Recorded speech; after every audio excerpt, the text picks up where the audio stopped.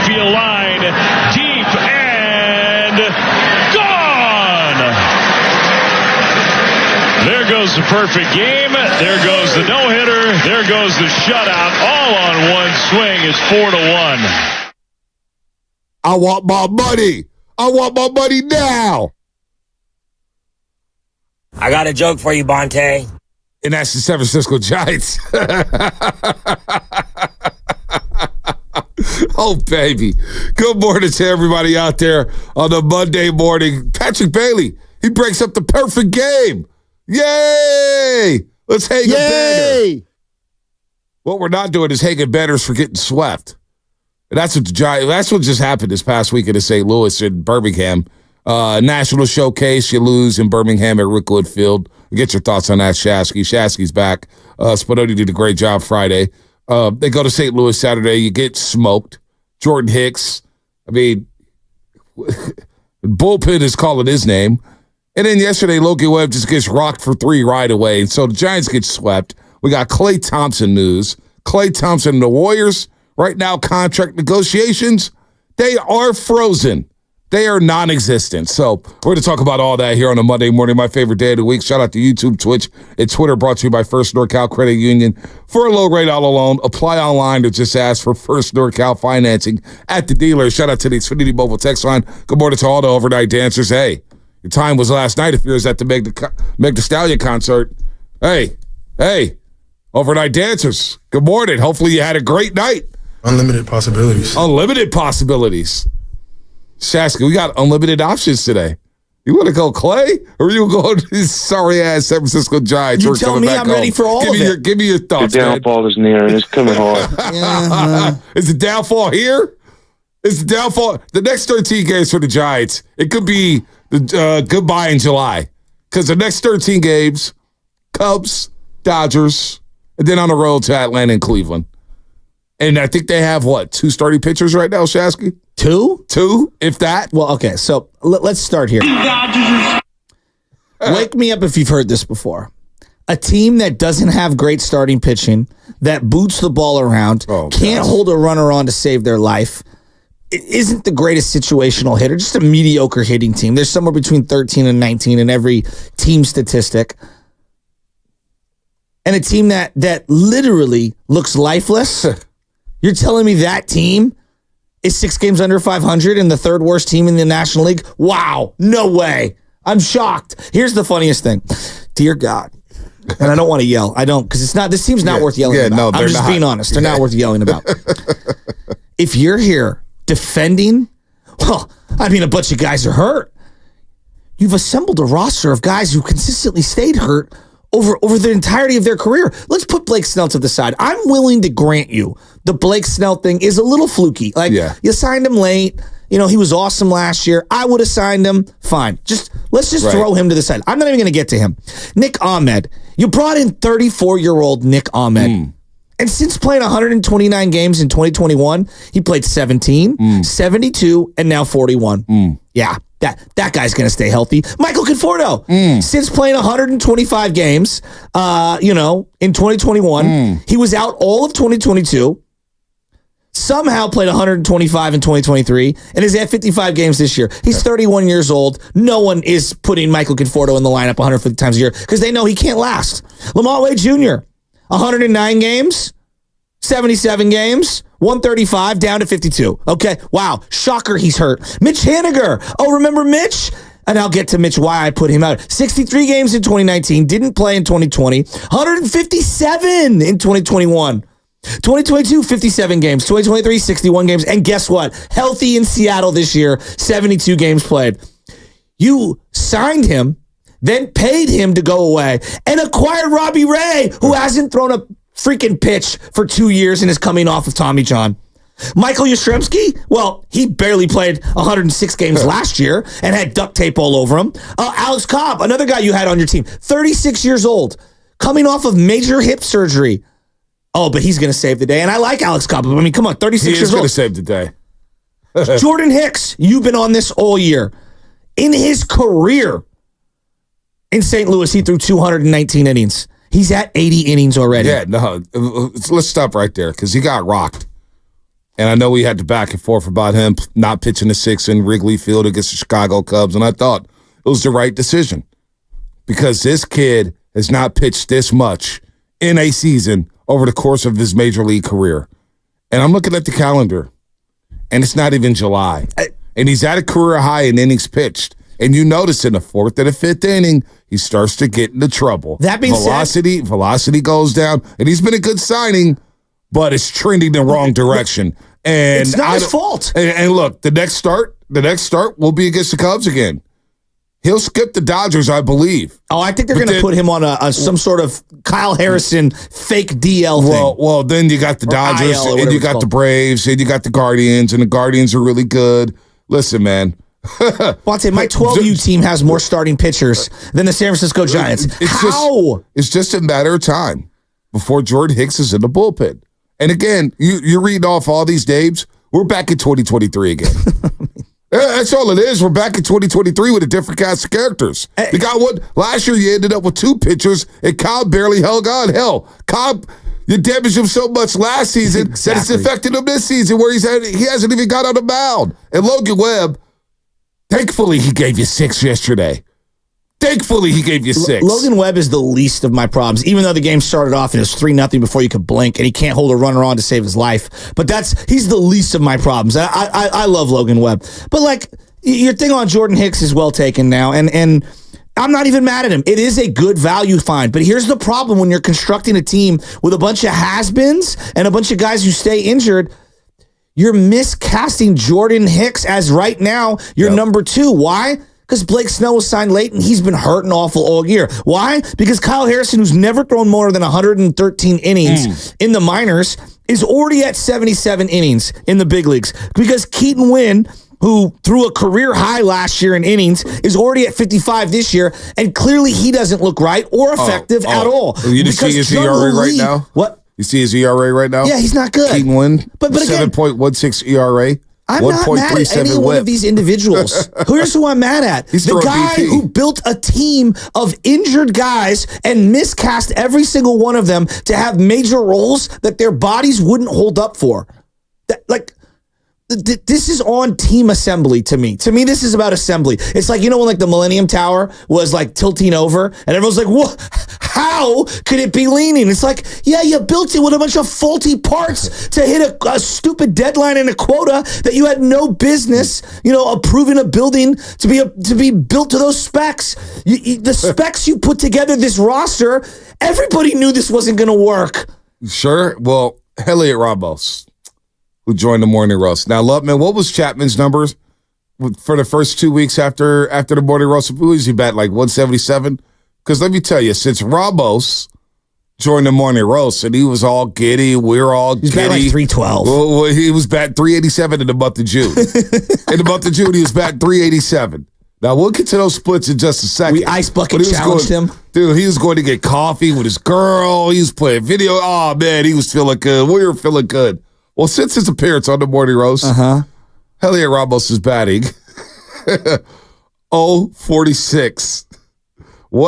He's grounded into 1 double play. Oh, my God. He's got 1 walk. He struck out 7 times. Oh, boy. He's got 1 homer, 4 RBIs, and that homer's the only hit he has because he's 1 of 22. What did I do wrong? 1 of 22 since he joined the Morning Roast. His OPP is under 100. His slugging is under 200. Everything is flawed off the handle for Elliot Ramos at the plate. Defense is still okay, though. Yeah, because we're all watching for defense. That's going to really get the butts of the season. I'm grasping at positives here. Yeah, that's what's going to keep us from not changing the channel from 696 to maybe ESPN or something. Homie, who that defense. Who doesn't want to watch a Trenton Brooks, Tyro Estrada lineup? My God. Plus, even with Ramos struggling right now, he's still probably the most exciting at bat for the Giants in any given game. Not even close. They got KD, but we got Jaden McDaniels. Exactly. I mean, they got Sonny Gray. I mean, she's Louise. They got Sonny Gray. We got Keaton Wynn. I mean, I feel like Sonny Gray I don't even. Sonny Gray through yesterday's outing was more effective than Blake Snell, Tristan Beck. Like, name who you want on the Giants that you expected to have a role this year. It's been a nightmare. And again, it is a nightmare. I'm not even going to scream and yell Because you're close. Because you're close. the evidence is so obvious. The evidence is so obvious. Wait. No, hold on, LJ could have picked a better team in free agency and spent $200 million better. Chesky, let me throw some reality at you. The reality is, I'm begging for this team to completely bottom out so we could reset everything. Oh, you know. I'm going to do some trolling right now. You know what? As bad as things are right now for the Giants, their uniforms look good. I mean, like what? They're only 3 back in the third wild card. Just shut up. 3 back in the third wild card. I said what I said. 3 back in the third wild card, but you know what? The garbage can is jealous of the stink coming off the Giants. But you know what a way to honor Willie Mays. Let's go out there and look lifeless for a week. So geez Louise. So now Ramos, when he joined the morning roast, he was batting 387 in the month of June. Yeah, what is he now? Well, as we come back in on a Monday, he's batting 298 in the month of June. The OPS slugging everything. It's just, oh my Lord. Listen, they lost 5 in a row. Hell of a way to honor Willie Mays, you're right. Go to Rickwood Field, you give it up. This Dunleavy kid, never even heard of him, but he's hitting things left and right for the Burleson. Oh, look, Burleson looked like Babe Ruth, for crying out loud. Was Stan Musial? Who the hell was that? He was hitting everything. So all of a sudden, the Cardinals have life. They're red hot. They've won 3 in a row. They're 73 in their last 10. But the Giants, we're going into the stretch. And now the focus does shift back to Farhan Zaidi. We'll honor Willie Mays tonight at Oracle Park. We'll see what happens with the Cubs, and Willie's going to get honored every single day for the rest of the season. But now that Willie's death is starting, we've had nearly a week, Shasky, to digest everything that happened with Willie Mays and Birmingham and everything. Now the focus shifts back onto the baseball team. And the baseball team, 25th in team ERA, whip is bad. Bottom 5 in defense, every defensive metric. Oh, and I don't know if you know this. The Giants are the worst team in baseball in terms of stolen bases. Oh, really? By a large margin. Wait, and they give up more stolen bases than anyone in baseball. Oh, so you're telling me great recipe. So you're telling me they're slow and unathletic? Yes. How is Jug Hooley going to help with that? Because Jug Hooley had 2 stolen bases in this little time. And I'm not even. That's 10% of all stolen bases for the Giants. I'm dead serious. Yes. What did they have? 25, 26 or something like that? So you brought up all those players at Farhan's side. Haniger. I mean, that's my favorite. People are like, well, Robbie Ray. It's like, you signed Haniger and were forced to deal him. And by the way, he's played 72 games. Yeah, has he been productive? No, but of course he's healthy. But DeSclafani too. You acquired a guy who was coming off of Tommy John, and I hope he does something for you. But like, what? You don't get credit for that. I mean, you don't get credit for that. So I'm joking when it comes to. Imagine 95.7. We've acquired a new host, but he has laryngitis, so he won't play for the first 6 months. It's like, he's not going to talk for the first 6 months. Right? Like, what? The show will boot when he's ready to roll. Right now, he doesn't have a clean bill of health. You can't judge the numbers of his show until he comes back. So even with Jug Hooley because listen, we're all going to say, well, we lost Jug Hooley. Should I pull up Jug Hooley's numbers, Giants fans? Here's a dose of reality. He played 37 games. He played 37 games, and he could be a $113 million mistake. That's the truth. That's the truth. He played 37 games, batted .262. All right, Jug Hooley batted .262, 2 jacks, 8 RBIs. His OPS was a .641. Folks, that's below league average. I'm just gonna be real about Jug Hooley. It's his first month in the big. But you know what though? Did he do anything that told you, boy, this is a 5-tool player? This guy's going to be... No, he's not a 5-tool player. No, he's not even close. But not even close. And how many walls did he crash into? Well, that's, I mean... He's got more crashes into the wall than stolen bases. But I would say this, is that, his .260 batting average is well above league average. And what about that OPS? No, I know the OPS, but he's a leadoff hitter. He's a leadoff hitter. Yeah, but the OPS is 641. How many times he rolled over to the right side? It's just... I'm with you, but it's just he also had a high barrel rate. If we're gonna go like his batted balls in play, like now we're reaching. No, now we're. But if you barrel the ball up, like that does matter to me. Like what it looks like, you can go beyond the numbers. It was a month. Like he needed to play. That's why the injury is so like disparaging this year. Is like the guy needed to play. I needed to know what I had with him, and I wanted him to get that development. Now you're pushing it out another year. Like to your point, he might be garbage. Like he just might be garbage. 2 shoulder surgeries. I think it's too early. A fractured ankle. 109, 140, 140, 123, and 142 but it's also the that first KBO. one. It's also the KBO. That's why I need to play. The KBO is the AAA league. I'm not denying. AAA. I'm not saying that it's the greatest competition. That's all I'm saying. Even the signing of Jung-Hoo Lee for $113 million, and I'm getting okay speed.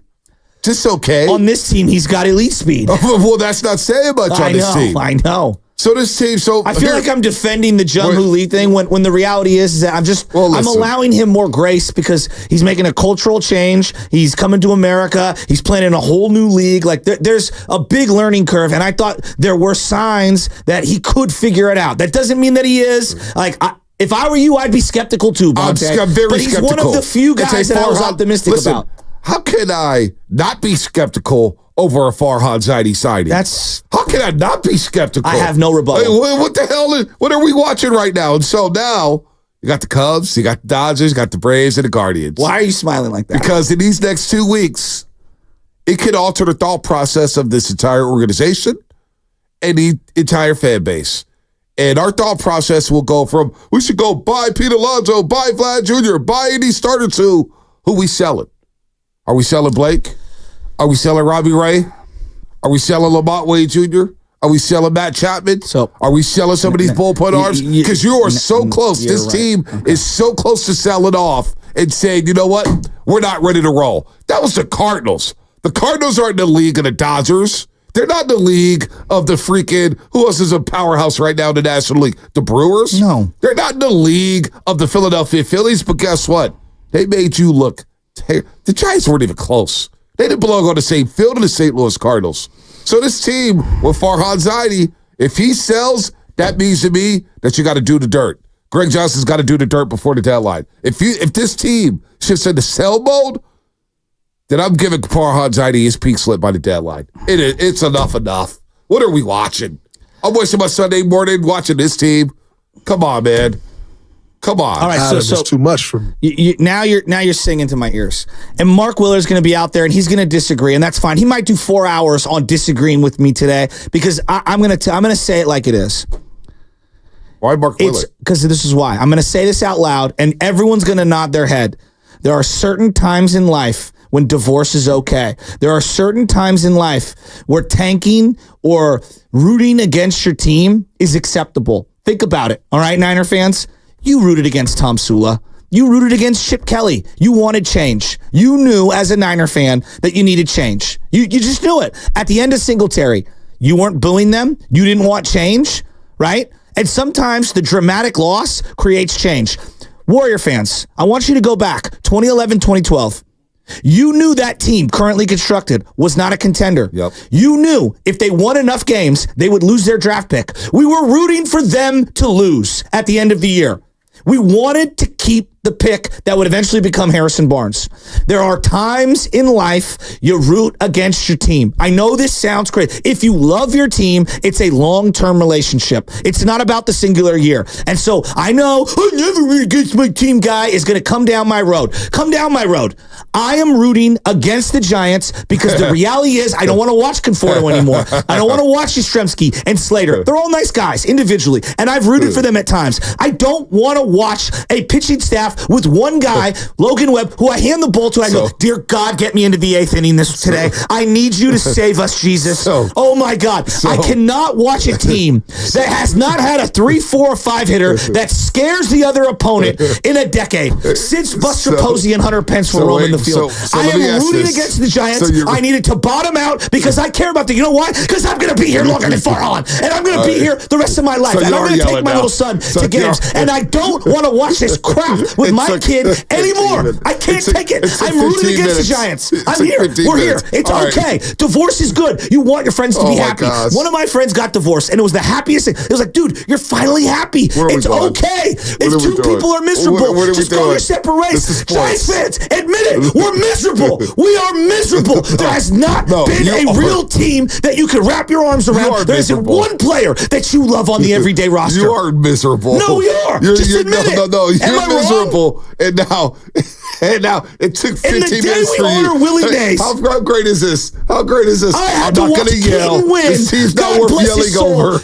And now we're yelling. I'm having a meltdown. They looked pathetic. Oh, man. As we honor the greats of the greats, let's roll out Austin Slater. I am shook. Poor guy. I don't even. We're playing Trenton Brooks at first base. More coming up. Brought to you by Kilton Auto, buddy. Trenton Brooks. They've broken him. It took 15 minutes for him to start yelling. It went from, this team's not even worth yelling over, to, I'm going to turn red into tomato. More coming up, brought to you by Chilton Auto Body. What, huh? Have you been in a car accident? Chilton Auto Body is 15 convenient.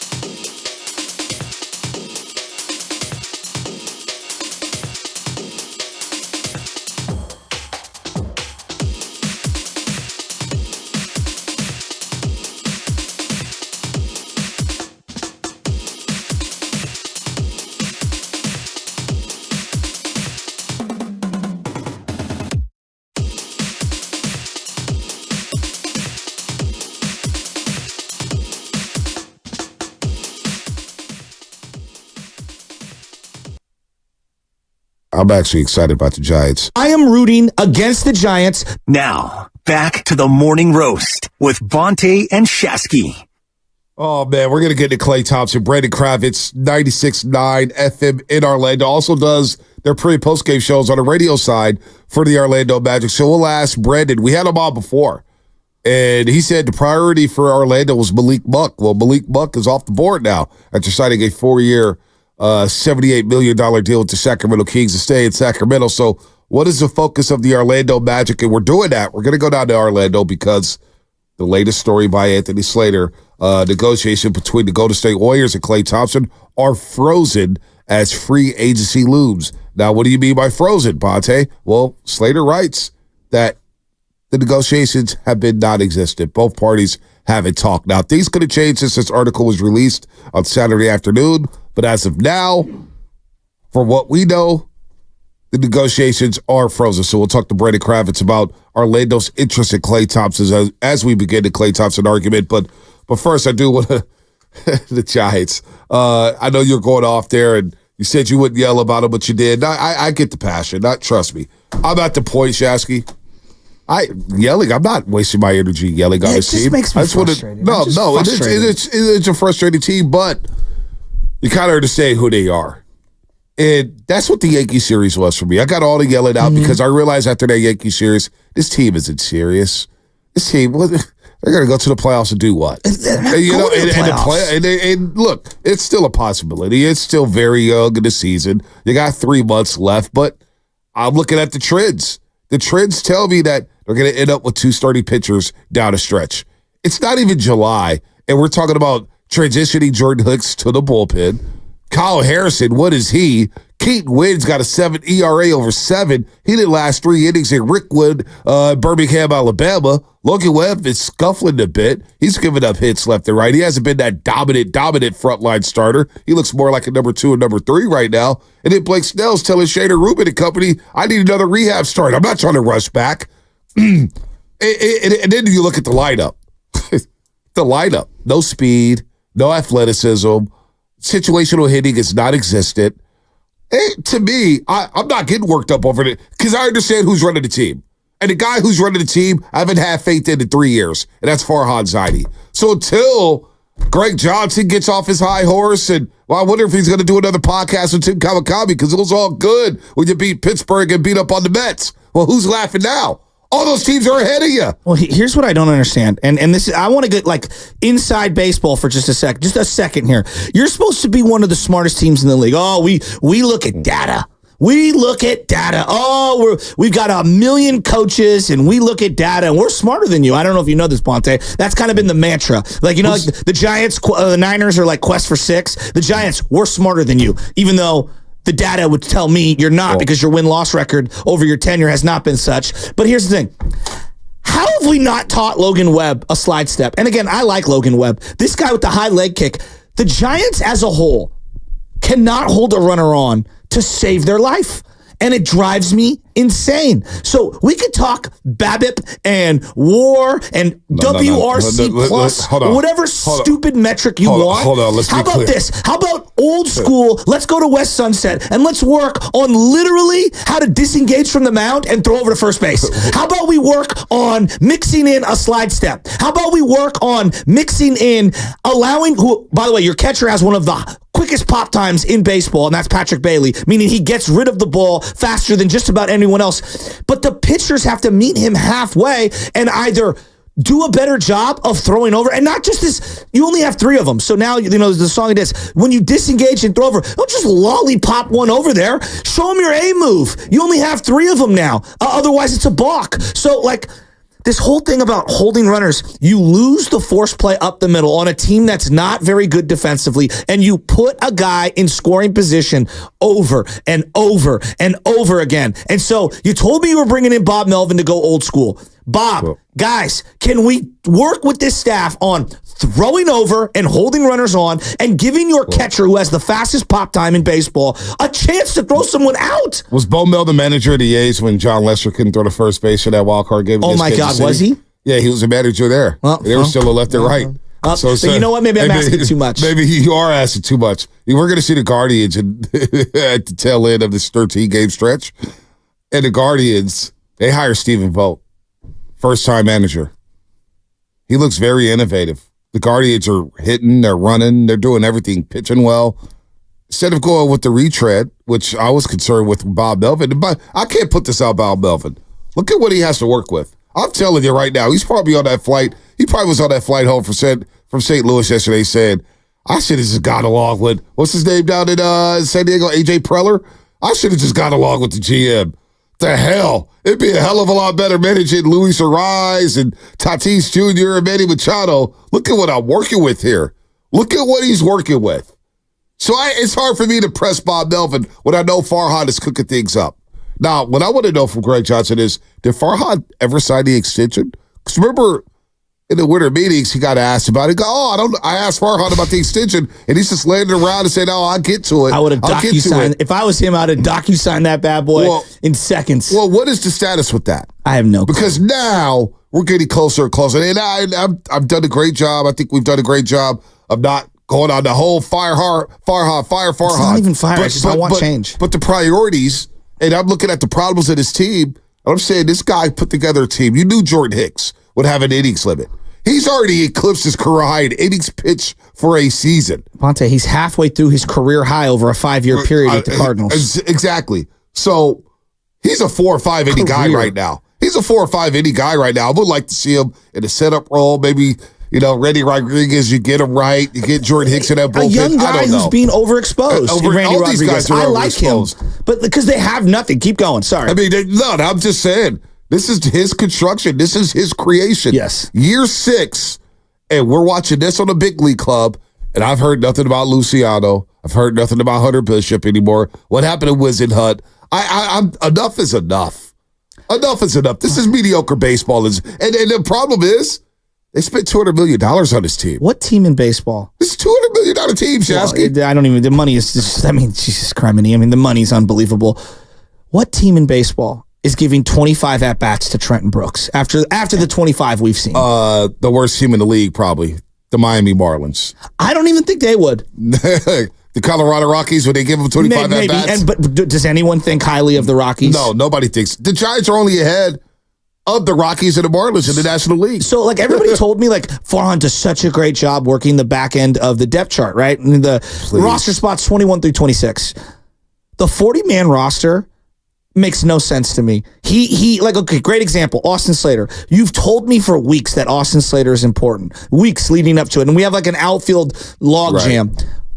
I don't care about righty-lefty. Just freaking play Austin Slater at first base. Trenton Brooks, God bless him. I'm glad he got his opportunity in the minor leagues to come up. But come on, he's not ready, or he's not a big leaguer. It's one of the two. He's getting overexposed. You think Bob Melvin's yep, we're gonna roll out Trenton Brooks and that's gonna work today? Just play Austin Slater at first base. You got him on the roster. Just freaking use him. Dare I say? And bring a pitcher out. Dare I say they may miss Mike Yastrzemski's defense in right field? He's on the IL. Mike Yastrzemski's on the IL. What's Lamar Wade coming back? We know Jung Hoo Lee's out for the season. Tom Murphy's even on the IL, the 60-day IL. Soler had 3 good at-bats. We're he's back. Oh, Soler. And it's no, he's not. Again, Farhan's creation. And now I could be that guy to say, hey, Giants are only 3 games behind the wild card. Please. But that's the leader in one of the wild card spots, the St. Louis Cardinals. Okay. When they won the wild card, when they won the World Series out of the wild card, they had one of the most historic performances from a pitcher we've ever seen. Randy Johnson and Curt Schilling, eat your heart out. He had nothing on what Mad Bum did that year. And if you just look at who did what, go back and look. Brandon Belt was on fire. He had a great postseason. He was. Pablo was good. And you had a Hall of Fame catcher, and you had a Hall of Fame manager who we've now figured out is literally the Godfather coming out of that dugout. And he's one of the smartest minds the game has ever seen. And Texas now got Max Scherzer back. Don't look now, but here come the Rangers. And I don't know, did you see the thing about Max Scherzer in the minors? He had bought every one of his teammates AirPod Pros. What? Just he's a good. He's a really good dude. He's a gift. Yeah, really good dude. He bought everybody steaks and stuff. Yeah, he's a good gift giver. No, and they're about to roll too. Like, sometimes your eyes aren't lying to you. And I just tell people, like, yeah, okay, mathematically, they're still alive. And mathematically, with probability, anything can happen once you get into the playoffs. Stop fooling yourself. This is a team, like right now, if they had a game to win, they'd have to win a game to get into the playoffs. They get into the playoffs. Who are you starting? Yeah. Let's say you burn Logan Webb. You're going to, who are you starting? Starting Jordan Hicks. No, you're not. You're starting Eric Miller as an opener who has as many starts as Blake Snell. Who are you kidding? No, Spencer who Howard. Are you kidding? Spencer Howard. Are we going Spencer Howard? And you know what? I don't even want to rip these guys. I'm not either. I'm not even trying to rip these guys. They've got a $200 million payroll, and this is the roster.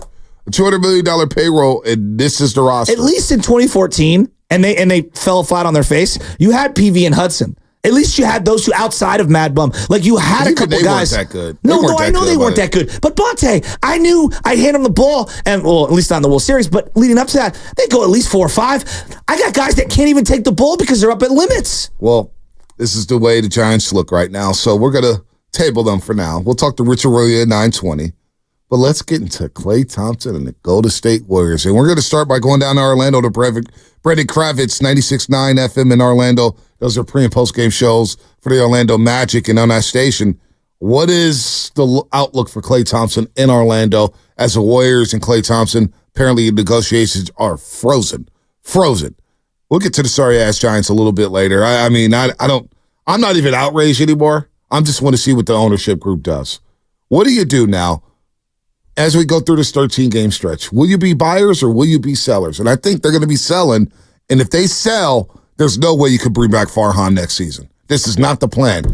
Remember, Farhan told Susan Slusser, the stakes are high. Remember, Dave Fleety told us, playoffs is the goal. And Greg Johnson told Tim Kawakami on his TK podcast, the playoffs are mandatory.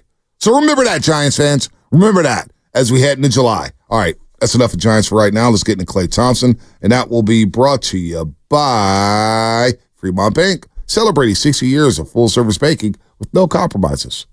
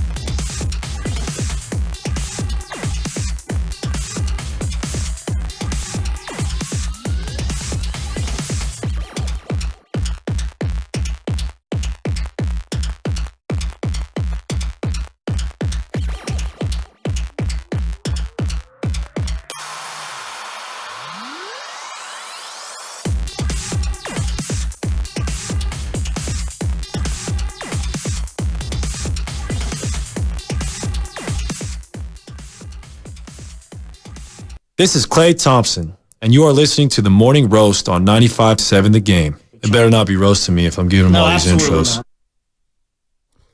Thank you. Segment sponsored by Golden State Lumber, serving the Bay Area for 3 generations. When you succeed, we succeed. Visit goldenstatelumber.com. I don't even know what I just watched, but I showed you the Hawk Tui video. Yeah, I didn't even know about this stuff, but it's all over the internet. Not on my timeline. How? It's on everyone's timeline. Maybe I just skimmed through it. I just Don't talk about that. 510 Xfinity Mobile text line. Don't call a selling. It's a yard sale. Bunch of stuff nobody wants. That's when it comes to the Giants. 5-1. Also, Niner fans flew the Firejet York flags over the stadium. Where are the Giants fans at? SF is the protest capital of the United States. Fly that fire Farhad flag. Hey, don't give anybody any ideas out there. All right, let's get back down to Orlando. We've talked to him before. He was really good. As you talked about the Orlando Magic and what's going on down there in Orlando, one of the teams with a lot of cap space as the NBA offseason is in full swing. Teams can negotiate with their own free agents right now. So the Warriors, right now, their negotiations with Klay Thompson are frozen. So let's go down to Orlando, 96.9 FM, the pre- and post-game show host down there in Orlando. Brandon Kravitz knows all about the Orlando Magic. Brandon, good morning. Welcome back to the West Coast. Joe Shasky, the Butcher, and Bonte Hill. And the last time we talked to you, Malik Monk was one of the priorities for the Orlando Magic. Now that Malik Monk is off the board after re-signing with the Sacramento Kings, 4 years, $78 million, what are the Magic pivot now? Are they pivoting to Klay Thompson as their number one priority? What's going on down there in Old Town? Yeah, it was. Well, thanks for having me back on. Always nice to take a trip out to the West Coast early in the morning. I was disappointed that Malik Monk was off the table so quickly, and honestly quite surprised that he didn't want to at least test the market, even if he ultimately wanted to go back to Sacramento. They would have welcomed him back with open arms. Obviously, they gave him the max they were allowed to offer to Monk. But like you said, he's off the table, so you got to move on to the next. Everything is so cloak and dagger with this front office group. They're actually meeting with the media in about 10 minutes, so I ducked out so that I could talk to you guys. But even so, I don't think that we're going to learn anything. It's not like they're going to come out and say, hey, just so you know, before free agency gets here, we plan to offer Klay Thompson a whole bunch of money. It's either going to be Klay Thompson, Paul George, or a name that is going to excite Magic fans a whole lot less. That's essentially where we're at. Wow. Okay. What is the perceived role for Klay Thompson? Is he a starter? Is he a bench guy? Like, explain the role, because I think that's one thing that is clearly up for debate here in Golden State. What the Warriors want, what he's looking for. What is the role? Forget the money for just a second. What is the role that he would occupy in Orlando? I can't see a world where he would sign here and not be a starting option. Even beyond just the ego of it, I think the Magic need what he brings to the table, and they need that for as many minutes as they can possibly get it. Klay Thompson would be instantaneously the best three-point shooter on the team by a mile. I saw a stat the other day that if you just looked at last season, and a lot of people are considering this a somewhat washed version of Klay Thompson, last year, his made threes would be a franchise record for the Orlando Magic. Not just for this team that's not good at shooting threes, but for the history of the franchise. So clearly that's something they need. Jalen Suggs acted as a pseudo point guard last year. He's not always the guy that takes the ball up. We know in today's NBA, a lot of teams have multiple guys that can do that. There are plenty of offensive sets that have Paolo Banchero or Franz Wagner acting as the lead ball handler, but you would have Jalen Suggs as the point guard, Klay Thompson as the shooting guard, and you'd finally have a guy that could actually stretch that defense and allow for those drive-in kicks from Paolo and Franz to be much more effective than they've been. Jalen Suggs got better as a three-point shooter. He's still got room to grow as far as consistency goes, especially away from home where he really struggled. And Gary Harris, that's what he's supposed to do. He's supposed to be a knockdown three-point shooter and just tailed off last year. Injuries have been an issue for him as well. So I don't see a world where he wouldn't be a starter for the Magic. Brandon Kravitz here on the Morning Roast on 95.7 The Game, works for 96.9 FM in Orlando, pre- and post-game show host for the Orlando Magic. We know you got to run here in a second, but how much money, how many years would the Magic be willing to give Klay Thompson? Would they be willing to give him the $25 per year? Would they go up to $30 million? Would they do a short-term deal where it's $2 million, 2 years for $80 with the player? What are we talking down there in Orlando when it comes to the money in the years with Klay Thompson? Yeah, that between 2 and 3 years is the often had conversation among Magic fans. But I'll go back to something I said. We don't know. I'll give you a good solid guess, but you're just not going to get that information from this front office. And I've seen reports out there from guys that have said the Magic aren't willing to give him 3 years. I promise you guys, whoever said that is making it up. There's no way they have knowledge of that information. But with that said, it does make sense if they wanted to draw a line in the sand. That third year is sort of the sticking point. The Magic have 2 seasons to spend basically as much money as they want to before they have to start worrying about Paolo and Franz affecting the overall salary cap for them. So they're going to spend money over the next, either this offseason or the next. That is going to happen. It's a matter of how do they spend it and does that impact their future? That does become the issue when you talk about names like Klay Thompson and Paul George, because are those guys with the status that they've built up in the NBA, are they going to be willing to take a 2-year deal or a 3-year deal with a team option in that third year? Because I'm sure the Magic want to structure it that way. It opens things up for them to not have to worry about how they're going to work the cap when Paolo and Franz, that bill comes due. But I think if it comes down to it and they're sold that Klay is the guy, then maybe that third year becomes a player option and you kind of put the ball in his court. I think the third year is going to be in the contract if indeed he does sign. It's a question of who controls the third year, because it's not just going to be a 3-year deal. It'll be an option either for Klay or for the team. Well, how confident are you in the Orlando Magic in possibly landing Klay Thompson? When you heard the report over the weekend that negotiations with the Warriors and Klay were frozen, did that give Magic fans more hope that Klay Thompson could be wearing a Magic jersey with pinstripes? Absolutely, and I think the odds makers backed that up. Both the Warriors and the Magic were plus 130 for them to be the next team that Klay Thompson plays for. I think when you start seeing all of that, it does give you a level of confidence. Is Klay using the Magic in order to drive up his own price? That's very possible. The way I understand it, Klay is a West Coast guy, so I think to some this may seem far-fetched, but if he's looking for a new opportunity for a team that really needs him, I just don't think he's going to find a better option than the Orlando Magic. And the Magic with Malik Monk off the board, you get 1 or 2 more free agents that end up deciding they want to play somewhere else, you're going to run out of options pretty quick. I think Klay can drive the price up for a team that needs three-point shooting as much as the Magic do. And we could be looking at a guy that probably should be in the range of just north of $20 million and end up just south of 30. Wow. Did you more shots? No, I'm just kind of stunned because it sounds like this feels like everything we've kind of hypothesized about, but to hear it from your guys' perspective makes it sound a lot more real. Brandon, real quick, what do you expect to hear from the Magic brass in the next couple minutes here? Will they address free agency? I know they can't throw the name out there in Tampa, but what are you expecting to hear here?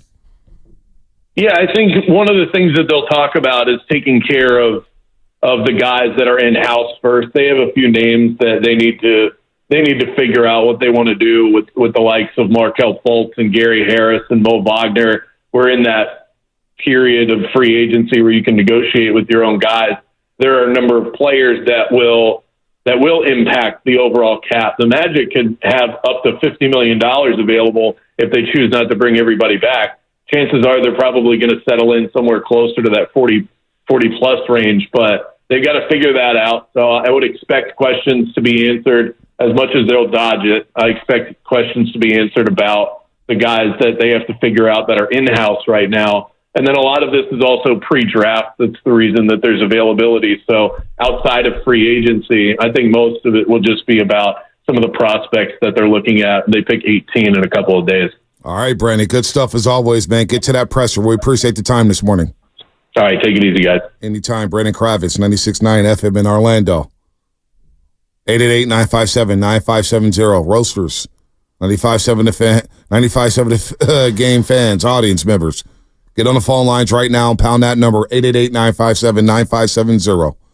How are we feeling now with free agency coming up on Sunday, June 30th? What is it, 3 o'clock West Coast time? How confident are you in the Warriors in re-signing Klay Thompson? Or are you in the camp of, this is good news, the Warriors need to move off of Klay Thompson? See, I've come to the mindset, Shasky, that a separation for both parties maybe was best. I'm still kind of trying to wrap my head around Klay Thompson possibly not being a member of the Golden State Warriors, because everything we've heard from the Warriors is they want Klay, they want Klay, they want Klay back. When you read Slater's report and negotiations are frozen, Klay has been miffed and there's been some friction between the two parties. Is Klay really going to go to Orlando Magic? Have we seen Klay Thompson play his last game in a Warrior uniform? Look, hearing his perspective, Brandon Kravitz, it sure feels like all of the things that we've now learned over the last couple of weeks feel to be sticking points for Klay Thompson. It feels like, and not sticking points, just things that would pique his interest are like checks, like they're checking off boxes. Right. So let's start with the role, because I think the role is very important. I believe that the specific role that Klay wants, it just feels like to me that is an important thing. Starter, as many minutes as possible, shoot as much as you want, which is kind of a given with someone who's as good as Klay Thompson in terms of prolific shooting. And then you just look at what they need. I mean, their guy with the most three-pointers made was Jalen Suggs, 153. Yeah. Klay's doubling that. Yeah. I mean, essentially, if you prorate what he would do with them, and he'd probably get more open looks. Well, that's what I'm looking at. Look, I know what Klay is defensively. There's going to be some pitfalls.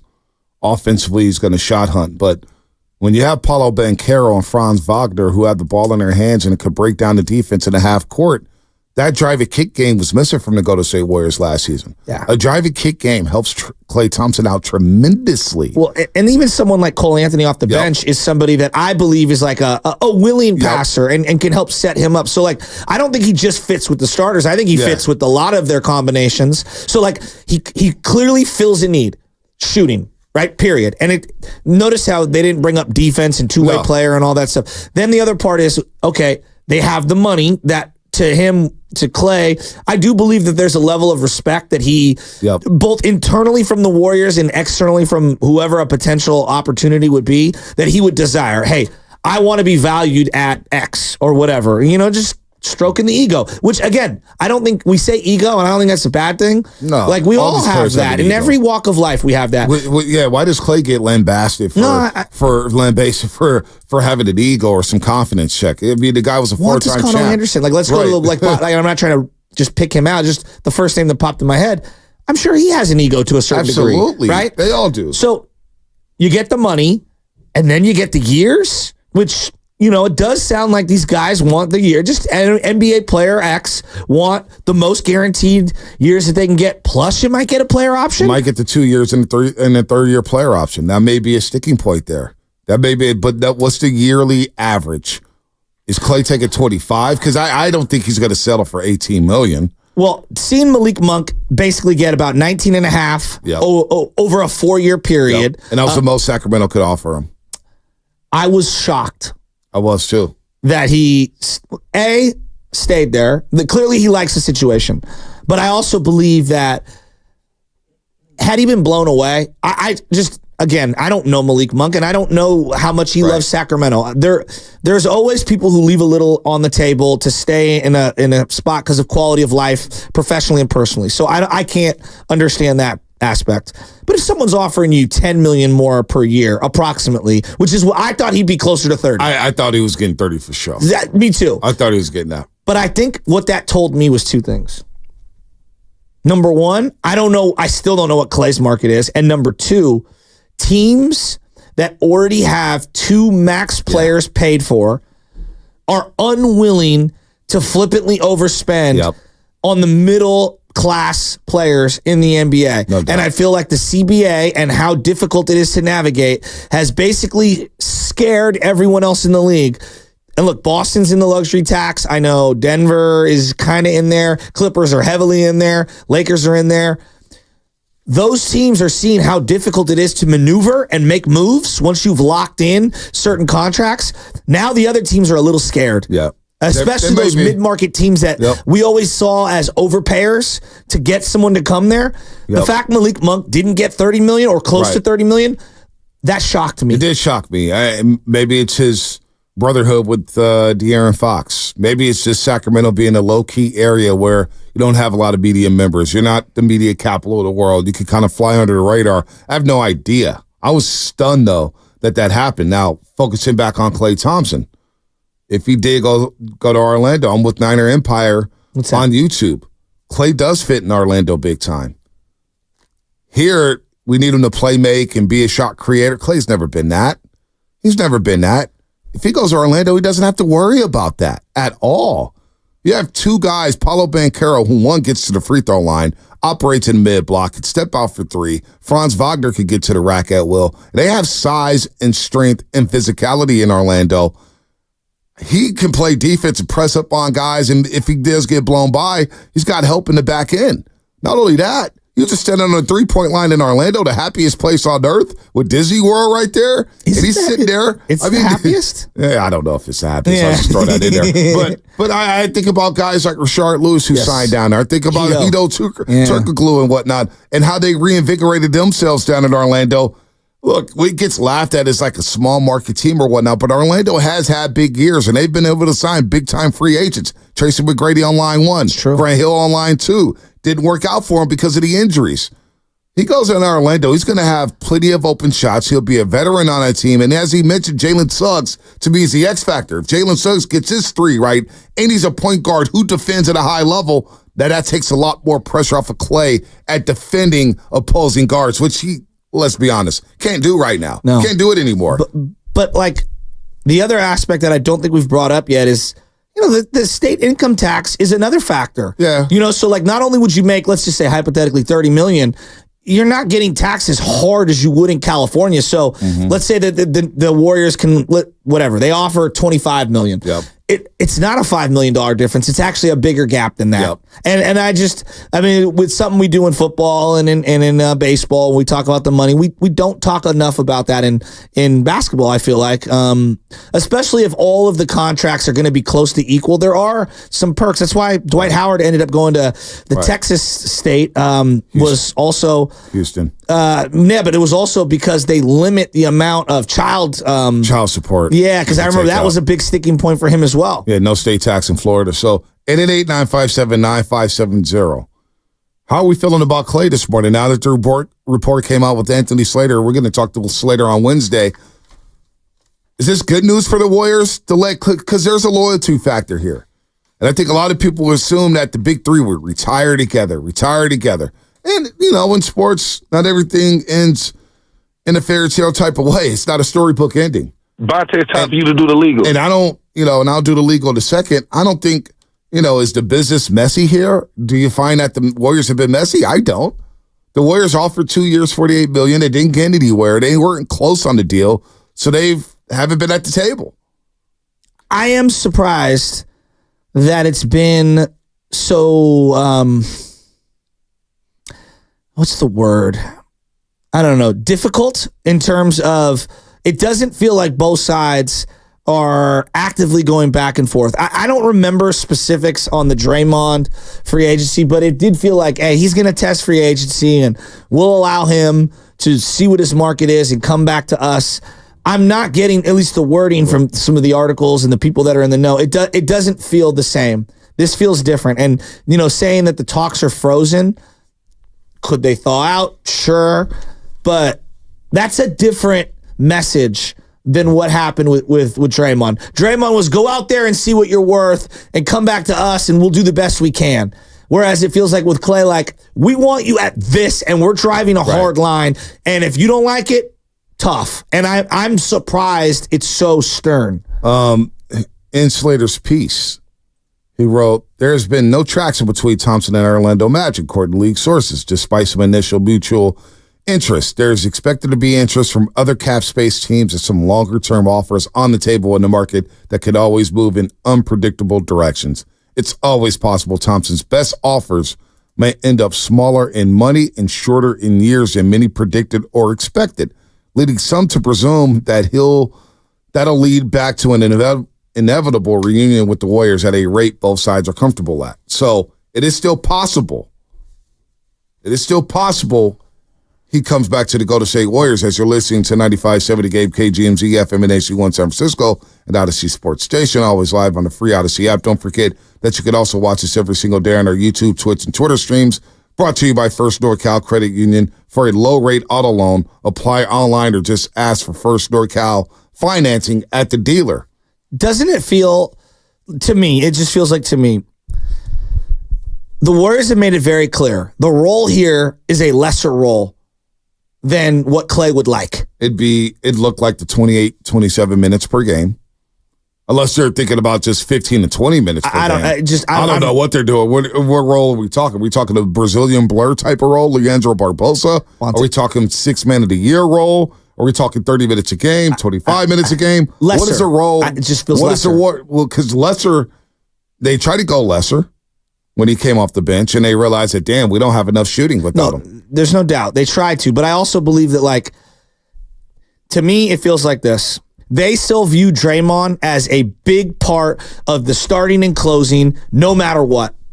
And it's tough because there's other guys, but like they don't view Klay that way. And I think if I were Klay, I would be pretty pissed about that too. Like, hey, that guy, because we all came in together, but like they're viewing it differently. They're viewing it, and I can't believe that they feel this way, but that's what I'm seeing. Wow, we could start Pajemski, and Pajemski might close, and we could play a little more Moody, and maybe Moody might close depending on the situation. And I don't think that flies with him. I think as much as money and years and all that is definitely baked into the pie, I think a big part of being baked into the pie is his role and how they're viewing him and how he views himself.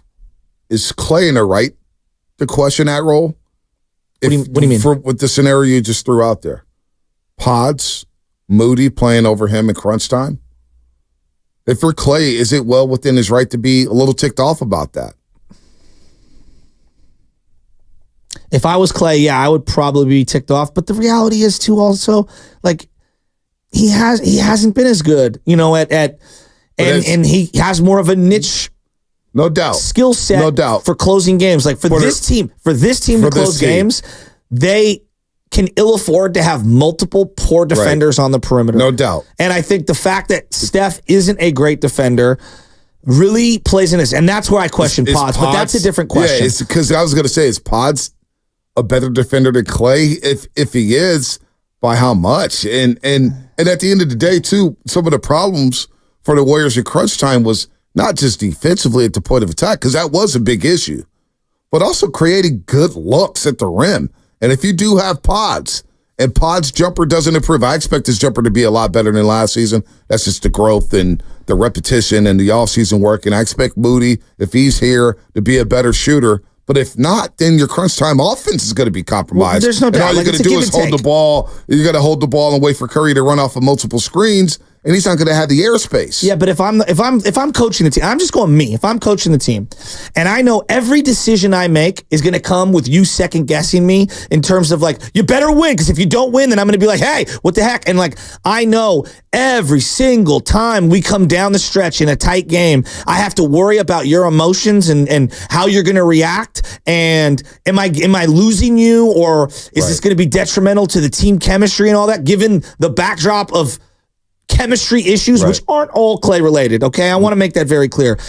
I think that makes it very difficult for a coach, and I can understand when you're piecing this thing together, wanting to avoid having those conflicts, because they're going to keep arising. You're not going to win every close game, right? And so if I am going to have to worry about how you're going to react, and I'm not saying that they are, but if I have to think about that, that makes it difficult to navigate. I don't even think it was an issue with Klay Thompson once he went to the bench. I think that went out the window. I thought he was a good soldier. From everything I saw if we could break that down, 888-957-9570. Where are we at with Klay Thompson, Dub Nation? How are you feeling this morning after reading Slater's piece that negotiations between the Warriors and Klay Thompson are frozen. We'll continue to dive into that. Brought to you by Fremont Bank. Full-service banking, celebrating 60 years of full-service banking with no compromises. Hey, it's Willard and Dibs for Safeway. Enjoy these amazing deals.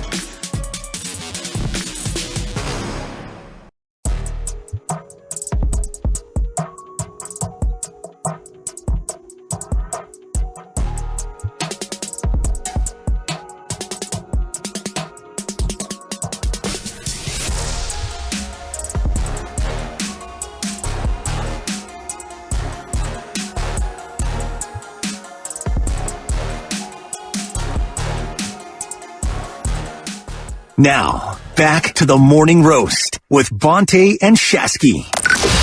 95.7 The Game, breaking news. Breaking news in the NBA. Warriors assistant coach Kenny Atkinson, who's a friend of the program, he was a big roaster, has accepted the Cleveland Cavaliers coaching job. Kenny Atkinson leaving the Warriors bench. He will be a head coach once again. Remember, he coached the Brooklyn Nets, got fired, was going to coach the Charlotte Hornets, decided, you know what, I'm good off of that. I'm going to come back to the Warriors, but now he is going to Cleveland, Ohio, as both sides are working on a contract that is expected to be completed soon. There was some news with Donovan Mitchell earlier today, where Donovan Mitchell and the Cavaliers apparently were looking to secure a contract extension as well. And they're deciding now, obviously, they decide on the head coach, so Donovan Mitchell's next for Cleveland. So Kenny Atkinson will leave the Golden State Warriors and join the Cleveland Cavaliers as their new head coach. So now there's a vacancy on the Warriors bench. Did they call Frank Vogel? We know they had a conversation with Darvin Ham. Frank Vogel on line one? Who's going to fill that role on the bench? Kenny Atkinson now gone, going to the Cleveland Cavaliers. So they've lost it's been a decade, but they've lost Alvin Gentry, Luke Walton, and not in any order, Kenny Atkinson. Willie Green, forgot about Willie Green. Aaron Miles. Former point guard of Kansas. Yes. Yep. Wow. Collins. That's right. It just feels like it's very difficult to replenish your coaching staff, just in general, whatever sport it is. They've done a pretty good job over the years of finding other people and then elevating them, and then that individual has multiple options. I don't know what you do. I know what you do here to fill that role. Vogel. I'll take Vogel too. I like more. My belief is always when you have an established head coach, and not someone who's fighting for their job, but an established head coach, you bring in others who have head coaching experience. By the way, download the free Odyssey app and listen to 95.7 The Game. Wherever you go, catch all the live games on the app, along with all the music and news the Bay Area needs to catch amazing interviews. I don't know if you missed your boy Tom Verducci on with Willard and Dibs on Friday. I missed it. Did he have a quill pen on? Oh, my gosh. That must have been the most obnoxious conversation ever. Did you see him during the national anthem at Rickwood standing between the Cardinals like he was a member of that team? And he's standing right there out of all the places. You're in the middle of a team, and you're a sideline reporter. Don't start me with Verducci. I'm in a good mood today. I don't want to hear about him. Are you in a good mood? Because you were yelling at 625 about the Giants. Yeah, well, sometimes it's okay to not root for your team. So you're now... Sometimes. So now you're not rooting for the Giants. It's not that I'm not rooting for them. Before we get to Coach Vallejo, I got to get some... I got to clarify something. So... What's that? You're not going to root for the Giants. You're going to root against them. Well, no. Will you still wear the Giants gear? Of course I will. Because I'm a Giant. Weird. I'll always be a Giant. See, that's not right then. What? See, I don't like that. Why? I don't like that. What do you mean? As much as I want the Giants to shake things up, you can't wear the gear and actively root against them. Isn't that against the fan code? No, it's not. Do whatever I want. You do whatever you want as a fan. Kenny Cartman here, so you're going to wear Giants gear and still root against them. But if they win, you're going to fist pump and say, yay, they won. No. There are certain points in life where divorce is okay? And you just want people to be happy. And right now, I know all my Giants friends, all my family, no one's happy watching this product. We haven't been to root against them. Well, no. You want them to the win? byproduct is this: I root for my team, my laundry. I'm rooting for certain players and stuff like that. But if they lose, then so be it. It's not the end of the world. There might be significant happy consequences if that happens. I am rooting against the Giants. Yeah. See. Damn. Look, the Warriors. I'm actually excited about the Giants. Look. I am excited about them. In 2011-2012, the Warriors had a draft pick that could have left them had they not lost a certain amount of games. All of us, the final 2 weeks of the year, were rooting for them to lose out and keep the pick. Who'd the pick end up being? Harrison Barnes. Okay? When the Niners had Tom Sula and Chip Kelly, the majority of us were rooting against them because we wanted Bulky out of here. Did we not? Why are we pretending like we didn't? We were rooting against them. I wasn't rooting against the Niners. It was going to play out to where you didn't have to root against them. They were going to lose games regardless. You didn't have to root against them. They didn't have a lot of talent. They didn't have a lot of talent. Let's go to coaching of. Plus, by the way, I represent my team better than the front office currently. Well, you know what? They should want me wearing Giants gear. You know what? A name to look for: Monty Williams. Just got fired by the Detroit Pistons, making $64 million. Monty Williams is getting more money to not coach than the Lakers offered Dan Hurley to coach. Now I wonder if that offsets if he gets an assistant coaching job. Maybe that offsets. I don't know. But maybe that's a name to watch for the Warriors bench. Monty Williams. Maybe your new assistant head coach. We'll see. Coach, good morning, Coach. What's happening? Hey, good morning, Vontae. Good morning, Shasky. How you doing? I'm doing good. You know? Great. You know, I'm glad I got a chance to speak. First of all, neither Podziemski or Moody should start before Klay Thompson. Come on, let's be real. I'm kind of with you. Coach, I want to make this clear. Coach, I want to make this clear. This is not me suggesting it. I am reading off of a Anthony Slater article, and I'm also listening to Steve Kerr in his closing exit interview. So I'm reading the tea leaves. I'm not. This is not what I would do.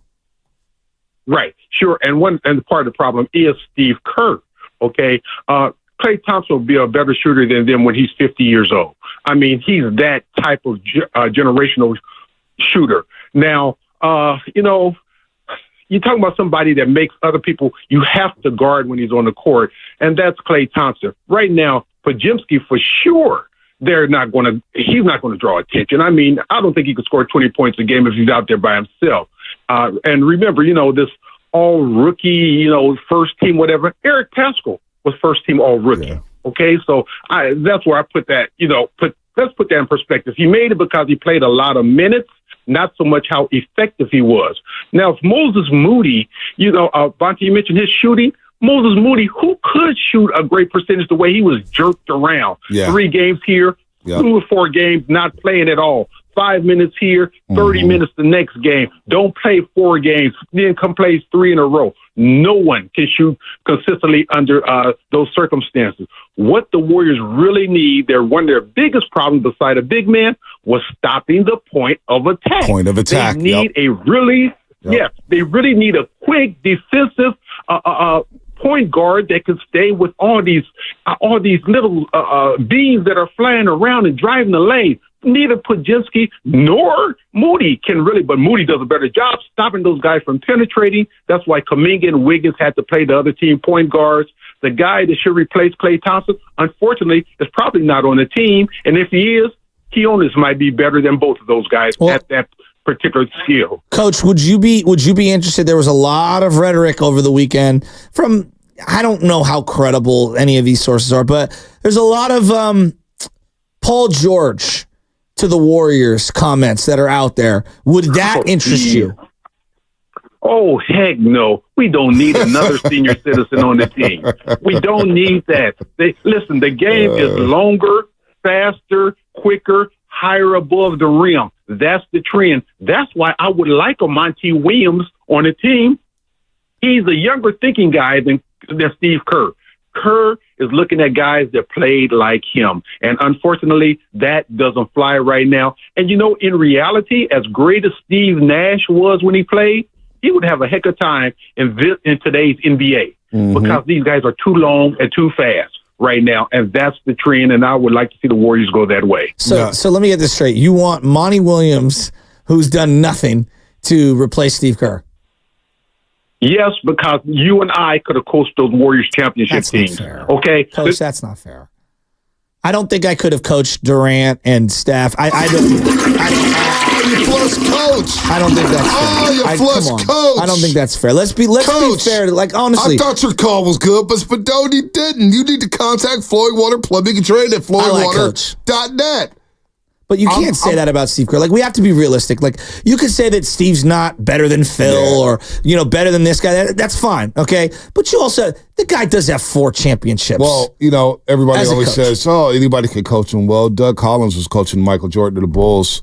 Dale Harris was coaching the Lakers, and then Phil Jackson came in. How about Mark Jackson? I mean, it's just, we see it all over the league. Stan Van Gundy was coaching Miami. Pat Riley had to come down from his suite and coach the damn team to win the championship in 06. I love that. You know what I'm saying? He had to come down. So not anybody could coach a team full of egos and star power. That's a tough job. That job may be more difficult than, say, a rebuilding job. So, no, you're not replacing Steve Kerr with Monty Williams. No, that's asinine. But could you add maybe Monty Williams to the bench? I don't know. Would it be a bad option as an assistant coach? We'll see. I mean, who knows if he even wants to coach? That's the best buyout. I mean, Russ Ortiz, I thought, was number one from Atlanta. This is the greatest buyout of all time. He coached 1 year? 1 year. 1 year. $65 million to just go away. Unbelievable. What a life. What a life. Money time. I mean, I've heard a lot. Go ahead. I was going to say, I've heard about a lot of great agents getting people great work.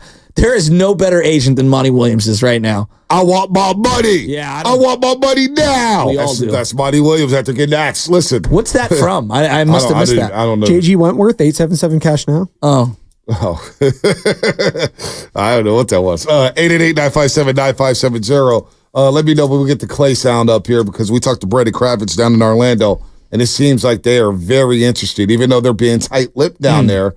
Tight-lipped. Here's what Brady Kravitz had to say on Klay Thompson, whether or not a deal. Oh, here we go. Can't see a world about his role. Let's talk about his role. Brady Kravitz's role in Orlando. I can't see a world where he would sign here and not be a starting option. Even beyond just the ego of it, I think the Magic need what he brings to the table, and they need that for as many minutes as they can possibly get it. Klay Thompson would be instantaneously the best three-point shooter on the team by a mile. I saw a stat the other day that if you just looked at last season, and a lot of people are considering this a somewhat washed version of Klay Thompson, last year his made threes would be a franchise record for the Orlando Magic. Not just for this team that's not good at shooting threes, but for the history of the franchise. So clearly that's something they need. So that's his role. He believes that he'll go down there, and I could see him starting next to Jalen Suggs and Paulo Banchero and Franz Wagner, and a lot of pressure will be taken off of him because Jalen Suggs, to Coach's point about point-of-attack defense, Jalen Suggs can defend at the point of attack. The Warriors don't have that. And a guy like, you can't have Klay and Steph out there in the backcourt. I'm with you. You got to play a lot more zone defense, and that's going to get picked apart in the NBA. But at the point of attack, you got to have somebody in that backcourt that can really lock down. You look in Denver. Okay, Jamal Murray is not the same defender, but you have Kentavious Caldwell-Pope. All right, Mike Conley might not be the same defender, but you got Anthony Edwards and Jaden McDaniels. You get where I'm going here? The Boston-Dallas Mavericks series we saw. Luka got picked on and Kyrie got picked on at the point of attack. They cannot slow down the Boston Celtics. Which is why, if these rumors that I'm seeing over the internet have any substance to them whatsoever, I'm in on Paul George. See, I don't know what the substance is because I was looking into it. It's like, how the hell can they get Paul George? Well, the biggest thing was he would have to opt in to that player option, and then it'd have to be a sign and trade. Will the Clippers sign and trade with the Golden State Warriors and trade the Warriors Paul George? Well, I don't see that. I don't see Steve Ballmer calling Joe like, "Hey, buddy, how you doing?" Yeah, no, but you know what? Let's swap players, man. Give me Klay, and I'll give you Paul George. And not Klay. It would probably be the CP3 contract in some form or fashion. But like, if someone's leaving, they're leaving. And so you do a sign and trade to get an asset back because you're going to lose because you're over the cap as well, right? Because of their financial restrictions, the Clippers don't have a lot of moves. So similar to KD leaving the Warriors, and we executed a sign and trade with the Brooklyn Nets to net us D'Angelo. At that point, once you're losing a player of that magnitude and you're that deep into the luxury tax, you have to get something back. The Clippers with James Harden and Kawhi Leonard are going to take on a Chris Paul contract, $30 million. And then they do something with that. And swap? Yeah, I don't see that happening. I mean, I think that's extremely difficult to do. It's probably very unlikely, Monte, but I'm saying Paul George, and then after all the talk I've heard this offseason about getting younger and more athletic, Paul George is 34 years old. I know, but he lines up with 2 years left with Steph Curry. Is that making you better? It's the best of the options out there. And is he even that defender anymore? Probably not every night, especially during the regular season. But like, can we agree? We trust Paul George more than Podziemski, and I'm not knocking Podziemski, right? Yeah, but it's not about Podziemski. It's about Paul George playing next to Draymond and Steph. I think he fits pretty well. I watched that first round series against Dallas, and I'm just thinking, I think he's Paul your second George? or third best player almost immediately. And then you're a first round team, if that. Well, it's better If than that. being knocked out in that. that. I'm just looking. They're trying See, to. I don't just see. I just don't. I looked at the source of the Paul George stuff, and it just came out of thin air. Guys are just again. Paul Folks, George has been talking about playing a certain kind of way on his podcast. He's always talking about something. Paul PG-13. I mean, look, ideally, I want Kobe in his prime on the Warriors, but that's not available. That's the other problem. Podcast P, one another podcast on the team. Fits right I in. got podcast-itis right now. But we're just.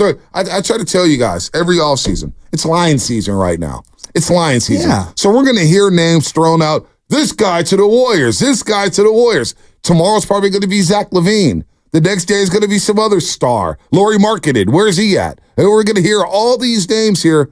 You know how difficult it will be to get Paul George on this team? Oh, I'm sure it would exhaust a lot of their assets, but... And is that worth it? It does. Is Paul George worth all those assets? 888-957-9570. I mean, I feel like they're either all in or they're all out. Like it's one or the other. Either we're going to try to just make one last run or we're not. Like I don't think they're going to be in the middle. Do you? No, they're trying to swing a big move, but there may not be a big move out there. I think they think Paul George is a big move. I don't even know if they like Paul George. Like the guy from Clutch Points or Clutch Sport, what's his name? Who broke this story about Paul George and said the team to look out for is to go to St. Warriors. I don't even know who this guy is. I've never heard of him before. So I don't even know where the Paul George rumors started. Is there a chance they can sign a trade and then take on Chris Paul's? Chris Paul, James Harden play together again? Like, think about it. We're all just suggesting, like, things are on the table. It's the same thing with, like, when I hear people say, hey, I'll take Lauri Markkanen. Like, I'm open to visualizing a variety of different players in a Warrior uniform. So it's basically let's dream then. Well, what else do we have to do? All right, so let's dream. So if we're going to dream.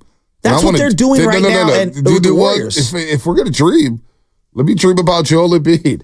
Let me dream about Giannis Antetokounmpo. If we're going to just dream. Well, they're going to re-sign Maxey, and they're going to try to bring in a Paul George. Like, that's what they're trying to do now. Actually, the report was that they were simmering on Paul George. That was the latest report, that they were kind of good off of Paul George. So the Clutch Points guys, so in Clutch Points, if for those of you who don't know, they're basically like an aggregator, kind of like they always report like, so-and-so happened, according to Adrian Wojnarowski, or according to so-and-so, like one of those sites. But Brett Siegel, who works for the site, this is what he had to say. It was, quote, Paul George's situation with the Clippers is very interesting. Should the Clippers decide not to pay George what he wants, it may not be an Eastern Conference team that pursues George.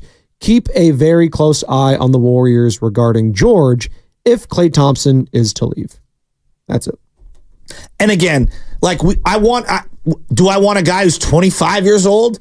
And yeah, of course, but it just doesn't feel like that guy's out there. Right. Now, I know that Paul George has a contract situation, and it feels like he's going to be on the move, so it's logistically plausible to connect him to the Warriors. That doesn't mean he's going to the Warriors. We're just going hypotheticals here, and it does feel like the Warriors themselves, the reason why they haven't made a determination on Chris Paul is they're exploring probably 500 different options. And I do think Paul George is one of them. Whether it's at the bottom, middle, or top of their list, I don't know. Brett Siegel, national NBA insider and reporter for Clutch Sports. This is the first time I heard it. And I looked him up, and he was actually following me, so I'm going to follow him back right now just because I want to figure out who this guy is. Who is he? Who is Brett Siegel? Maybe we could get him on the air. I don't know. But Paul George's situation would keep a very close eye and go to St. Warriors. So we'll see about that. Anybody interested in Paul George on this team? 888-957-9570. I'm intrigued. I'm not going to say no to it. I'm not trading all those assets because I don't believe the Clippers would just say, "Hey, give me Chris Paul and that $30 million, and we'll figure out the rest. Here goes Paul George." I don't just see them handing that to the Golden State Warriors. No. I mean, come on. This is SoCal rivalry here, and this is Steve Ballmer heading over Paul George for an expiring Chris Paul. Hell yeah, who wouldn't do that if you're a Warrior fan? Who would do that? But what if they say, you know what? Forget all that. We want Kuminga too. I'd probably still end up doing it. Wow. You know? for Paul I'm George. reluctant. I'm telling you, I'm reluctant. But like, I probably would. I'm like, Paul George is a better basketball player currently than Kuminga. Now I know you have to like look down the road past this, but I think the way the Warriors are setting this up, they're not really looking that far down the road. I could be wrong. And I also that means I still have Wiggins, who I can either keep or trade as well, right? So now I've got some options. I don't think it's one move. I think the Warriors are thinking like we're going to do bang, bang, bang, and it's going to be 2 or 3 moves coupled in. Are you keeping Looney? Are you finding a way? Like if you make this Paul George move, I do believe Klay Thompson's out the window, and they're going to probably guarantee the $30 million for Chris Paul and move him in some sort of a deal. So Paul George. Look at game logs here. So he played 77 games in 2018-19. 2019-20 played to 48 games. 2020-2021 played to 54. 21-22 played to 31 games. 2022-23 played 56 games. Last year he did play 74 in a contract year. And I'm looking at the percentages here. Not bad for PG. 41% from 3. 47% from the floor. 22.5 points per game, 5 rebounds, 3.5 assists. And look, the James Harden deal, there's no doubt. They were playing a lot. They were playing some good ball before James Harden. Then they started playing better with James Harden. Then they fizzled due to the Kawhi injury and whatnot. Is Paul George, is that a name Warrior fans want here in the Bay Area?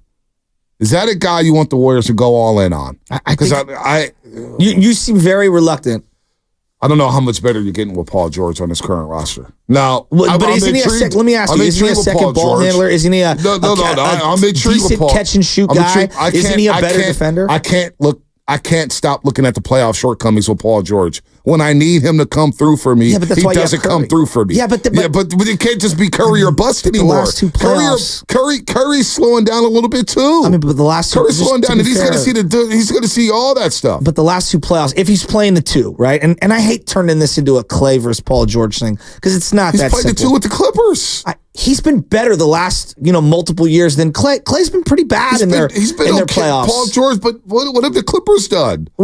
What have the Clippers done? I'm not asking him to be my top dog on this team, right? The Clippers weren't asking him to be the top dog. But Kawhi was hurt. But they weren't asking him to be the top dog. And when it was time for him to be the top dog, when it was time for Paul George to be the top dog, what happened? But they're not asking him to be that here. And again, I'm not saying... He was never asked to do that with the Clippers. He was a 2 guy. The year that he was their top guy, when Kawhi was out, they went to the Western Conference. But Kawhi got hurt in the series before, in like game 5. To me, it's an upgrade. I think that they're better defensively. Again, these are marginal, but I think they're better defensively. I think they're okay in terms of shooting, but where it is for me is like I think he's another playmaker in the half court. I just think he fits. I think he fits what they want to do. I don't love it. Yes, he's old. Yes, he gets hurt. I agree with you. Like, I'm not the biggest Paul George fan, but Bonte, we're choosing amongst very minimal options here. And listen, we're just bringing this up because there's a rumor about it. There may be no validity to this rumor whatsoever. But in terms of replacement for Klay, sure, I'm with Paul George, but I'm just calming the waters here because I know the expectations. If you get Paul George championship, Clippers got bounced from the first round the last 2 years, and the year before that they didn't even make the damn playoffs. So when Kawhi does get hurt and Paul George is there running the show, they don't do too well. Now as a number 2 option, okay, great, number 2 option, that's awesome. How much better are you if you're the Golden State Warriors with Paul George as your number 2 option? Yeah, but I don't think that's how you're making moves. Like, you're not making moves. You're not making moves. No, I know that. No, I'm not no dummy. I think what they're doing is they're saying, like, Steph, who do you want to play with? It's the building blocks around those 2 guys. Then you vet out how you build your roster. So, like, it's what not if I just did Paul this? George. Let's just say I somehow swung a deal for Paul George, and I still have Wiggins. Now, I can keep Wiggins, all right? And who knows, maybe you end up keeping him. But, like, if I told you somehow, some way, the Warriors turned this offseason and they got rid of some of the young players and the expiring deals and Wiggins, and you ended up with Lauri Markkanen, Draymond Green, Lauri Markkanen, Paul George, and Steph Curry. Is that not a better offense? Come on, man. I don't think it's a great team, but I think they're better than what they were this year. You know what it's going to cost for Markkanen? You know what it could potentially cost for Paul George? Bonte, I'm throwing things at them. Then who would you like? I mean, no, I just want to see how I don't care. I don't really care. Well, I'll take for example, honestly, then you can get yourself a Monty Lauri Morris. Markkanen, like we just throwing these names out here. Lauri Markkanen is going to cost a lot. It's going to cost you. They're all going to cost a lot. But it feels like the Warriors are trying to cook up something big. You're going to have to gut this roster out. You're going to gut this roster out. Nobody's even watching. I know around these parts, nobody's even watched Markkanen. Is that big getting you better? Like, here's the thing with Markkanen. All right, he's a big that plays on the 3-point line. Now, can he rebound? Sure. But he's a guy who prefers to play on the perimeter. And I get it. The Boston Celtics just won a championship, go a 5-out with Porzingis and Horford and all that stuff. And maybe that's the Warriors are trying. Maybe the Warriors are trying to be a carbon copy of that moving forward here as they evolve. Do they go 5-out? They need 5 3-point shooters. Where does Draymond Green fit in that equation? Is he going to be a shooter like Al Horford from the corner? Can he do that? I believe he can, but we haven't seen it. Markkanen against the West. All right. You got all these bigs in the West patrolling the West. Chet Holmgren, Kathmandu, Naz Reid, defense can be a problem. Jokic, Wemby, Jabari Smith and Şengün down in Houston. We know about Zubac with the Clippers. We know about AD with the LA Lakers. It's Spinoni. We were talking about this on Friday. He plays against AD and he gets erased. Yeah, but so I don't think people understand. You know, I don't know how good. I don't know how good. So my suggestion for the Golden State Warriors is you got to figure out what to do with Klay Thompson and Andrew Wiggins. I'm just not going to play around with the fairy tale that is Paul George because I understand it's going to cost you a lot to get Paul George. And are Warrior fans willing to do that? Are you really willing to see them part ways with all these assets to try to get a Paul George who's 34 years old? I thought the whole point was to get younger and more athletic. Yeah, but I don't think that's an option that's plausible. And Lauri's a little younger, but I would say that Trayce Jackson-Davis is going to play a role on that team in some fashion. I don't know how, because it clearly feels like Draymond Green alongside Trayce Jackson-Davis does work. And so, to me, if you had a starting 5 of TJD, Draymond Green, Lauri, and Paul George, and Steph Curry, I'm just trying to think this out. Steph Curry. That's workable. To me, that's what. Is it perfect? No, but I would probably end up gutting a lot of the youth on this team to make that happen. Just because it's a final 2-year run with Steph. Draymond, TJD in the front court with Lauri, Paul George. It doesn't look great. I agree. So now you're playing 3-on-5 offensively again because basically TJD, you're putting him in every pick and roll. Yeah, but your shooting is better. Roller. You have 3 shooters. Shooter's a little bit better. It's a little bit better. I think people are going to honor the playmaking and the playmaking off the floor. I believe Paul George could set up Steph. He could set up others. You got Draymond as your point. I got to stop. This marketed and Paul George thing. I'm just throwing things out. I'm trying to give you solutions. I know. This ain't a solution. This is dreamland. So then what is your solution? This is a fairy tale. This is a fairy tale. My solution is to figure out what the hell is going on with Andrew Wiggins. All right? And then you figure out what you're going to do. He's out the door. Well, we don't know that. We don't know that if he's out the door or not. It sure feels like it. You don't know that. Who's going to trade for him? What type of value you're going to get for him? You know what I'm saying? And we're talking about point of attack defenders. Well, Wiggins right now is your best point of attack defender. So if we're talking about defending at the point of attack, now you're getting rid of one of your better shooters and one of your better point of attack defenders. See, what I'm starting to come to is with the Golden State Warriors is that they may have to build not for next season, but for the year after. This may be a 2-year process here because right now you're in no man's land. You're in the second apron. You're paying the most tax. You just lost to the play and got blown out in Sacramento. Klay Thompson's older. Chris Paul, you got that extension for the $30 million. You could figure out what to do with him. But how can you get younger when the whole league's trying to get younger? You're going to need to replace your shooting if Klay Thompson walks. If you trade Wiggins for whoever, and please don't tell me that you're going to trade Wiggins for Paul George and Lauri Markkanen. It's going to take a lot more to trade for those 2 guys than Andrew Wiggins. I don't know. I don't like this. May be a 2-year process. I just have a hard time feeling that the Warriors are all of a sudden going to throttle down with 2 years left of Steph Curry. They're so knee deep in their financial situation. To me, they're going full speed ahead at the wall, and there's only one way that this thing ends. It just today. Now they might swing and miss on all these trades, and to your point, they don't have the package to even execute one, let alone multiple deals. Right. But I'm of the nature, I think they're going to swing big. I think they're trying to swing big, and I think there's a reason why they've been negotiating with Chris Paul to build out that extra, week or so of flexibility on the $30 million guarantee, because they're looking around and they're saying to themselves, we need that $30 million trade chip, because there are other teams out there that want that expiring deal, and there are other teams that are going to be kind of screwed where the Warriors are and maybe don't have the financial flexibility and need to get out from underneath that apron. So it's not like these are all very unlikely scenarios. Yeah. And I'm not trying to get on you for throwing these hypotheticals out. I'm just trying to make sense of them, right? So I'm trying to think about the other team here, not just our team. I'm trying to think, would the Clippers be willing to accept Chris Paul back? Because we know they try to get a point guard, but you still have James Harden, you still have Kawhi Leonard. The signing trades happen all the time. Signing trades happen all the time. They do. But with the Clippers, because teams are limited. Yeah, but would the Clippers be willing to do business with the Golden State Warriors in a sign and trade right now? Jimmy Butler, Kevin Durant, I can go around the league. These guys are all required when those teams had very little cap room and you are forced into a sign and trade situation because you either are getting zero assets for the player or you're getting something back in return. Don't you think the Clippers could go find better assets elsewhere than Paul George aging only Chris wants Paul? to play somewhere, like that's where the players do have some power. When you're on the high end of free agency and you're a coveted player, you do have a little more wiggle room than, let's say, a Malik Monk. Do we know that Paul George wants to play with the Golden State Warriors? No, I'm just spitballing. Right. I'm going off the report. Right. The report. And again, I'm looking at the report too. And I credibility matters to me. I don't know who Brett Siegel is. Can we get him on the air? Where did he hear this from? Where did he come up with it? Is he talking to agents? Is agents floating that out there? Because I don't know who he is. Paul George just kind of came out of nowhere.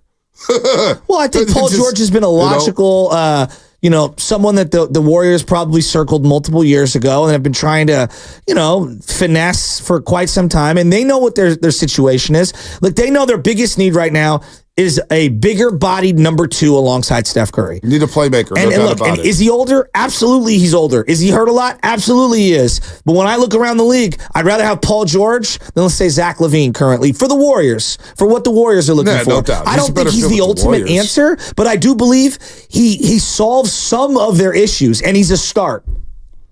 Paul George with the player option.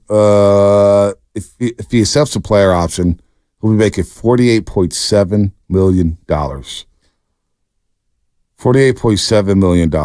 Now, again, this is a report from, what's his name again? Brett Siegel?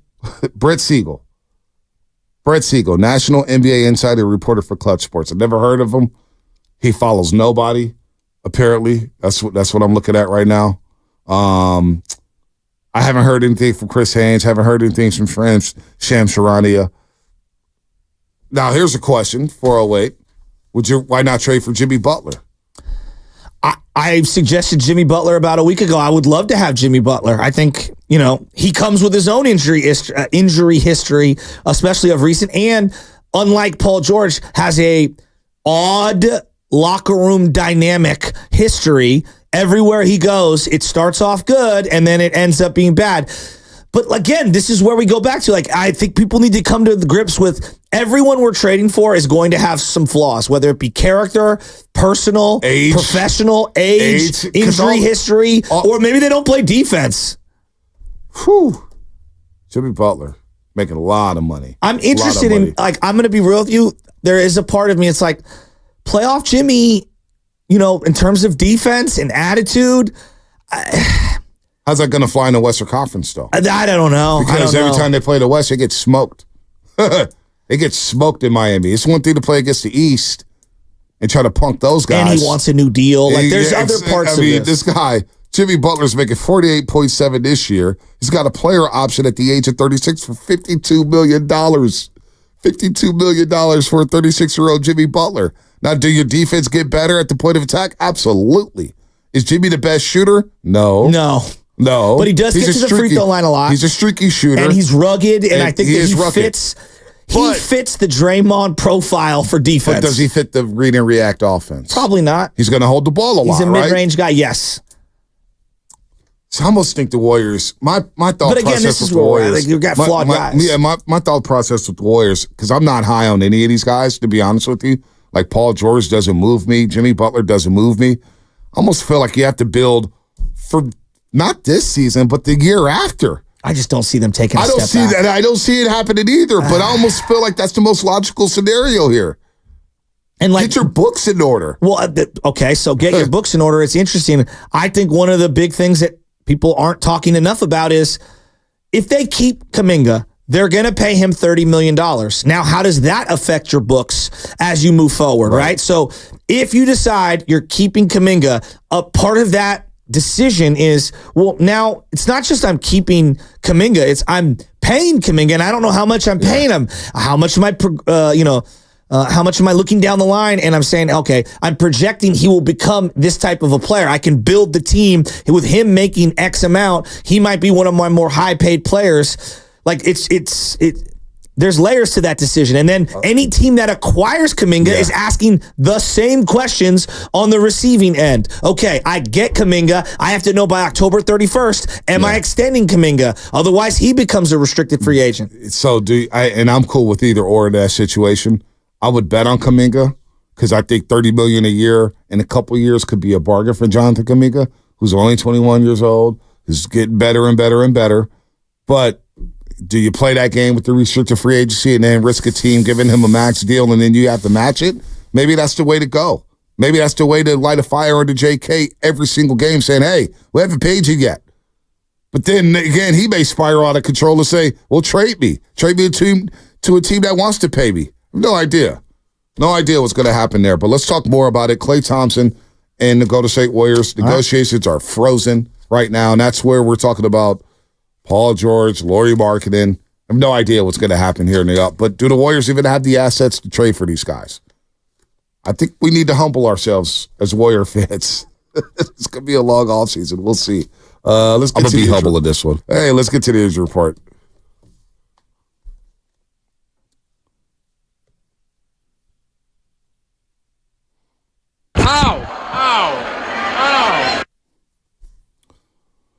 Blake Snell made a rehab start for AAA Sacramento over the weekend, going 1 1/3 innings, but said after his start he needs more time.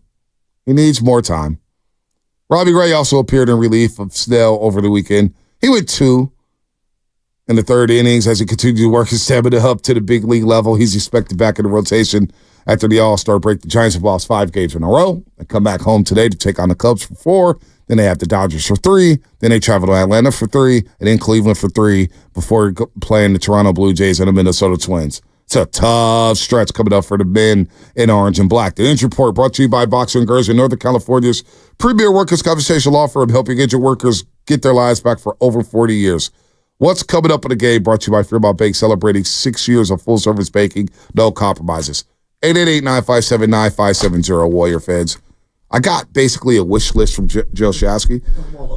No, it's all good. I like it. What is your wish list for the Golden State Warriors? What is your wish list?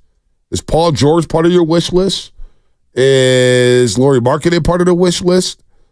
Is moving off of Klay Thompson part of your wish list? 888-957-9570 is the number that's coming up on the other side. I'm not a GM, even though I'd love to be one. Shop protein at Whole Foods Market. Get 16 ounces of organic Rancher 85% lean organic grass-fed ground beef bricks for $6.99 each with Prime through June 25th.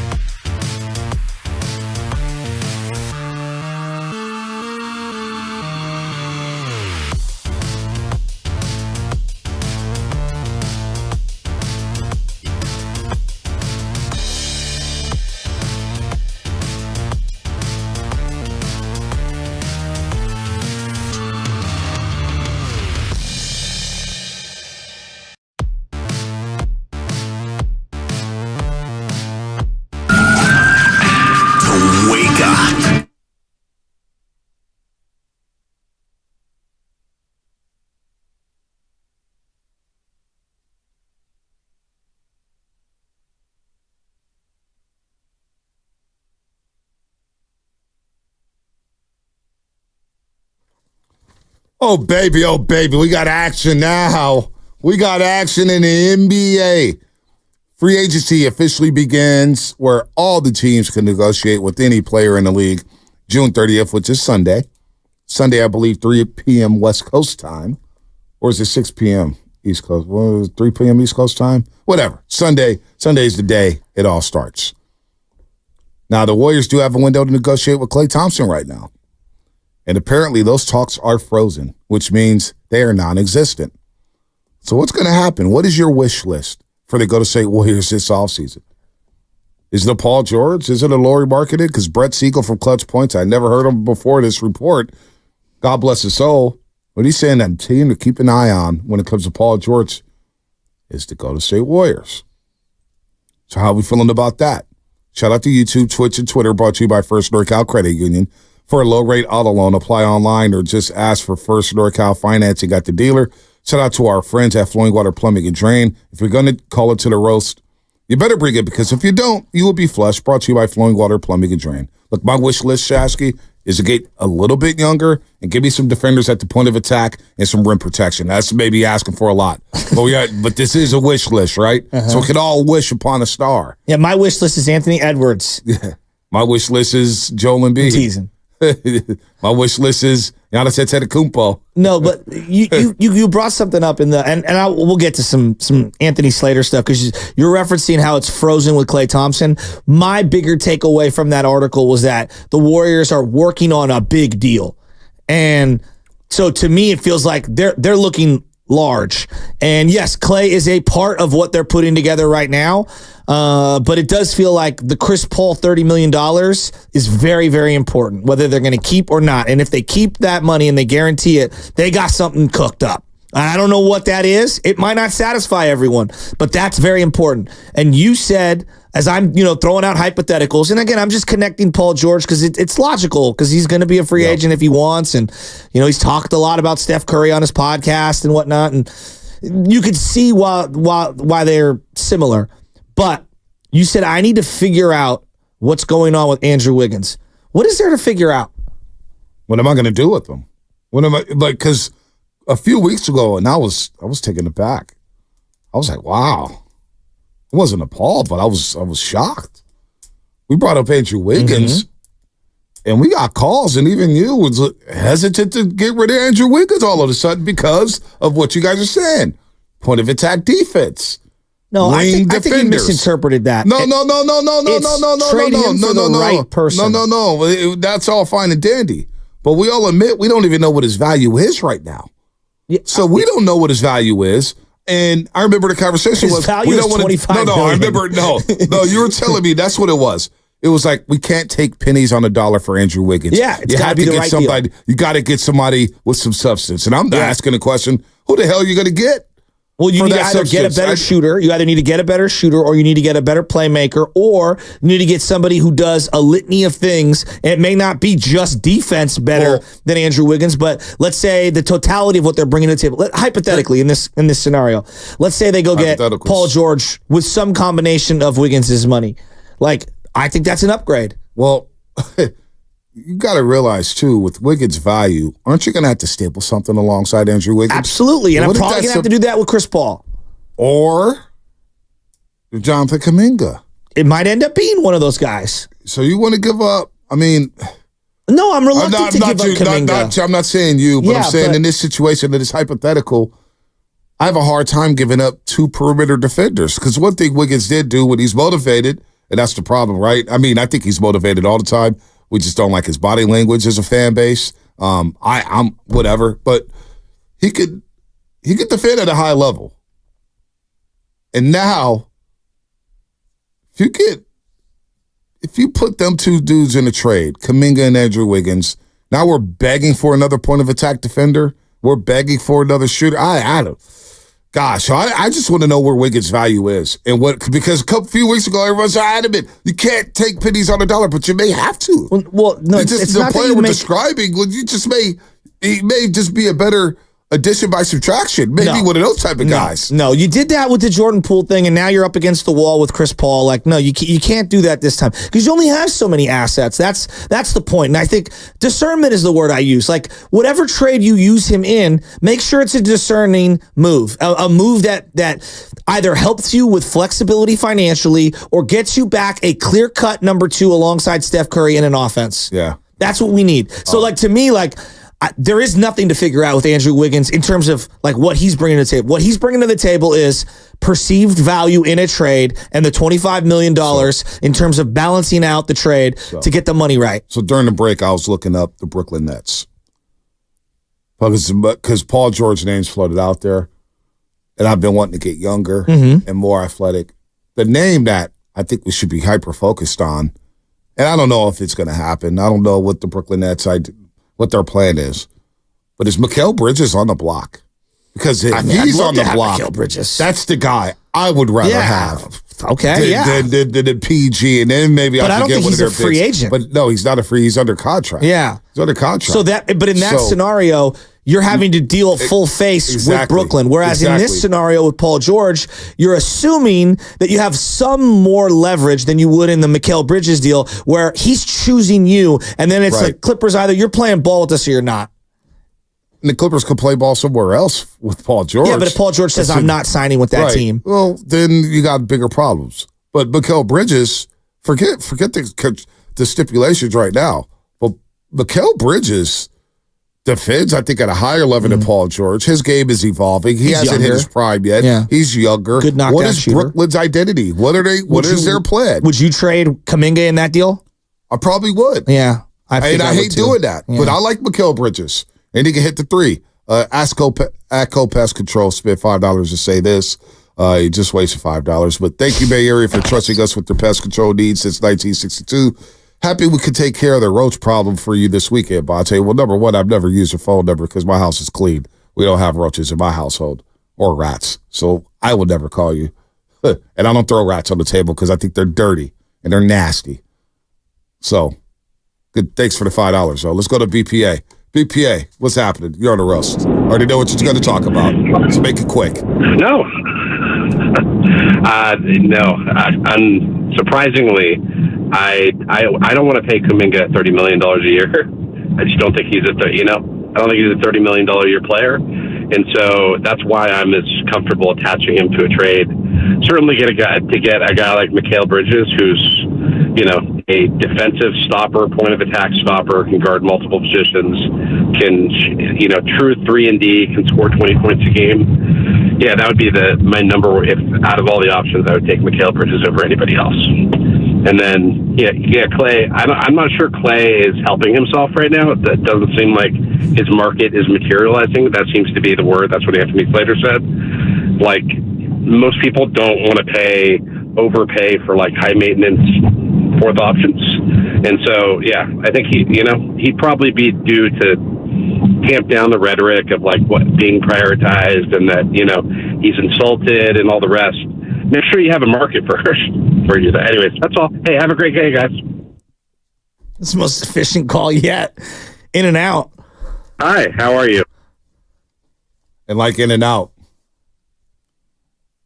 it was overrated.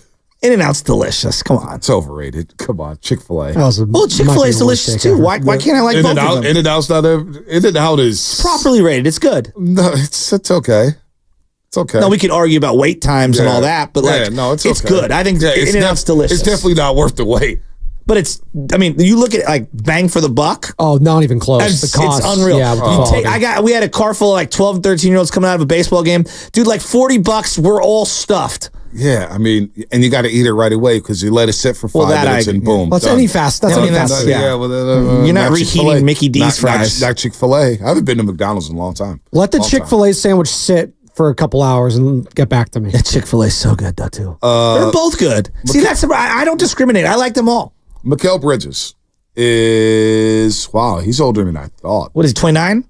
He's 28 right now. 28. Still young. No, he's 27 at the moment. Turns 28 August 30th. So his birthday's coming up soon. This next year he's only making 23.3. Ooh, less than Wiggy. The next season after that, hitting Wiggy with it.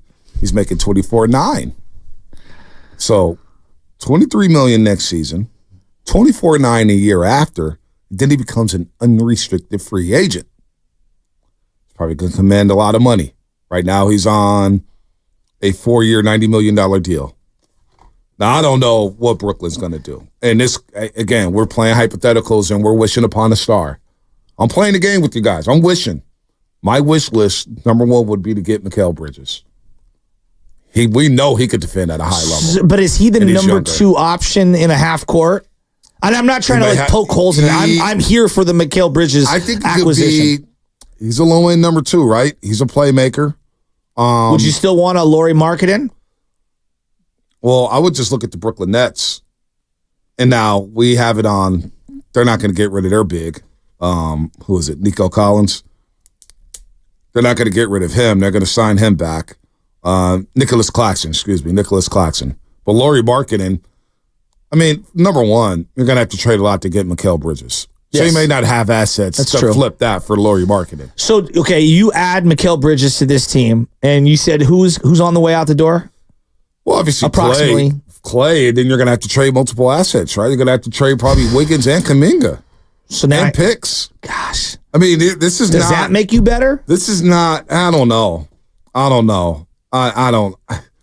And no, it doesn't. And that's why Mikal Bridges, ideally on a championship team, Mikal Bridges is a number 3 on a championship team. I think we agree. And that's where I come back to, like, I know it's, look, you're flying off the side of the hill here, okay? You're 3 wheels up in the air, speeding at the wall.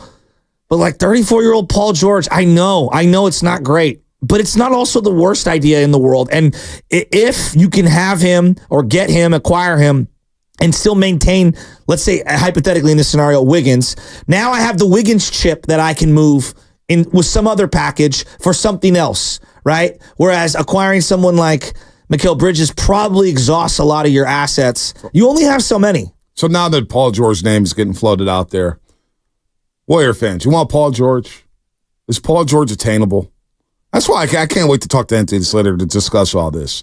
Because it's one thing for us to be saying it, but what's realistic? Is it realistic that the Warriors can get Paul George? Well, and number 2, Paul George, that do it for you, Warrior fans? Does that do it for you? Let's say it's not Paul George. Does that quench your thirst? I think it's a start. Brandon Ingram, does that do it for anyone? And I think there's like obviously levels and stuff, and he's a lot younger. Does Brandon Ingram do it for you? He did at one point. It's a start. He's younger. Okay. But does he play the style of basketball? He's more of an ISO player. Yeah. I think we're just going to have to come to grips with whether someone is floating Zach LaVine, Paul George, Brandon Ingram. All of these guys come with restrictor plates. Some don't play defense. Some don't play the style of basketball that they like. Paul George ticks a lot of the boxes, but the tough part is he's old. He does get hurt. Like, it's not perfect, but given some of the other options that are out there, I think cost is a part of this too, cost analysis.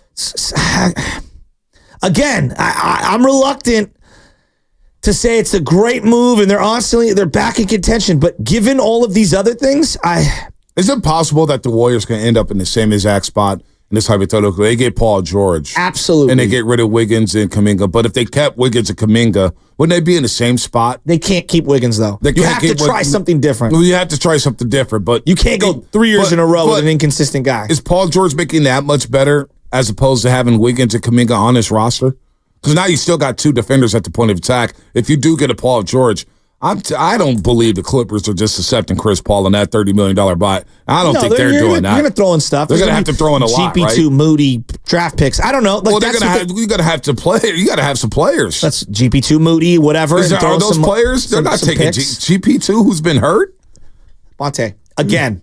The Clippers don't hold all the cards in this situation. They don't, but they can definitely say... This is not Mikal Bridges where he's under contract. They can play This is where Paul George has a little bit of autonomy in the situation. Same way that OKC surrendered 7 first-round picks or got 7 first-round picks when they moved Paul George. Well, then the Clippers would just say, hey, just walk.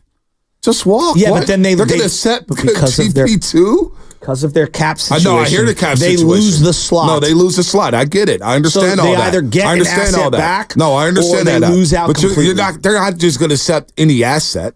And other teams are going to make the call. You don't think the Clippers will say, all right, if it's, I'm just throwing a team, OKC and he's not going back to OKC. We get it. But why wouldn't the Clippers get on the phone and say, hey, the Warriors are offered us GP2, Chris Paul, and picks? When Kevin Durant chose to go to the Nets, the Warriors couldn't just turn around and say, wait a minute, Boston's going to offer you this. Right. KD was going to the Nets. It's either you swing with us and we swing the deal, or you're getting left out. KD was ticked off at Brooklyn for involving a pick and giving him that player. He was ticked about that. This is how sign and trades works. The same thing with Jimmy Butler. When Jimmy Butler chose to go to the Miami Heat, he did the exact same thing. He's like, I'm going to the Heat. Either you're going to play ball or you're getting nothing. All right, so Paul George is an unrestricted free agent. Do the Warriors have the finances to sign him as an unrestricted free agent? No. Exactly. But the Clippers would lose the slot completely and lose the assets that they could get back. At least if they got back, hypothetically, Chris Paul, GP2, draft picks, Moody, they get something that they can either retain, keep themselves, execute the draft picks, or flip for future stuff. Yeah, I don't see that happening. I don't see it happening. I just don't think the Clippers are going to give Paul George away, even if they don't have all the power in this situation, and just agreeing to a signing trade with the Golden State Warriors.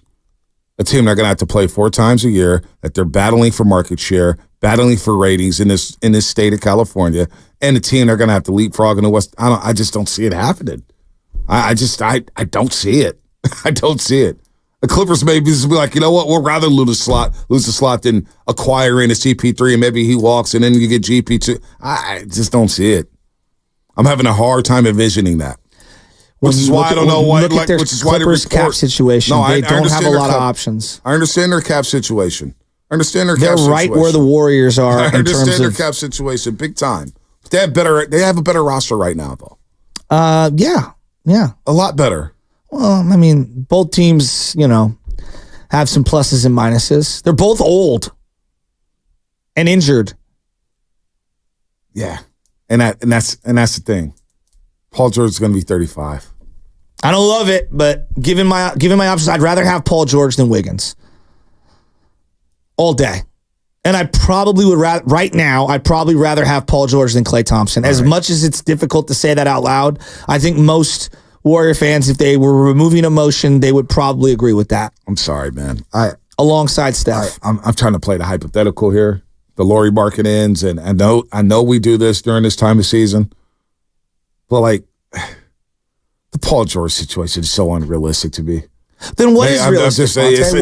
That's not realistic. Then what is? What is realistic? Klay Thompson walking. Yeah. All right, Andrew. And what's realistic is this team may struggle next season because they don't have a lot of wiggle room. Yeah. And all these players that we're throwing out in these trades, hell, is somebody going to want Moses Moody, Steve Kerr to play Moody? Well, I mean, you know what I'm saying? Like, Andrew Wiggins, who I was told all season long, get him off my team, get off my team. Now he's one of your better perimeter defenders. You may be better off just keeping his ass. No, there's no way in hell they're keeping him. We don't know that.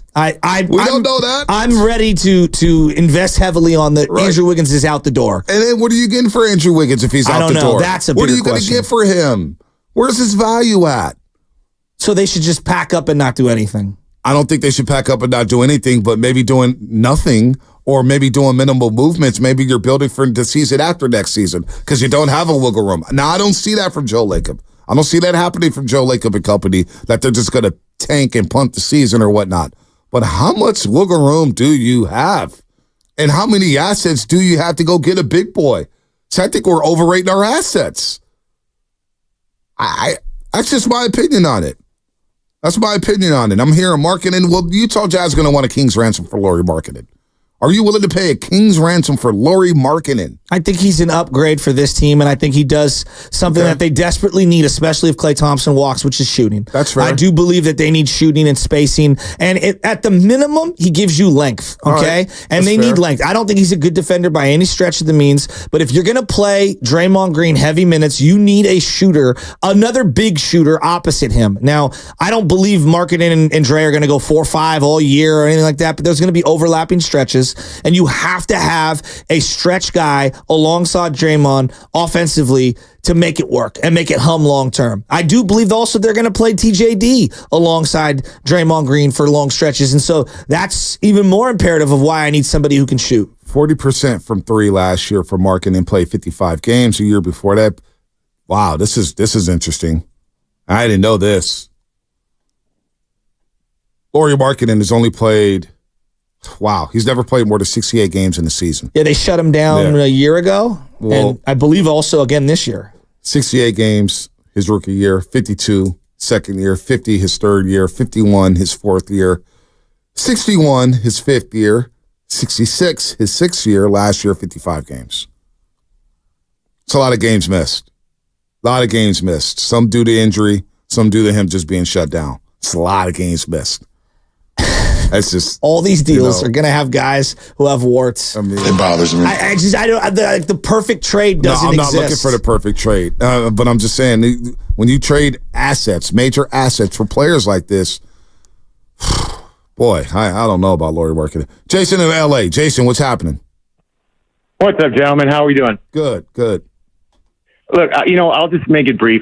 There's so many names being floated out there, and everybody wants to throw this guy and that guy out there. And we'll just get them, and we'll just trade this guy for that guy. Look, first of all, I don't want Jimmy Buckets. I don't want a guy who's named after Sopranos hitman. I don't want Paul George. I'll take Phyllis George. I'll take Eddie George. I'll take Jeff George. But I don't want Paul George because, first of all, Jimmy's awful in the clubhouse, and Paul George is past his expiration date. We don't need another guy like that.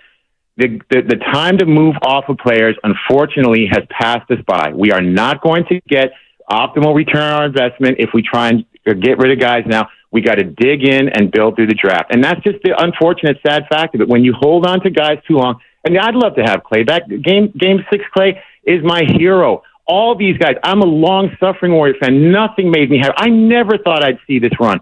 But the run is over, guys. And as much as we want to win, as much as we're spoiled by this, we just got to dig in and suck it up and know that it's going to be lean times for a couple of years. We got Kuminga, we got TJD, we got young guys in place. But we're going to have to keep our picks and get better through the draft and get younger through the draft. There's no miracle trade out there. And there's no free agent we can get.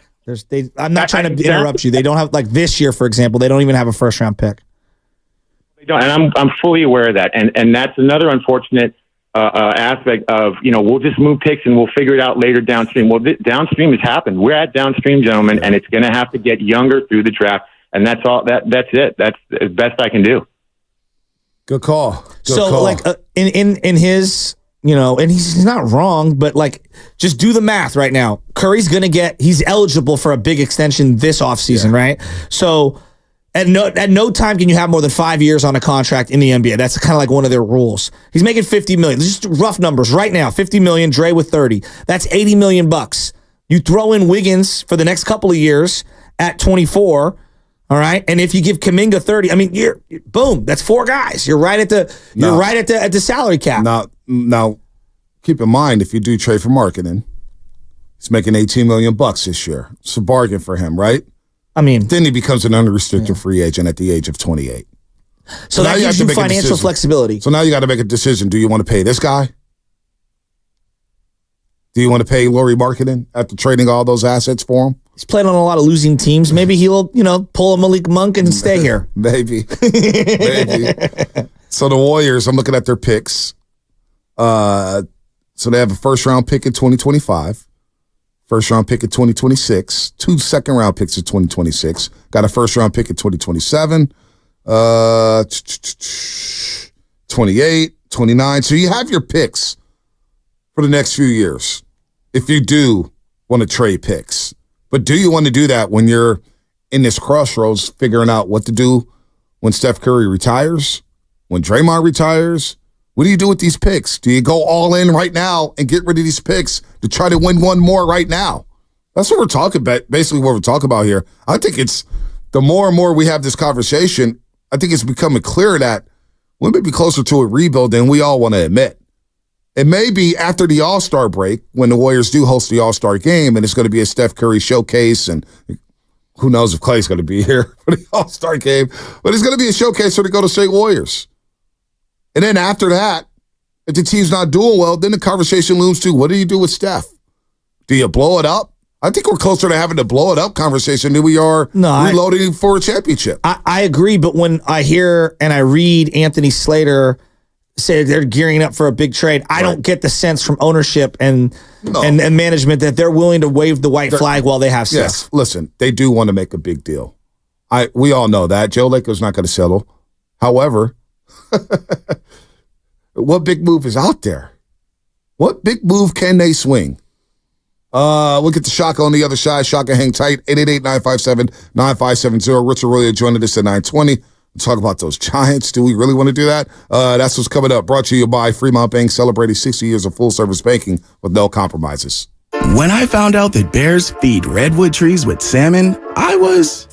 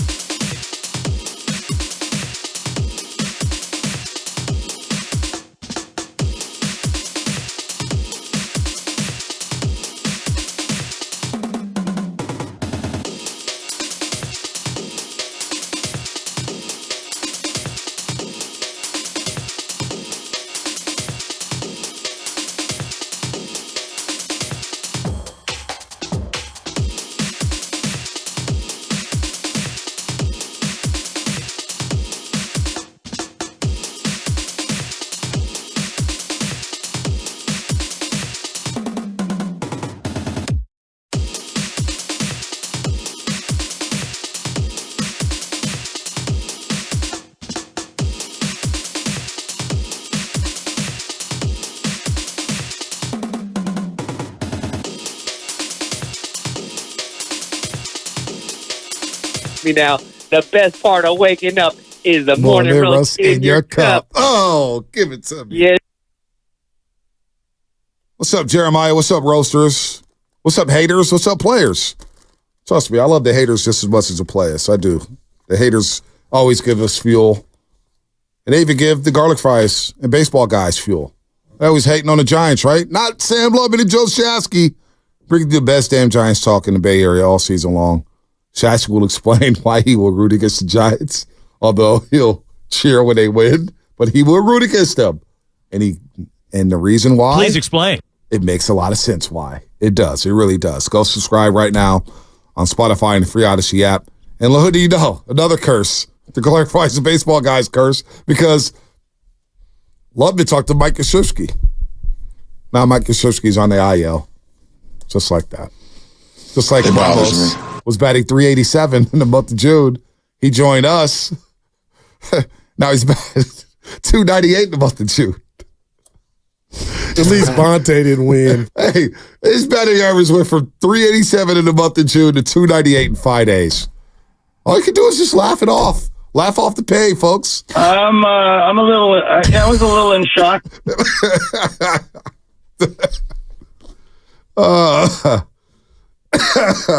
I'm not laughing. I'm laughing through the pain. How can you not laugh through the 5-game losing streak? How can you not laugh at the Giants basically the 2024 version being basically the exact same as the 2023 version? Played out the same damn way. Got one starting pitcher in the month of June. And the Dodgers coming down to this weekend. So I'm trying to tell Giants fans, you want to laugh at Mookie Betts being hurt or Yamamoto. They're not slowing. All they did, you see what they did? They just said, Ohtani, go lead off for us. Lead off for us, Shohei. What he's got, like 23 home runs now? I hate them. Oh, man. You want to laugh off the pain or you want to... Well, that's why I'm optimistic about the Warriors. Look, something might not happen. Who knows? But we love transactions and the hypotheticals. And we waited all year to get to this point, which is kind of like the waiting period of, you can retain your own players. You can start to work out extensions. You can start to visualize certain trades. Some guys are going to opt in. Some guys are going to opt out. Some guys are already hitting free agency. And so you're just seeing like value around the league. Pascal Siakam, he's going to stay. He's on a, $180-190 million deal. He's getting damn near $50 a year. Malik Monk is gonna stay for under $20 million a year. And so you're starting to see what the market is out there for teams externally and internally. I don't believe Monk signs that deal if he doesn't have a really good feel for what the market is outside of Sacramento. And then it's up to him to weigh his options. And then I'm looking at some of these potential trades. You're already hearing New Orleans. They've admitted we're going to make moves. Minnesota's saying, hey, we got to get under the cap. The Clippers are like, we're going to keep going into the luxury tax. They've admitted it out loud. We're opening a new stadium. We're not going backwards. The Warriors, we don't know. We're weighing our options. So many things are on the table. With the Clippers, now that I'm thinking about the Clippers, would they re-sign Paul George and trade James Harden? Because on the latest podcast, I don't want James Harden to go to State Warriors. I'll just put that out there before anybody says anything. Unlimited possibilities. 925, the Pacers aren't trading Tyrese Halliburton right now. That's just not going to happen.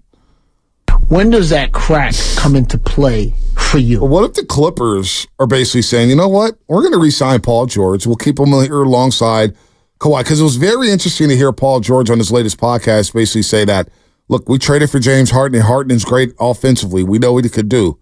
But we were not a better team than we were when we had Robert Covington and Nicholas Batum. He basically was saying that, once James Harden got there, all of a sudden Kawhi and Paul George had to be the garbage men. They had to do the dirty work when they should have been the top two guys leading that charge with the LA Clippers. It's kind of hinting that, James Harden kind of messed up the chemistry. Shocker. Yep, big time shocker, right? I'm not a system player. I am a system. You guys been on 8,000 teams. So always ends horribly. Yeah, so James Harden is going to be 35 in August. And, they can't replace him if he walks. But what if the Clippers just say, you know what, forget James Harden, let's just go in on Paul George, and then Paul George is not even available. Maybe they're weighing that right now. Plausible. Maybe they're weighing that right now. So then where do the Warriors go? Do we pivot back to Lauri Markkanen? I wonder if Zion's still on the table. Yeah, that intrigues me the West. Okay. But with Zion, clearly you see how dynamic he can be. There's a lot of risks with Zion. Injuries, his body, just in general. We have good food here in the Bay Area. Defensively, I still believe that there are big questions. What place is better to be a vegan? He wants to have the ball in his hands. With that second unit, they did find something with him as a facilitator and a ball handler. I don't know. Stan Van Gundy tried to point forward with Zion Williamson. It worked well. I know, but can he play alongside Draymond? There's a lot of questions. I just don't have a lot of answers. Guy like Zion, I believe, could play with a lot of people, especially if he's handling the ball. Now he's going to need space in that lane, right? People start to clog up the paint. What's he going to do? Can he throw the lob to TJD? I don't know. But Zion, I'd take a risk on Zion Williamson and figure out the rest later.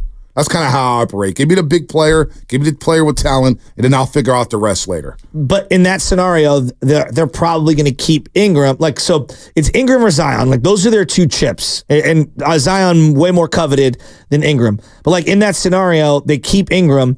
They probably don't want Wiggins. Maybe they want Kuminga. I don't know. Maybe they want CP3. I don't know. Who knows? And it's going to cost you a gazillion first rounders. Well, the comments are all over the place today. And they're good comments, but on the Xfinity mobile text line, YouTube, some people say we need a big. Some people say we need a wing defender. Some people say we need shooting. No, I think they definitely need shooting. Well, but see, so now we're back to Klay Thompson, and we got some sound from Brendan Kravitz. And I agree. The price point with Klay Thompson, I'm skeptical as well, and I'm the biggest Klay apologist. Trust me, I'm skeptical. But if we can't sit here and yell, we need shooting, we need shooting, we need shooting, and be okay with letting a guy who made 268 threes walk. Because it sounds like to me, I think we're missing a lot of things here. It's not just do you want Klay back? Clearly they're telling you there was some stuff. I'm reading between the lines. There's more to the Klay thing than just play. And I think his freedom in terms of how many minutes he's playing and feeling empowered and all that, there's more to the Klay experience than just Klay playing. Well, he's not exclusive to just it's acceptance of role, which I thought he did. He accepted his bench role. Next thing you know, he was back in the starting lineup because the starting lineup could have hit a shot. But he accepted his bench role. And I know you use the word reluctantly, but it got done. Yeah, but you can't tout that and then them come out with the messaging they've come out with since. It feels like it was a bigger issue and they don't want to deal with that moving forward. He cursed out the coaching staff for Brooklyn when he didn't finish. And he admitted that at a post-game press. He goes, look, I went in on the coaching staff and I apologize for that. I did not handle it well. And I accept that. He did not handle it well. And you know what? I'd rather have a player, and I don't care if his name is Klay, Michael Jordan, Steph Curry, whatever. A player doesn't want to accept the role in which he wants to finish games. You know what? I'd rather deal with that than a player I can't motivate to play hard. At least this guy wants to play basketball. But there was more. Slater joined us, and he said the situation in Phoenix, Arizona, which was overshadowed because of Draymond and the Yusuf Nurkic situation. But Klay was not happy after that game either. And there's a big brouhaha after that game. But it's not our place to... I can't judge what the tolerance level of a front office, locker room, and coaching staff is willing to put up with and what they're not. So I don't even want to go down that road in terms of what I'm just telling you the messaging the Warriors are telling me is that they didn't want to deal with a lot of it. That's just the feeling that I get. From reading between the lines, Steve Kerr's exit interview at the podium to what we saw in the Slater piece, I'm just piecing it together. Is it exaggerated? Is it, I don't know. Is it realistic? I don't know. It's just the sense that I'm getting is that they didn't want to deal with it. It's funny if that is the case, if that's what you're reading and say that comes out to be true, that would be funny to you, boy, that they wouldn't tolerate that. When they tolerate other things. I don't disagree with you. Let's go to Shaka and Berkeley. I agree with you 100%. Shaka and Berkeley, what's happening? Oh, we'll get Shaka in a second. We got to get somebody on the board. Brendan Kravitz, 96.9 FM in Orlando. How many years may the Magic offer Klay Thompson? I've seen reports out there from guys that have said the Magic aren't willing to give him 3 years. I promise you guys, whoever said that is making it up. There's no way they have knowledge of that information. But with that said, it does make sense if they wanted to draw a line in the sand. That third year is sort of the sticking point. The Magic have 2 seasons to spend basically as much money as they want to before they have to start worrying about Paolo and Franz affecting the overall salary cap for them. So they're going to spend money over the next, either this offseason or the next. That is going to happen. It's a matter of how do they spend it, and does that impact their future? All right, what type of price can Klay Thompson garner here with the Orlando Magic? And the Magic with Malik Monk off the board, you get 1 or 2 more free agents that end up deciding they want to play somewhere else. You're going to run out of options pretty quick. I think Klay can drive the price up for a team that needs three-point shooting as much as the Magic do. And we could be looking at a guy that probably should be in the range of just north of $20 million and end up just south of 30. It's a big difference between 20 and 30. It doesn't mean, I don't know, in terms of NBA money, who knows how they view it, but I mean, I feel like it's a pretty big difference. Big difference. Right? It is. But isn't it crazy, though? Because Orlando's a team we identify very, very early. Yeah, like February. November, really. Okay, November. Okay. December. I mean, it was calendar didn't even flip yet to 2024. We're talking about the Orlando Magic. But what is crazy is that on paper, it looks like Klay Thompson's a better fit in Orlando than he is right now with this current iteration of the Golden State Warriors. And that's mind-blowing to me, is that Klay Thompson at this stage is not a great fit with the Warriors with this offense.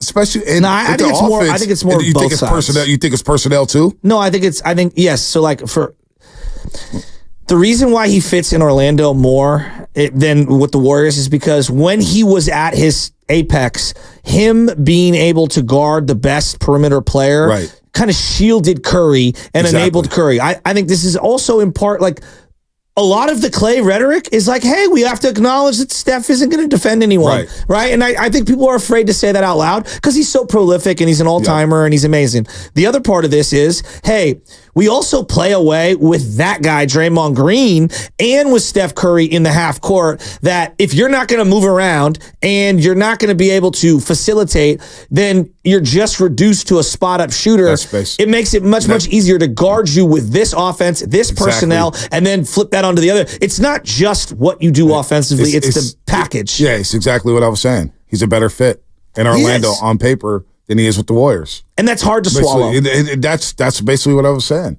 is that he's better fit in Orlando because of the personnel, because of the way they play, because of the opportunities he will get in Orlando, as opposed to the Golden State Warriors. You know Curry's going to be the alpha dog, and that's fine. But when Klay starts chucking these going 6 of 18, if people are getting on him, and I'm thinking to myself, well, look at the spacing on offense. Look at the spacing. In Orlando, he will be able to have better spacing. It's just the truth. Unless the Warriors make some big-time moves here, that negates all that. Well, and the other part of this is, say a big move may be on the way. I don't know what's on the way with the Golden State Warriors. I honestly don't. Well, I wonder what their perception is. Like, let's say Klay does walk and they don't swing a big-time move. Now, how does that Klay Thompson exit land for fans? But the other thing that I do think, with every high free agent who is like winner guy, right? I always think about this. Like, you're winner guy and you're going to team X in any sport and you're going to teach them how to win and you're the missing ingredient. Boy, it sounds great. It's really hard to be that guy. And I think that when you look at the Warriors, like, I mean, I'm not comparing Ronnie Turioff to Klay Thompson, but like the Warriors got Ronnie Turioff because he had championship pedigree and Derek Fisher had championship pedigree. And those guys were almost immediately run out of town by the fan base. But those teams were in a different spot than Orlando. No question. Orlando was the 5 seed in the Eastern Conference. They took Cleveland to 7 games. This team feels like it's building towards they're something. ascending. They're on the come up. Boston. The when Warriors Boston are not signed on the Hanley Ramirez. The Warriors signed those guys just to show the rest of the league, hey, we have money. No doubt. We'll spend it. Please come. We have a basketball team, and we're in the Bay Area. That's what those moves are about. I know. Like, this team is ascending. The Warriors are trash. Yeah, I know. I hear but what I'm saying is, like, Pablo Sandoval went as a high-priced gun to go to Boston, and like they had signed Hanley Ramirez the year prior, and they'd spent a lot of money, and it almost immediately backfired, and he became a lightning rod for criticism. But then that move wasn't always going to be great, though. I figured a lot of Giants fans, and 510, what I'm talking about with Orlando and the spacing is, yes, it's terrible right now because you don't have shooting. You added Klay Thompson, and all of a sudden your spacing gets a lot better. It just gets a lot better. Those are the facts. Or he... like the other part of this is he looks really good and he's a contributor and they start ascending. Or he looks kind of like lackluster and he's streaky and they're frustrated and he's frustrated and his role is evolving. Like it could be one of a million outcomes. We have no idea. And I don't want to play negative. I'm just saying it could be a million outcomes. It can be. So Anthony Slater in this piece, and we'll get to Shaka and Berkeley in just a second. We was talking about, maybe the market dries up. And Klay Thompson's best offer may end up coming to the Golden State Warriors in an inevitable reunion with the Warriors at a rate both sides are comfortable at. It'll lead back to it. But Slater also writes that's not necessarily the case. Even if the Warriors eventually approach Thompson with a competitive offer, matching or exceeding the money in years, it has become increasingly conceivable, according to league sources, that Thompson will decide to leave regardless, searching for a fresh start in a different environment, detached from some of the built-up friction of the previous couple of seasons. And, of course, before the season started, Warriors and Thompson discussed the idea of an extension.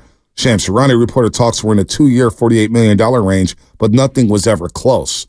So we don't even know if this was even offered. They weren't even close, apparently. They were discussing it, but according to Shams, they weren't even close. So Thompson may say, the hell with it. You already came at me. And this is something I've been on all season long. I think it was more so about the years than it was the money. But the hard part for me is and I hear all these guys talk, it's a business, it's a business, and yet get emotionally unhinged when the business side doesn't fall in their favor. And I'm not saying that this would happen specifically in this case, but it's like you can't have it both ways. You can't say it's all business, and then be completely furious that you didn't get the amount of money or the amount of years or you feel disrespected. And it's not just business. It's just not. I don't like when people it's just business. It's respect too. Then it's not business. It's respect. Because in business, when you don't make a transaction, you walk away. You're going to do business with that individual down the line. In sports, it's not just business. Now, there is business elements, but it's also very emotionally based. Very emotionally based. Respect, business, all that stuff goes hand in hand. And you know what? If he felt disrespected, he's not the first player to ever feel disrespected. Let's go to Shaka and Berkeley. Shaka, what's happening? What's up, big dogs? How y'all doing, What's up, man? big Shaka? Good. What's going on, man? Ain't doing nothing, man. Brandon Ingram will make us must-see TV. He's big, he's tough, he's rough, and he got a salt cut. So you like Brandon Ingram, huh? Brandon Ingram will be an asset to our team. He's bigger, he's stronger. I think he would be a enforcer type player where Grandma could back up and just play more and run the team. I just really think that would be our best move, And you being the best pre and post host in the nation, man, you know about basketball, man. You know it. You see it. You saw the best basketball in the world, man. Yeah, you know what? Brandon Ingram, I was high on him. I was really high on him, but can he stay healthy? Here's what I did love about Brandon Ingram in the season presser. He admitted, I've had a terrible year. And I need to go back to the lab and I need to get better. I need to get better. So you're gonna get it motivated, Brandon Ingram, no matter what, whether it's New Orleans, whether it's the Warriors, whether it's any team. He will be motivated. And when he's motivated and he's playing well, he's a baller. There's no doubt about it. How does he fit in the Warriors? And that's the other thing with the Warriors. Are they going to evolve and are they going to tweak their system? Does it all have to be really react? I think that looking at the last 2 years, you should revolve a little. Right? More pick and roll, right? Has their offense been that great the last couple of years? No, it hasn't. A lot of turnovers. So I'd be open to evolving. No one's saying that you get rid of your bread and butter, but not only do you have your bread and butter, but you also got artichoke dip on the side to dip that bread and butter into. Yep. No? Right? Maybe a charcuterie board. Maybe put a little bit of cheese and a little bit of salami on that bread and butter. right? I don't know if you could afford it. That's a good point. That Columbus salami It's very expensive. Very it is. expensive. It's delicious, though. Let's go to Tony in Oakland. Tony. It's delicious. Good morning. Hi, Are we in the zone today? Good morning. Good morning. Now, first I want to say about Willie Mays. This will set the tone. What he said was see ball, hit ball. Okay? So the dude gets in, he's one of those people. And so this is what the Warriors need to do to fix their team. Okay, Green is the spiritual leader, and then they got Curry. So that combo is like Luka in one. Now, what do I mean? Look at Luka. He took the bad news Bears. No one could have done what he did because the dude gets in, and then he allows that pattern, like the way Willie Mays would get in, and everyone else would feel it. This is how it works. And then everyone becomes, even Lively, who's like the worst center ever, suddenly they become. So you need Green in there. Now, if he gets going, I don't know how Green gets, maybe he needs to look at his Bible more or whatever he did, but he needs to get in because without him, they don't have that centerpiece like a Mays or a Luka. So he needs to get in. And then, of course, they've got Curry. And then, I think you got to get rid of Klay Thompson. He reminds me of Osaka on the tennis court, even though she's better now, always in a foul mood. So unless that boy does something, he can bring the whole team down with his way of being. Because, I go back to Luka because at least it's an example to show everyone. There's no way. That guy should have gotten MVP. And the reason why is Jaylen Brown or whatever his name that got it. He could not have brought the bad news Bears up. He couldn't have given that winning pattern. Tony, real quick. Where they're all outside their goal. Tony, real quick. Do you understand that Luka got picked on defensively over and over again? He can't be in his zone when you don't play defense, Tony. Come on now. Well, you know what I'm saying, that they had 3 on him. But the dude, you have to realize, these kind of people like Willie Mays, they're like 1 in a billion. Before I used to think there were more of them, but now you look, Listen, Tony, and most people... Tony, I would have loved it if you didn't compare Luka to Willie Mays. That feels so disrespectful. I got to flush you this morning. I got to flush you, Tony. I got to flush you. You need to contact Flowing Water Plumbing and Drain at flowingwater.net. You know how hurt I was to do that? I was trying not to flush you. But we just lost Willie Mays, Tony, last Tuesday. He's possibly the greatest baseball player ever. 5-tool player.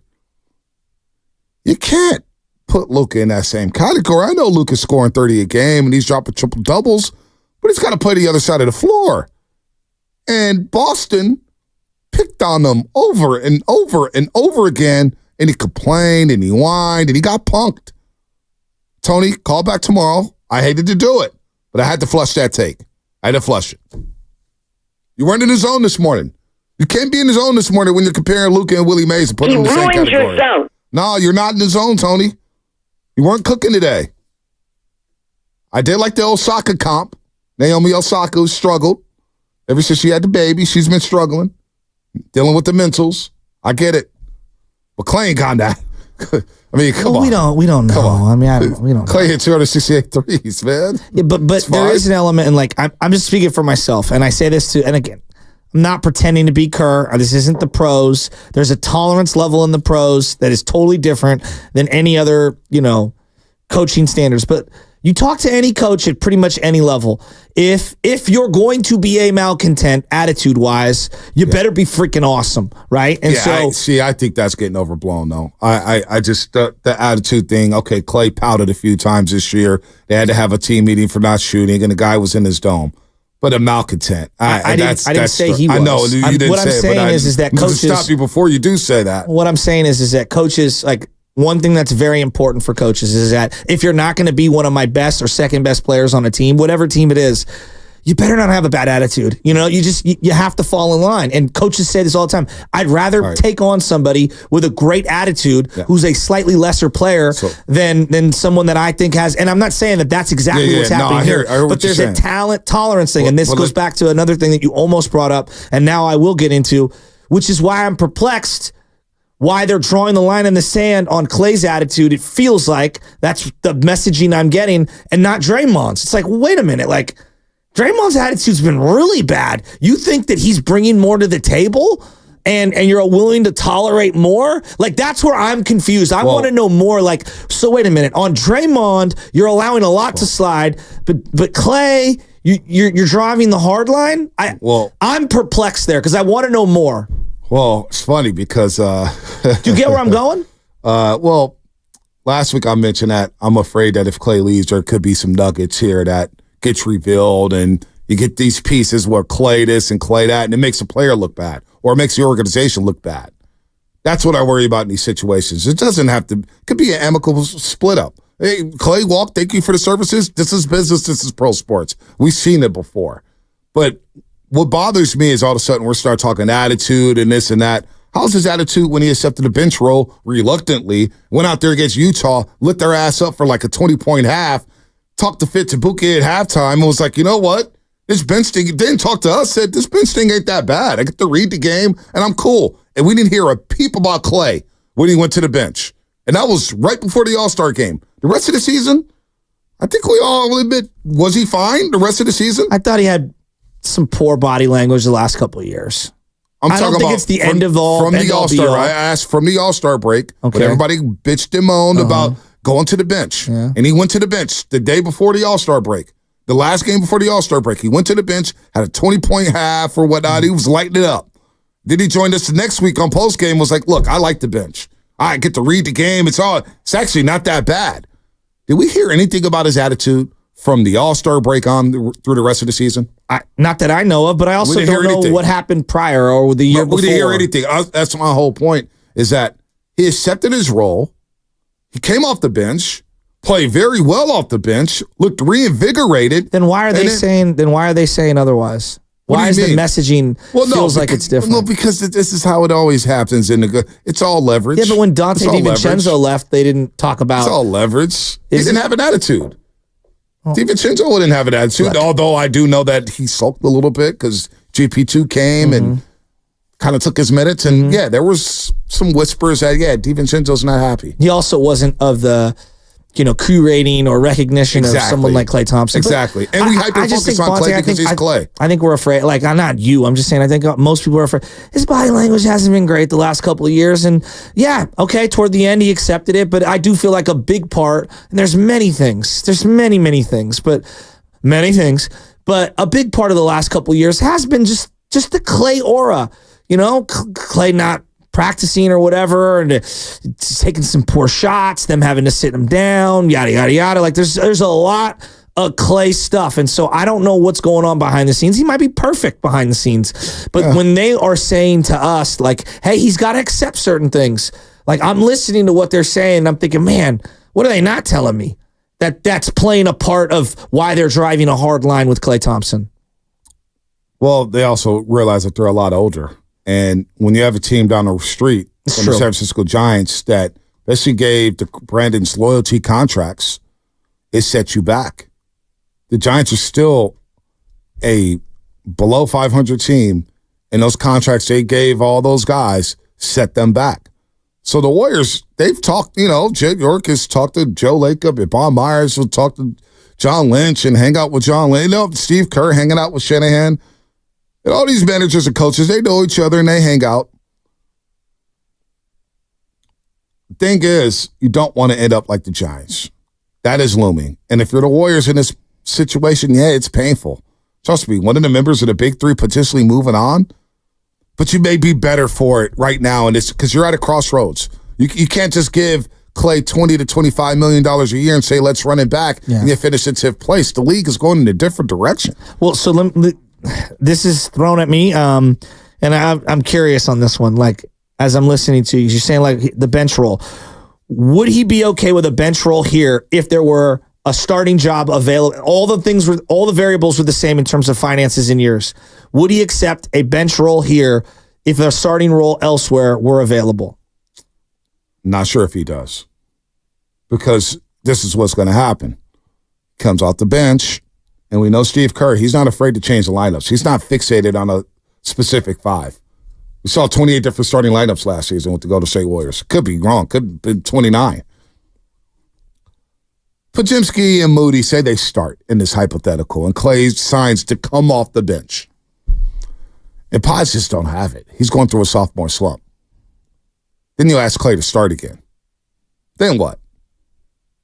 I don't know. Just see how it goes. I mean, then we're right back in the same situation we were this season, and we're having the same exact conversation. Klay's not a starter, but yet Podziemski's struggling. Klay's not a starter, but yet Moody's struggling. You get what I'm saying? So you're saying they just need to remove that from the equation. I've been in the camp for the last month and a half, especially after Klay, and we're gonna have Anthony Slater on later in the week, and he chronicled this. That last presser with Klay Thompson, it felt like it was his last presser as a member of the Golden State Warriors. I felt like that from that moment. I almost feel like both sides just need a clean start. Warriors move on in this direction, in another direction, and Klay moves on in another direction. Doesn't have to be nasty. Business is business. Hey, man, we decided to make a decision. This is a tough decision. It's going to be a PR nightmare because all the Klay Thompson fans are going to be like, really? You couldn't keep Klay Thompson? And then it puts more pressure on Draymond Green to be a good basketball player. Not only be a good basketball player, but to stay on the floor. Then it puts more pressure on Stephen Curry to produce at the level he was producing at as a 25-year-old. And now he's 36, going to be 37. So you got to be ready for the backlash. You know what I'm saying? But I don't know if Klay accepts a role here off the bench when he's probably thinking, I'm better than Pods and Moody. Yeah, you may not believe that, but he's going to believe that. No, I get that. But like you also, but this goes back to like when we talk about, just attitude in general, like having the big picture view and understanding that what's best for you might not be best for the team, and what's best for the team might be you taking a smaller, or a different role. And like that was the beauty of Iguodala, right? The beauty of Iguodala was whether he liked it or not, he somehow came to peace with him changing his role up, and it really made them a dynastic. Can I ask why? And I'm very curious. Can I ask why? I get Iguodala took that role, and it was reluctantly he took the role, but he ended up taking it, and he flourished in it. Yeah. And it was the right move. Why does Klay Thompson not get the credit for, I know it was reluctant, but he did come off the bench. And we didn't hear a peep the rest of the season. Why doesn't he get that benefit of the doubt? Klay Thompson. What benefit of the doubt? He did it for a week. No, he did it. He did it for 14 games. He did it for 14 games. And the reason why he got put back in the starting lineup is because guys got hurt. Okay. And guys struggled. But he said, I'll do whatever I got to do for the team. He doesn't get any credit for that. I don't get it. I don't know about I'm just credit. asking a question. I don't. I'm just like Lubman. He came off the bench for 14 games. We all say, come off the bench, come on. Everybody's crying about Klay. And that wasn't even the biggest issue. Wiggins shoot 25% for 3, 13 points. But anyway, Klay went to the bench. Yeah, well, I think to your point, though, it's for 14 games, it was nice, but we didn't really have that chance to see him come off the bench for a long period of time, like Andre Iguodala did, like we just saw Chris Paul did. And of course, they didn't really make a big stink out of the time. I think it's not so much was the issue him coming off the bench. It's you got to just pick one or the other. When you're yo-yoing him back and forth in that situation, that becomes a very difficult situation for Klay to stay in. So why did they yo-yo him? Well, maybe the question I would then throw at you is if the Warriors could commit to keeping him on the bench no matter what, through the Podziemski struggles, through the Moody struggles, and just no matter what, keep him on the bench. Is that a more clear-cut role for him that he'd be willing to accept rather than having to deal with the possibility of yo-yoing back and forth between starter and bench role? Yeah, well, you may have to yo-yo him. And Steve Kerr doesn't. The one thing we've learned about Steve Kerr throughout his entire tenure, he's not afraid to shake it up. If you're struggling on his team and there's not a clear-cut starter, and Kerr will go back to what he knows best. I'm starting Klay. I'm starting Klay. That's what he's doing. So I don't know if he accepts that role. So to your point, yeah, we didn't see a large sample size because guys started getting hurt and started struggling. Well, then they're trying to fight for a playoff spot. On Kerr to course correct in his own way where, Steve Kerr, he's going to go with what he knows works, but maybe there's a little bit of Steve Kerr that needs to adapt to what works with this current roster right now. Yes, in the past, Klay was your guy. You can always go to him to bail you out of tough situations. But you need to react to the team you have in front of you right now. Okay. And I don't know if Steve can really have that old way of thinking with this, new era of Warriors basketball that we're transitioning into. How much adjustment does Steve Kerr need to do going forward with this current team if Klay is to stay on the roster? Well, I'm looking at Klay's game logs here. And there was a lot of game logs where it says 25, 26, 24, 28 minutes. So they kept the minutes down. But why did he go back into the starting lineup?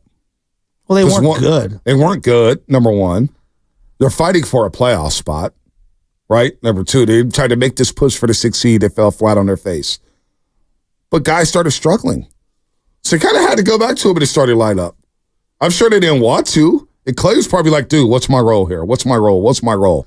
Well, I think that for whatever reason, there's a metaphoric significance of if I'm going to the bench, then I'm not one of the top dogs on this team, and there's the freedom that goes along with that in terms of, and the status and all those things. I just think it's really difficult. He's in a really difficult spot here. He's 35 years old, And also, I think he's a student of the game. He's seen, he's mentioned Manu Ginobili before, and so many graces come off the bench. I don't know.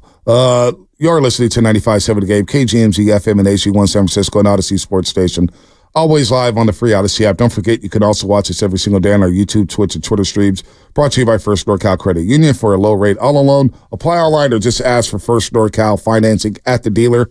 Charlie in New York. Charlie, what's happening? You're on the roast. Hey, what's up, guys? Good morning. Bonte, you basically took all the words out of my mouth. I think with this Warriors team, I think Klay, and I'm going to throw Wiggins in there more so, they both need to change the scenery. I think Klay I think if he stays and he agrees to the 6-man role, I just think there'll be too much friction going into the year and throughout the season.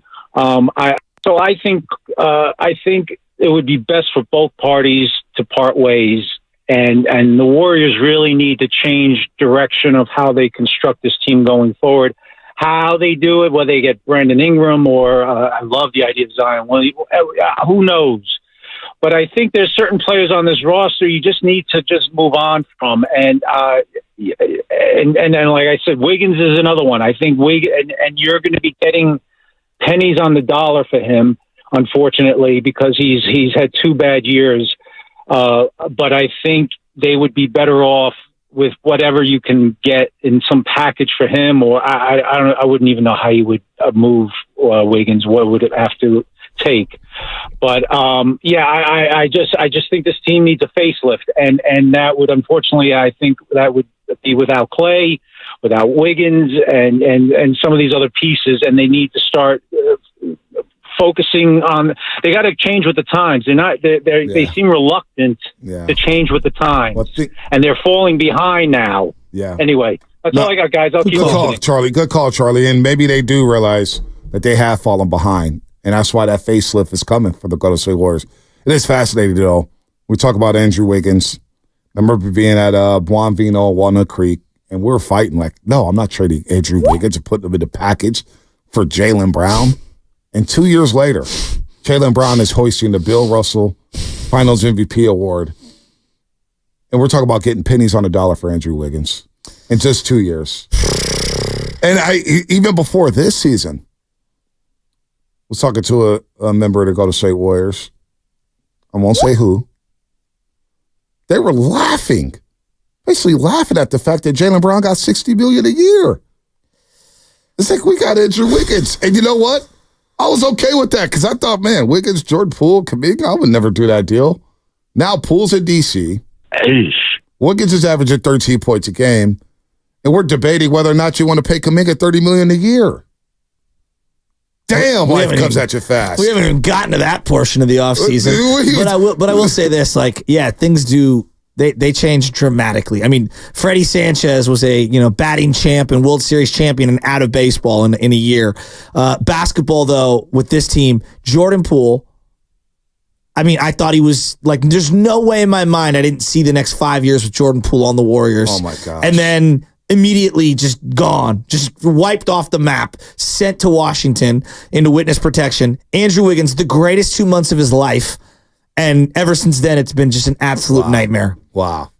I can't. Kevon Looney, too. Kevon Looney, I thought, wow, I can't see Kevon Looney ever putting on another jersey but the Warriors. Well, $3 million of Kevon Looney's $8 million is currently guaranteed for next season.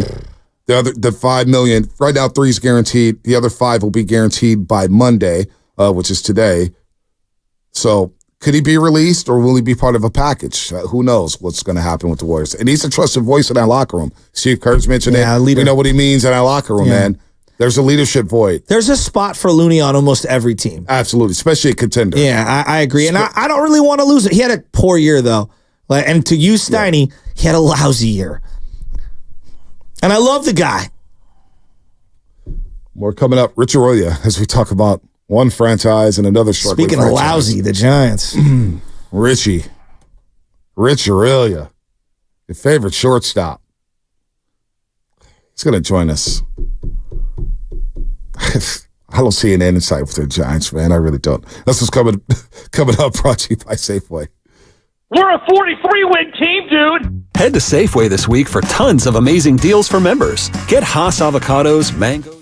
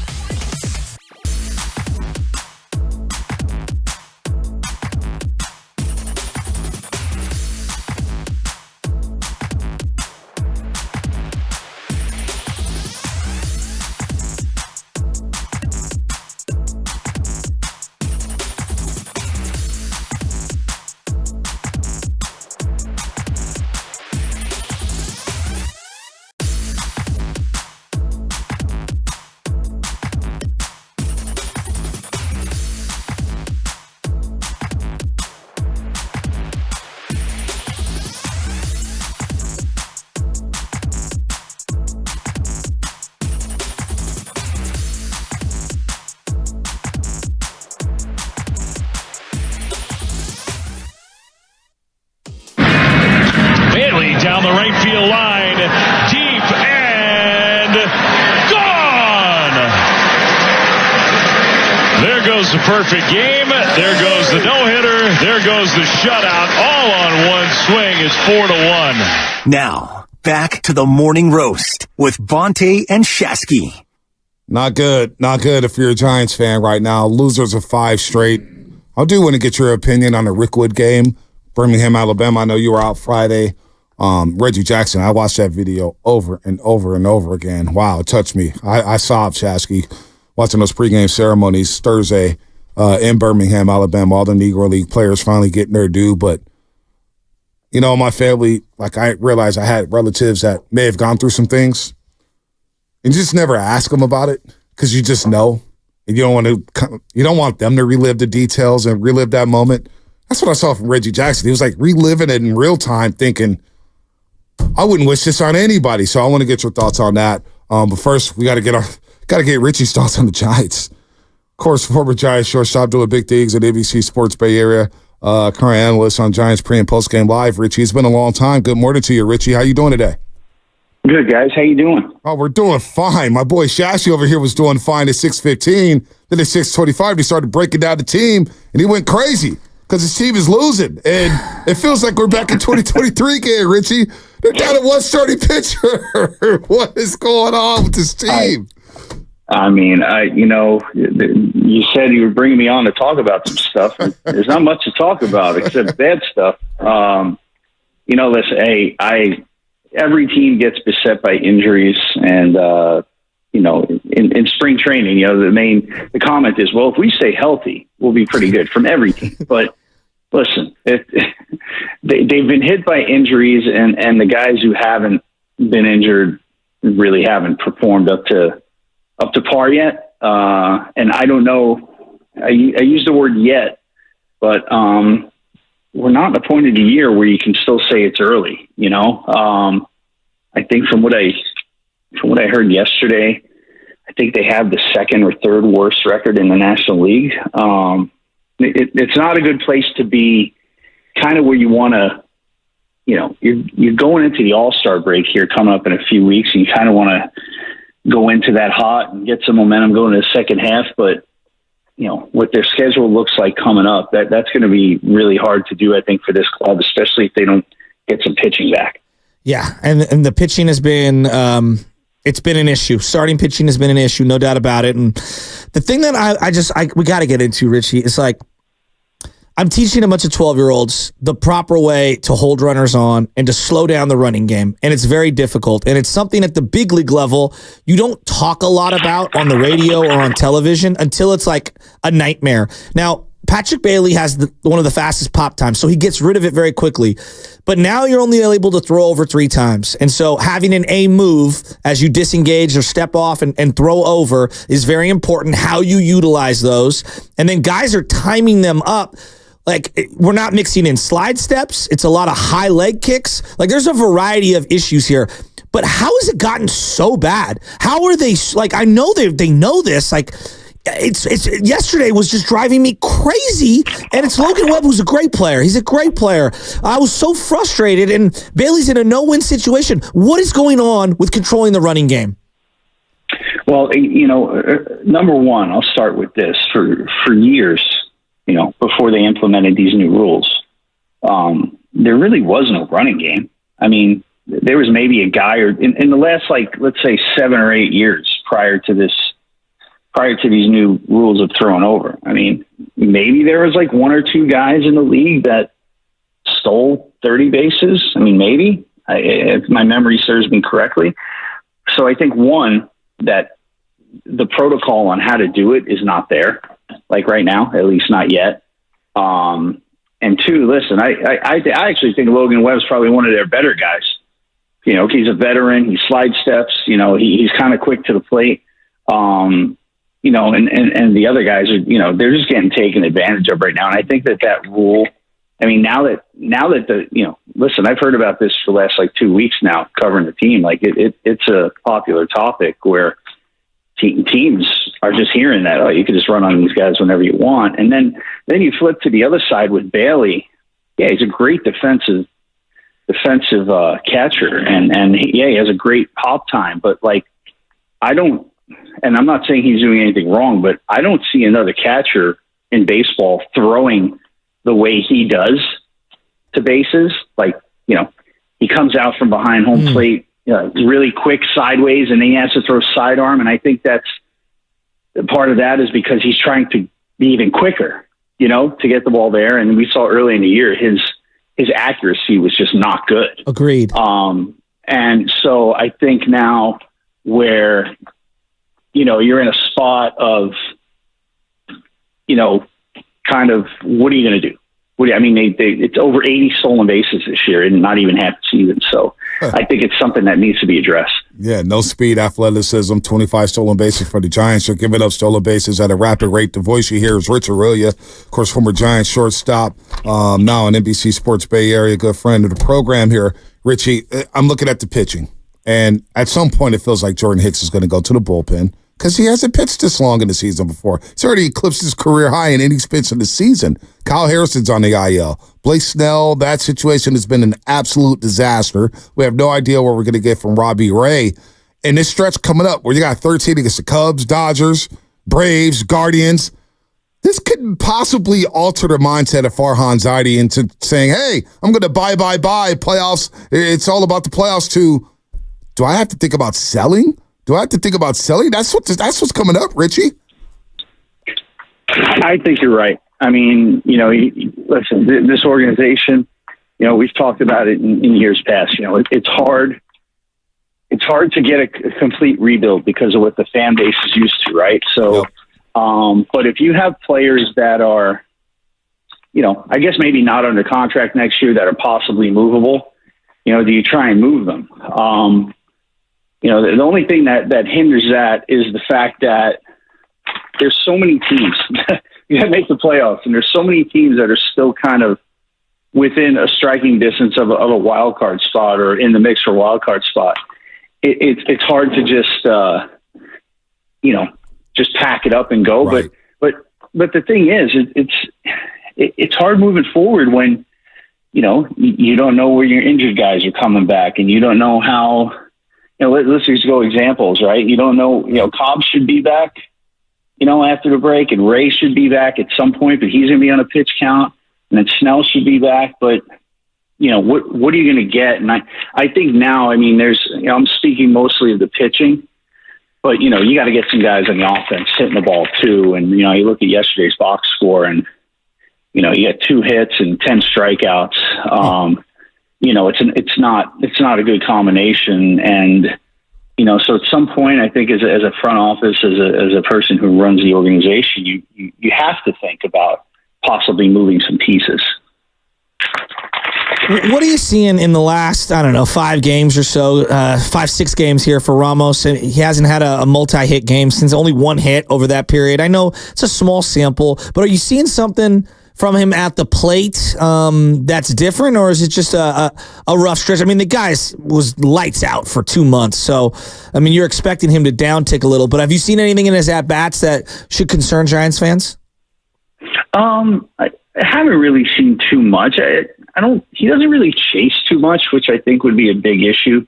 I think what I've noticed lately, though, is he's very good, especially this year. I didn't notice this in the previous years when he's been up, but he's very good at staying inside the ball, meaning like keeping his hands inside and hitting the ball pretty good the other way.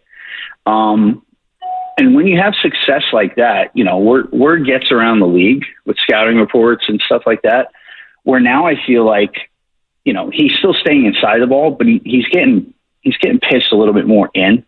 And, that's where the game always comes down, right? Pitchers and hitters, right? It always comes down to who can make the adjustment first. So I think right now he's probably getting pitched in a little bit more and not getting the barrel there and to his pull side. So I think, he's just going to have to make some small adjustments, whether it be approach or mentally, to just kind of react to that ball inside a little bit better. And, and once you do that, if they're throwing you in, once you take a good fastball and hit it out of the park, left field, the whole plan changes again. So I think that's the only thing I've really noticed with him. He's had a really good run. I know he had a really rough road trip, but and listen, I'm not making excuses for him, but I hated hitting at Wrigley Field, man.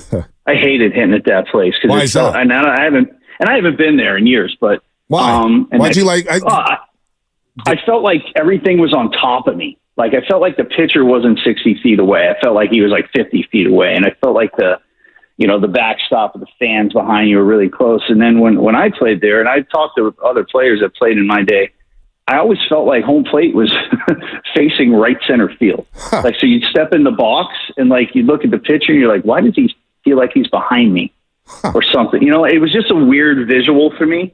I'm sure they've fixed some of that now, but it's not an easy place to hit.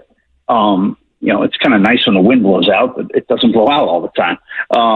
So I'm not making an excuse for him, but sometimes there's some ballparks where you just don't hit as well as you do in others. Well, Ramos, he joined the Morning Roast last week, Richie. And at that point, he was batting .387 in the month of June. He's now batting .298 in the month of June. So we call it the Morning Roast jinx. He's 1 for 22 since his appearance on the show. So blame us. Blame us for his struggles. Way to go, guys. Way to go. Way to go. No, I can't take accountability for Blake Snell. And it sounds like he's not returning soon. What do you make of him telling reporters yesterday that he needs a few more rehab starts because he wants to be back at 100%? Well, I think he's being honest. I think I'm not saying he's embarrassed, but it didn't go the way he wanted to go from day one in free agency. I'm sure, you're sitting around, still sitting around in spring training.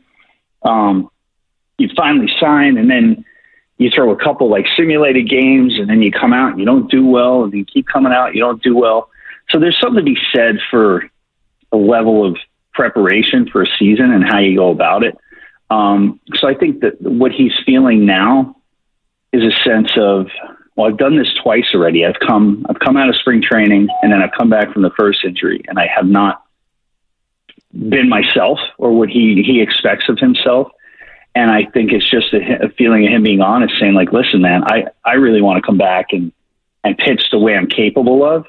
I don't want to be 80% or 90% of myself. I want to be 100% myself. And I think that's the feeling, at least what I'm taking from that comment from Blake Snell, because, listen, if they're going anywhere, this was a big signing for them. They're going to need him, but they need him as the Blake Snell of last year in 2 Cy Young Awards. They don't need the Blake Snell that was going out there every fifth day before. I haven't had a chance to hear your perspective on it. What did you? I mean, obviously you've been around Willie. I'm seeing different things from the night that he passed. That you had some comments, but for our audience now, just Willie Mays, your thoughts. Well, one, it was a weird day, right? Because we're covering the game in Chicago, and we find out in about the 5th inning when the announcement was made, and we basically are told, because I was working the show that day, and we were basically told, forget about the game. We're doing all Willie. We don't know how long we're going to be on. Who can you guys get on the air? Blah blah blah. So it was at that point, it was kind of a shock. I mean, I don't think it was a shock. I mean, I think we all knew Willie was not in good health. But to hear it there, and for me, it was sad. It was really sad.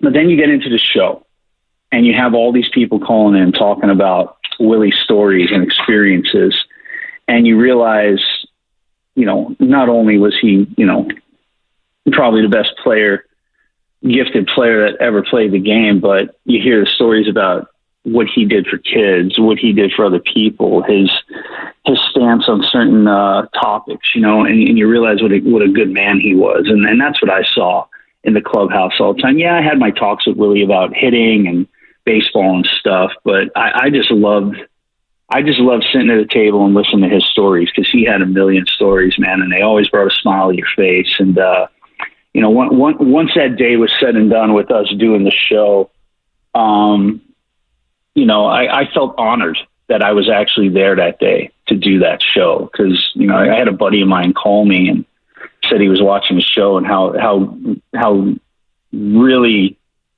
it was coming across to everybody, and it was more of a celebration of Willie. And my buddy texted me, he's like, this could be one of the most important post-game shows the Giants have ever done. I didn't even think about it that way. But to have people tell me that and to be able to be on it and to talk about Willie and to hear everybody else talk about him, it was a great honor for me to do that. And he will be sorely missed. I'm curious to see what the Giants are going to do this week to honor him. But again, I mean, an icon who basically crossed all lines between sports, culture, whatever race. I mean, it was a really, really good show to do, and it was great to see everybody's comments over the past week about what they thought about Willie. I text Carlos at night, Carlos Ramirez, who you work with, and I know Ron was up there with you. I thought you guys did an exceptional job with that post-game show, Richie. I was dialed in. The interviews were great. The stories were great. You guys were locked in, man. It was a hell of a show. You guys should be proud of that one. It was fun. It was fun. And,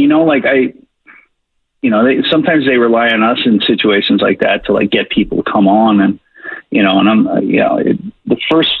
honestly, you think of people first, right? And you're like, Who can you get on? Who can you get on? But, these people probably aren't going to be available. So I don't know why I thought of it. I just think maybe because of the way he played the game and the number he wore, I was like, I'm going to call Ken and Griffey and see if he'll come on. And I texted him, and I swear to you, he texted me back. Within 3 minutes, and he's like, "Yeah, absolutely, I'll come on. I'm home, and just let me know when they want me on." So that was, you see the greats talking about the greats, right? And that's kind of, what the feel I got when Junior came on with us, and I was very appreciative that he did.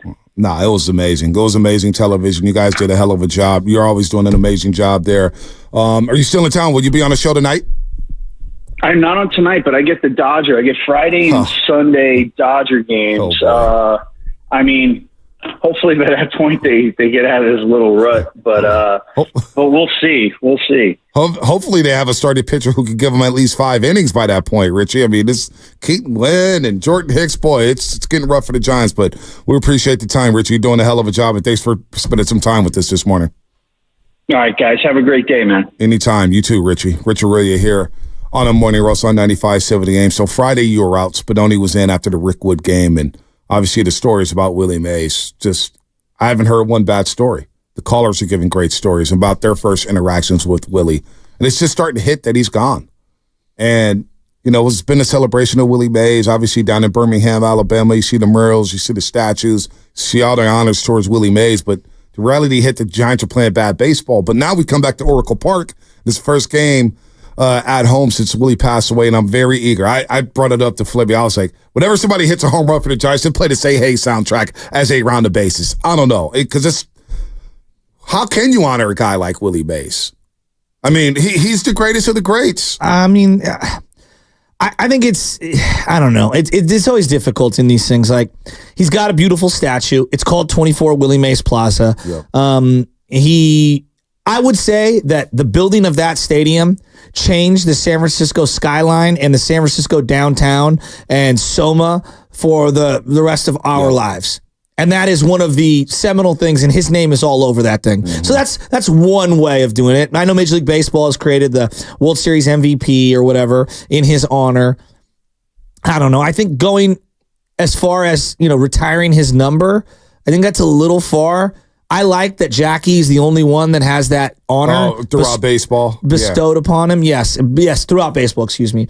I think you just leave that for Jackie. I think Jackie deserves that. It's always difficult to navigate through this. Right. I don't know what they do, but I will say this: like watching on Thursday, because I'm a baseball nerd, and so I love all the pomp and circumstance as much as the NBA. For many people, has been ruined by the ESPN pre- and post-game and halftime shows.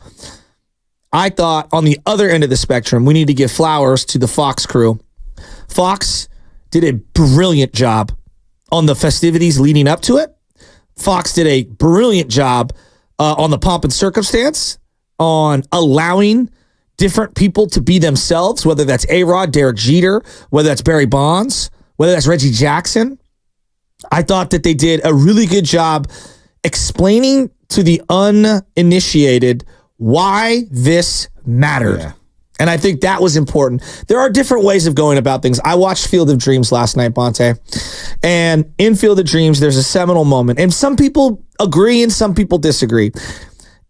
And I'm willing to have the conversation. I think we get lost in I'm right, you're wrong, and just hearing each other out. That. What? Not me. You get lost in that. That's just what society does. They're arguing about in town at a PTA meeting about banishing certain books. Yeah. And one of Kevin Costner's wife stands up and says, hey, look, like part of America is limited censorship. This isn't Russia during the Cold War. This isn't Nazis, Germany, et cetera, et cetera.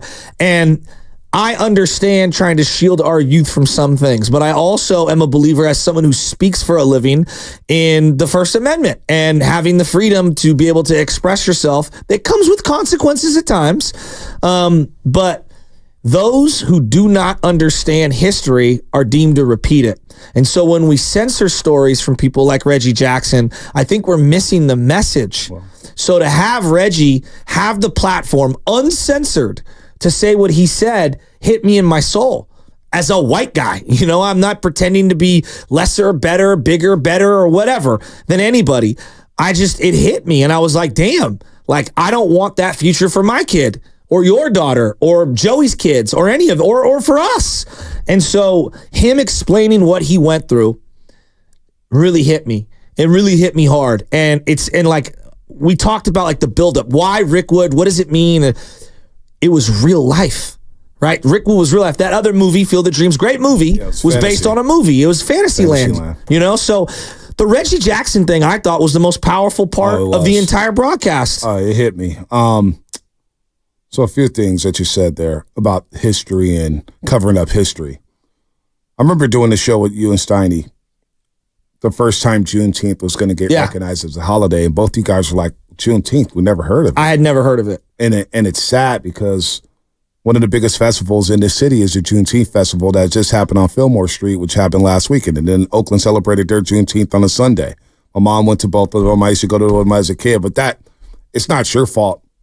But the schools you attended did not school you and Steiny on what Juneteenth was. I knew what Juneteenth was because I'm a black man, right? But the fact that you guys didn't know what Juneteenth was, and you're from this city. And I feel stupid for admitting it out loud. No. Ashamed. But it's the way America has swept under the rug the nasty history that we do have. We talk about the presidents and all that. And Tulsa, Black Wall Street, Tulsa, Oklahoma. I didn't even know about that story until about 5-10 years ago. And I'm a black man. And they had to sweep that under the rug because their lives are on the line. And they had to accept whatever happened to their community and to all the deaths and all their businesses or whatnot would set black people back even more as they were starting to build something for themselves, build their own little economy, you know? And so when Reggie said what he said, and let me tell you, Shasky, my grandmother was born, the late, great Lorene William Tyndall was born in Georgia, 1932.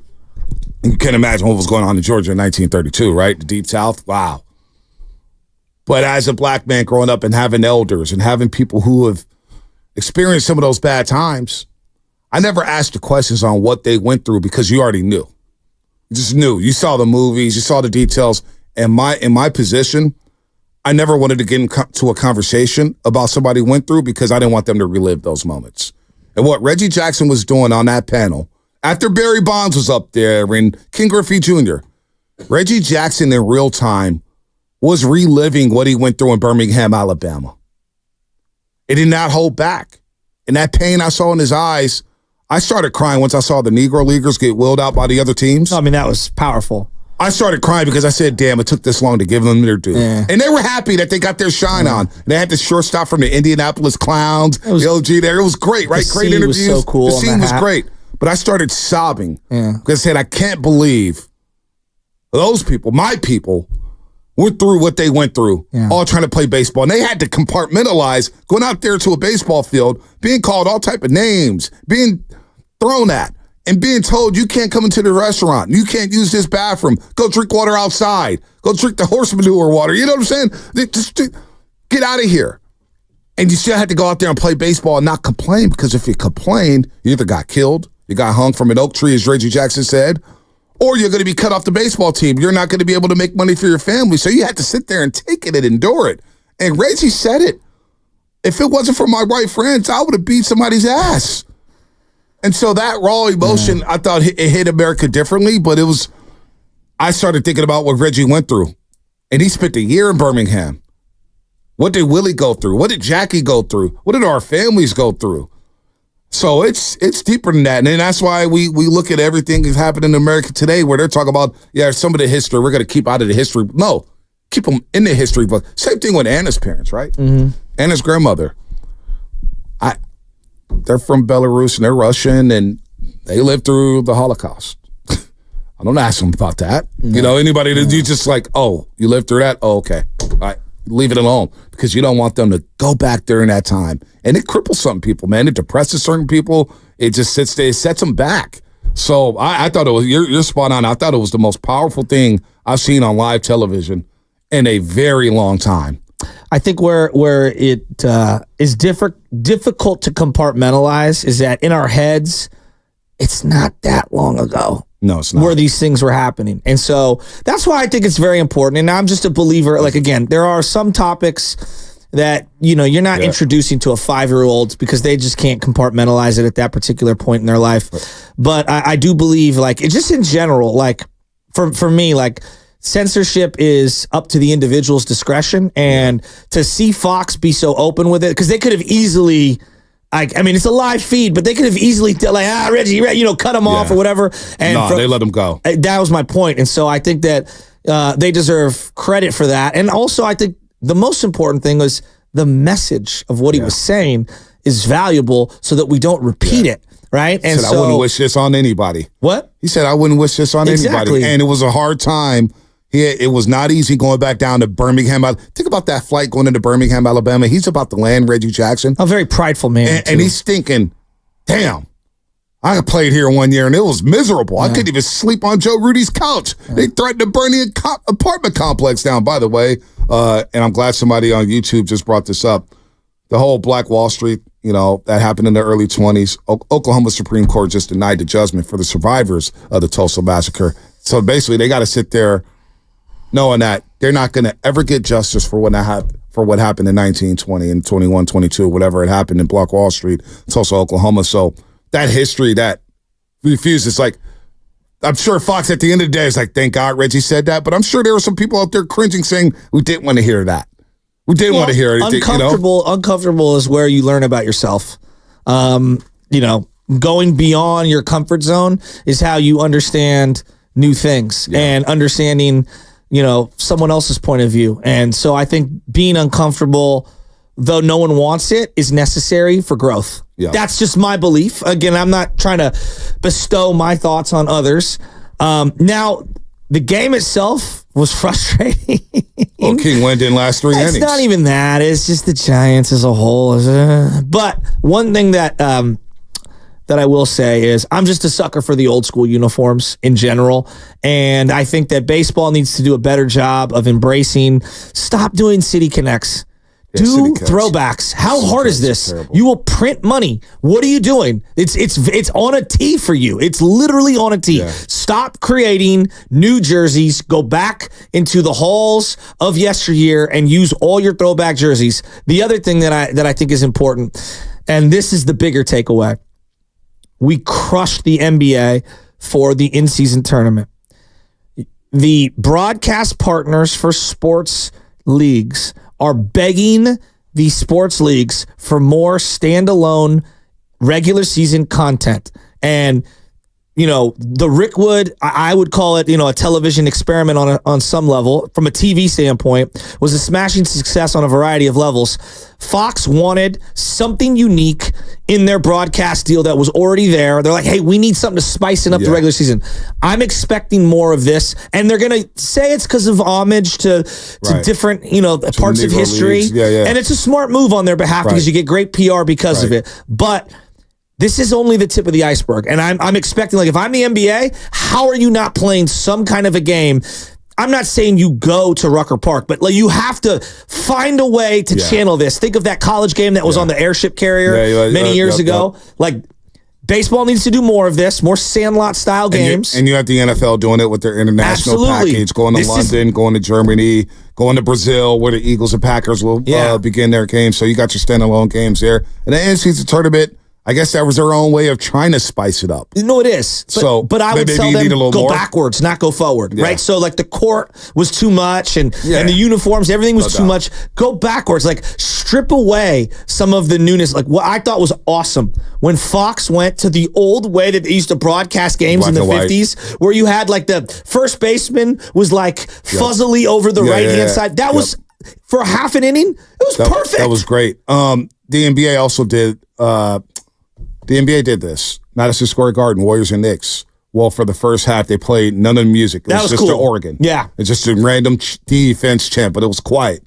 All you heard was a sneaker squeaking. So maybe you go back to that. And it's not for every game. No, it's not for every game. Once in a blue moon. Yeah, once in a blue moon. By the way, Scotty Barnes intends to sign a 5-year maximum rookie extension that could be worth up to $270 million with the Toronto Raptors. Wait, 5 for $270? 5 for $270. Okay, let me 5 for $270.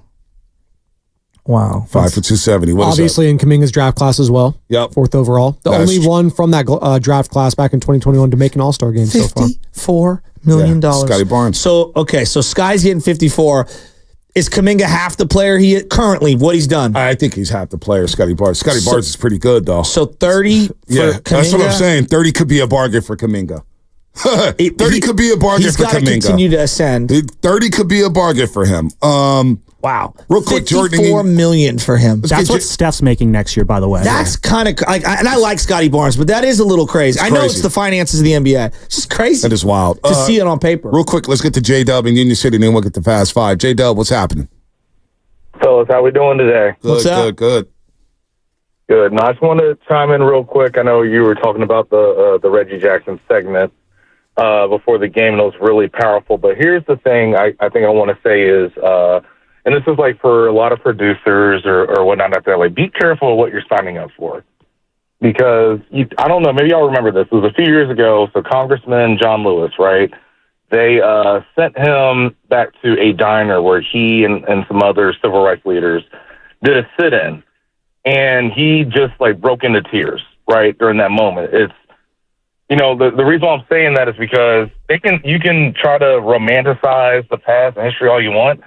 This history is nasty. Yep. And it's ugly. And so you want to bring people back, they're going to remember some of those nasty, ugly things that happened. And I'm happy that Reggie said it and talked about it the way that he did, because to y'all's point, Fox didn't expect that. No. There's no way they did. Nope. But they got it. And, of course, like once he got going, you can't cut him off, right? So that's what I'm saying. It's just let's understand and let's be real about the history and what has happened while we're having these events and all these things. Like, it was great that we had the Rickwood Classic. It was awesome. Loved it. It's unfortunate that we couldn't have Willie Mays there. But you had all the other Negro League players that were there. It was so beautiful to see. But also, like, there's a reason why you had to have the Negro Leagues. There's a reason why there's just all the things around it. So that's just what I want to say on that. Yeah, you know what? That's a great call, Jordan. And let's get to Fast Five, because I got my final thought. I know Shasky has this as well. It's time for the Xfinity Fast Five. Your last chance to get in on the morning roast. Brought to you by Xfinity. Supercharge your home with supersonic Wi-Fi. Unbeatable internet. Only from Xfinity. What Jordan was saying was right. He was right. If we open up the history books and we really dive deeper into it, it will get nasty. It will get nasty. And it will. When I was listening to Reggie Jackson and I saw the Negro League players get wheeled out and they're in canes, they're in wheelchairs, I started bawling because I just thought to myself, I could have never gone through what they gone through during that time or survived. I would have never. And I thank them for paving the way for the players, the athletes, the broadcasters, everything. They made it a better world for me today, but they had a lot of sacrifice. And some of that sacrifice was getting things thrown at you, being called nasty slurs, being touched. And that's what Willie Mays said in this documentary. He goes, you can call me whatever you want to call me, as long as you don't touch me. Don't touch me. And Reggie Jackson, when he was talking, it obviously got to that point where he was ready to touch somebody for being called some of the things that he got called.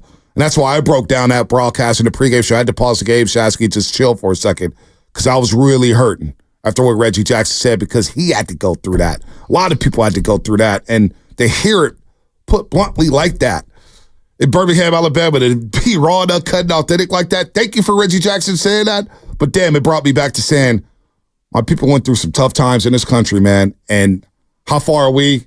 I mean, how close are we to stopping racism? I don't know. It feels like we're still divided right now. Yeah, I don't know. Well said. I don't know where we're at as a country on those things. On a lighter mood, I'll change it up very quickly. I don't, because there's no way I'm going to be able to top that. I saw a graphic yesterday, and it said Brooklyn Basketball Academy volunteer 4th grade head coach JJ Redick. And now he's the Los Angeles Laker head coach while also doing podcasting. I'm an 11-time CYO San Francisco champion coach. And I do broadcasting. Could I be the Laker coach? Would you leave me for the Laker job? I would do the Laker job. You leave me for the Laker job? Absolutely. Damn. I'd get fired in about 5 seconds. Yeah, actually, you know what I would be? I'd be a richer. bobblehead for LeBron James. Yeah, LeBron, you want to come out? Yeah, just LeBron, you want to come out? Don't have your hands in your pockets like Darvin Ham, just waiting for like 20-point runs to happen and not calling a timeout, and then you'd be an improvement. I mean, you'd be $20 million richer. You could buy 5 houses, not just 3. I would do it for probably cheaper than that. Spadone. Fellas, Lubman. Fellas, can we see some history tonight on the Stanley Cup? If the Oilers win, they will be the first team since 1942 when the Toronto Maple Leafs were down 3-0 to the Red Wings and then won the next 4 to win it all. It's the only time it's happened to the championship level in any sport. In baseball, obviously, we have the famous Yankees-Red Sox comeback. That happened in the ALCS, but man, Florida Panthers on the precipice of one of the biggest choke jobs in North American professional sports history. I'm rooting for Connor McDavid, that's for sure. Bring Canada hasn't won since 1993. I'm going to sing Old Canada tomorrow morning. Come on, Edmonton Oilers. Great anthem. Great anthem. Is that worse than losing the 3-1 lead?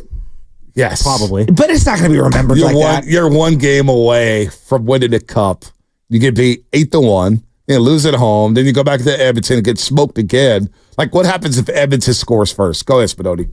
Shout out Team USA. 2-0 victory over Bolivia in Copa America. There you go. The Edmonton Oiler woman did a spread for Playboy, even though Playboy doesn't do quote-unquote spreads anymore.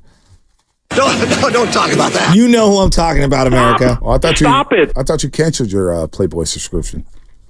No one has Playboy. He saw a graphic. Yeah. Oh, you saw. What is going on here? Oh, okay. Bye-bye. That was Fast 5 brought to you by Xfinity. At home or on the go. You get the fastest internet to all of your devices. I live with these people. I love these people. They're part of my family. So after you lift weights, your body keeps...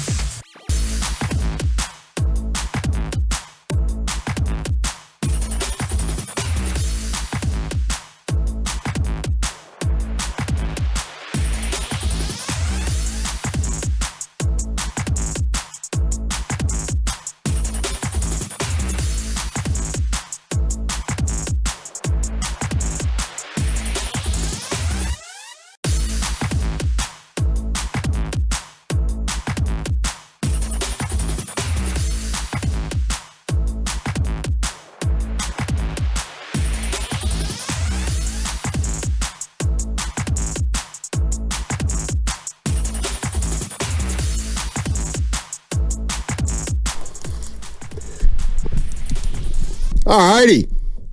This is a week we've been waiting for, really, NBA-wise. Week before the week.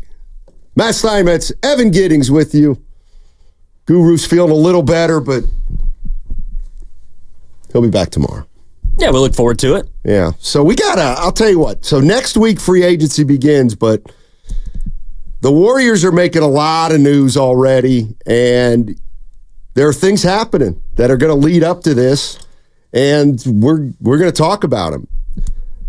Here's the relevant pieces of news right now, Evan, then I'll just let you jump in. Kenny Atkinson's going to Cleveland. So the Warriors' number one assistant going to the Cleveland Cavaliers to be their head coach. Okay, that's one. Two, Anthony Slater of The Athletic reporting that contract talks with Klay Thompson are a Frozen.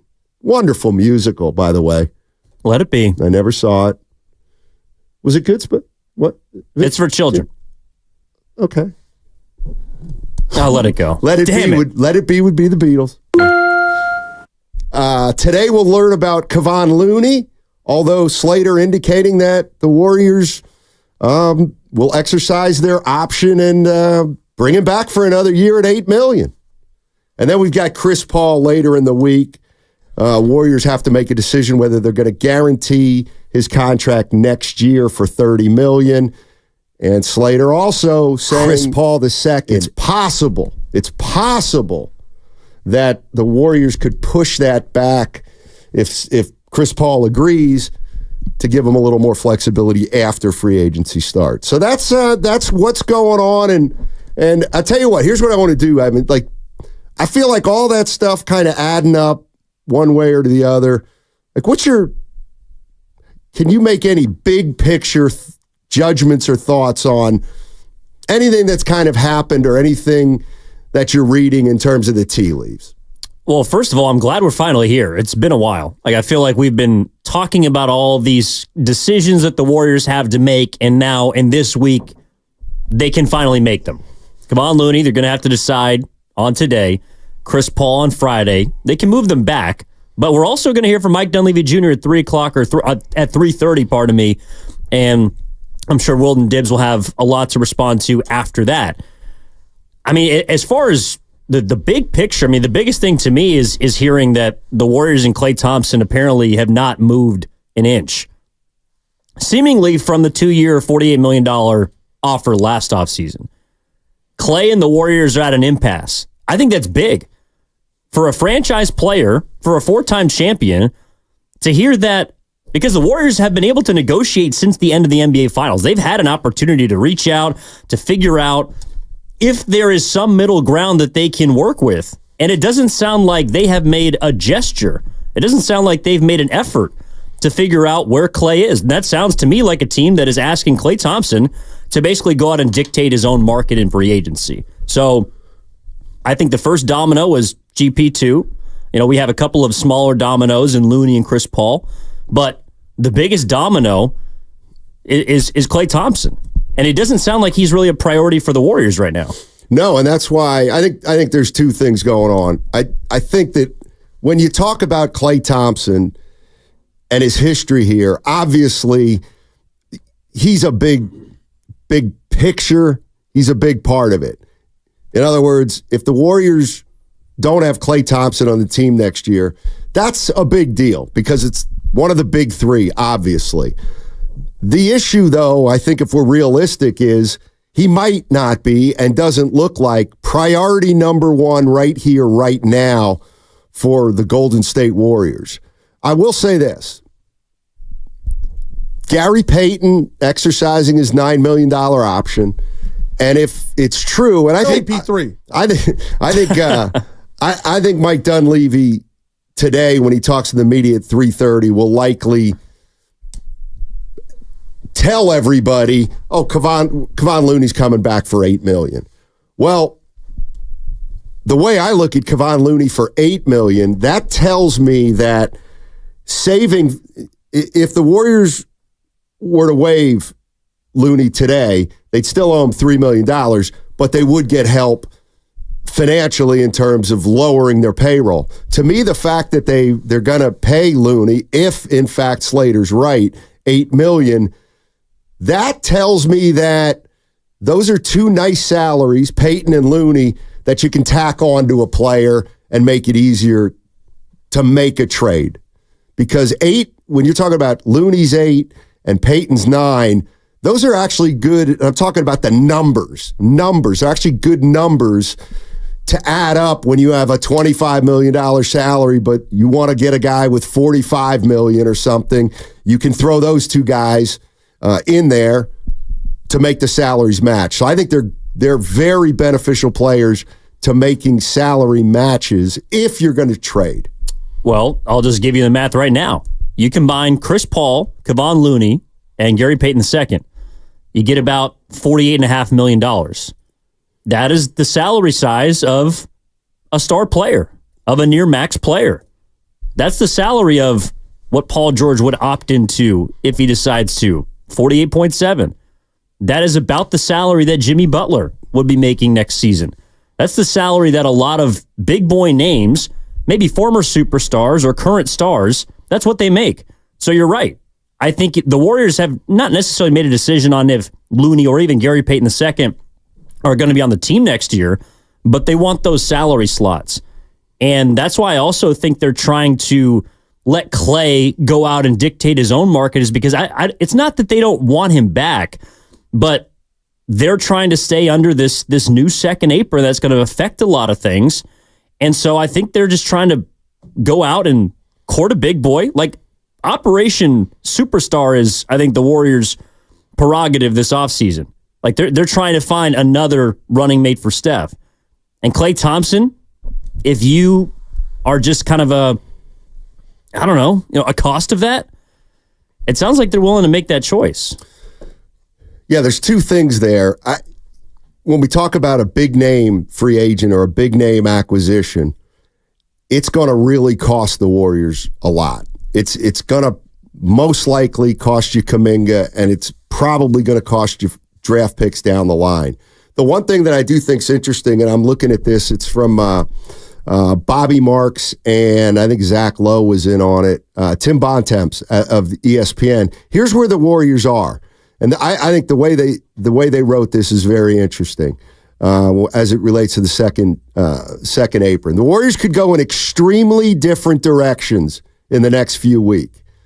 If they guarantee Chris Paul's $30 million and re-sign Klay Thompson, they easily could be back in the second apron. But if they move on from both, they could be out of the luxury tax entirely. So that's the big decision. And the other thing is if they bring Chris Paul back at $30 million, I'd be shocked if they brought him back to play for us.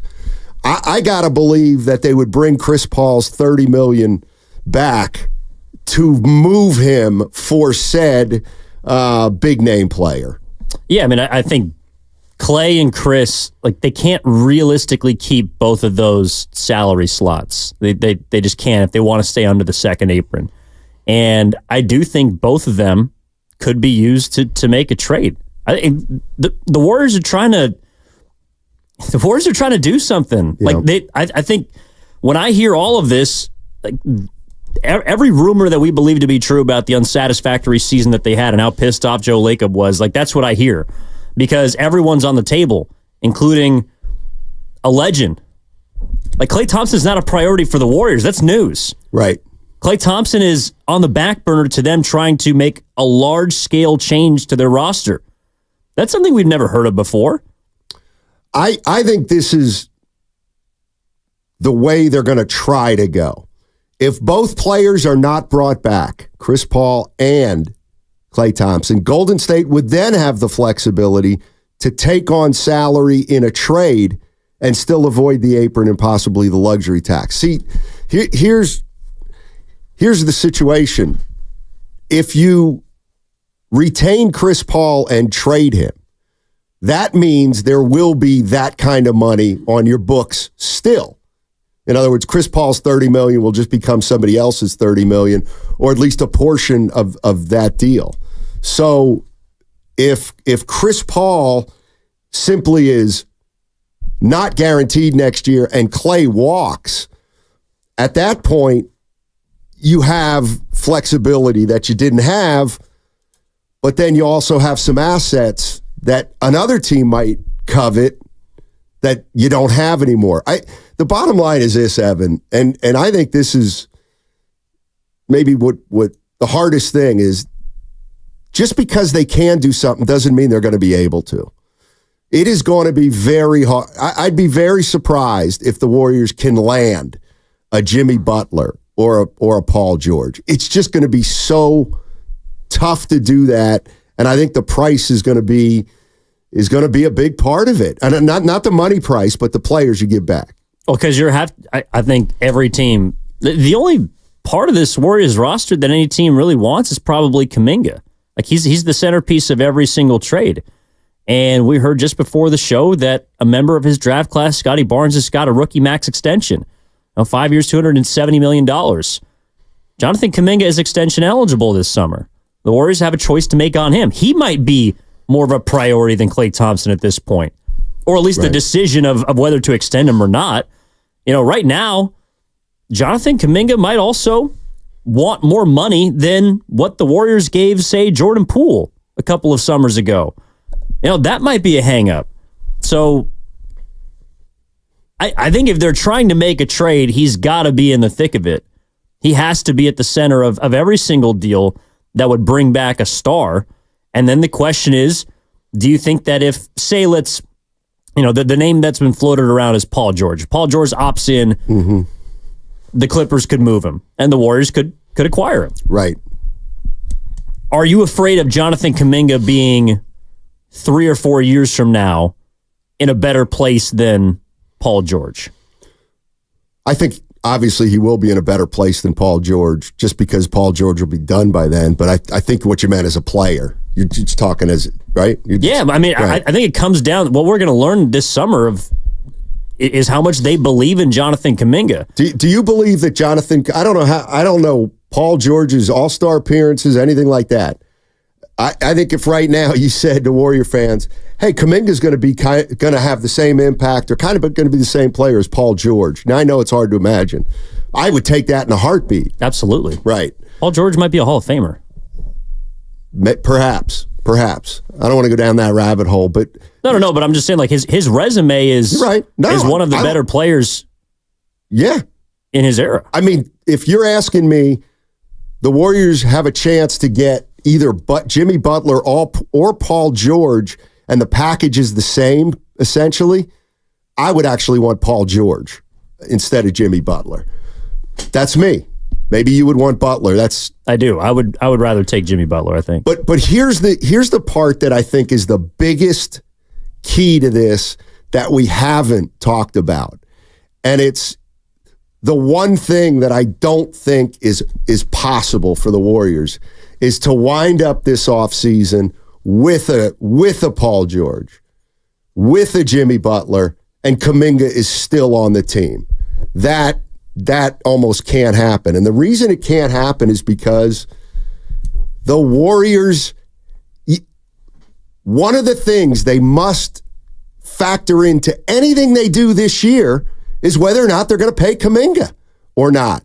Now, Kuminga's money doesn't kick in next year, but that almost is irrelevant because the year after that, the Warriors will have a new $30+ million player on their roster, along with, at least this point, Wiggins, Draymond at 25 each, Kuminga at 30+, and Steph. So they I know what you're saying. You're saying, well, they could re-sign Kuminga or extend Kuminga and then trade one of those guys. Yes. What I'm saying is there's just not room. There's not room to get a star and keep Kuminga. That's just unrealistic. So it might be there's not room to acquire a star and keep Klay Thompson. If I asked you, Sonny, next season, the Warriors could replace Klay Thompson with Paul George. would you do that? Mm-hmm. Yeah, in a heartbeat. I think that's what they're trying to figure out if they can do. Now, I don't know if they'll be able to, because I think, again, Kuminga's probably going to be involved in most trade talks, and I'm not sure how highly they hold him. But I think the Warriors are trying to find a replacement for Klay Thompson. Well, like that you asked what the big picture takeaway of the weekend was. That's it.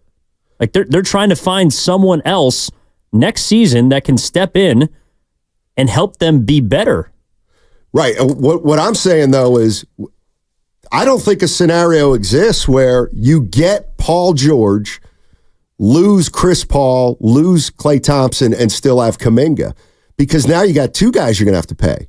Like Paul George is in the last...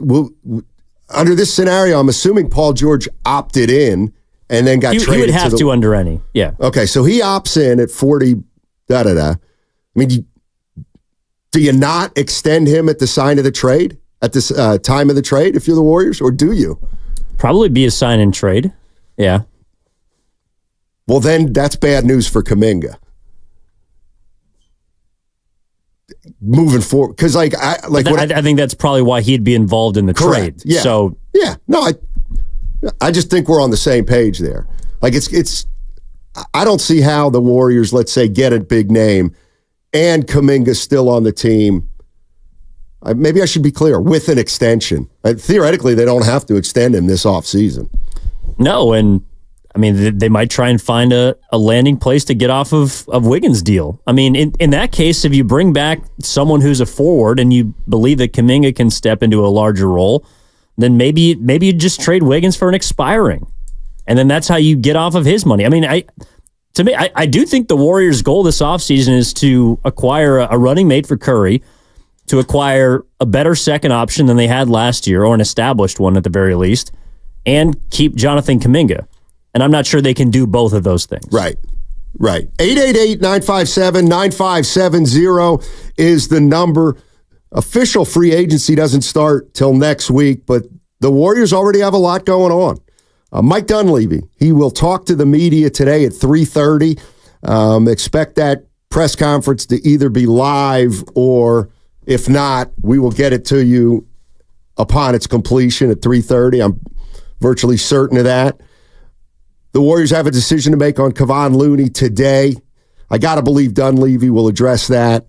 The Warriors' deadline to either waive Kevon Looney or guarantee his next year is today. Indications are they will exercise their player option or their team option, and Looney will be back for $8 million. Chris Paul at the end of the week.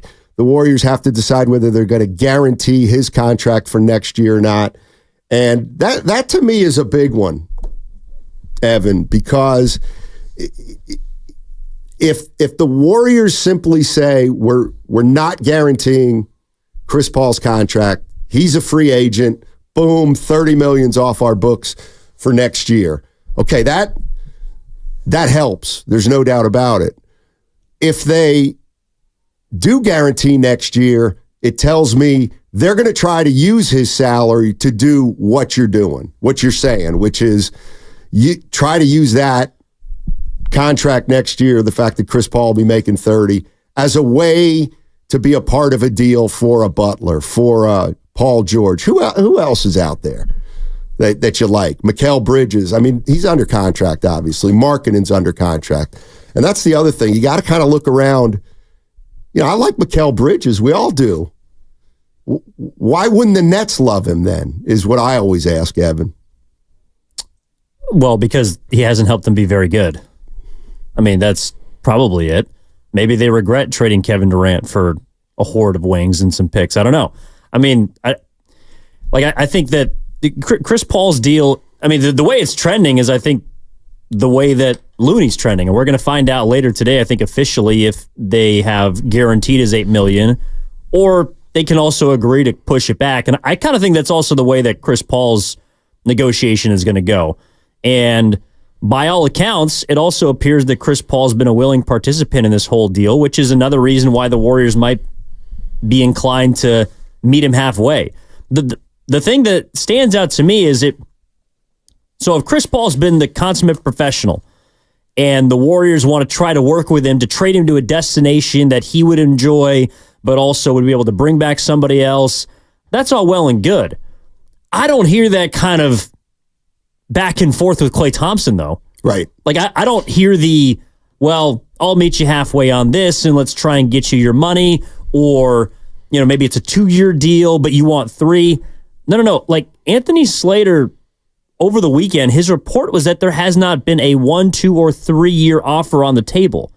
That doesn't sound like a team that's trying to make nice with its 4-time champion, but they're trying to make nice with Chris Paul.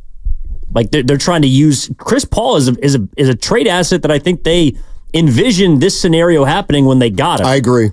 Like, this is why they traded for Chris Paul or got off of Jordan Poole, is for this moment to have this choice of whether $30 million comes off the books or we can use $30 million to go out and acquire someone else. It's eerily similar to what they did with D'Angelo Russell. When Kevin Durant went to Brooklyn, they traded for D'Lo, a sign and trade, they kept the slot. Well, the slot wasn't necessarily for D'Angelo Russell, it was so they could go out and acquire somebody a la Andrew Wiggins, who then helps you win a championship. So the Warriors, I think, are trying to maintain as much flexibility as possible. I just don't hear any of that applied to Klay Thompson. And I think that's why he's pissed. And it's why it also sounds like even if he finds out that the market is the same in Golden State as it is in Orlando or Philly, wherever else he's been connected to, that he might just walk anyways because he doesn't feel respected by the franchise he's given everything to. The one thing I don't see happening is I only see another team trading for Chris Paul to be a chip, either to move again or for a team that takes Chris Paul for the sole reason that they need to get off money. And that's the part that I don't see. I don't see any team out there saying, well, Chris Paul's not guaranteed for next year. We should get Chris Paul because he could be the difference between us being a 5 seed and winning it all. I see the only kind of team that wants Chris Paul as somebody who, I guess nobody wants to pay Chris Paul $30 million to be your starter or backup at point guard. There's going to have to be another reason for it, I think. Well, I mean, you could also, like, let's say, I don't know, Lauri Markkanen's somebody you want. I mean, Lauri Markkanen's not making $45, $50 million. You don't have to, and that's another part that's flexible about Chris Paul's contract, is you don't have to include all 30. Like, one team could pay him the 15 and you pay the rest. So it's a flexible contract. But I don't know, to me, Steiny, again, the Warriors right now, they put everything in motion. Like, this is the week before the week, but in a way, I think because things have trickled out already, like, we're going to see something happen this week. All right, 888-957-9570 is the number. Free agency starts next week, but let's be honest, things are happening. If you're a Warrior fan, how are you reading the tea leaves early? How important is Klay Thompson on the basketball court and then symbolically? How are we feeling about Klay Thompson? 888-957-9570. That segment brought to you by Safeway. Head to Safeway this week for tons of amazing deals for members. Get Haas avocados, mangoes, or green peppers 10 for $10.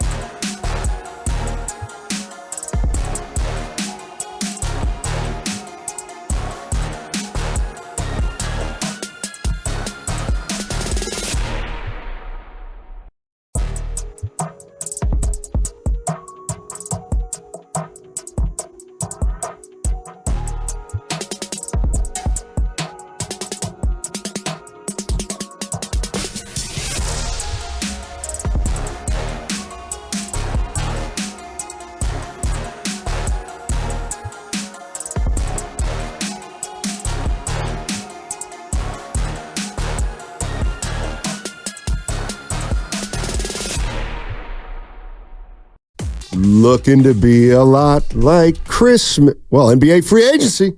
Christmas in July. Yeah. Free agency starts next week, but things are percolating. There's no doubt about it. Klay Thompson, according to The Athletic, doesn't even have an offer in front of him.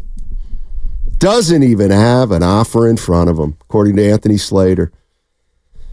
Slater even went so far as to imply or suggest that the reality is that Klay's not the biggest priority for the Warriors. And that what the Warriors are kind of hoping or have their fingers crossed for, Evan, is that Klay will go out, test free agency, won't see what he really wants, and then eventually maybe come back to the Warriors at a discounted number. I think that's what the Warriors are hoping for, but if you're Klay Thompson, are you okay with basically swallowing your pride and doing that? I think that's why we're also hearing that he's pissed. Because I think they expect him to find out that the market is bare, that people are not lining up to sign a 35-year-old shooting guard who is coming off of not a great statistical season. I think that's a reality that could happen. And you know what? Maybe it's already happening, and those guys Klay and his agent can feel it. The other thing is, what would be wrong with the Warriors saying, hey, Klay, you see where we are right now in terms of our salary cap, and you could tell Klay, hey, look, we have to spend the early part of the bottom line is if they re-sign Klay first, they lose flexibility they'd have if they waited till the end. So, or they would at least be able to see a better set of numbers or whatever. So what I'm getting at is there any way the Warriors maybe have told Klay, look, we do want you back, but we can't do it at the start of free agency. We're going to go out and try to get Steph and you legitimate help, but we need you to just sit tight. Is Klay willing to just sit tight if somebody else wants him and is just offering him a number that he likes in a place he likes? I mean, I don't think there's a place that he's going to like more than Golden State. But again, if he doesn't feel the Warriors might not want a disgruntled Klay Thompson back anyways. Like if he's really pissed at them and they basically haven't extended any sort of an olive branch to him, well, then do you really want that player back? It sounds like the Warriors have ideas of how they want to use Klay as a bench player. I think they want him back because obviously he's a big part of the franchise. The Bay Area loves Klay Thompson. But I think they have a very different idea of what the rest of Klay's career, if he stays in Golden State, is going to be than he does. I think Klay Thompson still wants to start. I think he still wants to prove that he is a great player in this league, that he can help teams win. And maybe he feels like there's a different place that he can feature that asset, that skill set more. So I think it's about respect. I think it's about fit. And right now, the Warriors are telling us and Klay Thompson, it sounds like that there's bigger fish to fry. Yeah, I think that's what's out there, and he's getting a sense of that too. 888-957-9570 is the number. I'm also interested in how Warrior fans have approached this offseason, whether they're optimistic and excited for the change that may come, or whether they're dreading it because they know that maybe this iteration of the dynasty is over if Klay leaves. Because I think there's two things if Klay leaves in free agency. One is you lose Klay, the basketball player, a hell of a shooter. Skills diminished a little bit, but still, when he's shooting the ball well, few shoot it better than him. But then also the psychological component of it's over. Like the big three, it's over. They're never going to play another game together again. They're never going to win another game together. So that's why, obviously, Klay to me is obviously more than just can we agree on a number. Let's go to TC. TC's in Sacramento. Hey, TC, how you doing? Hey, Shiny, Adam, what's going on? Hey, can y'all hear me clear? Yeah. Yep. What's going on? Man, just out here. Hey, well, hey, y'all know I'm a Kings fan, bro. But look, check it out. If I'm Klay, bro, I'm out of there. He's just tired of the madness, man. Hey, y'all know what's going on with Klay, but he's being disrespected, bro. You know what I'm saying? I know he got his money when he was injured, but like all the shenanigans, y'all gave Draymond this contract without a doubt. You get me? And that's how y'all should be treating Klay, just how we treated Monk. Gave him everything, bro. This is all we can give you, dog. You gonna probably go get more money somewhere else, but we not gonna come to the table playing with you, trying to give you $7 million, $8 million. We didn't play with him, bro. We got this 4 year, 78, 17 and a half. This is all we can offer you, dog. If you gonna take it, we want you back. He took it. He didn't even look at nobody else, bro. Seriously, Klay, as Warrior fans, bro, pay that man. He's one of the core, bro, and stop playing with him. He might be tired of Draymond, dog, but y'all, at the same time, the organization is playing with him, too, trying to get them pennies and all. Like, give him his little 3-year contract, what he want, bro, and write it out in the sun with that dude, man, because that's the core, dog. That's all I got. Thanks, TC. Appreciate the call. Well, one of the things about the Monk contract, Evan, is Malik Monk, who came off the bench for the Kings, got 4 years and $78 million. And there's a comparison to be made with Klay there, if you want Klay to come off the bench. The only issue with that is that was actually the most that the Kings could offer him under the rules, under their situation, whatever it was.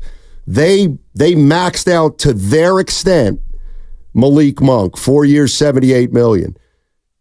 He could have said, let's not do that. I'm going out into free agency because I think I could get 90 for 3 or something like that. For whatever reason, Monk said, I will take that. I'll take 4 for 80. So does that or does that not impact Klay Thompson, Evan?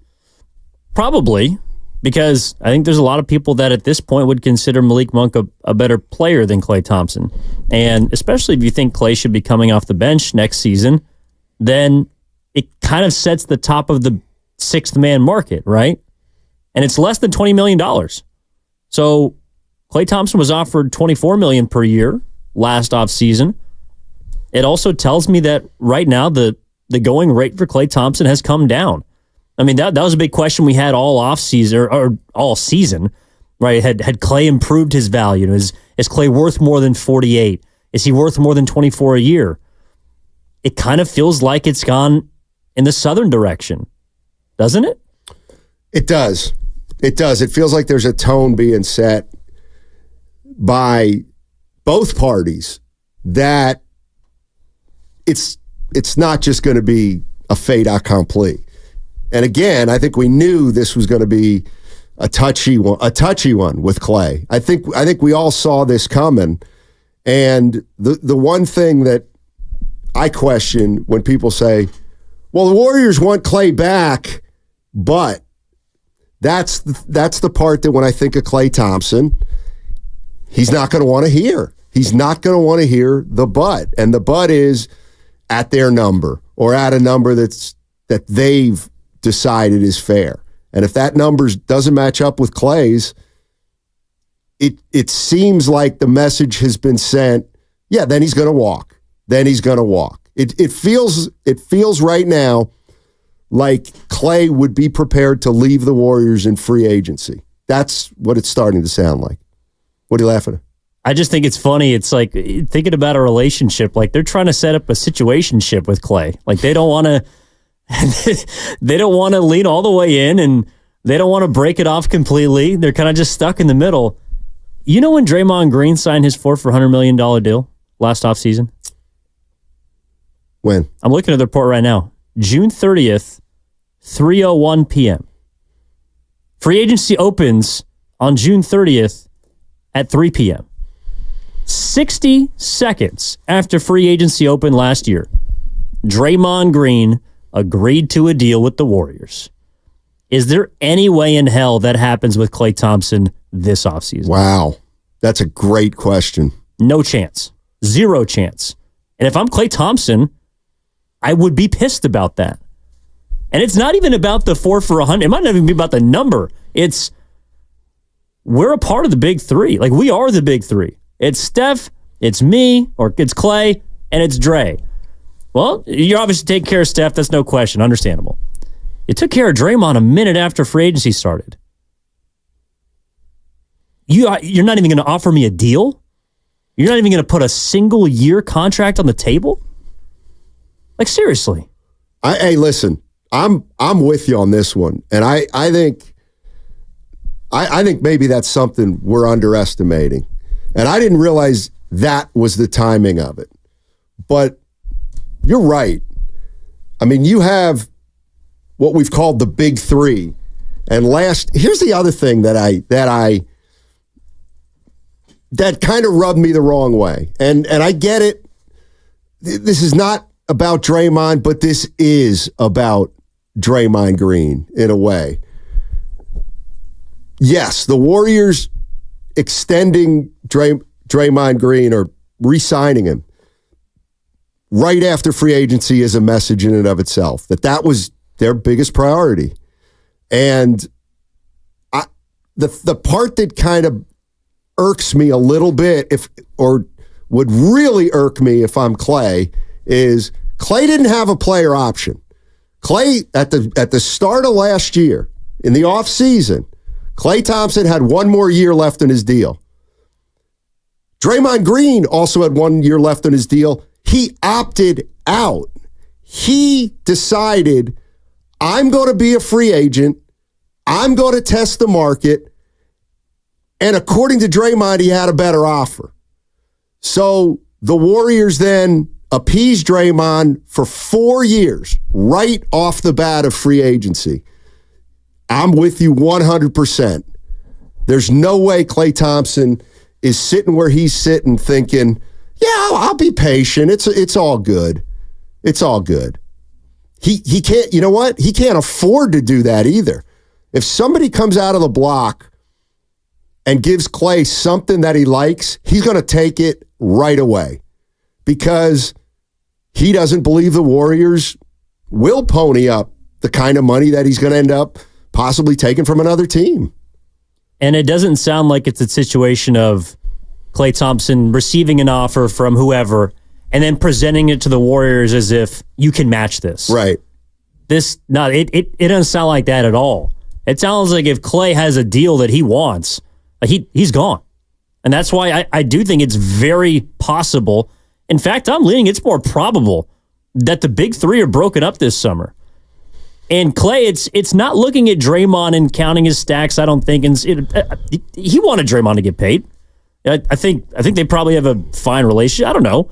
It's not about Draymond from that standpoint. I think it's about how the Warriors treated Draymond and how the Warriors are treating Klay Thompson. They're telling you that they're different. I think Draymond is probably more of an impactful player when he's on the court than Klay. But Klay has every reason to believe that last season he was just as important or detrimental to what happened during the season. Right. Because while he was lesser of a player, he also played significantly more.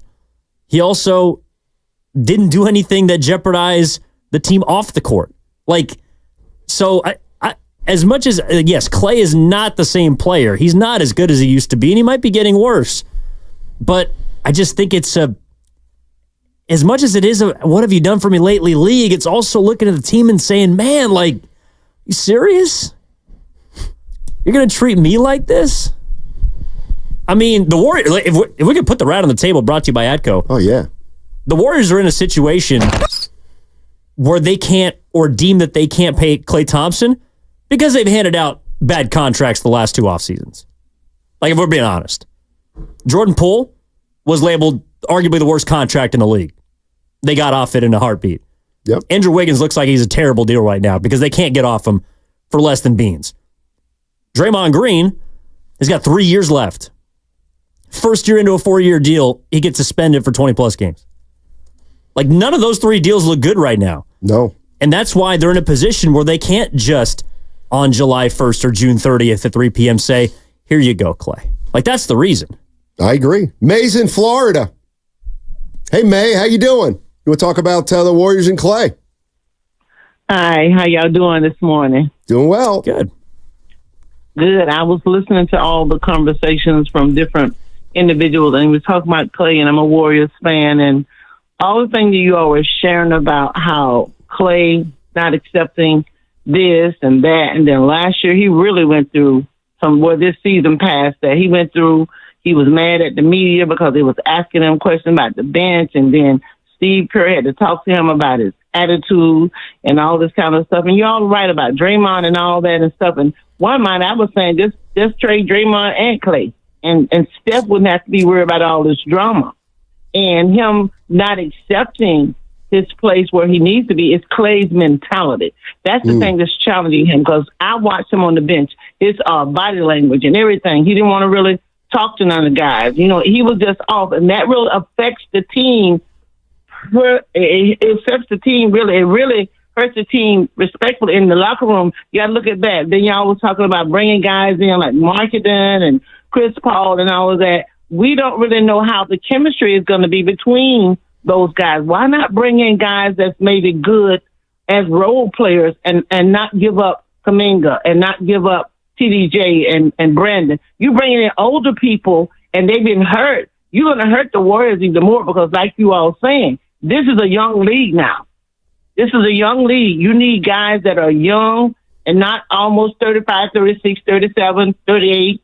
You don't need that anymore because they're injured, and you need younger players. But Klay mentality is the problem, because when Klay did not get accepted, and remember the 75 player, Klay was pissed off about that. He was really totally tore up. He was tore up from that. He got an attitude. He was tore up. And Andre Iguodala, I had seen on the clip, Andre had brought a shirt in for 77 players, and they was in the exercise room. Klay was messed up. His mentality, that's the thing. And if he don't go somewhere and he do good, he's going to be spiteful. He's going to say, well, okay, look at me. Y'all didn't want to take me on the Warriors. That's his mentality, and that's bad. That's how he thinks. And it's really sad. He done well all those years and got all that money and whatever and thing, but it's talking about now he's been up and down, and it's a lot of stress. Steve Kerr, and about keeping him, he will have to make a decision. Do I want to start him or do I want to come off the bench? It's going to be a mess then too, but Steve going to feel like he's favored to do Klay like that because of the years he's been there, but if he's not producing, he needs to sit down on the bench and let somebody come in. I think May, that's a point. It's a good point that May brings up. If, let's say, you bring Klay Thompson back,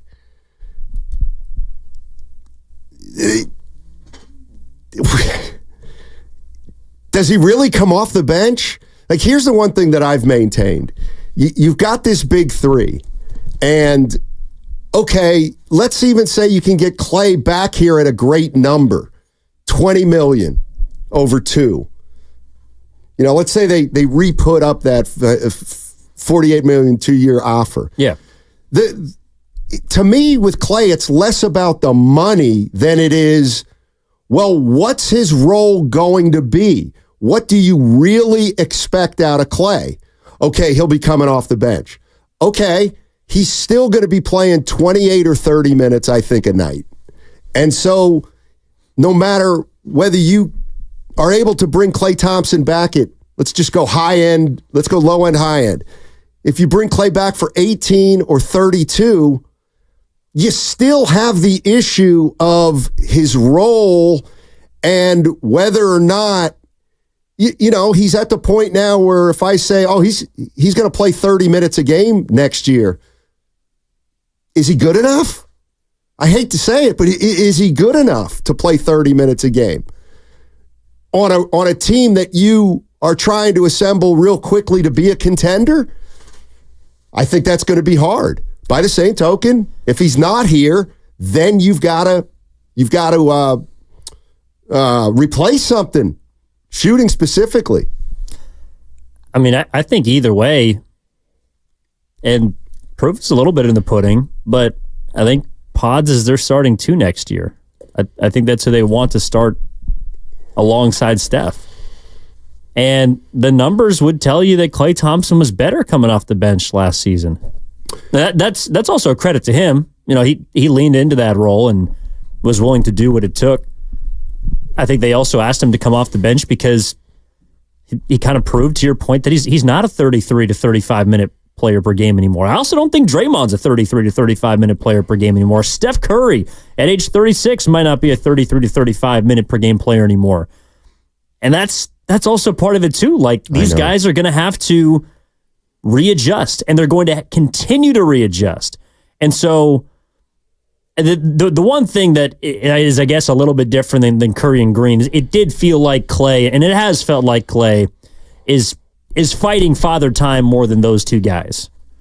And I think that's part of why the role adjustment might be more of an issue for him, is because there's just a lot of the messaging and the tone that comes from him is people don't think I can be what I was, or people don't think that I can be the previous player. And it's like, well, yes, but it's also because you're not. Like, and that's fine, but there are ways to evolve, and there are ways to kind of age more gracefully. Right.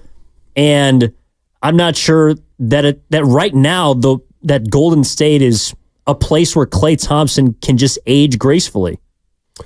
Well, this from the Xfinity Mobile text line. Klay gone will free Kerr to coach more freely and have some joy again. Last season, Kerr was handcuffed trying to be loyal to Klay.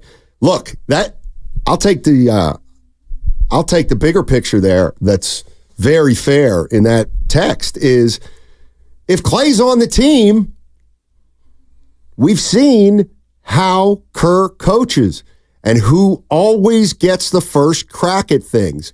Now, maybe it won't be starting, but we all know that Steve Kerr is loyal to the veterans. Some think overly loyal. So if he's overly loyal to the veterans, or even loyal to the veterans, he's going to try to put Klay in a position to succeed. And that may come at a cost to some younger players. It also might come at a cost to Klay. Like, what if Steve Kerr thinks that Klay's best position to succeed is as the sixth man? Right.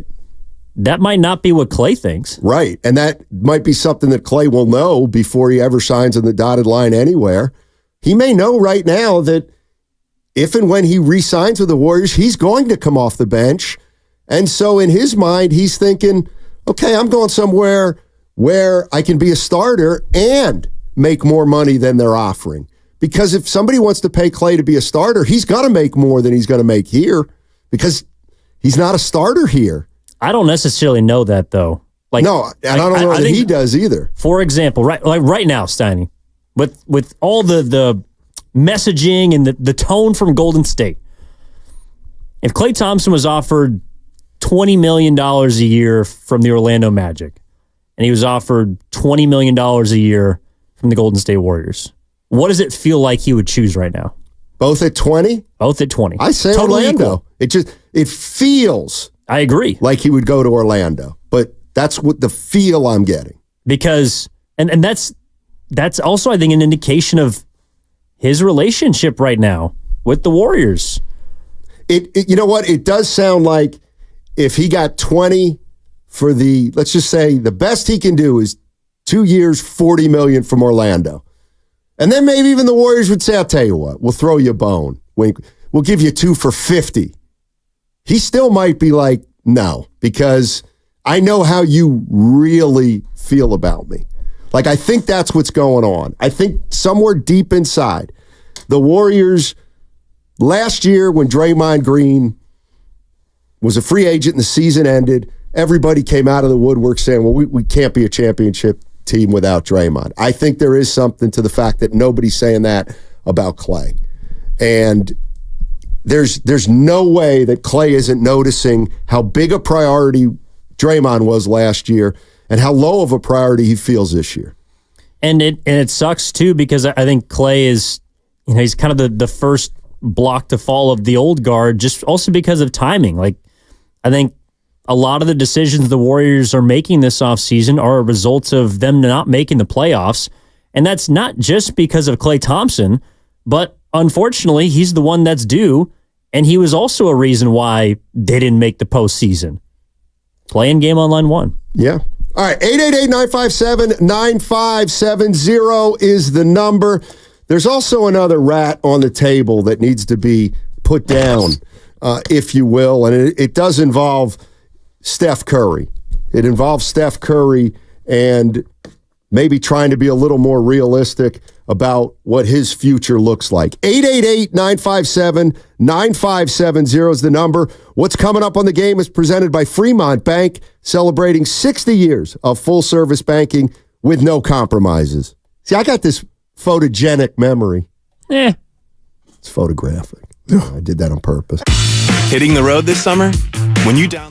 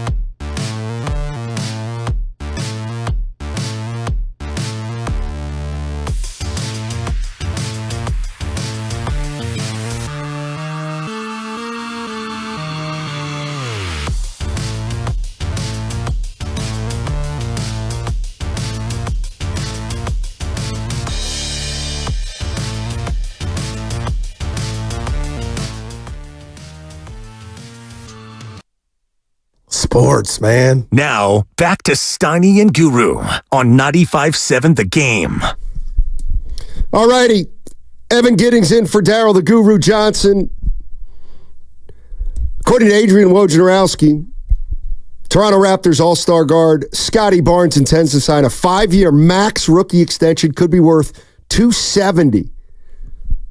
You rather have Scotty Barnes or Kuminga? Scotty Barnes. Okay. That's the other thing. I mean, here's the other issue the Warriors, well, not an issue, but what do you do with Kuminga? Do you really want to pay him $140 million over the next 4 years? And sign on the dotted line this offseason? Ugh. You're answering the question with your silence. It's a tough one. It is. I know. Because you don't know. I know. Much about, like, that might be also another reason that the Warriors want to try and clear some space or, some roster room, is because they need to figure out if they want to pay Jonathan Kuminga.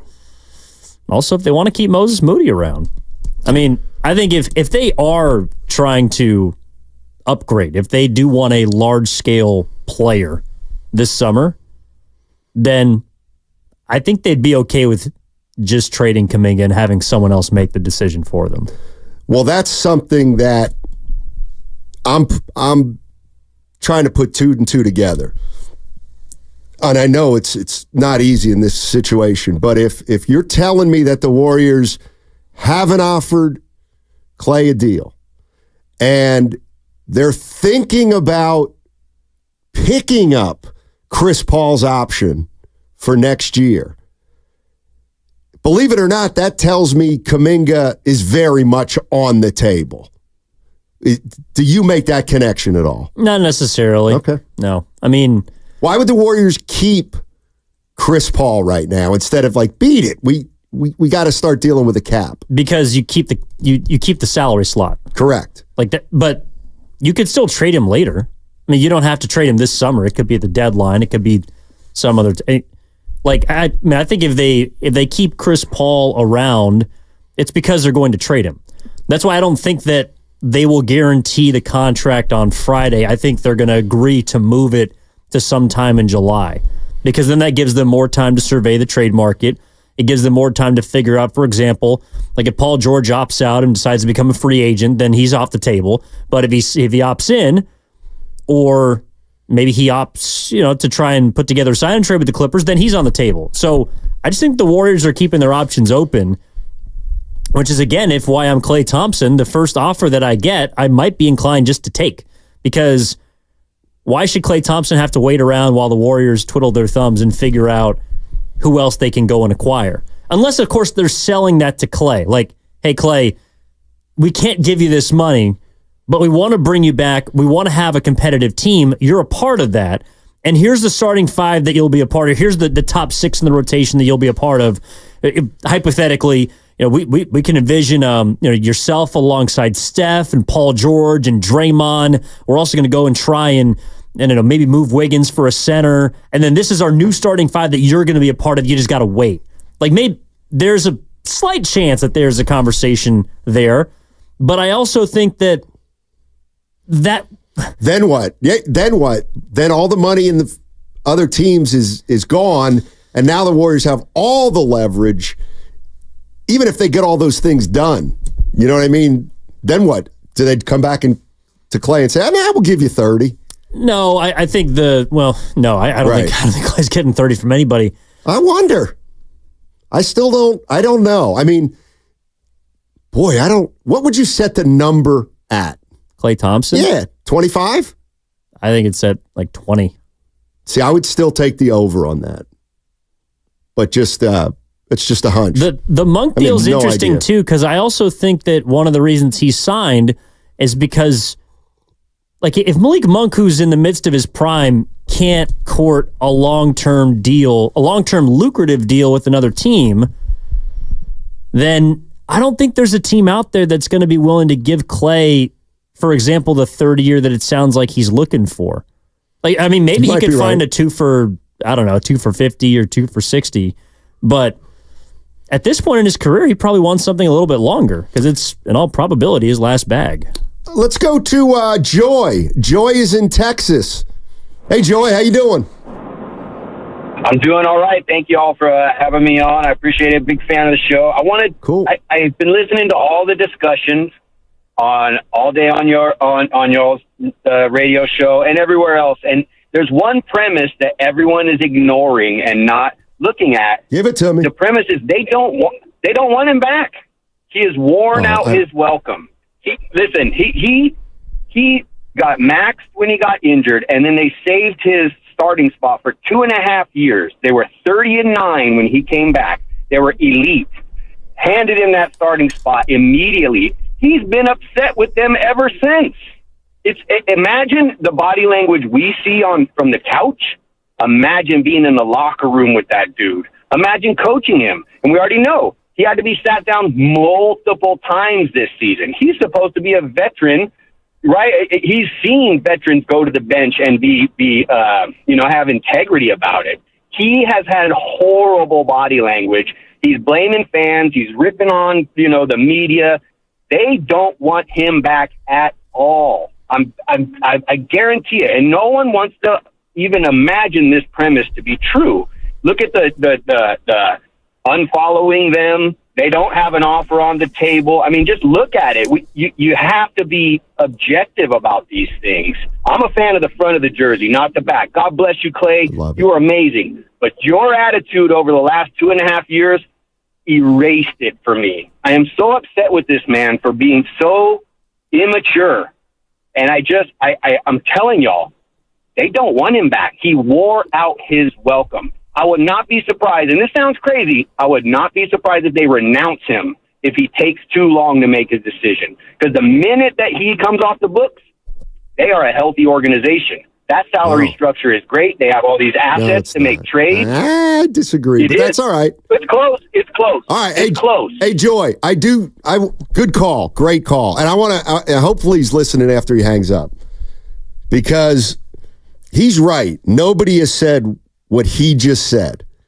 But I have kind of indicated I am not convinced they want him back. Like, I think they're playing a game. I do agree with Joy in that they're trying to say something publicly that they really don't believe.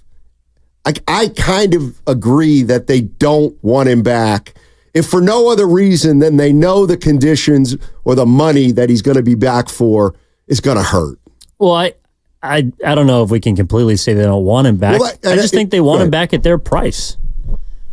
And that's generally not the way that, franchise legends are dealt with. Right. But to be fair, there's never been, a group of three that have stuck around this long together that have commanded the amount of money that Curry, Klay, and Draymond have. So there's never really been a situation where you've had to expend all financial options to keep a band together, especially when they haven't made the playoffs. So, I do think the Warriors want him back.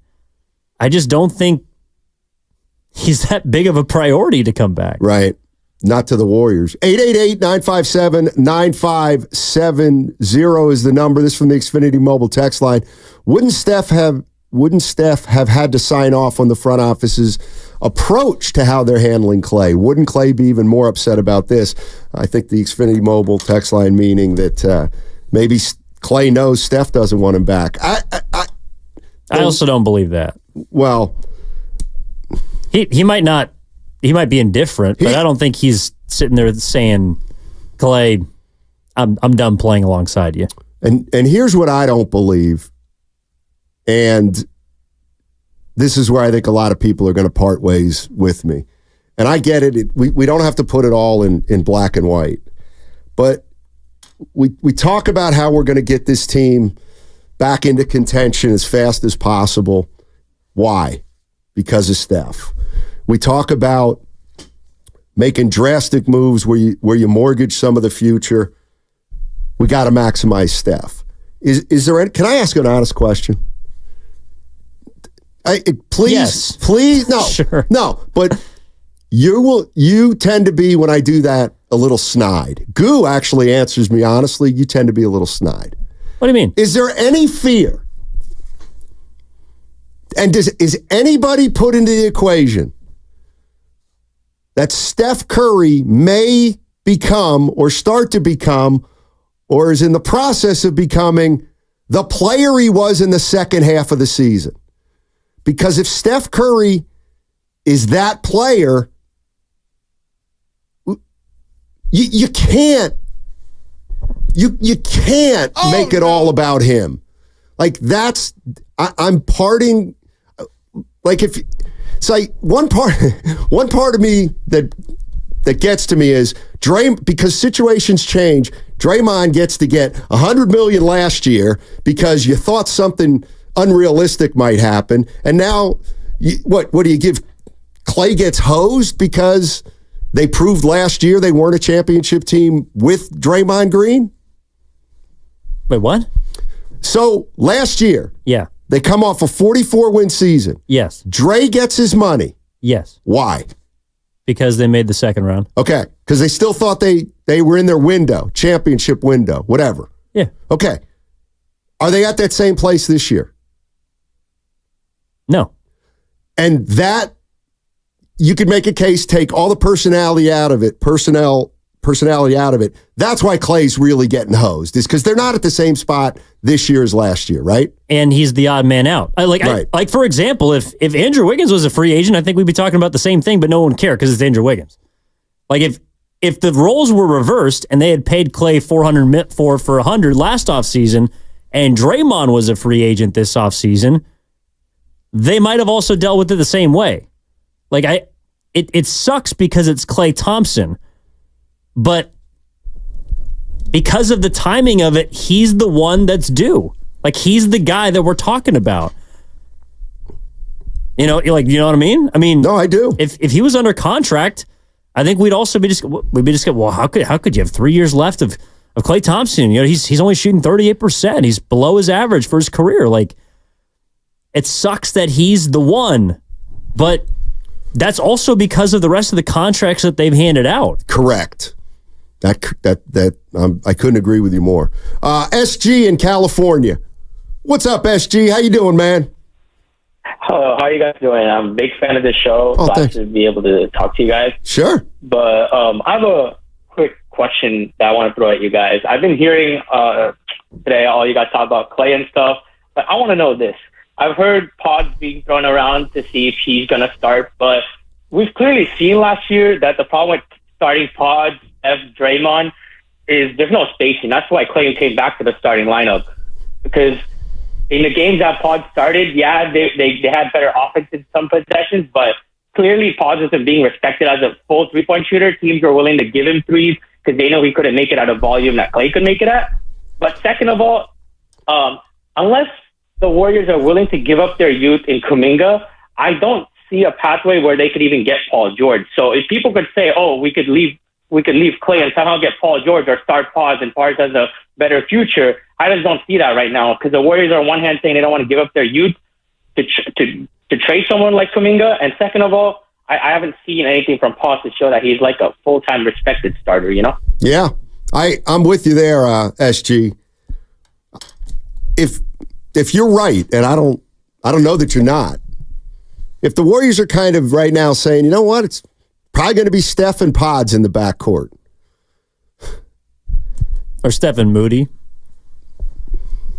I mean, probably one of those two. See, this is one of those things I can argue both ways, because I believe what I'm going to say is I believe Klay could walk day one of free agency, and you say we are going into this season with Moody and Podziemski fighting for the 2 spot. Like, I will not say, oh, you're worse then. I allow for that combination to be better than Klay Thompson. It's very possible. But if you're telling me that Pods is starting with Curry, are we how good can that team, how good is that? I like Pods' rookie year too, but Pods and Curry in the backcourt, and Trace Jackson Davis is still around, Draymond's still around. So you're saying they're not going to be better? Like, you don't allow for the possibility of them to get better. Well, let me ask you this. If they do no moves in the offseason except Klay walks, they're in trouble. I think they will be worse than last year. They could be. They might not be. Like, that's... How would they be better, though? Because... I'm not saying the solution is just to sign Klay blindly and run it back, but I just don't see how... Like, one of the reasons why I think Curry was the player he was after the All-Star break, and I know you're giddy to share these numbers, is because there was nobody else to help him. Like, yeah, I do think one of the reasons he had to do more was because the whole season was on his shoulders. I mean, I think that's why they're trying to see if they can swing a trade for a player that has legitimate stardom, is as much about improving the team as it is about making sure that Curry does not have to go through at an even older age the amount of work that he had last season. Because he clearly wore down. If you're telling me that, here's I kind of look at it the other way. If I don't necessarily think, okay, if you think Klay walks and now the two-guard position is going to be Moody / Podziemski, and you say, well, they're worse, like you just did, right? Well, then you got to re-sign Klay, right? Not if you have something else that you can pull off. Like for a big boy. Yeah. Or a Paul George or somebody like that. Or a few other serviceable players. See, if there's a way you can acquire a starting caliber center, there's a way that you can transform Andrew Wiggins into a better small forward. I mean, I think there are ways to get better without bringing back Klay Thompson, yes. Yeah, I think there are too. I think the Warriors are telling us there are ways to get better without bringing back Klay Thompson because they haven't put a contract offer on the table for him. They haven't. It doesn't sound like they've had a single phone call. Talks have frozen between the Warriors and Klay Thompson. That doesn't sound like somebody that they're prioritizing, which also, if the Warriors thought that they could get better next year by just re-signing Klay Thompson, that report to me doesn't come out. Like, we don't hear that talks have frozen. We would hear that talks have advanced, that the Warriors are trying to maybe get Klay at this number, or Klay Thompson's holding out for this number. There'd be more details to me of those conversations as opposed to Klay and Warriors just haven't spoken at all. Like, if they really thought that he was that much of a game changer. Right. I'm with you. We'd hear something. Like, if this were 5 years ago or before his injury, he'd be getting the max right now. Well, I mean, even if it's not the max, like, we would just hear that, okay, so, the Warriors want him at 2 years. Klay Thompson wants a third year. Maybe it's a player option hang up. Like, there would be something on the table. Even if it's, well, the Warriors are still willing to put Klay Thompson pen to paper for 2 years at $48 million. The same offers on the table as it was last offseason, Klay. It sounds like the Warriors have rescinded that offer. Or haven't made a call one way or the other to re-offer it. Yeah. Well, that's what I'm saying. Like, I don't think they want Klay Thompson at $24 million anymore. That I don't know. Maybe they have put the same contract in front of him and he said, what do you think, I'm dumb? I didn't sign this last year. But there's just, and I don't want to make this about Steph Curry, but part of me, and I guess I'm in the minority here, but I don't know. I think there's a minority that doesn't voice this like I do because they're not on the radio. But just this whole idea that the problem is when I say this, people think I'm minimizing Steph. I'm not minimizing Steph Curry, but this notion that, I don't know, it just feels like this notion that everything you do is because of one player and we got to do it for 1 year, meaning, or two. Like it's hard to rebuild or to change drastically in a year or two and think you can turn something around. I just, and you know what? And I'll say it again. What about Dallas? What do you mean? I mean, Dallas missed the playoffs last year. They were just in the NBA Finals. Okay. That's a 1-year turnaround. Well, they also have 2 players who are better than anybody on the Warriors. Yeah, but this and time in their prime. But let's come on. This time last summer, people thought Kyrie Irving, that was a terrible trade. But Kyrie Irving is not going to age 10 years in 1 year. Like, that's what I'm saying. Are you really 37? Curry's going to be 37. You're going to have 2 35-year-olds. Like, I don't know, man. And I get it. Well, what else are you going to do? But what I'm not going to do is look 2 or 3 years down the line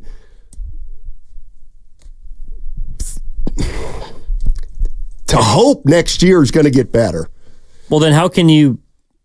Okay, so if there's a chance in your world that Curry is the same player that he was for the last couple months in the season. Yeah, let's just... Then how can you not try to go get him help? Like, what? Why do you think Because then it's beyond hope, in a way. Why do you think he was that player? Because he's part of it. I know what you're going to get at here is the team stunk. Okay, part of it's he's 36. That's a big part of it. I agree. But I think it's because at age 36, he wasn't able to maintain that level of play for 75 games. Okay. Okay, so if you make his job easier... How? Like, who's by getting a better player? Who? I don't know. Like, one of these guys... One guy is not going to make it significantly easier for Steph, I don't think. Well, I think that's why Klay Thompson's not a priority, is because it's not just one person. Yeah, I mean... Well, apparently Pajemski and Moody can just slot right in and you're going to be fine. So... No, I just roll with that. No, I think there's... Why does it all have to be about next year? That's all I'm saying. I don't... That's the part I don't get. I don't think it's just about next year. It's about what's remaining on Curry's career, his basketball life. Because listen, I'll just... Everything beyond that's dark anyways. Okay. Exactly. Like, people just... When dynasties come to an end, they just do, and it sucks because you have older players that are now making too much money, but you had to pay them to extend the dynasty, but they're not the players they were. And so the law, like, I'm sorry, I will say it. It was a big mistake re-signing Draymond Green last year. Like, it's a big mistake re-signing Draymond Green last year. You got that guy for 3 more years. Okay, now what? Well, now Klay comes up. What are you going to do with Klay? Like, if Klay's back, you still have the 3 most integral parts of your team in a way, but how can they possibly ascend or, like, are you anybody worried about injuries moving forward? Like, that's another thing that I think a reasonable GM would have to factor in.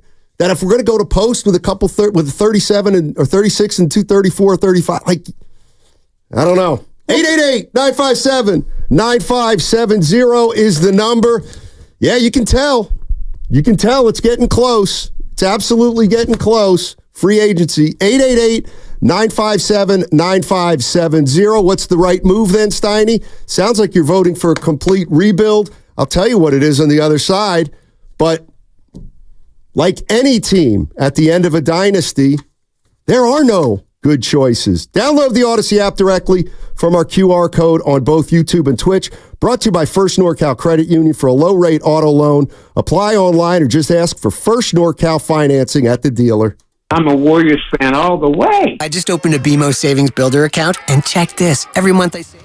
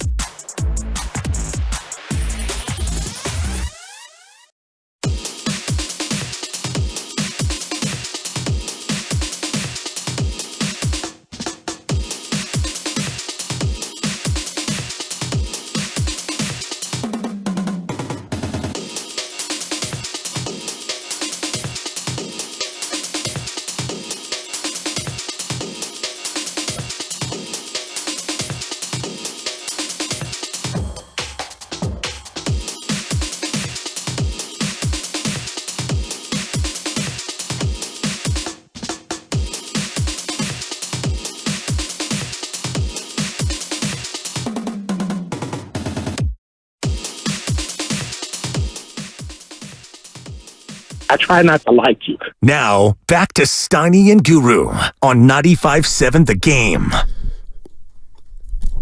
Can I ask you, do you put this into the equation at all? Nah. So, we've been talking contracts. Brandon Ayuk. Oh, well, he should just take 25. If they're offering 29, he should just take 25. He should. Let me tell you the way I look at a guy. Let me just ask you this question. Why did Draymond Green opt out last year? Why? So he could get a longer deal. Thank you. You don't think the Warriors said, hey, Dre, you see what's happening with our payroll. Is there just play out your last year. Play out your last year and we'll revisit it. Like, I hear stuff like, well, Steph, maybe Steph should take a little less and this, that, the other thing. The one thing that people forget, Draymond Green opted out last year. He had a player option. Good for him. He got it in his contract. But Dre could have, quote, done the Warriors a big solid by being a team player and not opting out. And now people will say, well, that's just completely unrealistic. He was never going to do that. I guess not. So why should Klay do anything that might jeopardize the amount of years he could get or the amount of money he could get? Like, does Draymond opting out leave any kind of taste in your mouth last year when he could have come back for one more year? No. I mean, well, like, what am I going to ask him to not do that? I mean, yes, you are. You're going to ask him not to do that. And then what happens when he says no? Then you might have to make a decision. Well, I guess what I'm saying is over the years, like we've asked some of the big three to do stuff. I'm just saying. Whoa. What have we ever asked the big three to do? Seriously. Oh, are you kidding? On the text line, we always, hey, maybe Steph could take a little, like, nobody. No. My point is nobody takes the Warriors. less. What? Exactly. So my point is, Draymond, it wasn't about money. Like, Draymond Green had an opt-out. And he opted out because of money. Right, but why did he opt out? Because he could get more money. Right, but he also opted out because he wasn't apparently dead set on wanting to be here for the rest of his career. Or he allowed for that possibility. And the Warriors threw him a lifeline. Like, I guess what I'm saying what I'm saying is he would have still opted out if he didn't think that he could get or command final contract? My point is that he opted out for money. So stop asking Klay to either take less money or be less stubborn. Here's the way I look at it. Klay's contract ran out. He's a free agent. It just ran out. Yeah. Draymond Green said, you know what? I'm going to be a free agent before I even need to, even if I know it's going to put the Warriors in a trickier spot.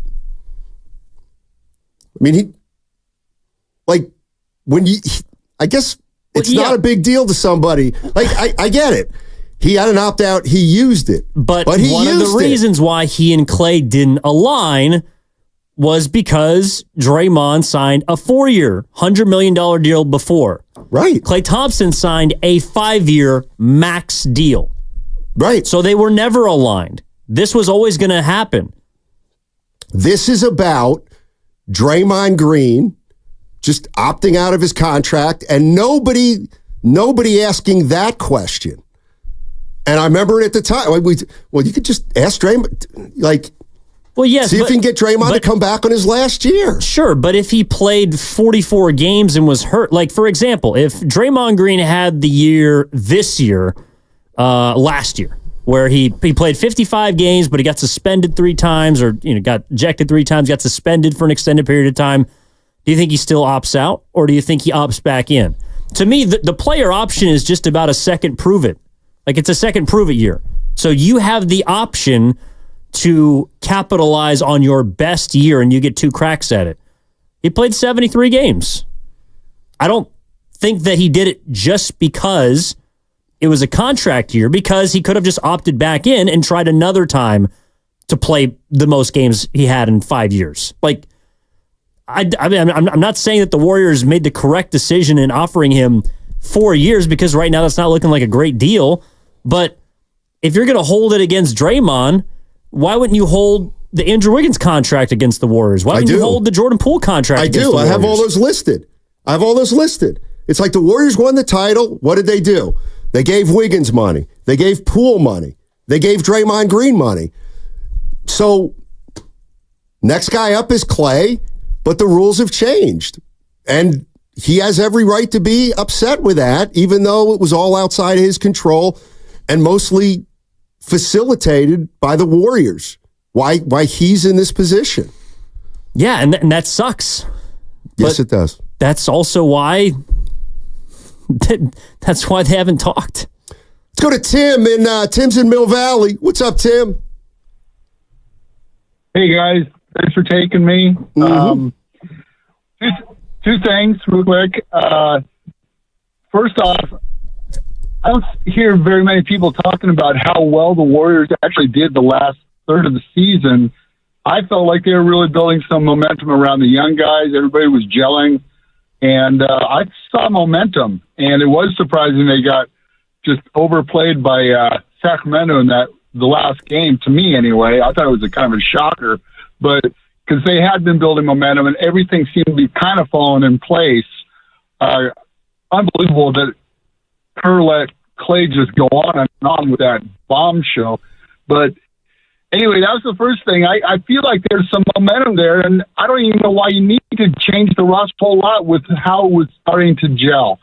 Second thing, I'm with Matt.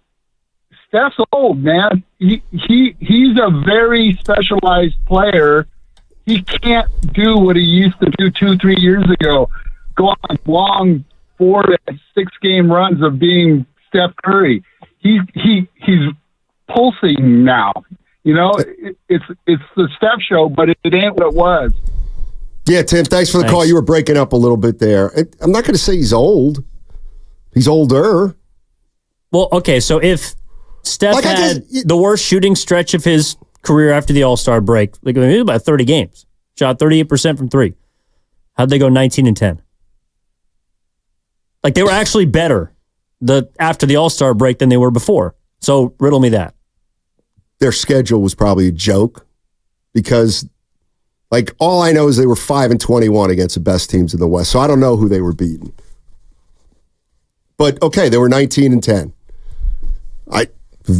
You know what? I'll play this game. Okay, so you think they were building momentum? I think they were a better defensive team the last 30 games of the season than they were. The first 50. All right.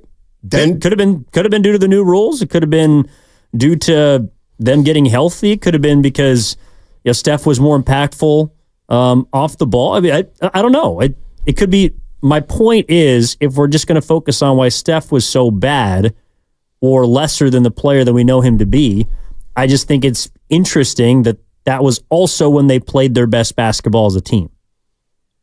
I mean, I guess. It also could have been a scheduled game. Could have been. But again, if that's your thought process, then there aren't big decisions to make. I mean, we had him on last week, Bob Fitzgerald. And I'm sorry, but if he said, if you don't think this is a 53-54 win team with Draymond Green playing a whole season, okay, like, I live with these people. I love these people. They're part of my family. Like, the point is, God love them. If we all thought the Warriors were a 53-win team without Draymond Green, we wouldn't be talking about making changes. But I don't believe we really think that. Because if we really think that, then you know what? See if you can get Klay back here, let Chris Paul walk, and let's do it again. But I think everybody knows that doesn't work, or that's a long shot of working. No, but part of the Klay decision to me, Steiny, could be the fact that Klay was kind of the same player at the beginning. Actually, well, no, he was worse at the beginning of the season. So, but he had, maybe they felt like less of an impact on their winning the last 30 games of the season than say, or it was less of a reason than like, the emergence of Kuminga or Trace Jackson Davis joining the starting lineup, or I don't know, maybe Andrew Wiggins, showing a pulse after he came back from his hiatus. Maybe Moses Moody stepping up. Pajemski perhaps starting some of those games. Like maybe they are thinking that Klay was at less of a reason to do with that, and because of the money that they'd have to pay him to keep him around, that he's just not worth it. He's not worth the $20 to $25 million, as opposed to what you're talking about, or were a segment ago, which is guys have now a runway if Klay's gone to step in, to start, to get better, and that might keep you at the same level. Like they might still, without Klay Thompson next year, they might still be a 46-win team. I think they're trying to figure out how they can get to be a 50-win team, and they might have enough evidence to believe that Klay Thompson doesn't help get them to 50 wins. I feel like, at least with you, I will, I am not saying doing this is right, doing that's wrong. I'm not here advocating any particular thing. I'm truly not. I am looking at the Warriors right now completely in an impersonal way. Okay? Totally impersonal. And I'm looking at the last 12 years, and I'm looking at a dynasty, and I'm looking how old their core players are, and I'm looking at the history of the NBA, and I'm saying to myself, they're really attempting to do something that's never been done. Now, I'm not saying, well, they should just fold up the tents and ask to be relegated to the G League. I'm not saying that. But I just don't think the mindset right now should be like, we got to do stuff pretty quickly here to turn this thing around. And it feels like that's what the fans are hoping for. That's what the fans want. But I think it's going to be really hard because I don't see any great moves out there. I don't think they have enough assets to turn those assets around into other players that fit better. Like, my goal for next year would be, can we be better than last year? And maybe we're just talking about it in a different way. No, but I do think because of the direction the league is going, you have to, look, you're going to make the best choices you can this offseason. And I do think, yes, you have to allow for the possibility of, injury or decline, but you also have to allow for the possibility that you might catch lightning in a bottle. That's what happened. That's what's happened the last 6 years in the NBA since the Warriors were the last team to go back-to-back. Teams have caught lightning in bottles, including the 2022 Golden State Warriors, which were a team that not many believed, if any, could win the championship before the year. I don't think the Warriors, with any move they make, one singular move they make, whether it's re-signing Klay, letting him walk, trading for a big boy, whatever, one single move is not going to vault and catapult the Warriors back into championship contention, in my opinion. The West is just too loaded. But I also didn't think that the Dallas Mavericks could make a finals run this year. I also didn't think that Minnesota could beat Denver this year. There was a lot of things that I was wrong about, and the Warriors might be able to, kind of thread a needle if they're able to acquire what I believe they want. Again, I think the reason why they have not had a contract discussion with Klay Thompson, we haven't heard anything about an extension for Kuminga. We still don't know if Looney's going to be fully guaranteed, though that's the expectation. We still don't know if they're going to keep Chris Paul on the books or not, is because they're trying to survey the land, read the market, and see, is there a superstar that we can bring to Golden State? That is the goal. Like, that is number one on their list of things to do this offseason, and everybody else, including a four-time champ, is just going to have to wait. The only thing I would say to you using Dallas and Denver is just like the obvious of they're younger, much younger. They have players in their prime. I mean, but what are you supposed to give up? I mean, no, that's what I said. You can't give up. Obviously, you can't give up, but you could prepare a fan base for this is going to be really challenging. No team's ever tried it before, or no, it's tough to succeed when you're at this spot. Austin's in San Francisco. What's up, Austin? How you doing? Hey, nothing much. Just chilling, listening to you guys.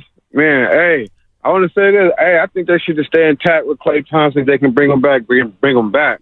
We already got everybody to fulfill the positions. But Draymond's Green. We need another type Draymond Green with a little bit of jumper, man, to go with that. I feel like we need to replace, get rid of CP3, get rid of Looney, and get rid of Gary Payton. And find out either that big or find out that person to help out Draymond Green. Steph don't need the help. He got help. That's with Moody. That's with Pods. That's with Kuminga, Wiggins. Kuminga's backing up Wiggins. Come on now. Draymond Green is the only person that don't have a backup. All right, Austin, appreciate it. I'm going to say this a lot this summer. I dare you. To what? To just bring Klay back and say, we're going to be better next year. Go ahead. So it sounds like you would be operating the way the Warriors are, which is if we get Klay back, nice. If not, it's not really that big of an issue. Correct. Because that's also what I'm reading from them is Klay Thompson is not going to move the needle one way or the other. Let me ask you this. If let's say you're Joe Lacob. Oh boy. And you Kirk, how about that? Okay. And I say there's one scenario in which you believe in your heart of hearts, this thing's over. The dynasty's over. The sooner we realize that, the better. Okay. That would be one off season. Okay. You know what? I think we got one more crack in it. I think Steph and Dre, one more crack at it. We owe it to... Do those two different beliefs lead you down different avenues in your approach? Probably, yeah. I mean, if you think that this thing is truly done and you don't think you're going to make the playoffs, like to me, that's what a dynasty of being over really is. Like you're not even in the postseason, and you're not going to be in the postseason for the foreseeable future. Well, then, yeah, you would try and kickstart this thing. Just hypothetically, do you think the dynasty's over? Depends on how you define it. I mean, I don't think... Channeling his inner Steinmetz. Yeah, I mean, I listen to him for 4 hours a day, so I should be pretty good at it. What? Hey. Let's go to City Boy. I think they can make the postseason next year, if that's what you're asking me. Okay. What's up, guys? They could, sure. City Boy, what's up, buddy? Yo, how are you? Good. I just wanted to chime in on this Dubs conversation because, and really quick before I get to my point, I think the Warriors could lose Klay and have a better record next season, even without making a big splash of a move, personally. And so I want to preface what I'm going to say by saying I love Klay Thompson. I think he's been a great Warrior. But also, I want to consider that the guy is so competitive and he believes in himself so much. And I think he is difficult to be around as a teammate at this point in his career. Not like he's a bad guy. I think he's great I think his teammates love him as a person, but I think playing with him is difficult because he's really seems to have struggled with his diminishing skills. And it's got to be hard. I feel for the guy. But the thing is, if he wants a 3-year deal, I think the Warriors already know there's no chance they can keep him on the books for 3 more seasons and not only be in the way of young players improving, but taking up cap space and being kind of a drag mentally on the team, And I think it's a lot like Harrison Barnes, other than the fact that Harrison was a lot younger. They offered Harrison a contract extension at the start of the season. And when Harrison turned down that contract extension, I think by the end of the year, the front office was ecstatic. I mean, not just because they got KD, right? But I think that they knew at the end of that season that KD or no KD, they weren't offering him another deal. And I think that's how the Warriors feel. I think when Klay turned down that 2-year contract, I think at this point they're like, thank goodness he turned that down, because we don't even want him for 2 more years, you know? And that's just my take. I don't know if I'm right or wrong. And I love Klay Thompson. And I'll always remember him fondly as a Warrior, but I just think he's out of here. And you know what? He might have fun playing in OKC or something, you know, and going deep in the playoffs and being an asset as a shooter, because right now he's a one-dimensional player, and the Warriors need a guy who's more than just a shooter. So I think it's best for both teams for him to move on. Appreciate it. I think, you know, you got to keep Kuminga. I'll leave you with that. Appreciate it, City Boy. That's true. That was a good. It's a good analogy. Harrison Barnes turning down 4 for 64. They don't get Durant if he accepted that before the season. No, but I mean, I also don't know if they considered KD to be a possibility. No, that's true too. Season. But I do agree with him that the one piece of precedent we have is Barnes turned down $64 million, and then it was over. Maybe City Boy's onto something. Well, I think the offer last summer seemed pretty low, considering he was coming off of, you know, a season in which he led the league in threes. So I think Klay also was always just going to bet on himself. I mean, I didn't have a problem with him turning it down.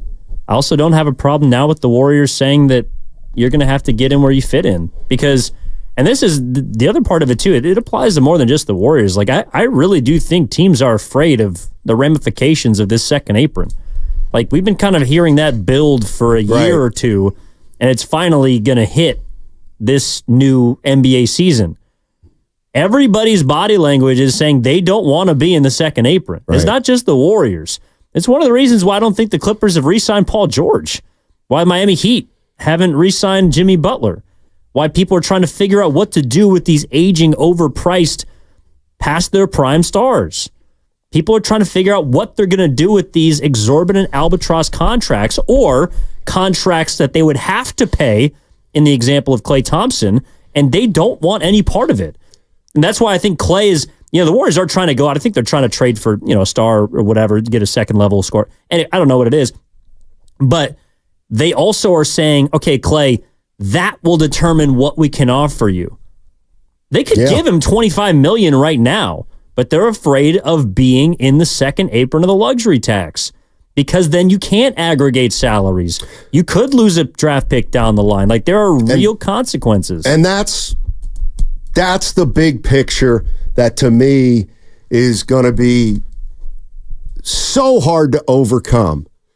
The Warriors are still attempting this offseason to get better and save money. That in and of itself is a challenge that is like, it's an anomaly that teams can do that. They've got to get under a certain threshold, but we expect them to get better. It's kind of not how it works in the NBA. Let's go to Brian. Brian's in Hayward. Hey, Brian. Hey, guys. Thanks for taking my call. Sure. I don't always call, but I just want to say, you know, things happen in life, and Klay is a human being. He's a great human being. Over the years, we've gotten to know him. And when things change and it becomes frustrating, I think the only thing that makes it worse in life is when the people closest to you and around you don't seem to have a consideration for that. And I think as fans, we're pretty ruthless, just in a general sense, when it comes to winning and expecting more winning. We saw it with the Giants a couple years ago. And I really think that this is my prediction. Okay, somebody write it down. I was right in 2022 when he came back from the injury and we won the chip. So I'm hoping I'm right again. Mm-hmm. But we're all just kicking back right now, waiting for the storm to settle, which is the NBA free agency. And after things kind of fall in place, I think the Warriors are going to surprise some people who don't necessarily see a positive outcome where we keep Klay and we get better. So my guess is Chris Paul might be on the way out, but We're going to keep Klay, and we're going to take the chip this year again. Put in the cap. Cap it.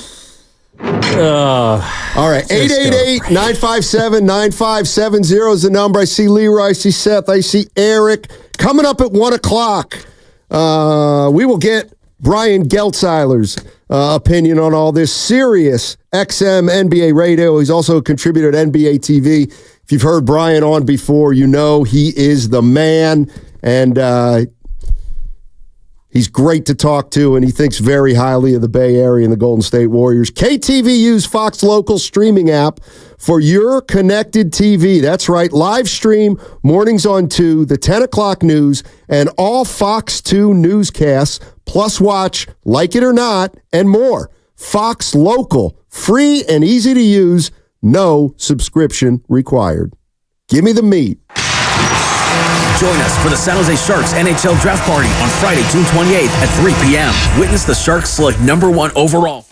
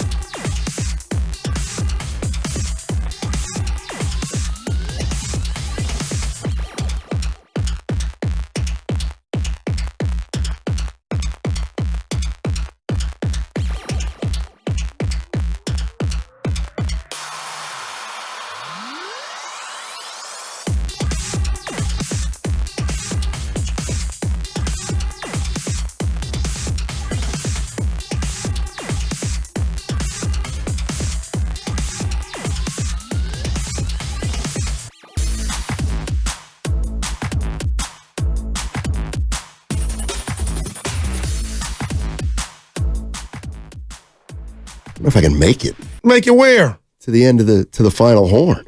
You old geezer. Now, back to Steiny and Guru on 95.7 The Game.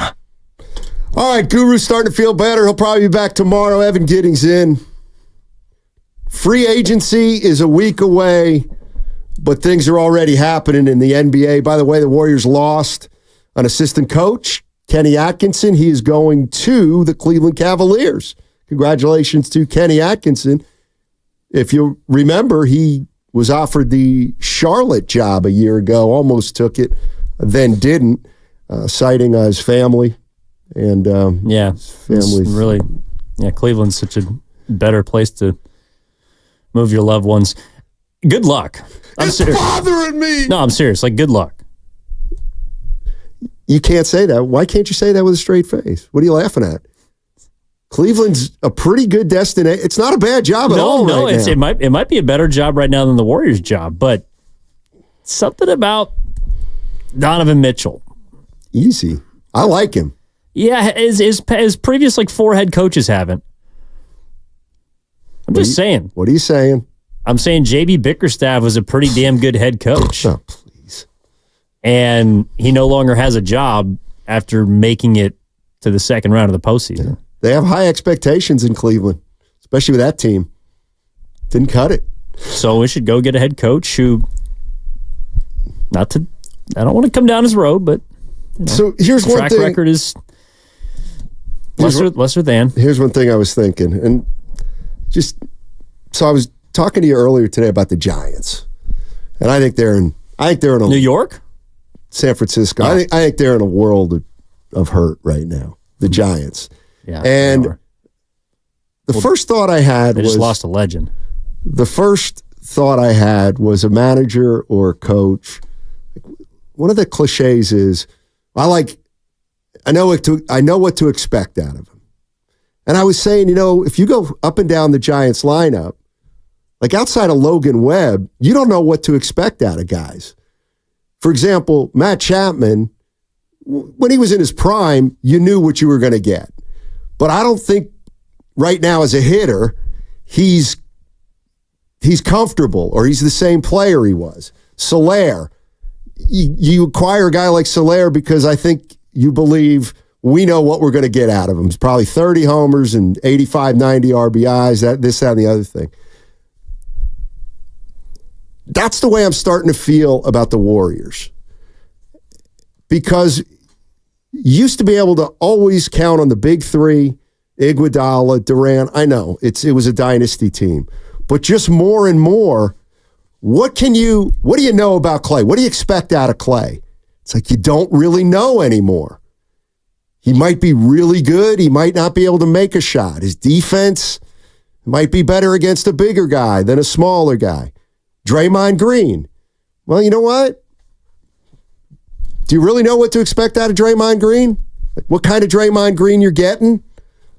I mean, I would just say you don't know what to expect because he missed 25 games last year because of suspension. Okay, Steph Curry. You always know what you can expect out of Steph Curry. Yes. Although now, last year, the second half, maybe there's a little doubt as to what Steph Curry's going to be next year. Maybe he'll be fine. What I'm getting at is I feel like when we're talking about the Warriors now, we've got to assume the best case scenario for every player for them to kind of have a successful year. And maybe that's the way it is.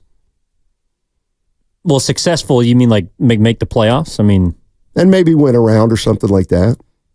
Yeah, but I think that was the case last year, too. You were kind of hoping that they were able to all get on the same page, and it didn't really happen until, I don't know, around February. So, your hope is that you start the year on the same page, and, maybe letting Klay Thompson walk removes some of the surrounding angst. I think one of the reasons they were pretty poor, this stat, I don't know what's ingrained in my mind, but they spent more time in 12th place than they did in a calendar year last year, more time in 12th place than they did as a top 8 seed in the West. So, they were an out of the playoff team completely. You've been sitting on that stat? I told it to you a while ago. I'm surprised you haven't had it at the ready. I don't think he told me that. You were holding that from me because you knew I'd use it as ammo. Because you'd pounce.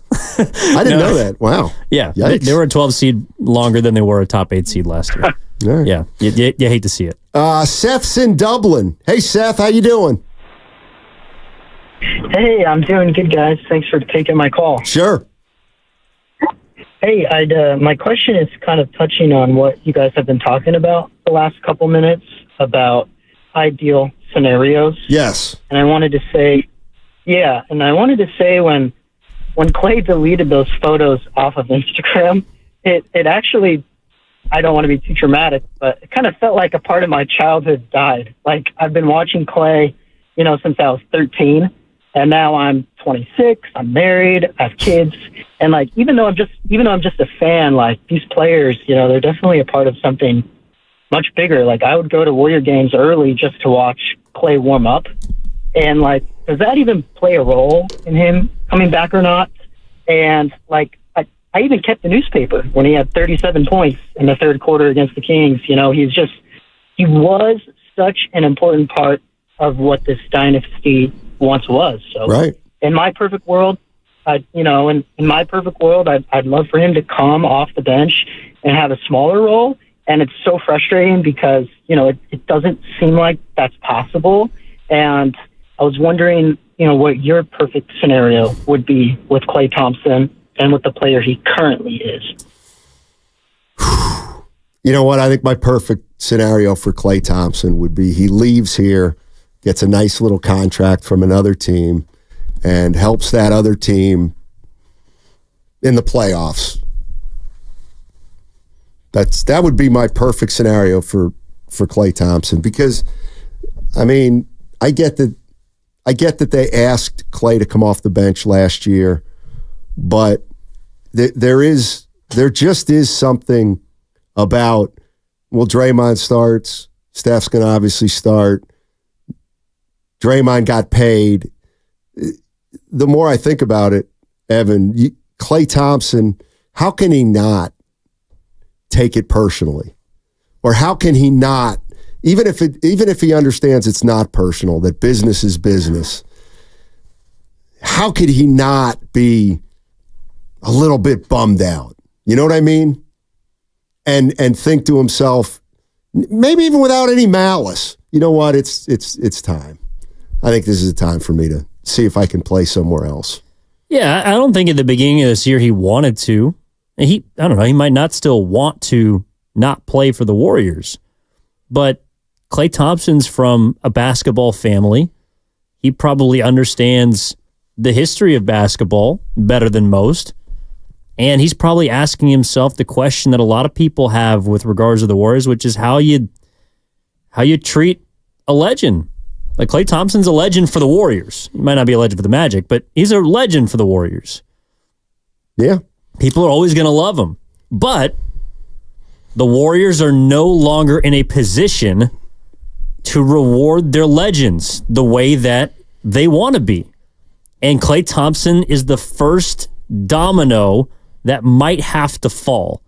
And that sucks for Klay. Yeah. But that's why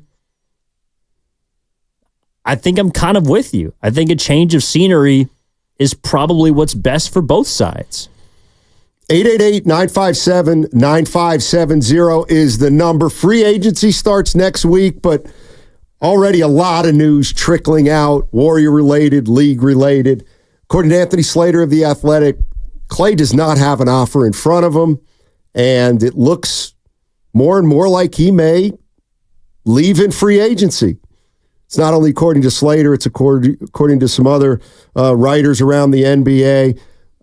Also, according to Slater, he expects him to exercise the team option on Kevon Looney, which means Looney will still be on the team as of today, and he'll make $8 million next year.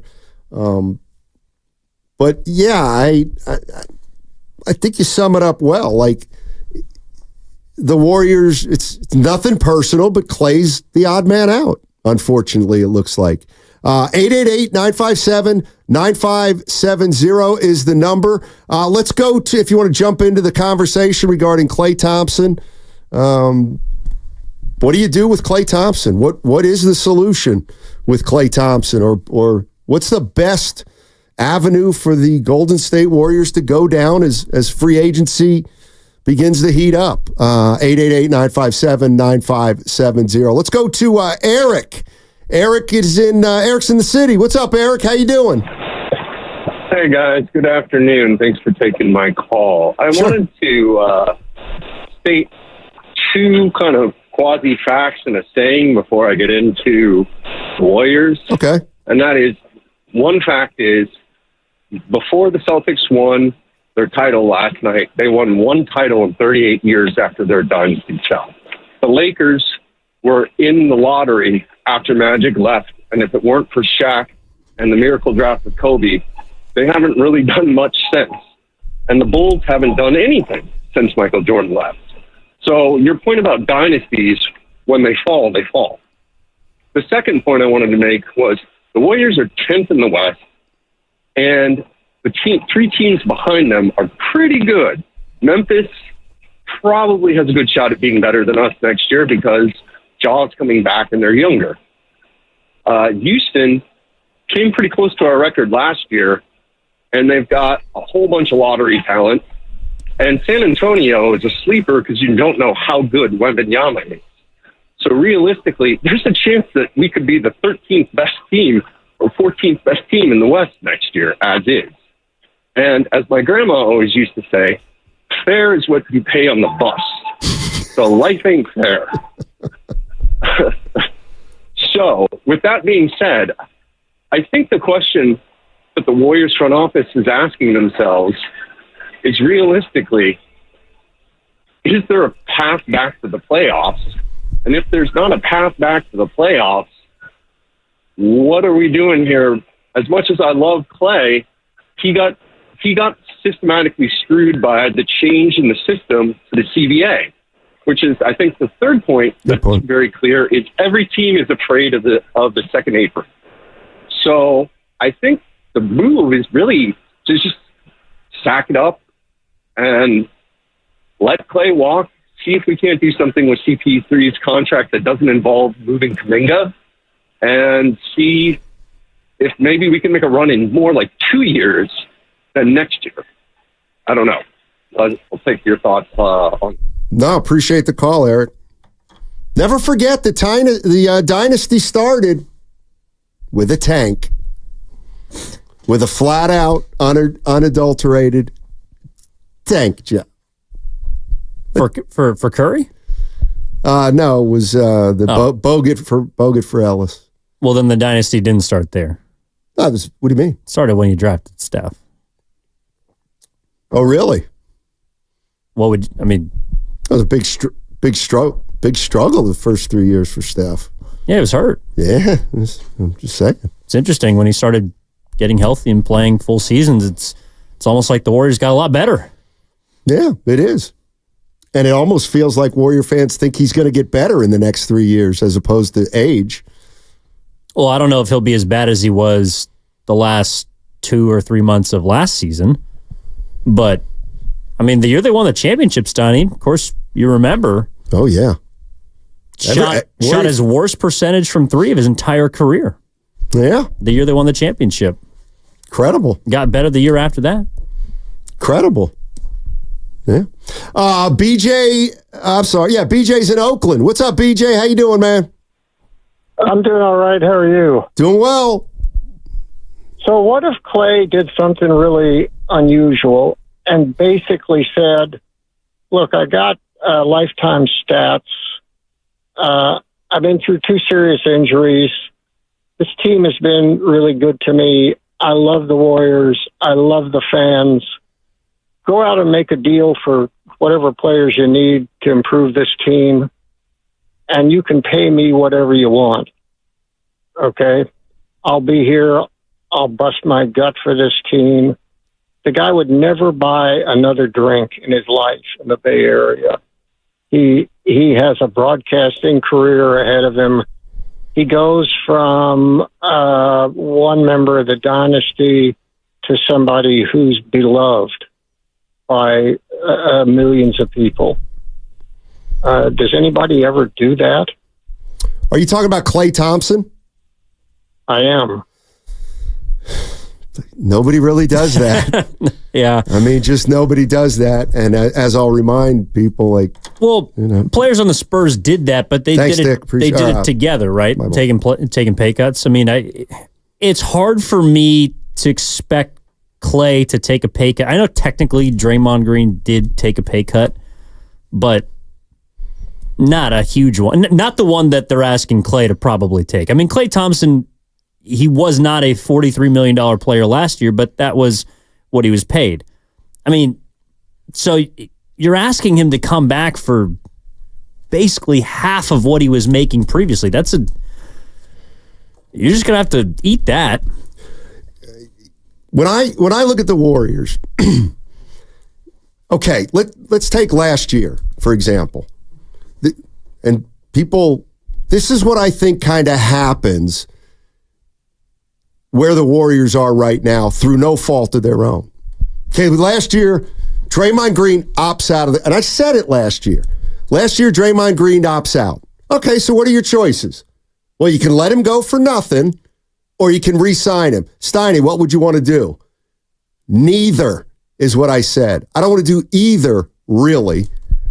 Well, you had to do one of them. Right, and so I would have let him walk. I would have let Draymond Green walk. Klay Thompson, I don't really want to re-sign him, but I do acknowledge if you lose him, you're probably not as good. But you know what? I'd probably let him walk at this point. Like that's just me. I mean, but the fact of the matter is the extending of Draymond Green is still playing a role in this. Well, it's not just Draymond, though. It's the extending of Wiggins before you had to do it. But it's the last move they made. It's the most recent move they made under the auspices of they could still challenge. Sure. But, like, again, you gave Wiggins an extension before you had to. No, I know. You technically extended Draymond or gave him a new deal before you had to. I mean... So, no, of course, Poole was part of it, and so was Wiggins, and Draymond was the most recent. Let me ask you this real quick. This is we had Brandon Kravitz on. Brandon Kravitz, he works for 96.9 FM in Orlando. This is the Orlando Magic flagship station, and of course, Klay's been linked to them. Let's hear a little bit about what Brandon Kravitz said. He was on with the Morning Roast. I think if it comes down to it and they're sold that Klay is the guy, then maybe that third year becomes a player option and you kind of put the ball in his court. I think the third year is going to be in the contract if indeed he does sign. It's a question of who controls the third year because it's not just going to be a 3-year deal. It'll be an option either for Klay or for the team. All right, that's Brandon Kravitz. I mean, Monty Poole reported last week that Klay wants 3 years. So, do you think most players would prefer to just not have the third year as opposed to have a team option on the third year? It's a good question. I think players want the option clearly. Yeah, of course. That's a good question. I don't know how. I think players would view a team option as a want to have the third year if it's a team option. Because then you're just beholden to whatever the state of the franchise is. Right, no doubt. And if I'm like, this is where I know I'm not Klay, but if I'm Klay and I'm where he's at in his career, I'm looking at a team option as though it's not even there. You know what I mean? Like they either exercise it, which is going to be for probably more money than in the first 2 years, or they're not, which they probably won't because I got to be honest and know that I'm going to be up there in age. Like, I'm just assuming if I'm 35 and I have a player option that the team's probably not going to pick it up unless everything goes perfectly for me. No, but you also could just be trade bait. True. Because you could just be an expiring contract that they use, and then you don't have any say over where you go and what you do and who you sign with. You get the money, but...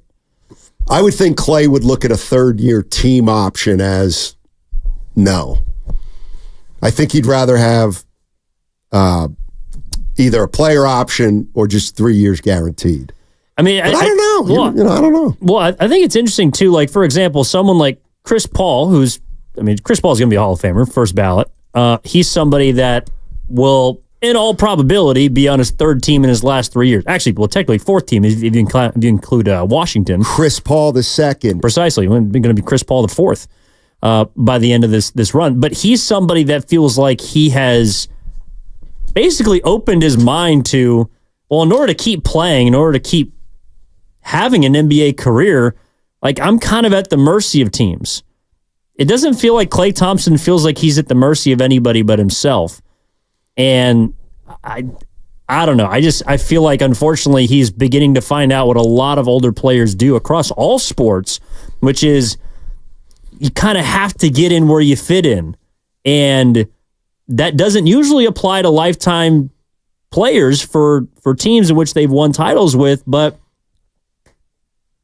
there's three of you, and I don't know if we can have all three. Yeah, I'm like Chris Paul has, I think, been as professional about his situation as anybody. I mean, he found out he was traded to the Wizards over the internet. Like, his kid told him, right? Yeah, exactly. That was the guy that helped Phoenix actually get to an NBA Finals. Yeah, he did. Coming up in a half hour, we're going to bring in Brian Geltzeiler. Brian Geltzeiler, of course, host on Sirius XM NBA Radio. He's a contributor at NBA TV. If you want to jump into the conversation, you got a half hour to do so. Before we get Geltzy in here, 888-957-9570 is the number. A lot of stuff starting to happen with the Golden State Warriors. Decision on Kevon Looney will likely be coming today. Well, it will be coming today unless they push a deadline back with him. We'll find out about Chris Paul most likely at the end of the week unless they push that decision of whether to guarantee that last year into July or not. We got the NBA draft coming up on Wednesday. Warriors no pick in the first round, but they will have a pick in the second round, assuming they don't trade it. And are you guys allowed to announce what's going on Thursday? Oh, Thursday we'll be at the Chase Center. Yeah. Yeah, at the Chase Center. For the second round, where the Warriors have a pick. Absolutely. They could jump into the first round. Oh, how? Pay some money. Oh. Joe Lacob, he's got a lot of money. Well, they could maybe Bronny James. They got any chance at a Connect? If they move up into, probably have to get up into the top 7 to guarantee that. Top 7? I'm just looking at mock drafts left and right. Well, I know he was your guy. Yeah, you know what's funny? Or is. Yeah, I like him a lot. He's not going to be a star in the NBA. Why not? Because what? Hey, what are you whispering in his ear? You know what? I'll bet you're too gutless to say it on the radio, Spadoni. All right, just because a guy's the best player, just because a guy's the best he's player. American, that's why. Just because somebody's the best player in college doesn't mean they're going to necessarily be the best pro. 888-957-9570 is the number. Brian Geltzeiler coming up in a half hour. Klay Thompson talks frozen. No offer on the table. If you're a Warrior fan, are you bracing for Klay Thompson leaving in free agency? And is that the best way this team should proceed forward? 888-957-9570. We'll be right back. Make this the summer to go anywhere and do anything with exciting deals on your favorite Jeep brand vehicles. Experience the luxury and comfort.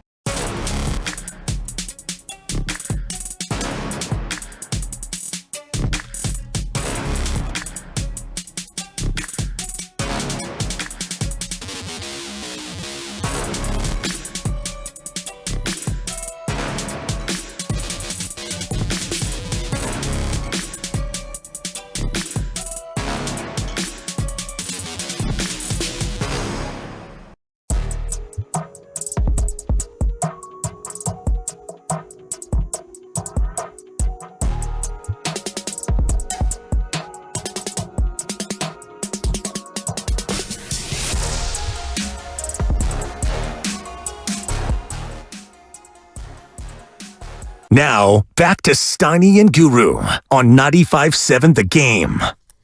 Evan Giddings in the house for Daryl the Guru Johnson. Hopefully Guru will be back tomorrow. I did something. Man, we've really done a great job of sticking to sports today. I have a couple things. Why wouldn't we? It's like a sports talk radio show. It is, but it also, when we keep it to sports and sports only, it means there's a lot of action. You see Pods? Dude. No. He just got a signature shoe. Brian Pajemski signed a multi-year with, I hope I'm pronouncing this correctly. Dude. Rigover.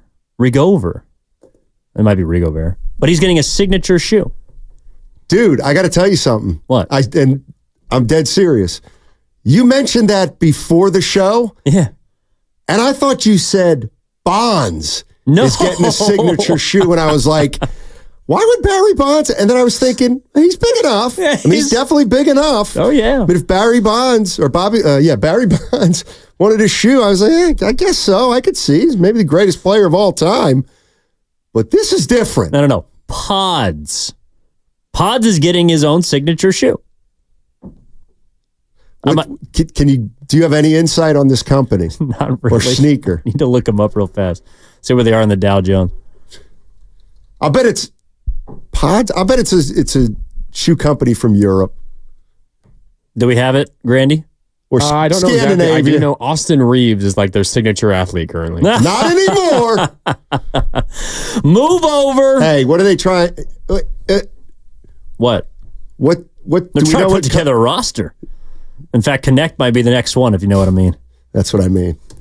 There's a theme here. I did something this weekend I didn't know was still capable of being done. Is it something you have to do with golf? No. Has to do. So I locked my keys in my car. How'd you do that? And I had to call AAA. By the way, AAA, what a great company. Rigo Rare. There's the Chinese brand. That's what with Pods. Gotcha. Pods with his new shoe.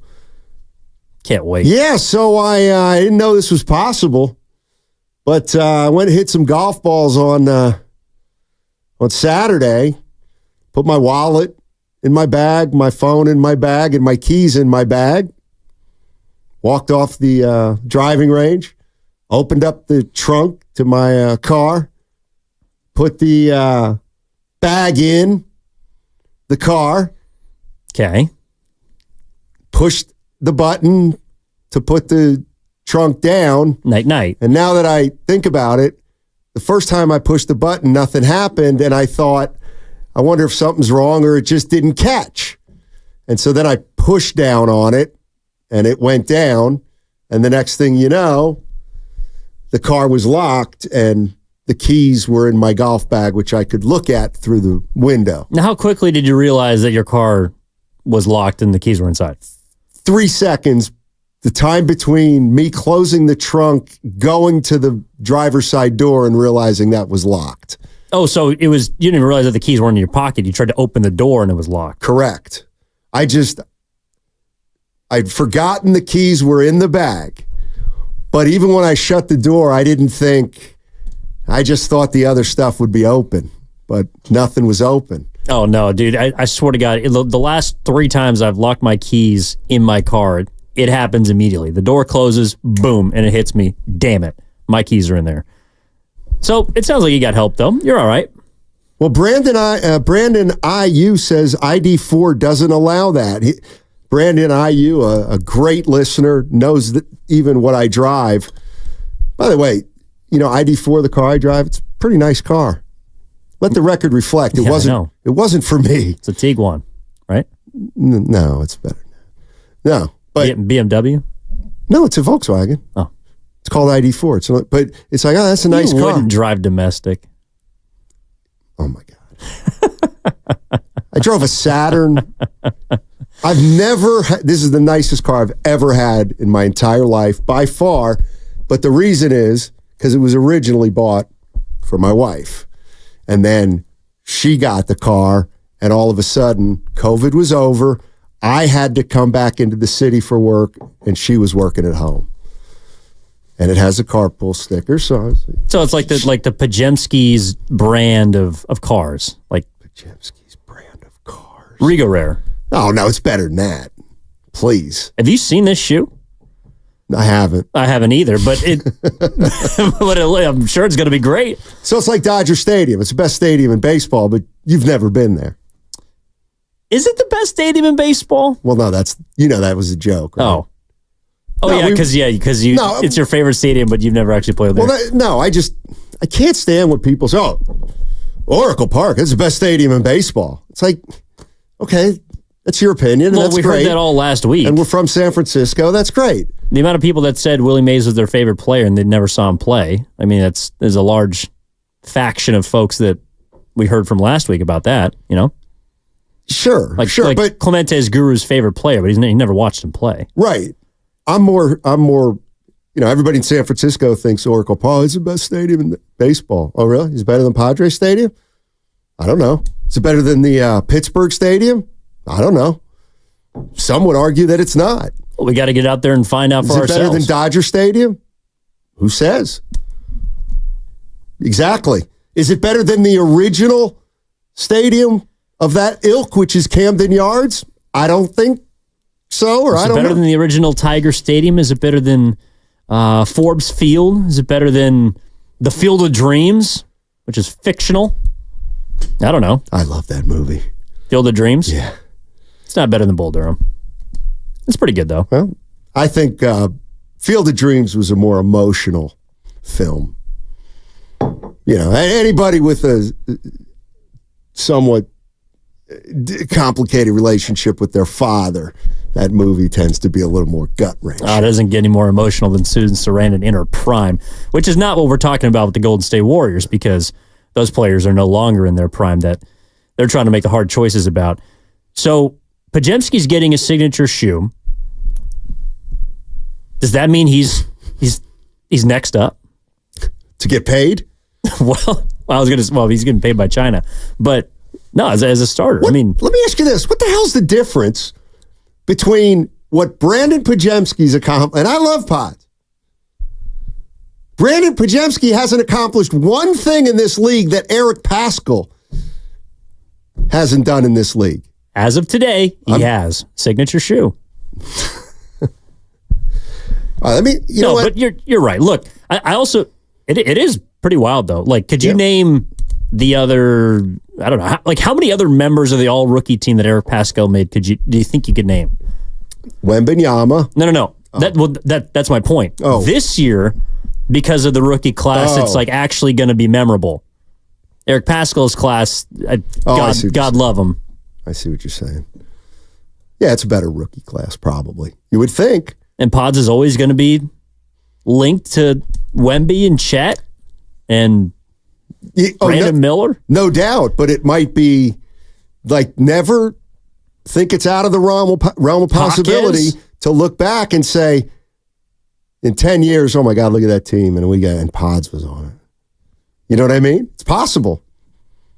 3 of those guys could be like the best players in basketball, and Pods could be, a nice little 6th man. But I'm not robbing Pajemski of that. Look, I don't think he needs you to root for him because this guy's got more confidence apparently than anybody else on the team. You're right about that. You think Pod's going to get what Scotty Barnes got? No, I don't. But I'm not sure Scotty Barnes should have gotten what Scotty Barnes got. Why not? But that's a price of... He's not a max player. That's why. He's a rookie max player. Well, if you say so. Okay. Price of the brick's going up, No, Steiner. you're right about that. Price of the brick is going up. You're right about that. I was thinking about how to restart this conversation with the Warriors. I'm gonna just do it in a broad way. And you tell me if you agree with it or not. So it feels like the only one of the few ways for this team to get better is to bring in a quote unquote veteran, the best veteran player you can bring in. Yeah. All right. Jimmy Butler, does he fit? That would be somebody of that ilk. Yeah. Okay. Here's my, and that obviously would cost you Kuminga probably, and somebody else. But just hear me for a minute. After watching this season and this playoffs, the one thing that I do not want to rely on, and let's just say under this circumstance, you get Butler and you're like, we're back in it, and we have Klay too.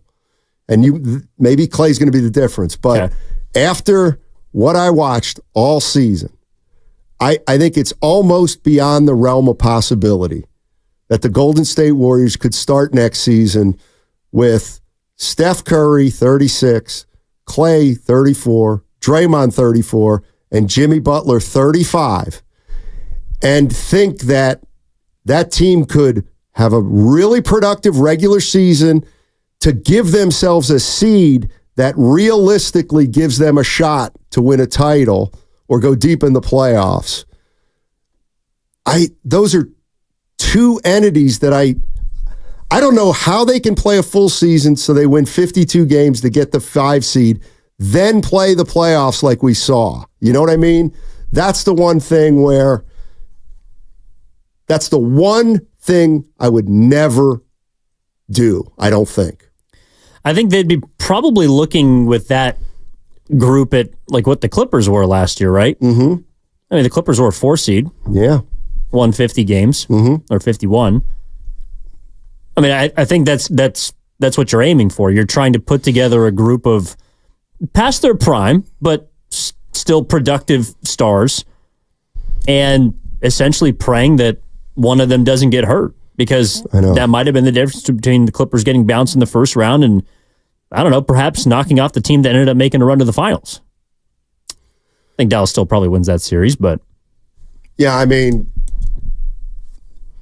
like that if I have to boil it down into one, everyone's like, oh, what would you do? Well, I'm not really sure, but the one thing I would not want to do is give up 2 of my young players. Let's say they could get Jimmy Butler for Kuminga, Wiggins, and 17, 25. Pause. Yeah, but that salary, Butler's making like 48, right? Yeah. So we got to get to 48. Well, that would be Wiggins 25. That would be Kuminga's 8. That's 30. Like, I don't know, Looney. Okay. How about, okay, whatever. Looney or maybe even Moody, or hell, maybe Gary Payton II. Sure. I actually wouldn't do that. Would you trade Butler for Wiggins, Kuminga, and the Heat tell you, just give us one of the following: Moody, Podziemski, Payton, or Looney? I think I might. I might. Yeah. I think I would. Yes. Yeah, and I think, and that's the one that I wouldn't do. And it's not necessarily because your team with Butler is easier to envision making a run. I agree with that. But I still think the chances are so long that, but I wonder how Warrior fans would do that. Well, so that's also part of the Slater report from the weekend when he wrote, so quote, the Warriors have been actively searching for paths to a larger scale upgrade using Chris Paul's non-guaranteed $30 million contract as a flexible tool, and they can figure that out by June 28th. But you could do. But like Jimmy Butler or Paul George, those to me are larger scale upgrades. No doubt. And when they Slater, might be the largest scale upgrade that they can swing this summer. And I agree. And I don't know how realistic it is, but I think it's, if Miami's going to trade Jimmy Butler and he's got $48 million and then $52 million, you can put a package together for Jimmy Butler. There's no doubt about that. The question is, do you have to give in future draft picks? I'm assuming it has to be Kuminga at least, and then they're going to need You'd probably have to attach a first or two. I would think so, and jeez. But it could be 2026. It could be 2026, 2028. Yeah, I wonder where Warrior fans would come down on that. Because I think you're right. When it's all said and done, I think the decision the Warriors may have at 888-957-9570 is, do you take a veteran? Butler, who else would we put in there? Butler, Paul George. Let's put, Markkanen's much younger than those guys and makes half as much. Markkanen and Ingram, to me, are in the same category. One notch below those other two guys. Yeah. It's funny. I don't necessarily disagree with you, but I would much rather, if I had to, if I'm going to have to come off of Kuminga, I would personally rather have Jimmy Butler or Paul George than me too, Lauri Markkanen or Brandon Ingram. I would too. I think we're both on the same page there. Where if you could shoehorn Markkanen or Ingram onto this team and not trade Kuminga, you're probably gonna do it.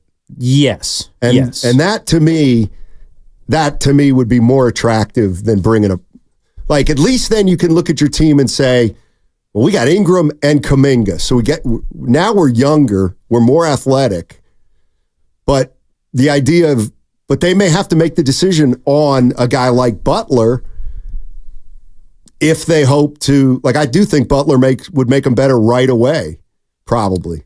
I also think that those would be players that I'd be more interested in because I think their contract situation is closer akin to like Curry's or Green's. Like you'd have to, Jimmy Butler comes off the books in a year. Right.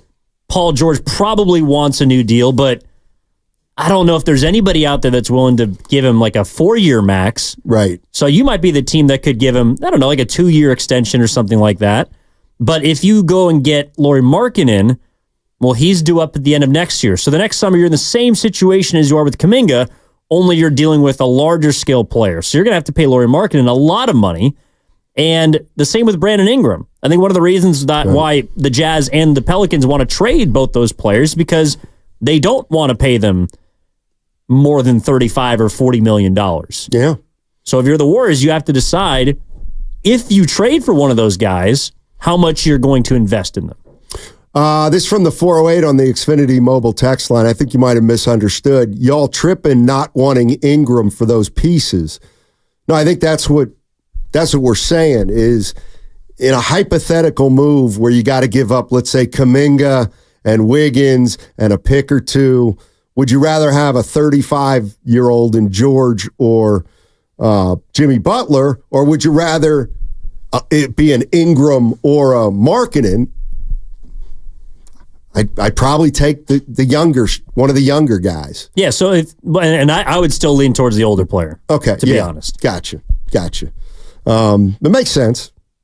Makes sense if you want to get better. I think that the larger scale upgrade is George and Butler. And you know what? The other thing about acquiring Markkanen or Ingram is if you acquire him, you better be ready to pay him. Then that's absolutely fair. In a way, honestly, he's not the player that they are now. But if you're asking me, would I move off Kuminga in addition to other assets to go get one of these two guys that I'm going to have to pay? I think I would rather just pay Jonathan Kuminga. Oh, I see what you're saying. Because you're going to have to do either. Yeah, I mean, the other guy, Mikal Bridges, is out there.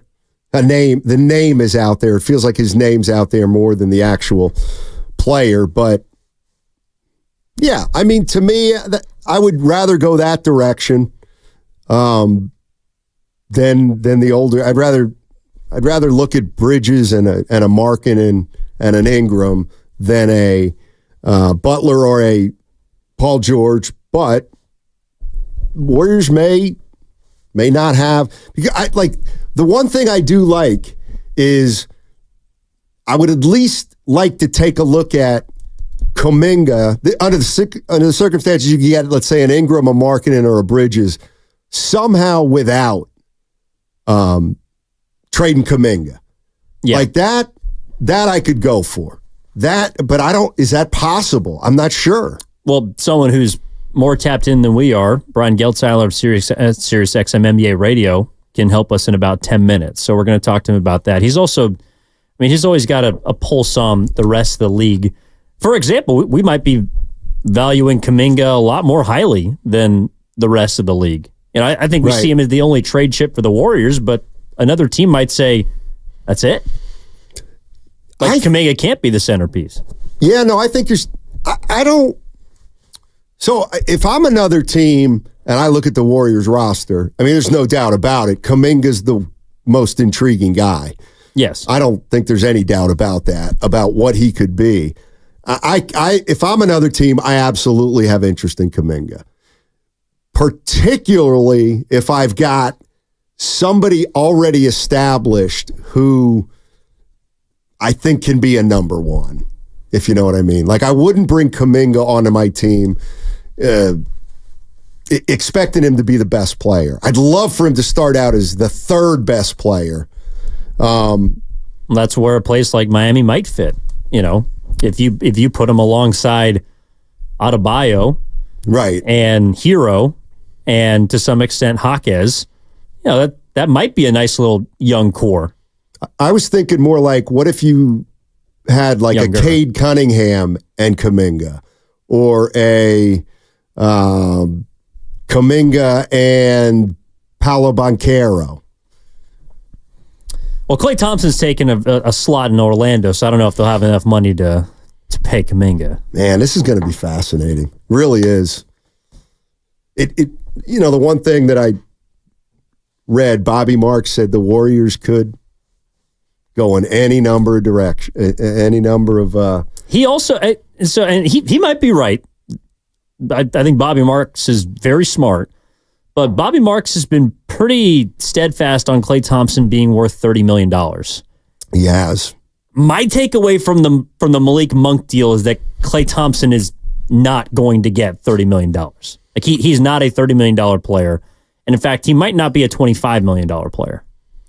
Well, so there's two things about the Monk deal that I found interesting. One is, like, the Kings maxed him out for where they were.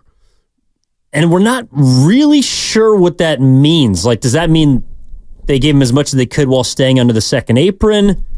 Does that mean they gave him the most they could while also budgeting for other spots? Like, for some reason, I think it had something to do with the actual CBA, but we can, okay. Geltziler might know, or I'll figure it out. But whatever, there was a mechanism that the Kings said they utilized. Now, if you're Malik Monk, I really don't know if his agent said, I'll tell you what, I don't know if we can get more on the open market. Or Malik Monk said, you know what, let's just take the risk out. And I like it here in Sacramento. They need me here in Sacramento. They appreciate, like, I don't know how much Malik Monk wanted a stress-free free agency if somebody said, hey, you might be flipping a coin. You know what I mean? Bird in the hand kind of thing. I mean, he also, I think, was realizing that the market out there was not as great as he thought it was going to be. You would think that was probably in his thought process. I mean, if Malik Monk could get $25 million a year from someplace, I want to say he would test free agency. Also, the quote about the Kings and Monk is because of some financial restrictions, but it's a little ambivalent. Right. So, just fascinating stuff. The Warriors going to pay Kuminga this offseason? As much as I would love to see another year of him, I think they're better off if they do it this offseason as opposed to next. Well, what's interesting is maybe you tell Klay, like when Klay says, I can't believe, I'm getting treated like this, the Warriors could, in theory, say, well, this is the year that we paid Jordan Poole $30 million and we have to pay Kuminga $30 million, but guess what?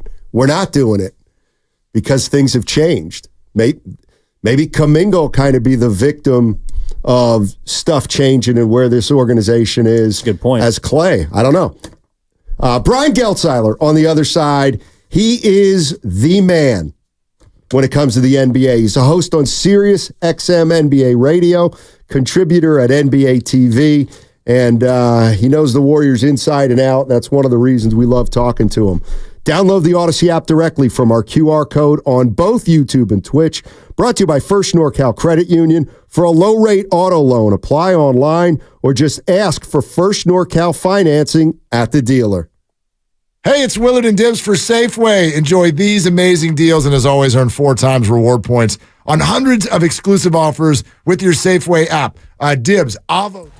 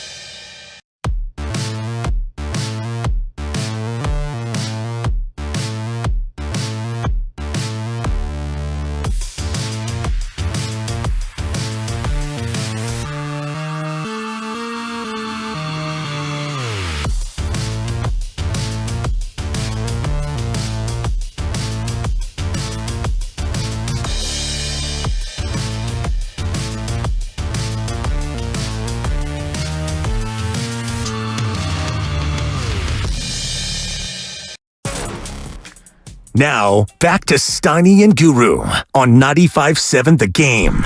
All righty. Evan Giddings in today for Daryl the Guru Johnson. And let's get right out to Brian Geltzeiler. He's one of our favorites. He's a host on Sirius XM NBA Radio, also a contributor at NBA TV. Free agency starts in a week, Brian, but things are starting to bubble up and bubble out. Just give me something about free agency that you heard that maybe changes your opinion of what a team may or may not do. Well, listen, I think we have to, free agency is a broad term, because how much free agency is truly going to occur when the amount of cap space out there is not all that heavy? Now, listen, you got a couple teams that have some meaningful amounts of cap space that are contenders: Oklahoma City, Philadelphia, Orlando. Those are three off the top of my head. But we're not. What's interesting, listen, there's a couple really interesting names that are be bandied about right now. Paul George is one of them, because if he opts into the $48 million in his deal, that's going to be much easier for him to go to a team he wants to go to, with the Clippers' willingness to trade him. And for the Clippers, they're going to want to get something back for him if they're going to lose him. And I don't think they're going to come to an agreement in a deal. I feel like what Paul George wants, and I don't think it's about annual money. I think it's about years. The amount of years that Paul George wants is going to be 4 years, and I don't think the Clippers want to be paying him at 38 at this point. They're going to have to make a finale. They're in the process of negotiating with James Harden right now. I think, again, it's going to be the issue is going to be years than money with him as well. So I think that's one name that's definitely in play. And then the other one's the guy that's under contract that his team just is going to refuse to extend because of his age, mileage, and frequency of injury, and that's Jimmy Butler. And the buzz is getting heavy that Jimmy Butler is going to be moved by the Heat, even if it means they take a step or two back in the short term to try to see if they can rebuild a title contender. But I think they've kind of looked at their window and realized the window around Butler is closed. Plus, Butler's done there now what he's done at many other locations, which is you have him for a little while, but he wears on you in a big way. And I think the Heat are kind of tired of all that. So the whole don't get me wrong, there's going to be guys that are free agents that are going to sign. It's the way it works. But the major names, I think, that are going to switch teams are going to be involved in trades, because the big theme that you're going to hear, and you will continue to hear it from now till this offseason wraps up, is the second apron. All the second apron restrictions kick in right now, and so much of what teams do is going to revolve around staying out of that or getting out of that second apron, so they're able to at least operate with some roster flexibility, because the handcuffs that the second apron put on your roster flexibility can be very, very punishing to teams that want to improve. Oh, and Brian, that seems to be one of the priorities for the Golden State Warriors. And the big news in the Bay Area over the weekend is that it doesn't sound like Klay Thompson is a huge priority, with no contract on the table, frozen talks, all the rest. But one thing that was also reported is they are trying to search for a path to a larger scale upgrade. You just mentioned the two names that we've been kind of tossing around, Paul George and Jimmy Butler. When you hear the Warriors trying to seek a large scale upgrade, are those the two names that come to the top of mind? And how are they feasibly able to do that? Well, okay, so those are the two names that I've heard that the Warriors have kicked the tires on.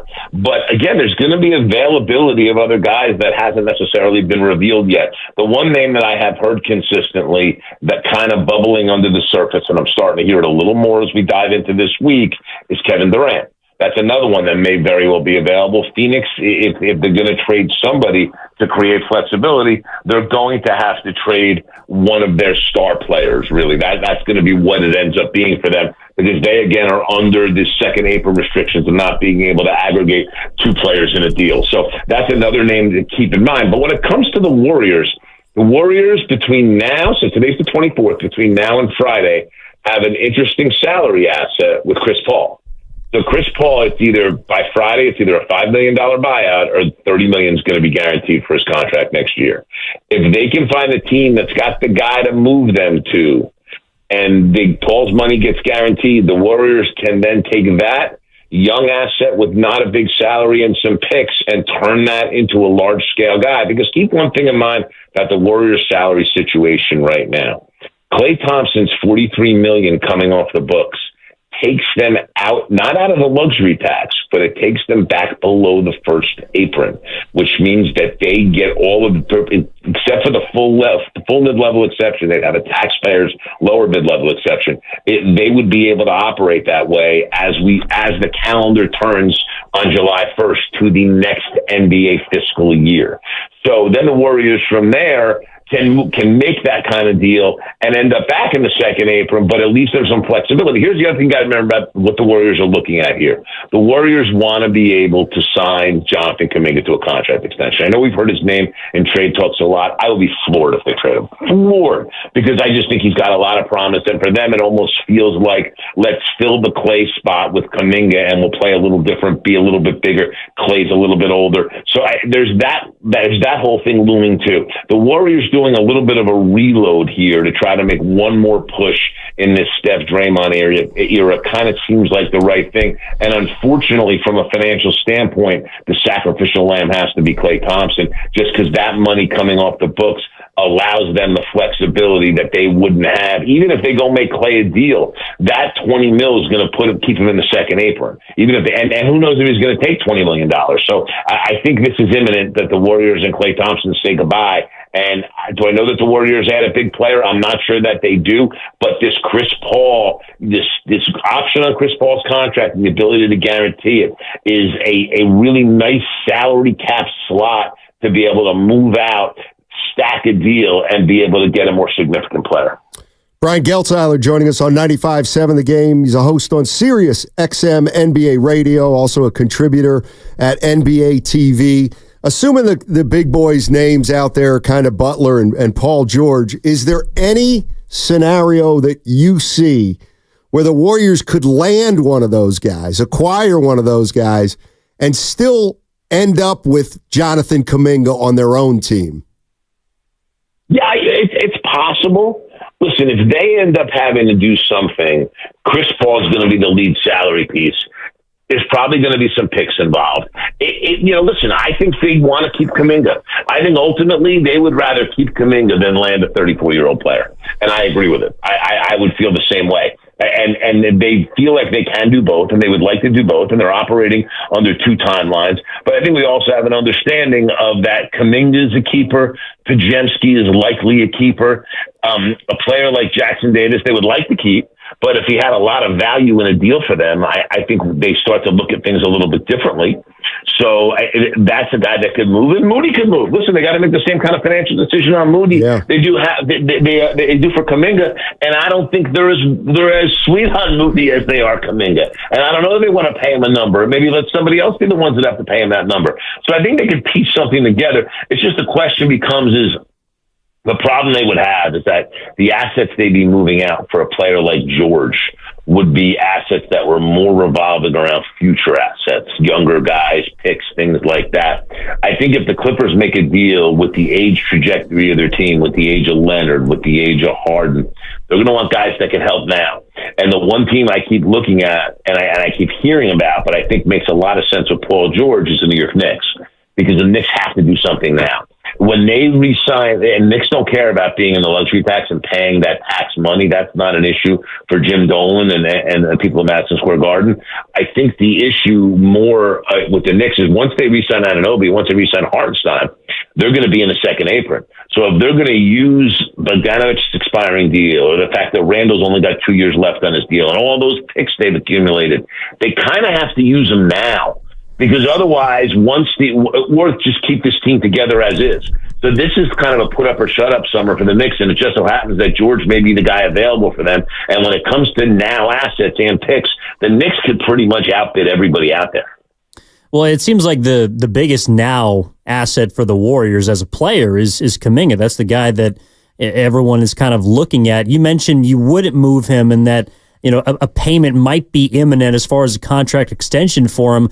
I'm curious how you read the Scotty Barnes rookie max earlier today, 5 years, up to $270 million. What do you think that does for Jonathan Kuminga's market when the Warriors are trying to evaluate how much they want to give him if they do extend him this summer? Not as much as I think Jonathan Kuminga would like it to. Because the Raptors are in a unique situation in the respect that they're in the midst of a full-blown rebuild, and Scotty Barnes is a centerpiece. And the Raptors knew when they were going to trade Pascal Siakam, when they traded OG Anunoby, two guys that both had expiring deals, they knew that they were not planning, they didn't want to pay either of them, so they were sending them both out. But they also knew they were paying Barnes. So they got to get to 90% of the cap. Why not pay Barnes that kind of money when they've invested in him, what they've invested in him, in terms of just saying, hey, he is, the face of the franchise type of thing. So I think that that's kind of an isolated incident. And Jonathan Kuminga could compare his numbers to Scotty Barnes till the cows come home. The Warriors aren't going to pay that kind of number for him. And in the end, with guys going into second contracts, you got to remember how much control the team has. All right. Now, yes, could Jonathan Kuminga sign a qualifying offer and then be an unrestricted free agent the following year? He absolutely can. But no one's ever done that. They all take the financial security. So in the end, yeah, Kuminga will negotiate to a certain extent, but he's not going to sniff that Scotty Barnes money. He's just not. And that's okay. He'll get a really good contract, and maybe it's 4 years at $120 million, and he's be pretty pleased if that's what they offer him. But I kind of think that's where it's going to end up with Kuminga. But this is also when you're on a team, when you have a championship ring and you're on a successful team with a successful program with one of the 15 best players ever to play the sport, and that happens to be the best shooter in the history of the sport. When you're in that kind of situation, you're not going to get Scotty Barnes money in Toronto when Toronto's in a full-blown rebuild. So I think when push comes to shove, if it's something Kuminga's representatives try to compare, it becomes to the Warriors very much an apples to oranges comparison. They're not going to look at Barnes' contract and let that be any kind of starting point for what they're going to look to pay Kuminga. Brian Geltzeiler joining us on 95.7 The Game. He's a host on Sirius XM NBA Radio, contributor at NBA TV. He's been great over the years in terms of Warriors and NBA. Let me throw this one at you. There's a player who just got traded who always comes up when his name came up, the Warriors always came up, and it's Alex Caruso. Good on-ball defender, somebody like that. He got traded for Josh Giddey, young player from Oklahoma City. If you look at the Warriors roster right now, do you look and say, boy, if they really wanted Caruso, they could have gotten him? Or is Giddey somebody who is looked at as a far better asset than what the Warriors have? No, in my opinion, he's not. Listen, I think what the Bulls front office did in this deal, Matt, is pretty much management malpractice. Because I don't know. First, they turned down 2 first-round picks in the offseason for Alex Caruso. Or I'm sorry, at the trade deadline for Alex Caruso. I don't understand how you deal with Sam Presti in Oklahoma City with the understanding that he has all of these first-round draft picks, and there is no financial wherewithal to use them all. You can't have all these guaranteed contracts. At one point, he's going to have to start to move them for players that he wants. Right. How do you not get one pick out of the deal? Because here's what happened with Giddey. One thing we learned about Josh Giddey in the postseason. Right now, at least at this moment, he is not good enough defensively to be on the court in the postseason. Every time he got on the court, Dallas used him and abused him. They went at him to a point where he was literally unplayable. I get that the Bulls are going into a rebuild, but you need picks. Bring the player over with a pick or two, even if it's a protected pick. Bring the player over with a pick or two. But the Bulls got sweet on Giddey. They felt like they were getting him at a bargain. And listen, and the bottom line is this. The Thunder were selling low on what Giddey's value should have been, but somehow the Bulls bought high. And it's tough to understand. The biggest problem the Bulls have right now, just as a quick aside, guys, is that the guys that made the mess are the guys that are trying to clean the mess right now. And I think it's probably time for a management change there. I like Arturas Karnisovas. I think he's a smart guy. I like Mark Eversley. But these guys put the pedal to the metal far too fast on trying to create a contender. They have fallen short here, and now you have a big asset-drained team bereft of assets, and they're trading a guy away like Caruso here who, listen, he's coming up, I believe, into the final year of his deal. All right, so they weren't planning on paying him anyway, so they wanted to get something for him. But, geez, there's got to be a little bit more foresight and planning. I mean, you kept him at the trade deadline when you could have gotten 2 1s, and for what? A play-in loss? That's what you kept him for. And now you take a bath on him with a player who may end up being fine, but his value is at an absolute low. Listen, I think the Warriors could have outbid them if they wanted to, but I don't know that the Bulls were listening to bidding on him. I think Giddey was a player they decided they were sweet on, and they grabbed him when they could get him. Ryan, one more Warriors-related question for you. A big reason why they don't have a ton of money for Klay Thompson, number one, because of the new CBA, but number two, because of contracts that they've handed out each of the last 2 summers. I kind of want to just throw this at you. Jordan Poole, 130 over 4 years. Andrew Wiggins, about $10 million over 4 years. Last offseason, Draymond Green, $100 million over 4 years. If the Warriors could take one of those contracts back, which one do you think it'd be? Absolutely Andrew Wiggins. And listen, the Poole contract was significantly worse, but to their credit, they found a way out of it and found some financial flexibility with bringing Chris Paul in. So they were able to spin that into something that was actually helpful. So in the end, that was the worst contract that they signed, but it's the Wiggins one. And I can't totally blame them on the Wiggins one. I thought it was a good value contract when they signed it, because you got to remember, when they re-signed Andrew Wiggins for that extension, they had just come off winning an NBA championship, and Wiggins was their second most important player behind Steph Curry. He was fantastic in those playoffs and unbelievable in that Boston series. We just watched Tatum and Brown use and abuse Luke and Kyrie Irving. Tatum and Brown couldn't handle Andrew Wiggins, and he shut both of them down at different points in time in that series. So, listen, Wiggins is the one they would want out of. And quite frankly, guys, here's the other reason. The number one reason that they have to say goodbye to Klay Thompson to create the financial flexibility that they need to improve this team is because Andrew Wiggins' contract, unless they're going to attach assets to it, is untradeable. If they could get off the Wiggins deal, they'd figure something out with Klay. They are now confident they can get off the Wiggins deal. I'm not to say that they don't at one point, but I just don't think it's something that they believe they can do, and they don't want to leave themselves with, we actually need to trade Andrew Wiggins to improve this roster. I think that's a losing battle from the jump, and it's something that I think this front office is too smart to engage in, so they can't be sentimental. Klay's been amazing. He's been great. He's been a legendary Warrior. Unfortunately, he's going to end up finishing his career elsewhere. Brian, thank you so much as always, man. It's starting to pick up, and next week it's probably going to go nuts. It'll go a little nuts this week, guys. Yeah. A lot going to happen. I mean, keep in mind, Wednesday, first round of the draft. Yep. Sunday, free agency starts. We're going to see a heck of a lot of stuff this week, probably starting sometime tonight. So it's going to get fun. I'm here if you guys need me. Always a pleasure to join you both. Appreciate it, Brian. Thank you so much. Thank you. Take care. Yes, sir. Brian Geltzeiler, host on SiriusXM NBA Radio, contributor at NBA TV. He's the man. Yeah, I just like talking to him. I like talking to him a lot. The one thing, he brought Wiggins up, and conventional wisdom seems to be the Warriors are going to look to try to move Wiggins. But here's the way I look at it. If you're a GM of another team, and you've watched Wiggins for the last 2 years, are you really going to give anything up for him? No.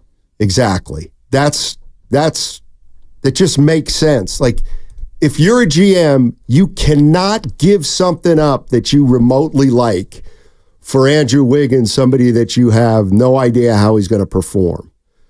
So when I think of a deal for Wiggins, I think it complicates things for the Warriors because I'm not sure how much value he has.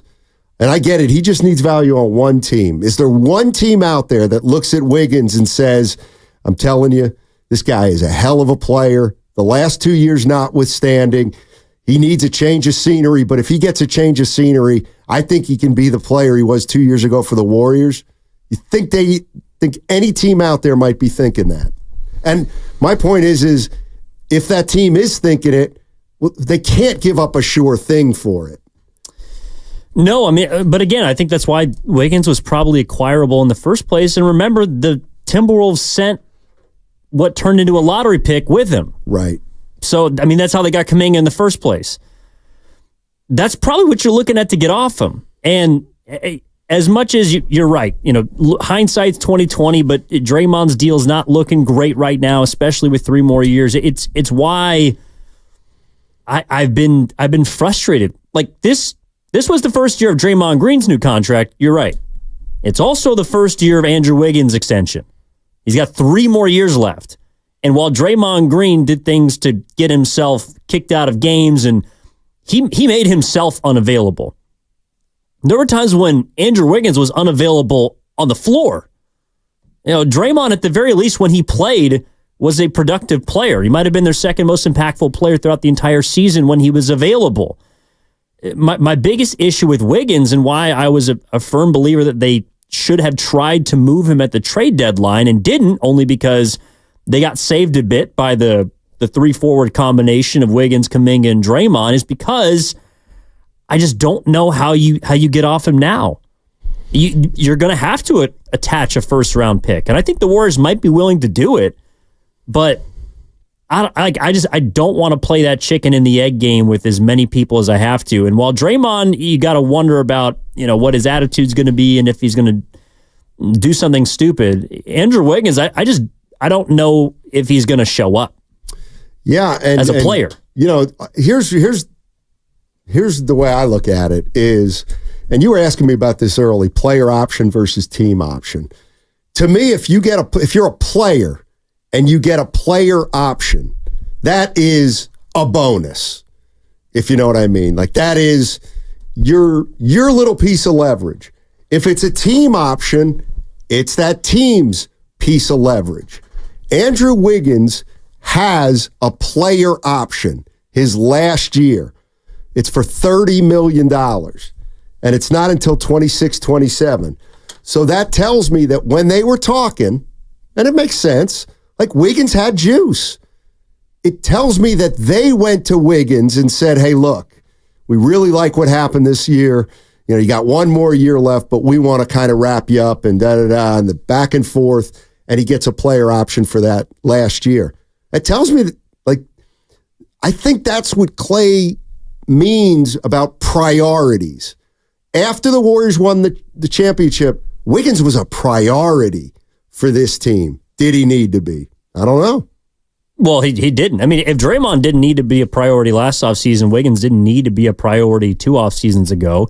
And another part of that, too, is you're right. Both of those 2 players, Draymond and Wiggins, both have player options attached.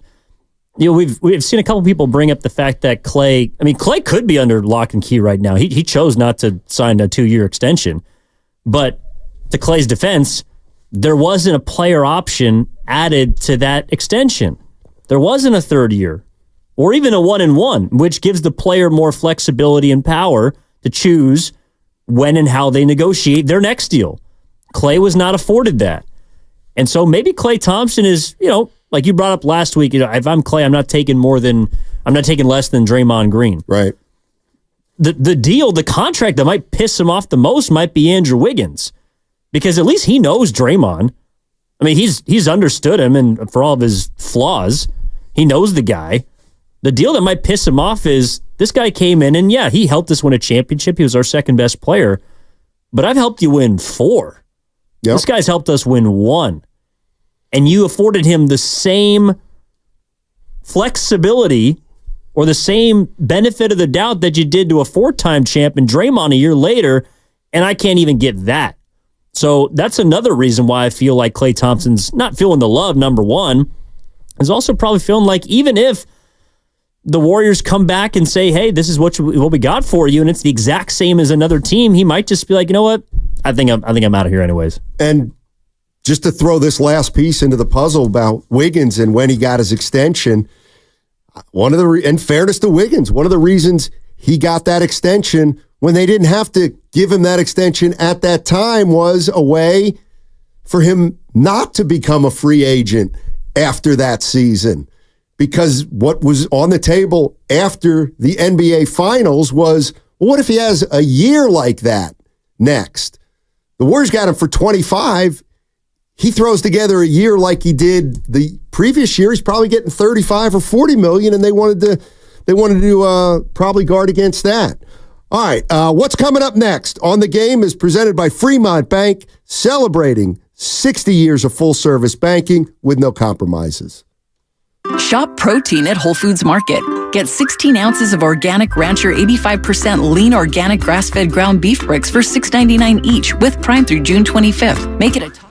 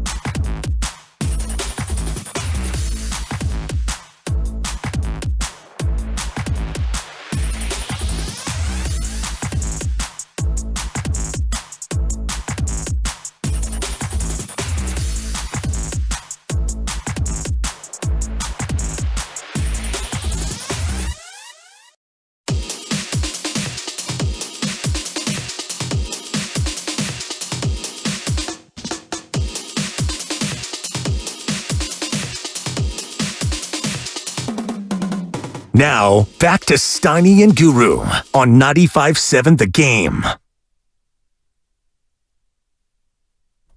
Matt Simonson, Evan Giddings with you on 95.7 The Game. Got 10 minutes left, and then we'll be crossover, and then we'll get all kinds of stuff happening. We're talking about the Warriors. Things are percolating. 95.7 The Game. Breaking news. All righty. We actually have two pieces of breaking news. One involves the 49ers, and one involves the Warriors. The Niners. Wide receiver Brandon Ayuk told Ryan Clark that he's been taking negotiations personal, and the offers so far have affected him. Ayuk's first choice is to stay in San Francisco, but he's comfortable playing elsewhere if they're willing to trade him. Ayuk is meeting with the 49ers today, a meeting that he requested. All right, that's one piece of news. Then real quick, the other piece of news, the Warriors have officially picked up Kevon Looney's team option for next year. So Looney will be under contract with the Warriors, at least to start free agency at $8 million. They could have waived him and paid him just $3 million. Kevon Looney, the Warriors have exercised their team option on him. Ayuk looks a little more fraught with danger, if you know what I mean, Evan. Yeah, I think there's been smoke there, and this is maybe not a full-fledged fire, but that catches my eye, certainly more than scrubbing of social media, or even a couple of years ago when Debo asked for a trade. I always felt like, those sort of things are like negotiating tactics, but when you call a meeting with a team, you want a face-to-face, it's to get on the same page, but I do believe that. His first choice is to be here, he wants to be a 49er, but it sounds like the Niners aren't willing to budge. They don't have any reason to budge off of whatever the offer is that they've thrown at him. And so they figured probably they could just wait him out. I think Brandon Ayuk wants an answer, because if he is not going to get the money he thinks he deserves, it sounds to me like he also believes he could get it somewhere else. It's very interesting, because if Brandon Ayuk calls the boss and says, hey, I want to come in and talk about some things. Sure, come on in and talk about some things. The only thing he wants to talk about is why they're not offering him more money. And when they tell him why, whatever that answer is, he's going to say, well, then you got to try to get me out of here. Or they're going to say, well, we don't. This is where organizations have all the leverage. Especially in football. We don't have to do anything. So, to use a Stephen A. Smith, Brandon Ayuk better be careful, because the 49ers do have all the leverage. I mean, this is the other thing. It's comparable to the Warriors. The 49ers re-signed Deebo Samuel, but there was some, not acrimony, but there was a doubt about it. Bosa leaked into almost to week one. Exactly. So one of two things is going to happen. Either the same thing's going to happen with Ayuk, and he'll be in here eventually, or they're essentially setting a precedent, or not a precedent, but they're essentially breaking a precedent, and Ayuk's the odd man out, just like the Warriors are kind of doing the same thing, and Klay happens to be the odd man out. Circumstances have changed. Well, first thing with the 49ers, so because of their track record, I think we've all just assumed that they're just going to get this done. Right. I kind of have. Whether it's, all the way back to Kittle, Trent, Warner, heck, even Juszczyk. Obviously, Debo and Bosa are the most recent too. Like, he'll get his money. It's just a matter of when it'll happen in July. Okay, I think there's also a two-way street there. I think those players that I just named also believed that they were going to eventually get the money that they deserved. When I hear Brandon Ayuk ask for a meeting with the 49ers, I sense doubt from his camp that he's going to get what he thinks he deserves. The money, the idea that the number that he has in mind is not clearly the same number that the Niners have in mind. But again, because they have a first-round wide receiver who could be his potential replacement, because they got other ways to potentially overcome, not having Ayuk on the field, a la McCaffrey, Debo, Kittle, all these other weapons, he doesn't have any leverage. So unlike the rest of the contract negotiations the Niners have been through in recent memory, I don't feel like Ayuk believes that he's just going to get paid, that he's just going to get his money. And if he can't, I think that's what today's about clarifying. That if you're really not going to budge, then either I need to acquiesce or I need to figure out if I can get a trade. Because you're right, Steiny. Unlike Klay Thompson, who can go test free agency, go find out what his market is, Brandon Ayuk's under contract. He still has a 5th year that he has to play or not play under, and the Niners do not have to do anything basically to give in to him at this point. Right. It also kind of tells me that, okay, let's take Bosa, and he's in contract negotiations, and it gets to this point. And Bosa has a number, and the 49ers have a number. If, let's just say the 49ers number was 25. Bosa clearly had a belief in his agents that the 49ers at some point would come off 25 and bump up a little bit, and maybe Bosa would come down. I think you might be right. Ayuk is starting to get may have the feeling that they've told him this is it. Take it or leave it. Here's the one thing I love, just off the top of your head, yes or no. And I'll just say the way it is. Ayuk is meeting with the 49ers today, a meeting he requested. Think his agent's there? Yes. He better be. You know what I mean? Like if... Yeah, I mean, well, because I'm 100% with you. What else could the meeting be about? It ain't about role. I mean, that might be a secondary conversation, but it's about, hey, I just want to make sure we're all on the same page that, you know, I want 28 and you want me to take 26, and I just want to make sure that that's, like, is that really the difference we're talking about here? Well, hypothetically speaking. Yeah, no, for me, it's about Nick Bosa was at this point, and everyone, it was kind of a snooze fest. It'll happen. Debo got to this point with some stuff going on on social media, but it got done. The fact that Ayuk, if this is true, requested a meeting and is in the Bay Area to talk to John Lynch, that tells me that you're right, doesn't feel nearly as confident that they're going to do right by him in the end. Yeah, and I think it's also a reflection of the kind of guy that Ayuk is. You know, he doesn't want to just play telephone. Like, he'd rather just get it out in the open. And that might also be beneficial for the 49ers, but it does absolutely make sense because there's other things that have kind of, I don't know, on the peripheral occurred, such as McCaffrey getting a restructured deal. You know, the quote-unquote whispers of Trent Williams wanting a new deal. The Niners apparently not picking up the fines for Brandon Ayuk not being at minicamp. You know, all these things are just breadcrumbs that lead me to believe that Ayuk is not certain about his future in San Francisco. And I think that's why he wants to talk to the general manager or a member of the front office, is because I think he just wants to get on the same page as him. You know, I remember saying this at the time, and I'm not saying it was the reason the Niners drafted a receiver, but I do think the fact that the 49ers now have Pearsall, and I get it, he's a rookie, and on balance, they would take a step back at that position if Ayuk's not there. But sorry, Brandon Ayuk, the 49ers have some built-in protection right now. And the built-in protection obviously is, the collective bargaining agreement, and the fact that they don't have to do anything. But I was thinking at the time when they drafted Pearsall, like, if they really think this guy's really good, they don't have to do anything with Ayuk and just say, don't come into camp and then risk losing a year of essentially your eligibility. And because of the way that football is set up, generally holding out doesn't work for the player unless you're really willing to just eat it. Right. I mean, because you're just not going to get paid. I mean, that's why a lot of guys give in.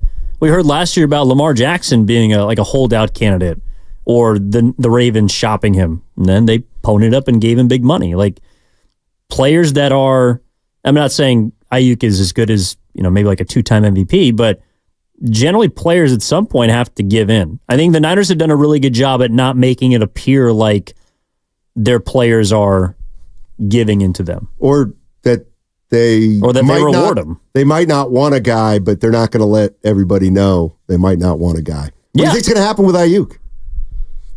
I think they eventually come to terms, but the one thing I do take away from this is we're going to find out quickly if they actually are on the same page or not. Because if they're not, I do think, man, I've said this before, like of Debo and Bosa and Ayuk, this is the one that I feel most likely could end with a split.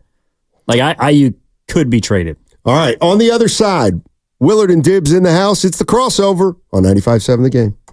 76 is there for those who never stop going.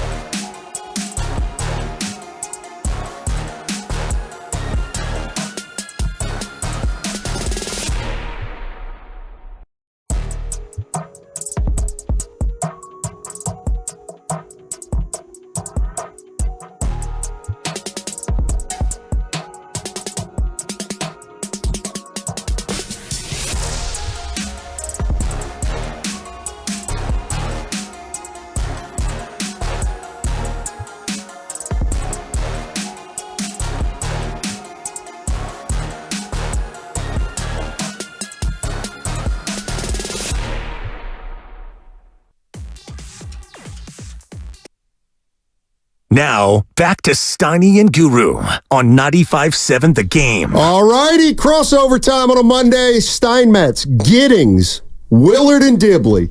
Gentlemen, how was your weekend? Ooh, pretty fun, yeah. It was great. That good, huh? It was great. Yeah. Active. Oh. Yeah. I saw you were hit.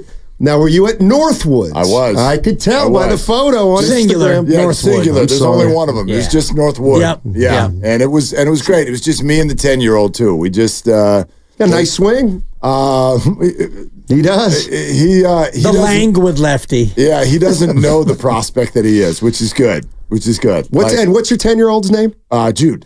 Tell Jude the next time he needs to take a video of Daddy's swing. He did. We didn't post that. Come on. Actually, no, I think he didn't take a video of it. That's you know what I mean? Like that's got a bad vibe to it. I would never do it. We had playing partners. What am I going to do? Hey, guys, don't get in the shot. My 10-year-old's going to take video of me swinging a golf club on a Saturday morning round. Like, whatever. You just had a couple of randos you played with? A couple of randos. Okay, good. Good dudes. Yeah, it's fun. They were fun. And they were patient with the little guy? We were not even 2 strokes into the round before they walked right over to me and said, Dad, we're going to take all the time you need. Good. We are not in a hurry That's out awesome. here at Northwood on a Saturday. So, yeah, they were great. And, my little guy tucked his golf shirt into his hoop shorts, and we went and played golf. Nice. Yeah, it was incredible. A real pro. I had, and I have to say this because Dibbs is here, otherwise he'll hear it and then think I talk behind his back. I had what I'm deeming a sigh of relief round yesterday. Now, wait a minute. The last time I saw you, you were walking 1.5 feet above ground. Right. You were nice to everybody. You acted like you cared about things.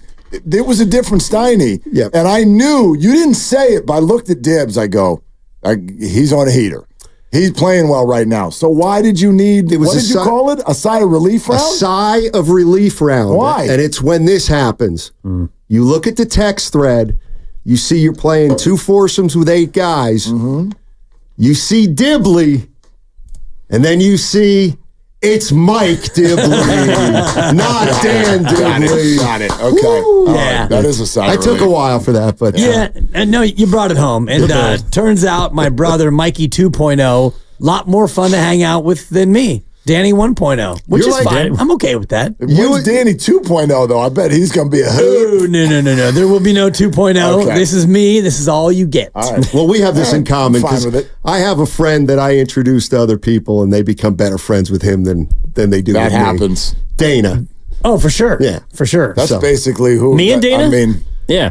do any Everybody in Dana. I was is the going to say thing, yeah. everybody. do any of you like me as much as you like the lovely Christy?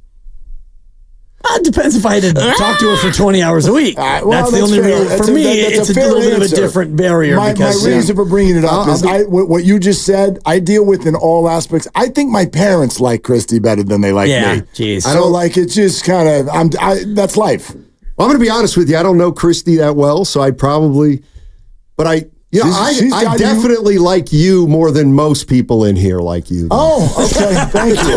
That's good. That's only because he's afraid of you. Because you're scared of me. Totally. It worked. It worked. No, I don't know Christy at all, so I don't know how I would. She's gotten you more free food than I have. That's true, and she you've only brought in been those around her cookies like on the day twice. we really needed them. Yeah, and you still She said has. no. She brought me a pizza.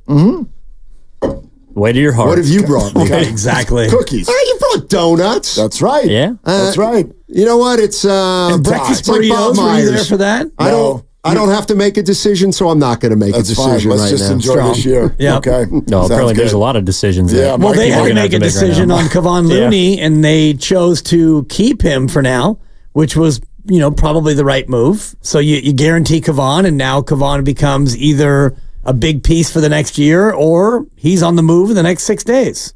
Yeah. I mean, my first thought was that tells me they're not. Oh my God, we gotta get off this $8 million to save $5 million to save $25 million because of the tax. They said, let's bring him back at $8. Not necessarily to move, but it's just a little more flexibility in case they have to make a move. Well, I think that, first of all, the amount of money you would save by letting Kevon go is not much. Right. Second of all, we know what kind of locker room guy he is. You have no problem having him on this team. But third of all, an $8 million salary is potentially a very valuable thing. So I could see Kevon getting kept and then sent out. He very much could be a part of a trade. Well, and the thing that's interesting here, if you really look at the Warriors and some of their salaries, they have Looney now at 8. They have Peyton at 9. Kuminga, yes, he's on his rookie deal, but it's about 8 Kuminga makes. Moody's making almost 6. Mm-hmm. You start looking at those numbers, and you can use all of them, none of them. One deal may need you to boost the salaries to make it match 10 million, one may be 20, but you can do any of those combinations when you have like 4 guys making between, let's say, 7 and 10. And when you're under the second apron. Exactly. Which is where Klay Thompson does or doesn't fit in. Right. Or when you're trying to get under that. Yeah, you can only combine deals when you're under that second apron. Right now, everybody under right now they have about like 15 million between everyone, assuming Chris Paul is used, is 30 million, and the second apron. That might be the amount of money they're like, Klay, this is all we can pay you. Because we're trying to figure out how we can move, I don't know, Chris or Kevon or GP or whoever, Kuminga, and bring somebody else big back. And that might just be the end of the line because it seems like they're trying to improve the roster, but second apron is where they can't go past. I don't even think it's that connected with Klay. I believe everything that Anthony Slater said. I think the conversations are not even happening. I don't even think they're happening. It doesn't mean that they won't circle back and happen at some point. There are scenarios that bring it to that, but that means that what everybody was trying to do, what the Warriors were trying to do, what Klay Thompson was trying to do, didn't end up materializing on the market, and you come back together 2 weeks from now. I find that to be highly, highly unlikely. I think Klay Thompson has played his last game with the Warriors. The Warriors have got to they've got to find a way to improve. That salary structure for Klay does not fit into their plans. I thought your guys' conversation with Gelsiler was absolutely fantastic, and I thought the lead story came early in the conversation when he said 2 words that we all spent 2 weeks on a month and a half ago, which is, I don't believe you, Phoenix Suns. You're not keeping Kevin Durant. You can't keep all your stars. You're a hot mess. You need to reboot. If there's somebody willing to offer salary structure to make it work, plus a pick or 2 and a young player or whatever, Kevin Durant is totally on the market. For me, if I'm the Warriors, that is target number 1. Period.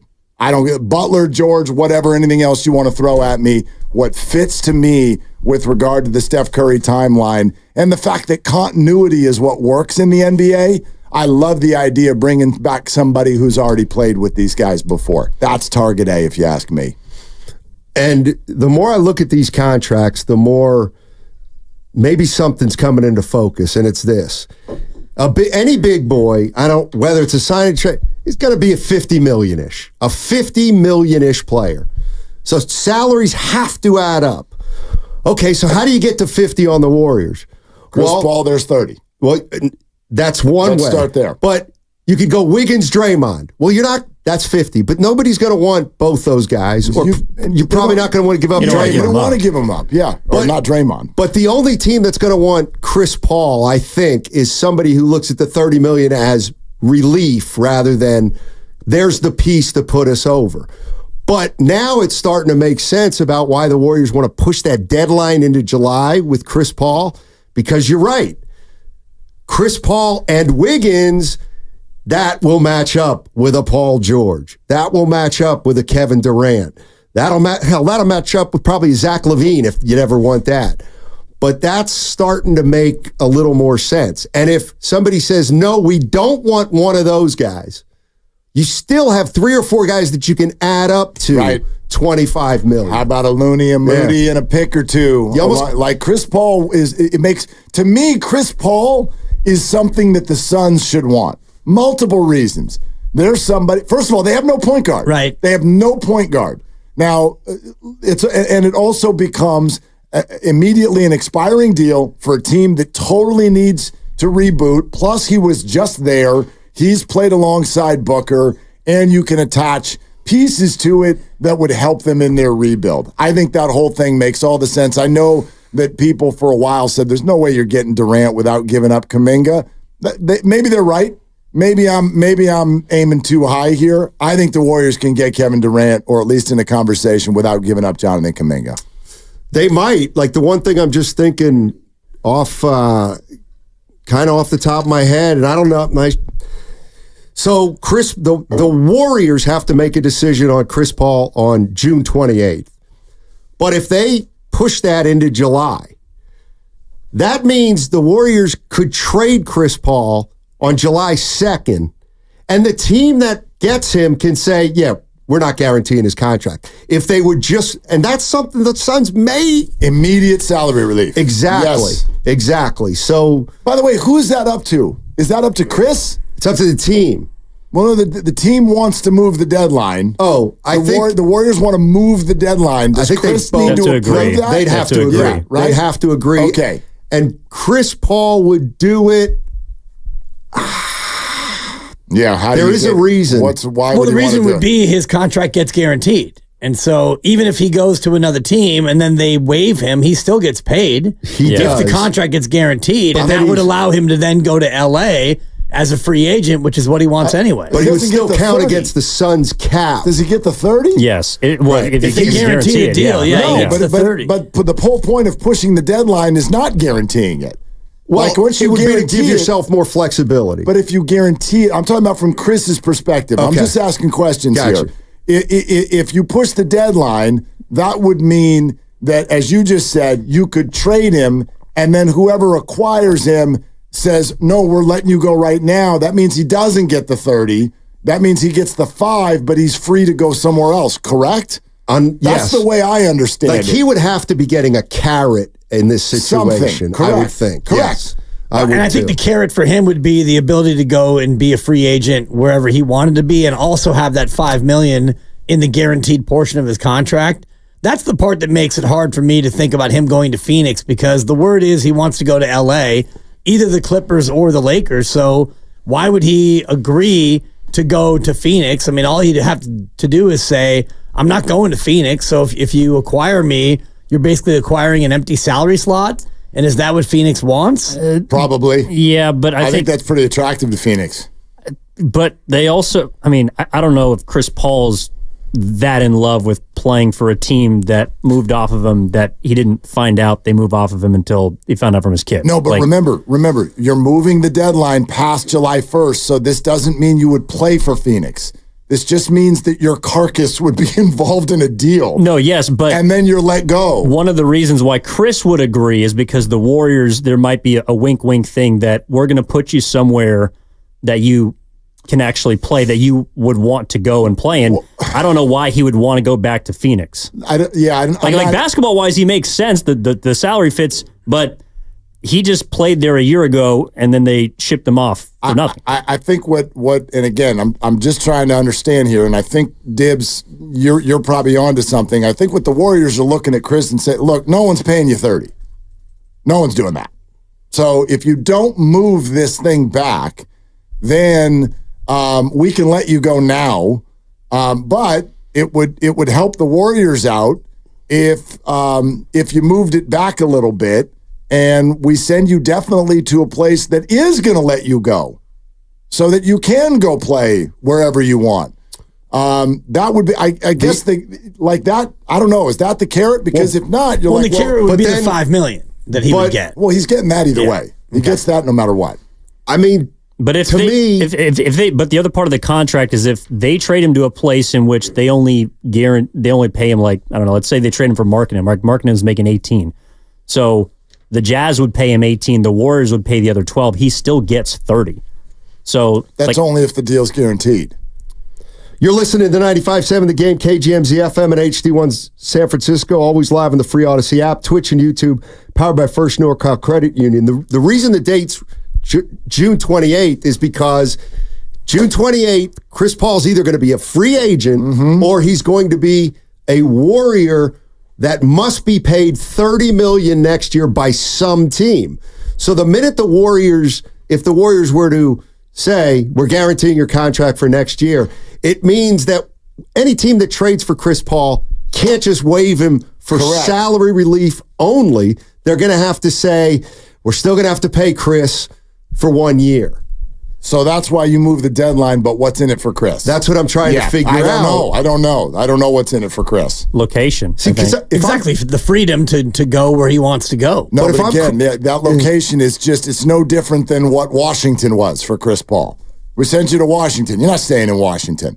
Like, you're just sending him somewhere that's just going to cut him and let him go. And I think that's it's a do right by you compromise, right? I guess. I mean, because I don't know what Chris would ask for there. I mean, first and foremost, if I'm Chris Paul, I'm saying I want the Warriors to guarantee my contract on June 28th because I don't know that I can make 30 anymore.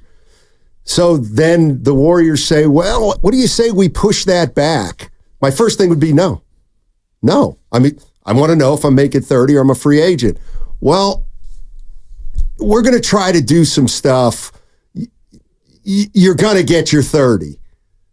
Well, then I'd say, okay, and you're going to have the first right to say yes or no to a move because we'll try to get deals out there wherever you want to go. The other reason the Warriors would be incentivized to guarantee the money is to keep the salary slot, is to keep the flexibility of bringing in $30 million because if he walks, you can't just replace that because you have his bird rights. Right. So it's the other team that can get the relief. I would just, again, this is not I'm not coming from some sort of an expert place here. I feel like I'd be shocked if he gets the 30. Who's paying him $30 million this year?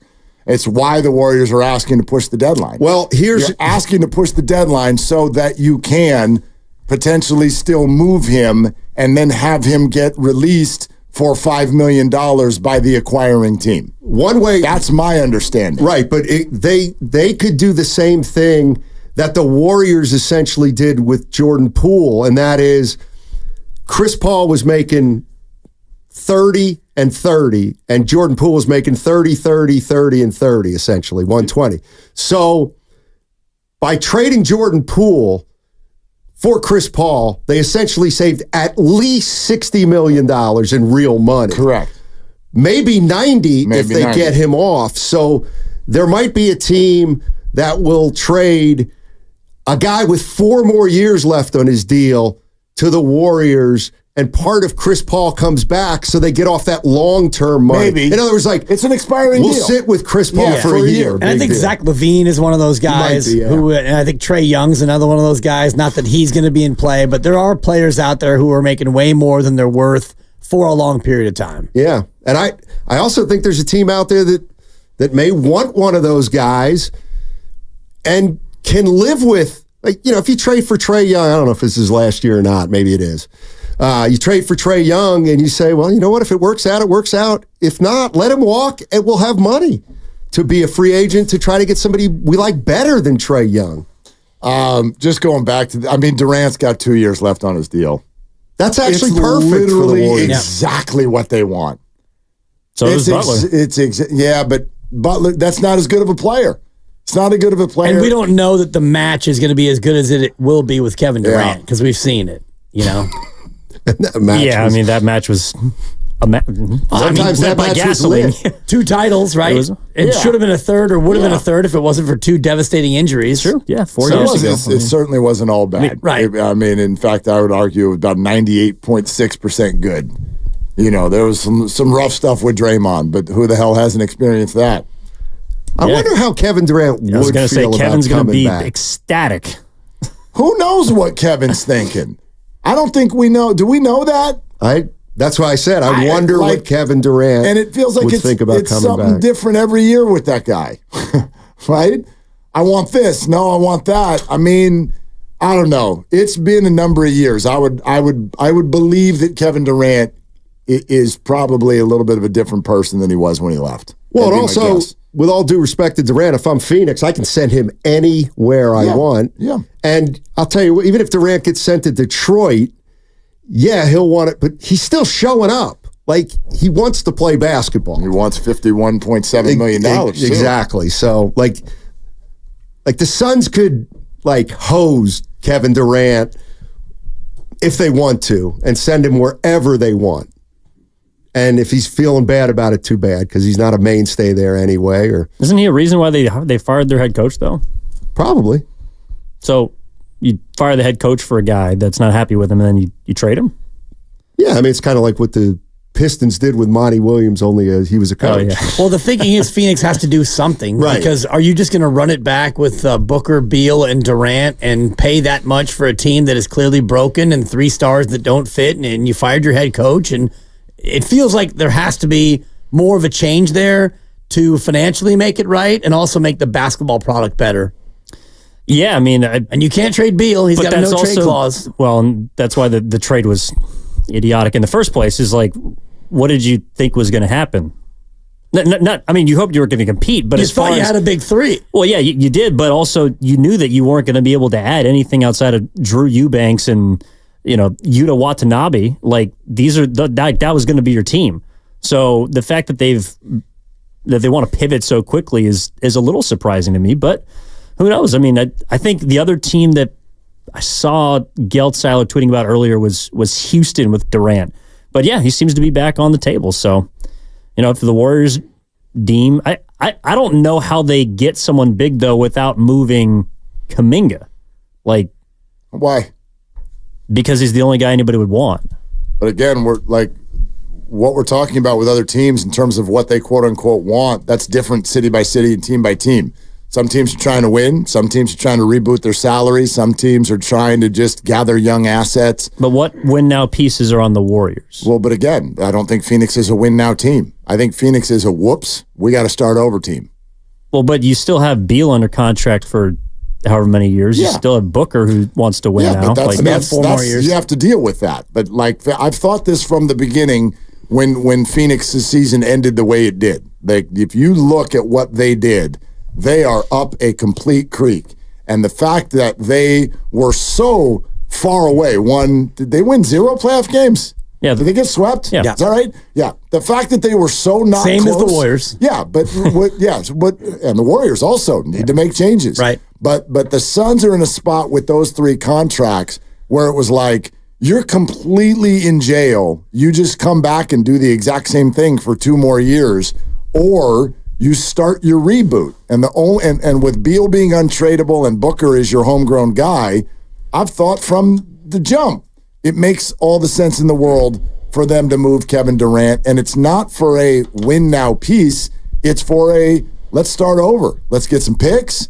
Let's get, a Moses Moody type in here. Let's get salary relief. So if we can get a young piece or 2 and a pick or 2 and salary relief, it's exactly what the Suns need. I think that there's going to be enough competition, though, for Kevin Durant that the price goes up and that Kuminga thus has to be a part of the deal because Phoenix is going to have multiple suitors for Kevin Durant if he's really out there on the market. I don't think you're going to be able to get away with a couple of picks in Moses Moody. Yeah, but Kuminga needs to be paid. I wonder. You don't get salary relief. But he's not getting Tyrese Maxey money. No, but he's getting money. Like if you're trying to reboot your salary, you don't like bring in someone who needs a 9-figure extension in 2 seconds.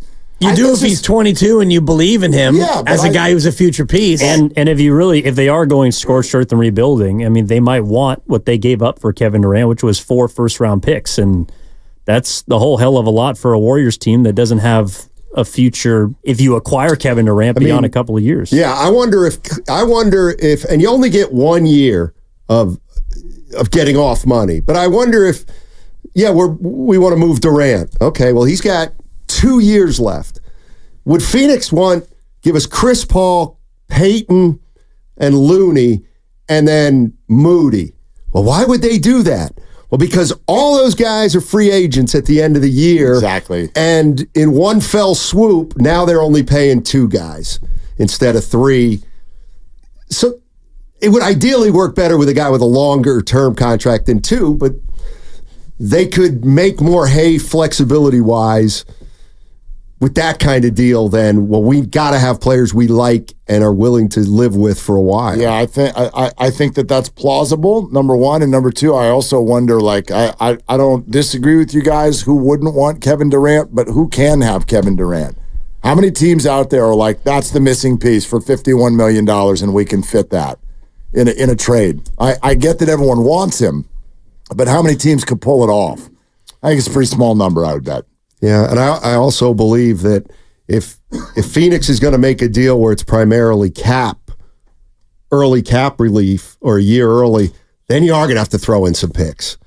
And yeah, no doubt. Do the Warriors feel like they'd be willing to do that? Kind of feel like they would be to me. Yeah, they might be picks. Pretty obsessed with the next 2 years, it feels like, to me. Yeah, it seems like that to me. All right, hey, for all intent and purpose, free agency started. And you know where it started?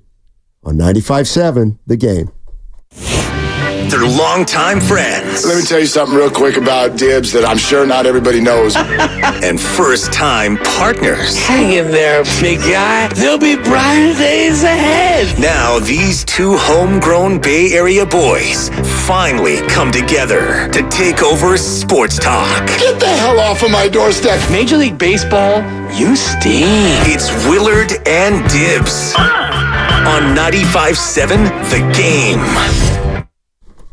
Wow, in one weekend. There's a lot going on. Yeah. There's a lot going on all of a sudden. Jeez. Okay. Condolences.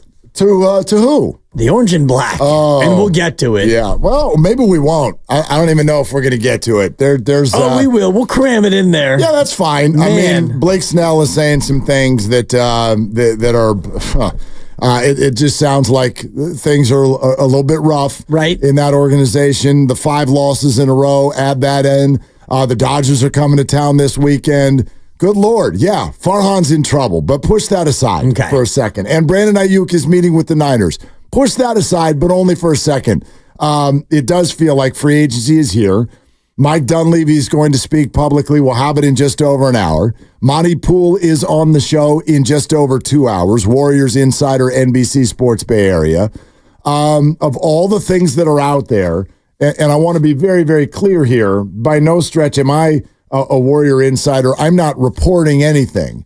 I'm telling you what I would want to do if all things were available. All things aren't available, but of all the things I hear, what makes the most sense to me if you're the Warriors and you're obsessed with these last 2 years of Steph Curry's contract and Steve Kerr's contract and all of that stuff. If you are obsessed with the next 2 years, there's one guy to go get, and his name is Kevin Durant. He's got 2 years left on his deal, and in a world where the NBA shows us every year that continuity is what wins, look at the last handful of championships.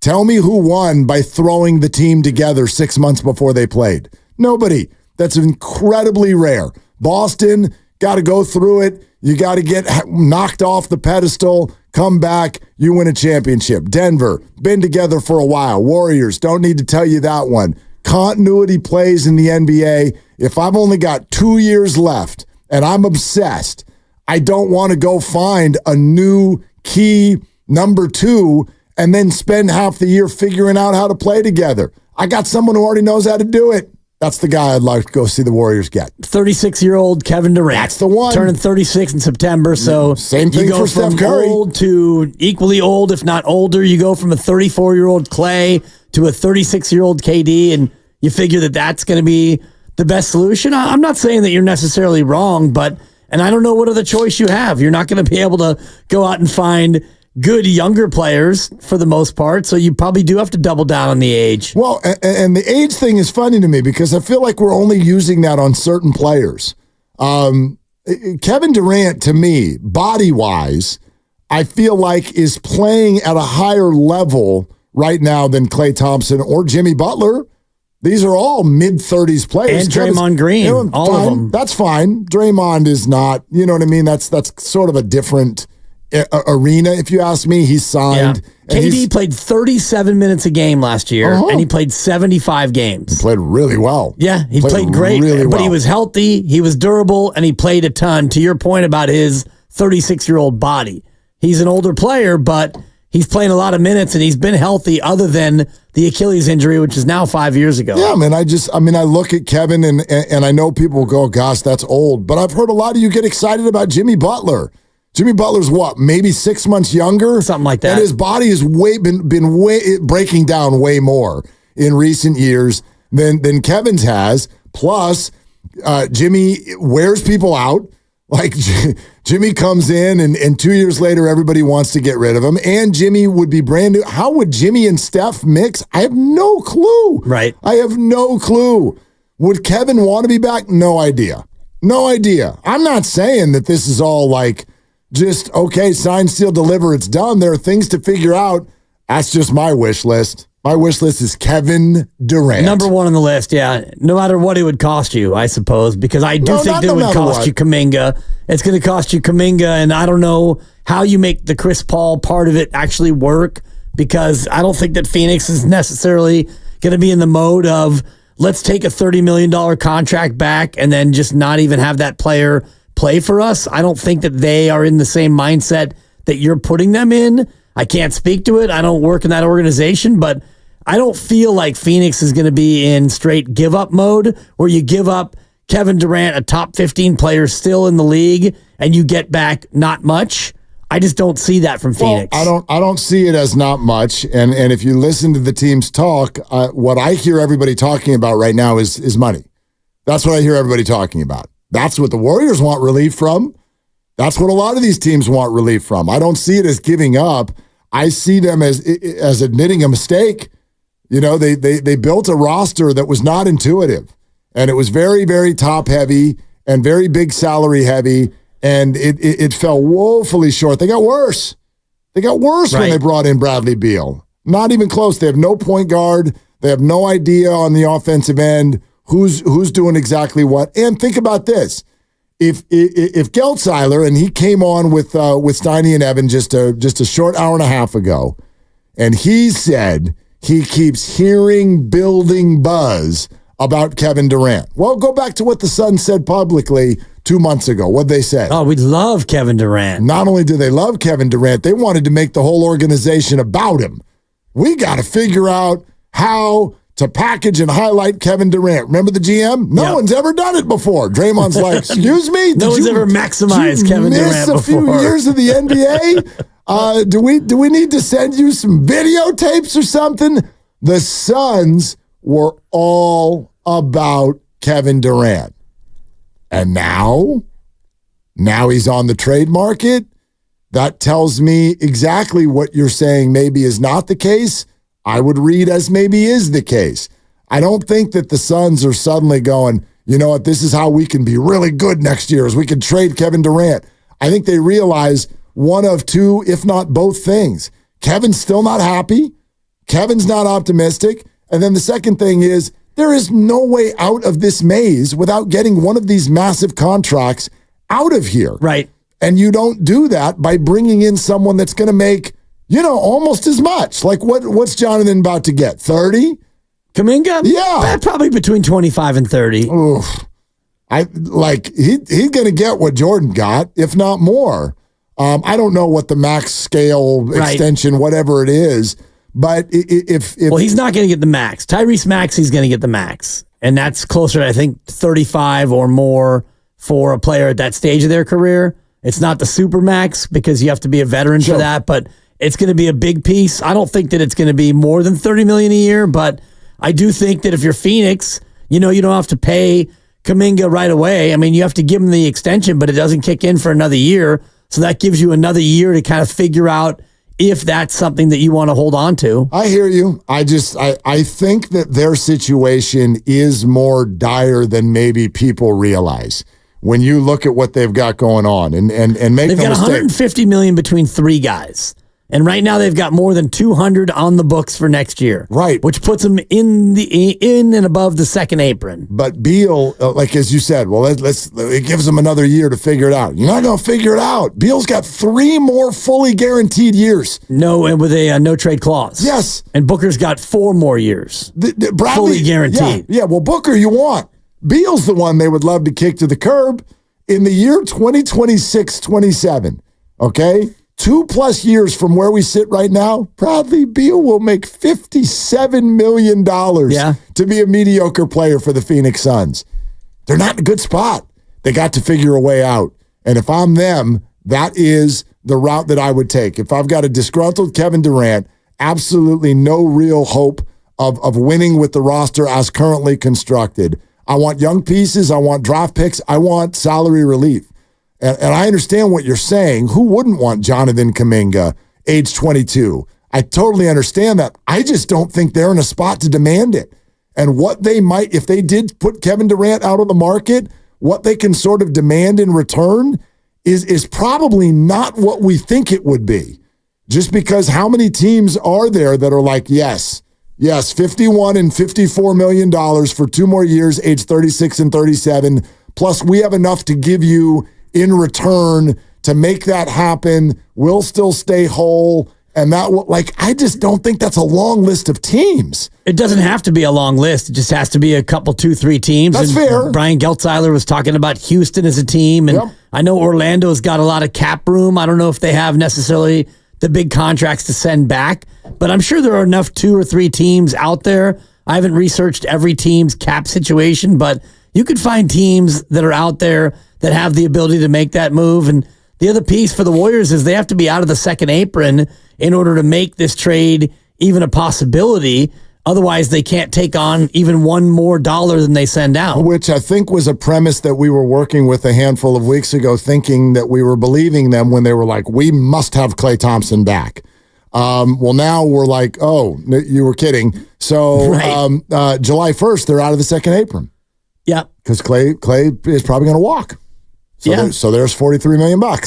Right. So then you can only take on a percentage of the money back that you're sending out. So you can financially probably make it work. But my big thing that makes me have pause is the fact that I think there will be other teams that are going to be competitive for Kevin Durant if, in fact, he is out there on the market. You may well be right. I just see the Chris Paul contract as a weapon that most teams don't have.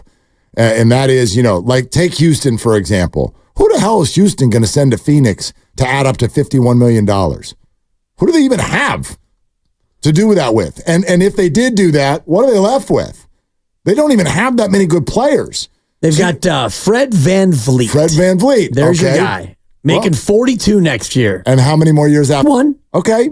It's a team option, too. So if you're Houston, you're dangling Freddie, a guy who can play point guard, and you're saying, all right, Phoenix, here's your point guard for one more year. It's a fair rebuttal. And it doesn't give them necessarily the financial immediate relief that they would want, but it is a team option the year after that. So it would be a 1-year pill that they had to swallow, Phoenix, and maybe you look at Fred VanVleet and say, here's a guy who actually may help us. Maybe. How old's Fred? He's 30. Okay. 30. Yeah, maybe. That's a maybe. And they've got Steven Adams making 12.6 on in last year of his deal. See, but everything you're just throwing at me, like Dylan Brooks, but there's your guy. Yeah, there's nothing there that's going to make Phoenix call the Warriors and be like, nope, we demand Kuminga. No, I mean, okay. No, but if it's Fred VanVleet and, Jock Landale, which adds up to Kevin Durant and a couple of first-round picks. Would you rather right now, if I'm Phoenix, would you rather have Fred VanVleet at 42 or salary relief? I'd rather have Fred VanVleet because he's an actual player. Yeah, but you're not getting Chris Paul is a 39-year-old backup. But that gets you. It's not Chris Paul. It's just the money. So if I'm Phoenix, I want a player. Money. I don't want to have because I still think that I'm good. You don't think they're good. You don't think they're good. Neither do they. They think they're good. No, they don't. Yes, they do. Why do they think that? Because they have 2 of the great players in the league. Bradley Beal without Kevin Durant can still be a great player. Dan Dibley. You don't think so? Look me in the eyes. Done? Look me in the eyes. Why was Bradley Beal bad last year? Why was Bradley Beal bad last year? Why were they bad last year? Bradley Beal has been an irrelevant player in the league largely his entire career. Bradley Beal is a very good player on bad teams. There you go. Irrelevant player.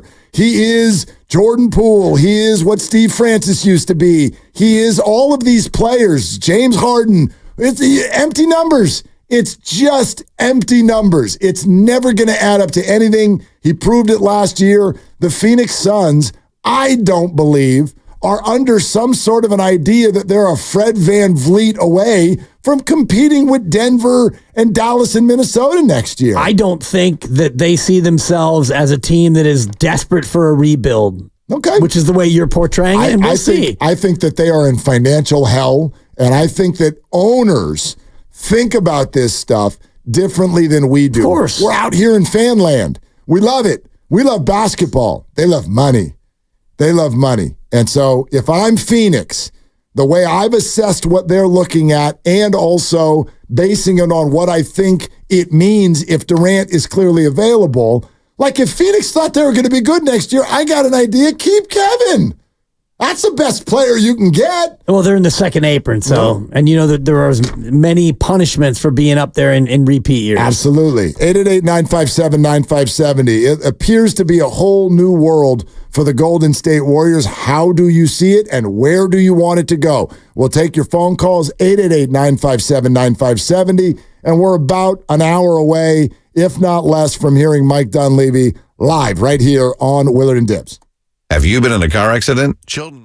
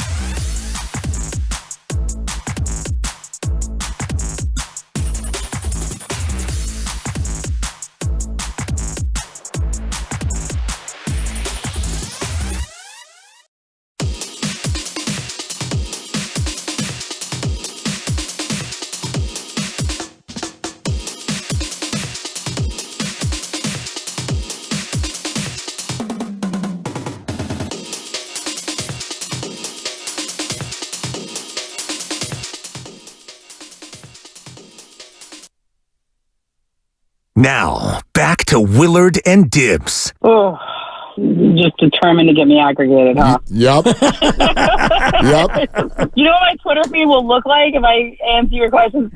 On 95.7 The Game. Funny thing is, with Momo on the phone, it sounds like she's saying you're determined to get me aggravated.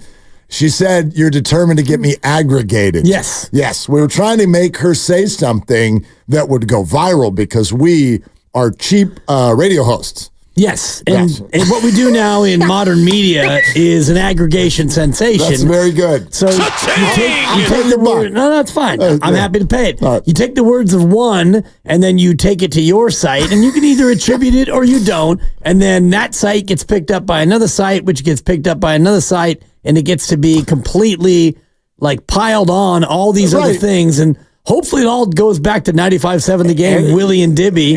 And then we all play the game of who gets the credit. And and then we go to bed and wake up and rinse, repeat. And I'm very tongue-in-cheek here. We were not trying to get Momo to say anything. We were trying to get her to address some interesting stuff, like who's actually out there for the Warriors. Now, here's another sort of quirk of the brain, in my opinion.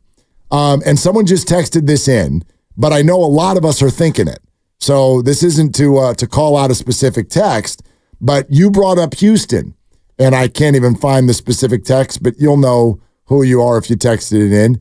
You said Houston's got way better future first-round picks than the Warriors do. Sure about that?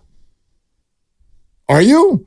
Well, I don't know their future picks. Well, no, my point is that, or the texter's point is, if you're Phoenix, you'd rather have Houston's first-round assets in the future, not Golden State's, because Houston's first-round assets are on a bad team.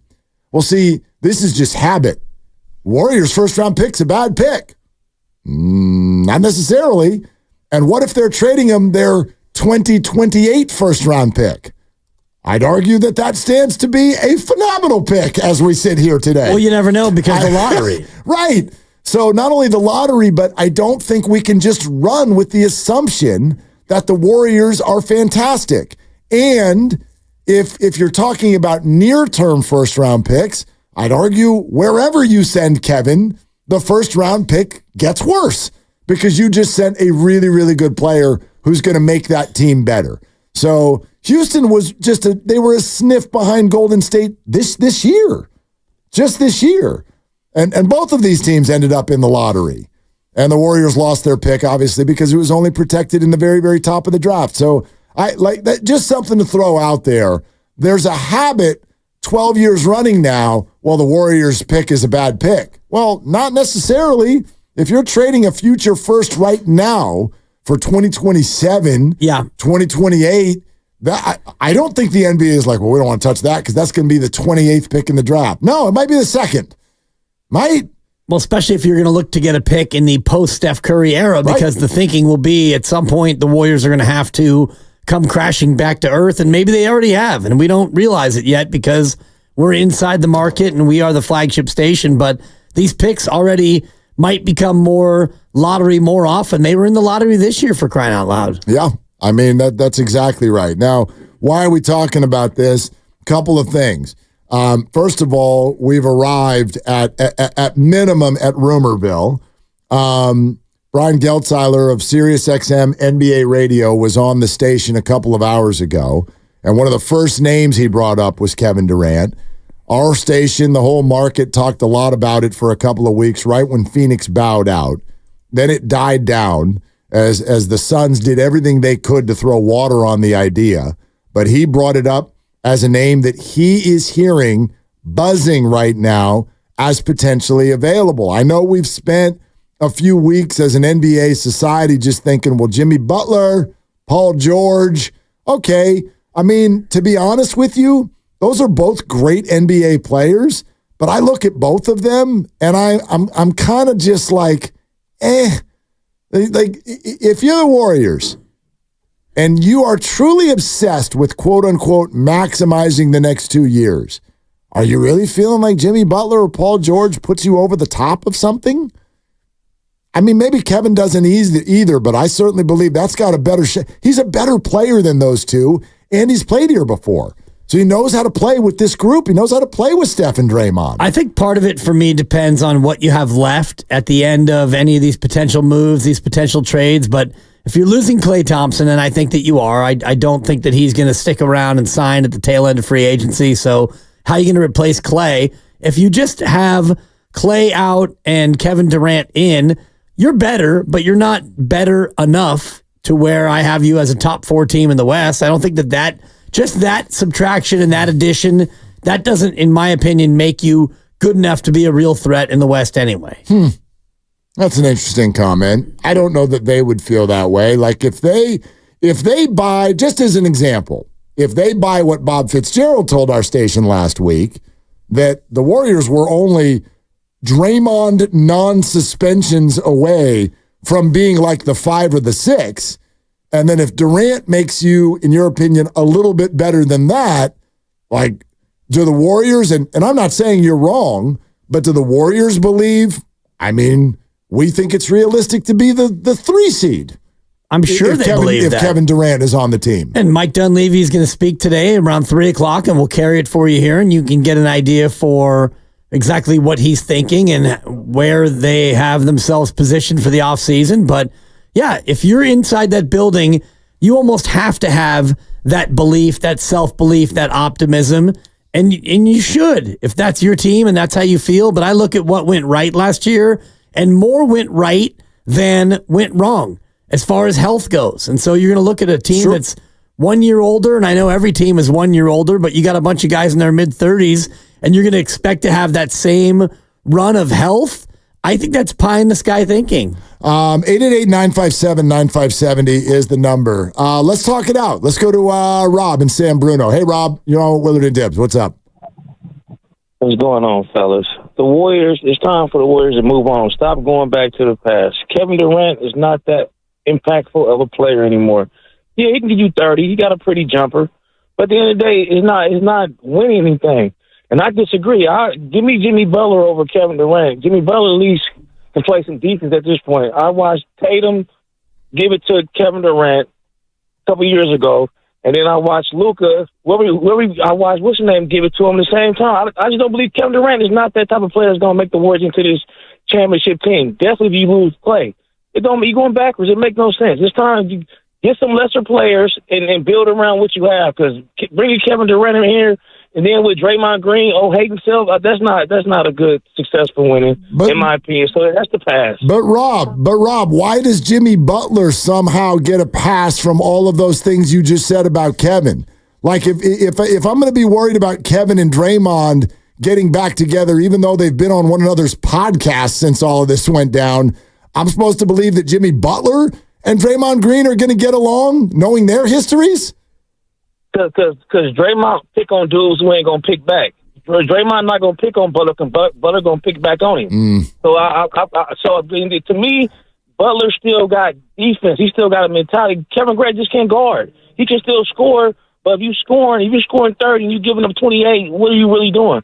So in my opinion, I think that ship has sailed. If they should have did it last year. But for me, it's just about moving on.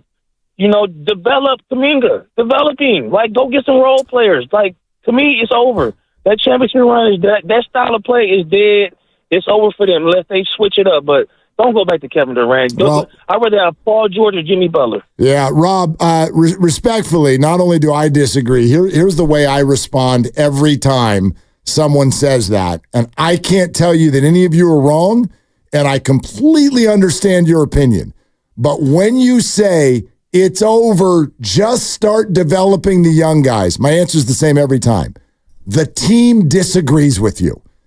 I can't disagree with you, but they do. Well, I can say that it's over, but I also understand that they won't ever act like it's over when Steph Curry's there. So for me, the whole idea of it's over and therefore A, B, C, D, E, F, and G about the future, that's not the way that this is going to go. So yes, you can think that it's over, and I do kind of think that it's over. You might be right. But you probably are. But they're not going to act accordingly. They're going to ride this thing out until the wheels fall off. Well, and by the way, that is, in my opinion, like the right thing. Like, it's so easy to call Willard and Dibbs and say that. Say it to Steph's face. Hey, it's over. We're just going to develop Pajemski, whatever his last name is. So you'll hang out for that, right? Yeah. I'm sorry. Like, that's just not the way this league works. Like, when you find someone amazing, you're obsessed with them. Think about what people have said to us about this idea just in recent weeks. Stephen A. Smith, we asked him that question. He said they basically owe Steph Curry the arena, their logo, their name. They owe him everything. You're not going to look at that man and be like, so Kuminga's 22. We're going to feature him this year. And, maybe we'll make the play-in tournament. Like, you just... Well, then don't get mad if you say that to Steph and he responds with, okay, then trade me. Get me out of here. Exactly. Get me out of here. Because he's, 36, going to be 37 this upcoming year, and he understands that his chance to get one for the thumb is coming to a close. So you don't do that with a guy who gave you 4 titles and Draymond as well. It's just not going to be the way you proceed. Steve Kerr, 2 years. Steph's got 2. Draymond's got 3. You're going to go all in, all eggs in the basket, whatever that means, even if it does cost you Kuminga and Moody and picks. If you think that you can get better between now and next Friday by making some moves, you're making those moves. No doubt. Rob, I want you to know that, and everyone who feels that, like, I feel you. I get it. I think it's better odds that it's over as opposed to it's not over. And I will agree with you on that. But the team is not going to act that way. Right. And they just shouldn't. And I would argue this, by the way, if they were going to act that way, then yeah, give a thank you contract to Klay. Dude, hang out. We're just sitting here developing people. Who the hell cares? Here's 2 years, here's 3 years and $60 million. We don't give a rip. Yeah. We're just here for Jonathan Kuminga's development. And we're just going to ride out and we're going to start building statues actually right now while you guys are still out there playing. It'll be easier to get a likeness of you if you're here in the building with us. So that's the way, like, I get it. I get it. The team is just not going to act that way because Steph Curry means too much. So, and also I think the business side of it means too much. Totally. So if you did go that route and you were 30 and 52, then fewer people are showing up and spending money and all the rest of it. So it becomes a losing proposition anyway. Yeah, fair point. Thomas in the city is next up. Hey, Thomas, what's going on? Hey, what's up, man? How you doing? Good. Yeah, man. I was just reaching in, man, on the Klay Thompson issue, man. I think they should get rid of him, man. He ain't the old Klay that he used to be. Especially coming off that knee injury and the surgeries and everything. And he might get traded. And for the Kevin Durant situation, I don't think that they should pick him back up because ain't no point in team hopping like that, man. Why not? I mean, you just won a championship and you go off otherwise, and if a couple of years go by, you want to come back home. I mean, I don't think it'd be a good look for him, but it's not just a good look for KD, though. But the Warriors, I think they need some help. They're too small over there. Yeah, well, I mean, Kevin Durant would actually help with that. Thomas, I get what you're saying. First of all, I think you're going to get your wish as far as Klay Thompson is concerned. But beyond that, the whole, I actually think that this is one piece the Warriors, if there were a conversation with Kevin, this is something they could pitch to him. I know you don't agree with me on this. I think the whole team hopping thing is now yesterday's news. First of all, it happens so much. Honestly, go ahead, spit them all out. Where's James Harden been in his career? I mean, can you even keep track anymore? Yeah, Brooklyn and Houston and the Clippers and OKC. Philly, and I mean, it's just all, Philly, right? See, they just sneak him in there. You're Sneaky Philly guys, stuff. since every June, he's somewhere else. So, you could name a player, and I probably would go 80% on the majority of these guys. I think you I'd would. probably miss a team. But not Hundo. Right. Yeah, and so. Westbrook. I'll probably miss a team in there. That's where we are with Kevin. It's not the same. It's not like I'm leaving OKC that drafted me and my brother Russ, and I'm team hopping to cherry pick a championship. This is now how many years later, and injuries, and Brooklyn, and Phoenix, and Kyrie, and COVID, and Bradley Beal, and my God, it's just not the same anymore. So I really think that issue, to me, feels muted at this point in his career. I think it feels muted if he goes anywhere else other than here. When he goes back here, it is Kevin's coming crawling back.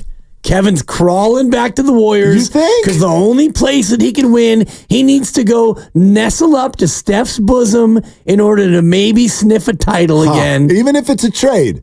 Absolutely. At age 36. Because a trade is not a trade. A trade is Kevin Durant saying, yeah, I'll go there. You're not trading him against his will. The only reason why. They certainly can. They can, but they won't. Why? Because he won't show up. Oh, of course he would. But if you trade Kevin Durant to the Washington Wizards, you think he's going to go don the red, white, and blue and go out there and be a Wizard? Yes, for $51 million. Right. Like, I love it. Remember Dame Lillard? These players have more power than that. You send me to Miami or I ain't showing up. Yes, you are. Of course you are. The only way Milwaukee's a good team. But you didn't send him to Charlotte. The guy asked for South Beach and got Wisconsin. Same thing. Not the same thing. Close. I mean, still in America. yes, and they do have bars. Yeah. No, here's the only reason somebody can play that card. I'm not showing up if you trade me there. It's kind of like what Anthony Davis did to force his way to the Lakers. You have to trade me there because if you don't trade me there, I won't re-sign. Well, that's not an issue anymore. You're going to be 37, 38 by the time this deal's up. Nobody's worried about re-signing you.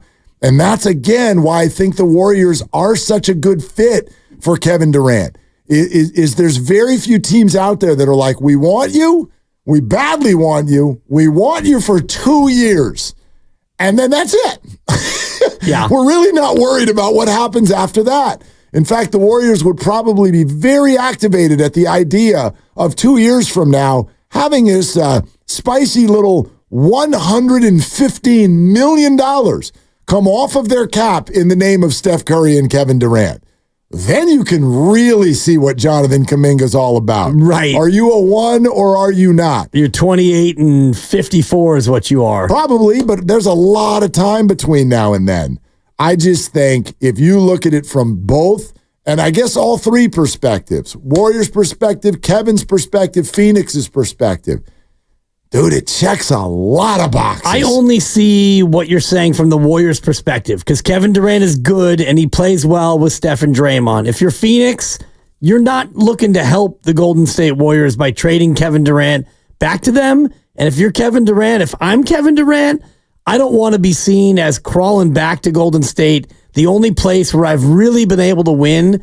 That's the kind of thing that he's been trying to dispel, that he's a real one. And that's why he went to Brooklyn and tried it. It didn't work. He went to Phoenix and tried it. It didn't work. Go to the next destination and see if you can try it there. At age 36? He's still a good player. Yeah, he is a very good player. And he's got 2 more years on his current deal. So he ain't going to go do anything by himself. Like, he is literally not, like, there is no chance of that. But if he comes here and does it, whatever it is, you're doing it again as Steph's little sidekick. You're Robin. He's a Batman. He's nobody's Robin. I see it very, very differently based on the fact that he's not a free agent. He would be traded here. That is a very, very different scenario. I think that he's only getting traded where the team knows it's okay with him to be traded there. Yeah, I don't see it that way. I mean, if you're saying that, let's pretend it happened, and you're saying that, you wouldn't be the only one. But I think it would be an absolute minuscule percentage compared to what it sounded like, whatever that was, 6-7 years ago when he first came to town. I just don't think that that's what would take over. I actually think most people would be like, sweet. That's a fun little story with all the 30-year-olds getting back together. I think locally we'd think that. Nationally, people would. I think that the talking heads, the Rob Parkers and the Nick Wrongs and the Stephen A. Smiths. Who cares what all of them say? I'm just saying. The narratives out there would be that Kevin Durant had to go back to Golden State because Kevin Durant, turns out you're not an alpha. Maybe we've been overrating Kevin this whole time. 36 Can't years do old. it on your own. My good friend Rob Parker said last week that the Warriors should block Klay Thompson on Instagram. It's a good take. No, it's a great take. So those are the takes. Those are the takes that if I'm making $51 million in my life, I'm not too worried about those takes. But he's always worried about those takes. We know that. We know Kevin Durant's got burner accounts. We know he's got giant rabbit ears. No, we knew Kevin Durant. I like. So his burner accounts are gone, you think? Dude, are you the same dude you were 6 years ago? No, I'm totally you got a different. daughter now. Yeah, you different dude. Got me up about 6 a.m. Whatever today. the hell was going on 7 years ago when you hadn't even turned 50 yet, whatever the hell was going on, that's gone, man. Played a lot more golf back then. That's gone. The world hadn't gone through a pandemic. You thought you ran the league. It is different now. I don't know, Kevin, but I do hear a lot of us sort of projecting on him the person we knew 7 years ago. And I got a chip in the middle of the table that suggests that Kevin sees the world through a different lens now. He's 36. Yeah. He's not conducting things like that anymore. And the media world, I think, reacted the way it did back then because they knew what a threat it was. Kevin joined the Warriors and it was like, what? It's over. We're all dead. Nobody's going to compete with that. He joins the Warriors now. I think Minnesota and Denver would be like, that's adorable. You look like the Sacramento Kings. You guys are cute. It's not threatening. So I don't think there would be nearly the vitriol that I'm got not saying sent out that there would last be time. the same level of vitriol. I'm saying he would still be out there, and it would color his legacy as a guy who felt like he had to go back to the one place that he had success. He'd have to go crawling back to Golden State to try to make it happen. And if they didn't do well and they won, it would be a lose-lose. Why do you phrase it that way? What's that's the this way- crawling back? Tail between your legs. No, That's the way I see it. But it's the Suns that are doing this. But you and I are disagreeing because I don't think the Suns would do it without him saying, yeah, go ahead and send me there. I'm into that. Like if the Suns, if we believe them for 2 seconds, their option A is to keep him. Right. They want to keep him. But you and I both agree that that isn't really much of an option unless you want to Correct. pay $200 million in salary to be a mediocre team again. There you go. So this is the Suns doing it. No one's crawling anywhere. The Suns are admitting a mistake in the acquisition of Bradley Beal and now looking at this and going, how can we undo our mistake? We have got to get a bunch of millions of dollars off of our roster. Well, we can't do it with Bradley. He's got a no-trade clause and 3 more years on his deal. We don't want to do it with Booker. He is younger, and he's our homegrown player. So that has to open us up to Kevin. I see this as completely their move. They can keep him. They can just play basketball next year with him. Yeah, they can send him wherever they want to send him. And if you're Kevin Durant, if I was Kevin Durant, I'd rather go most anywhere else other than going back to Golden State. And I see that point, but I don't know that that's how he feels. I don't know it either, yeah. I'm just putting myself in his size 17 shoes. I'd be very surprised if at age 36, after everything he's been through, that Kevin wouldn't see the landscape of the league differently than he did then. All of these guys, Steph, LeBron, Kevin Durant, Jimmy Butler, they're all looking at this with way less power than they used to have. Way less. Steph, in fact, probably has the most because he's got 2 years left on his deal. Well, LeBron just got J.J. Redick in his coach, so he probably has the most. Maybe, but I mean, that's for one more year, maybe. Like he's about to opt out of a deal. I don't even know where that whole thing's going to go. So Steph is the one that still has years left on a deal and a team that is like, we're all in on you, dude.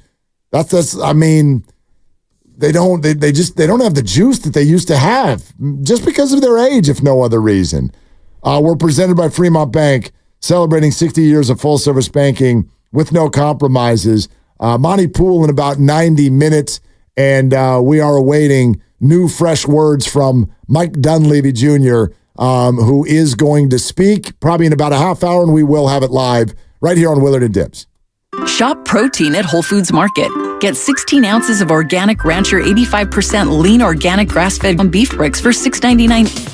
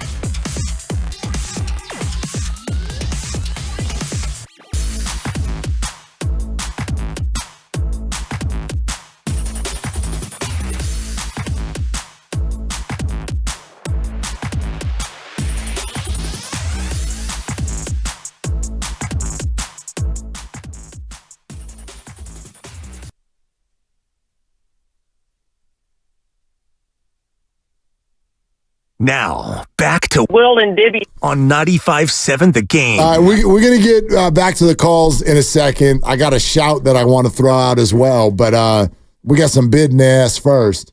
And that's to say two things. Mike Dunleavy's going to speak publicly here in about 25 minutes. Pre-draft media availability, something tells me some of the questions won't be about the draft. However, the draft is coming up this week. Pre-draft availability, will carry it for you right here on Willie and Dibby. And speaking of the Warriors offseason, some of you heard this announcement last week. Let's give you further details of the Warriors offseason summit. This is summit number 4. Yep. Correct? Yeah. How many? 4. Right. Fremont Bank. You have been to this new location. Apparently, it is beautiful. Spectacular. Absolutely beautiful.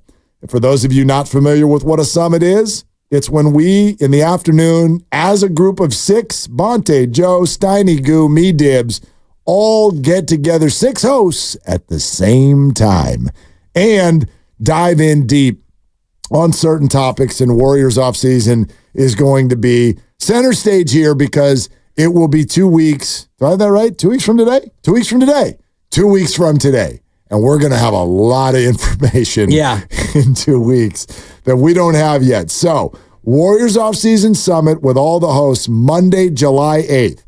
Dibs and I will be there live at 2 o'clock. Normal show time. We'll get started. The rest of the gang will show up for the back half of our show from 4 to 6 for the Warriors Offseason Summit at Fremont Bank. The address is 39150 Fremont Boulevard in Fremont. Now, space is limited. So if you want to be there with us, it's a little different than last time. You can't just walk in whenever the hell you want, right, all full with nacho cheese on your shirt and sit down wherever you want. It's not like that this time. Now we fancy. So you got to reserve your spot right now. Go to 957thegame.com and reserve your free, still free, your free spot now to make sure that you are with us. These have been an unbelievable success. They've been a ton of fun. And we would love to see you in person, get to shake a hand, high some fives, whatever it is. But again, 2 weeks from today, Fremont Bank in Fremont, 4 to 6. Go to 957thegame.com and reserve your free spot now. You come for the bank, you stay for the summit. The bank is spectacular, and I don't usually have a crush on a building, but the tallest building in Fremont. It's amazing. 6 stories, and we will be broadcasting from the roof deck, which overlooks like the entire South Bay. You can see for miles and miles in all directions. Building is brand new. Self-tinting glass, too. Stop it. If you're into it. There's a satellite on the roof that detects the sunlight levels and tints as you go. Say that slowly. Self-tinting glass. Say it very, very slowly.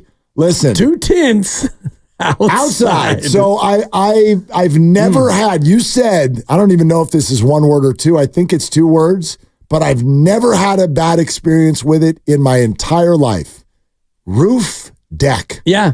That's just a good thing. Yeah. I don't care where you are. I've never been on a roof deck and been like, I'm having a terrible time right now. Exactly. It's always been amazing. Too many women in sundresses out here. That's right. That's right. So come join us. Go to 957thegame.com. We're going to have an absolute blast. And it is 2 weeks from today. And I wonder what jersey Klay will be wearing by then. Yeah. Like which one of the Warriors jerseys, like the slate, or the throwback, or the We Believe, or the Los Angeles Lakers, or the Houston Rockets. It's gonna look so weird. It's gonna look so weird, Dibs. It's gonna look so weird. Yeah. Will we even know? Will we even know what's going on with Klay yet? Because I do think there are indicators that the market is not going to be what anybody was hoping it would be. And you see this, not just in the NBA, across sports. The Boris 4, we were just sitting here talking about it. Blake Snell, and I'll give you the 2-second, the 10-second sort of synopsis. He has publicly stated that he's feeling pressure from the Giants And so therefore feeling like he's rushing back from these injuries too soon. And I think that is all a trickle-down effect from what happened with missing spring training, which I firmly believe was Scott Boris's fault. The Boris 4 did not get on the open market what they thought they were going to get. And it has led to all kinds of junk for those guys because of the way their agent played it. Malik Monk taking that deal in Sacramento tells me, wow, this is not going to be what we thought it would be on the open market. What did he get, 478? 478 for Malik Monk in Sacramento? Like, he got less than 20. Yeah. You supposed to believe that Klay Thompson's getting 30 a year? Malik Monk can't get 20? Like, and there are reports that nobody is prepared to offer Klay that 3-year deal he seeks. Which is what makes me think more and more, and I was mentioning this over the weekend to some friends at a 5-year-old's birthday party. Nothing like talking sports at a 5-year-old's birthday, but it was either that or going to Jumpy House. And so I was saying how, if there aren't 3-year deals out there for Klay, it does kind of open the door to Klay staying as a Golden State Warrior. If no other team wants to give him 3 years and he finds that the free agent market is cooler than he thought, maybe as you get deeper into the free agency period, he realizes, hey, if I'm only getting 2 years anyway, I might as well take the 2 and stay here with Golden State. It's a scenario. It's plausible. I would argue on July 8th when we get together for the summit, one of two things are going to be the case. Either Klay has already signed with another team or Klay has signed with no team.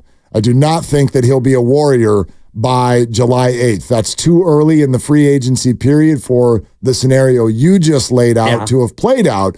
However, based on the article by Anthony Slater over the weekend, it feels like Klay, like even if given an equal offer, Warriors and somewhere else, he'd pick somewhere else.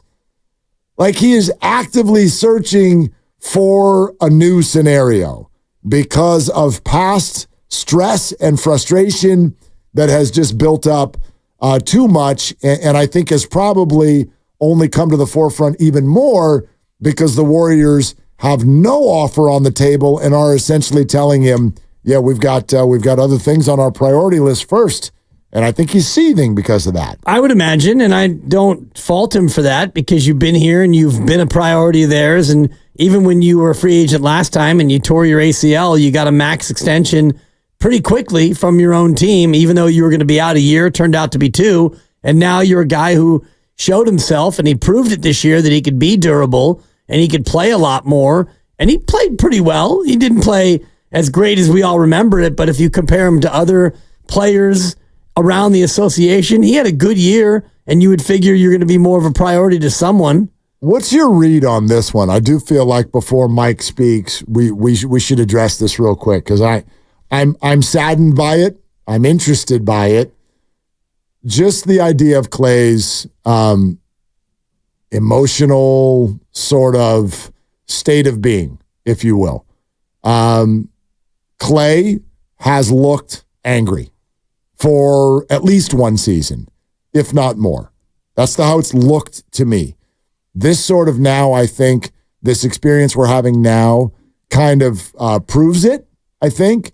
Steve Kerr mentioned directly to us that he had to have closed-door meeting after closed-door meeting with Klay and working through his mentality with having to move to the bench and all of those things. What's your take on Klay essentially getting to a spot and the Warriors allowing it to get to a spot that a future Hall of Famer and a franchise legend has gotten to a point where reportedly, if given the exact same offer from the Warriors and someone else, he would rather take someone else? I'm okay with it. And you get to a spot in life, whether it's career or relationship or whatever it is, where you realize you need to change. You need to shake something up. You and I both individually, professionally, personally, we've both undergone a series of changes in your almost 50 years and my 55 plus. I've moved, I've switched schools, I've had marriages, I've had new marriages, I've had families, I've had other families.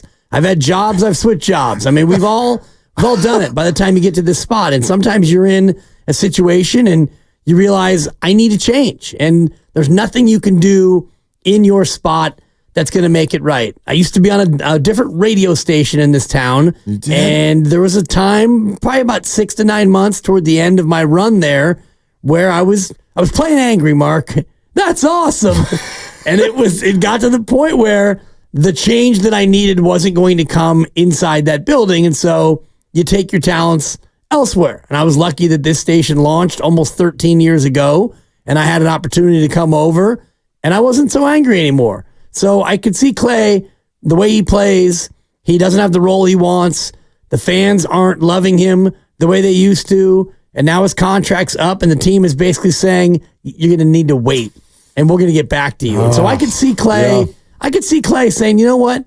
It's time for me to do something for my mentals and do something different. And maybe, and you don't know if it's going to work out. For me, it actually worked out swimmingly that I switched jobs and switched stations. And here we are 13 years later, and there have been ups and downs, but I can't imagine not having made that move. And so for Klay, he's on the precipice of the same idea. Maybe the grass is greener on the other side. Maybe. I mean, you never know until you get there. I mean, as we always learn, right? The visions in our head are just that. They're in our head. And most times it doesn't actually work out that way. So this franchise, and maybe more accurately, this fan base, has said for a number of years, like, we've imagined these three never putting on another jersey. We hoped for it. We didn't know if it would happen. It appears that we're on the doorstep of it not happening. And so I do wonder how that makes fans feel. Like, the exit, if you will, is not necessarily amicable. It is not necessarily mutual. It is all of those things at the same time. And I don't know if anybody would have ever imagined that. Maybe we imagine, get to the end of the career and, gosh, our timeline doesn't work with your timeline. You want to go chase a ring somewhere. We're over here rebuilding.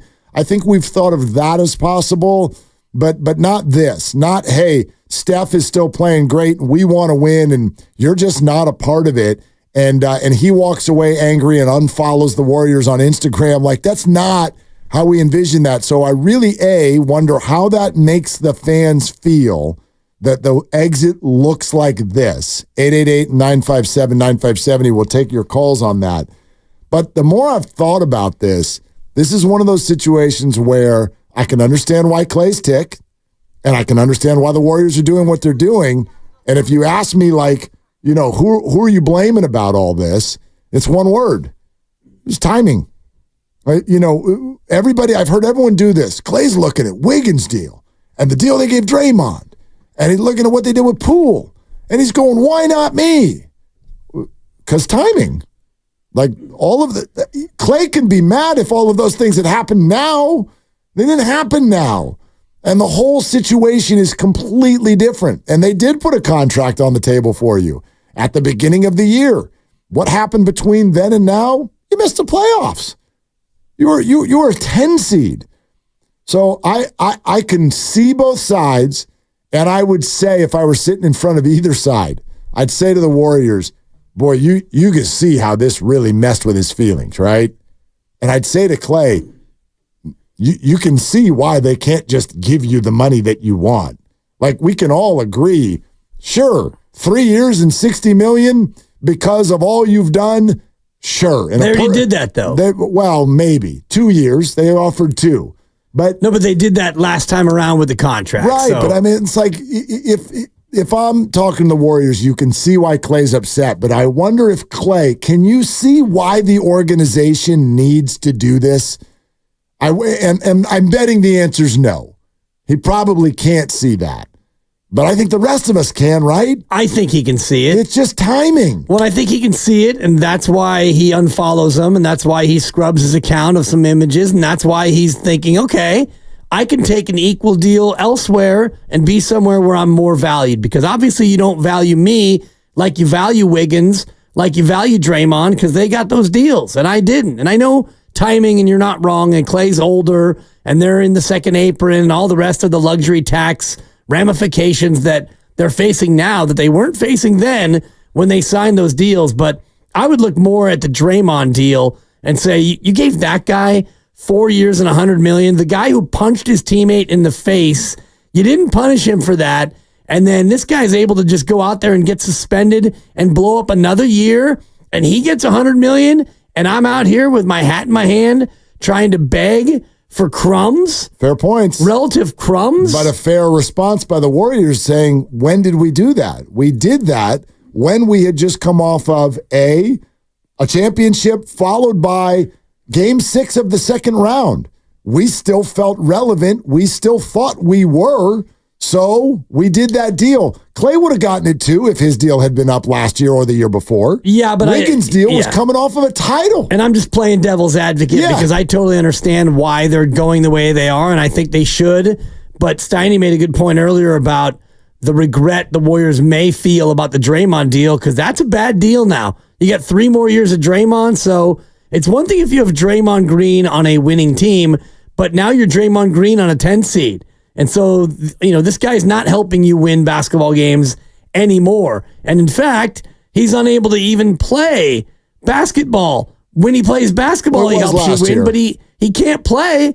The guy can't stay on the floor. He missed a third of the year because of a lack of self-control. And yet he gets $100 million, and Klay's a guy who played 77 games last year. But that's hindsight. That's hindsight 2020. Nobody knew if you're any of those Klay, things. you're like, dude, I just went through 77 games. I'm top 50 in the league in total minutes played. I was here. I was out there. Yeah. And, Draymond missed a third of the year, and he punched a teammate in the face. Basically, a big reason why that guy's not on this team anymore, and I can't get a deal, and he can. Timing is everything. No, I get it. But I can see why Klay is angry. Oh, I can see it. Yeah. I can totally see it. But, I would argue that Draymond, when you say that's a bad contract, it was last year. I'm not convinced that it just is for eternity. You may be right that it might be. It probably is. But I don't know. Draymond is still a productive player, and $25 million a year is not 50. You know what I mean? It's like he's being paid half a star type of a contract. I'm not convinced that that's a terrible deal. It was last year. And for Klay, he would have totally gotten the bag if his deal was up last year or the year before. He would have. But now it's now. Now it's now, and the market is what the market is, and our results were what they were. And I get that that's completely unreasonable to think that he would see it that way.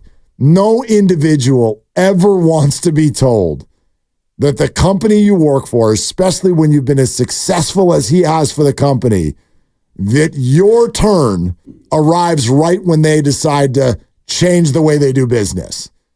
I get, it was Andrew's turn. Yes. Draymond's turn. Yes. Jordan's turn. You got it. Klay, it's my turn. So, about that turn, we're going to do things a little bit differently starting right now. When Kuminga gets his turn, which could be here in the next couple of months, he's going to get his. We don't know that, number one. And number two, different. We're pretty sure. But that's a different scenario. I know. Klay's got 22. But you're talking about turns. And so all these other guys got their turn, and, Klay had a chance maybe to get his turn last offseason or early in the year when he got the 2-year and $48 million offer, and he turned it down. And I'm just wondering if, based on the Malik Monk contract, if Klay still is able to get a deal now worth $24 million a year from the Warriors or from another team here over the next couple of weeks. I would be surprised if he still got $24 million a year. Yeah, I know Bobby Marks, with Came us on was and like said 30. He's worth 30. His skill set is worth 30, but I think that reboots every offseason, doesn't it? The market is what it is that season. Yeah, the comps and all that. Early indicators are that people are not willing to go big this time around, and they're certainly not willing to go long. There's 2 different ways to look at it, right? Maybe he does get 24 for 1 year, but he wants 3. The indicators right now are that he's not going to get that anywhere. That's analytics. And we just watched it in baseball. Blake Snell's going to get 5 years and $200. No, you're going to get a 1 plus 1. Cody Bellinger is going to get 8 years. No, you're going to get 1 year. So if that's the mood that everybody's in, what are you doing for somebody who's already 34? You're not doing 3 years. No, you're doing 2 though. Yeah, and, maybe. hopefully you're doing more than that. Well, Warriors offered 2. He didn't want it. Right. Well, and if no one else is offering 3, all of a sudden 2 doesn't sound so bad because 2 is greater than 1. And Klay had a better year than Malik Monk last year. And, if you look across all the metrics, shooting and scoring and the rest of it, so. Right, but Malik's what, 25? How old's Malik Monk? I just find those to be 2 completely different conversations. He's 26. Yeah, it's kind of like when you bring up Kuminga. It's like that's a totally different subject. If you're 22, that's a totally different contractual conversation. How long are you willing to go and whatnot? Klay, that's another thing you got to realize. It's like, dude, you're 34. So the rules are different when you're 34. All right. Glad you're with us. Mike Dunleavy with his pre-draft press conference is going to be live right here coming up next. If you haven't already, make sure you subscribe to Willard and Dibs in the free Odyssey app or wherever you find your favorite podcast. While you're there, subscribe and like all the other shows as well. Bonte and Joe, Steiny and Goo, and them reacting to all of the frozen negotiations with Klay Thompson. All right, Mike Dunleavy live next, Willard and Dibs. Shop protein at Whole Foods Market. Get 16 ounces of organic Rancher 85.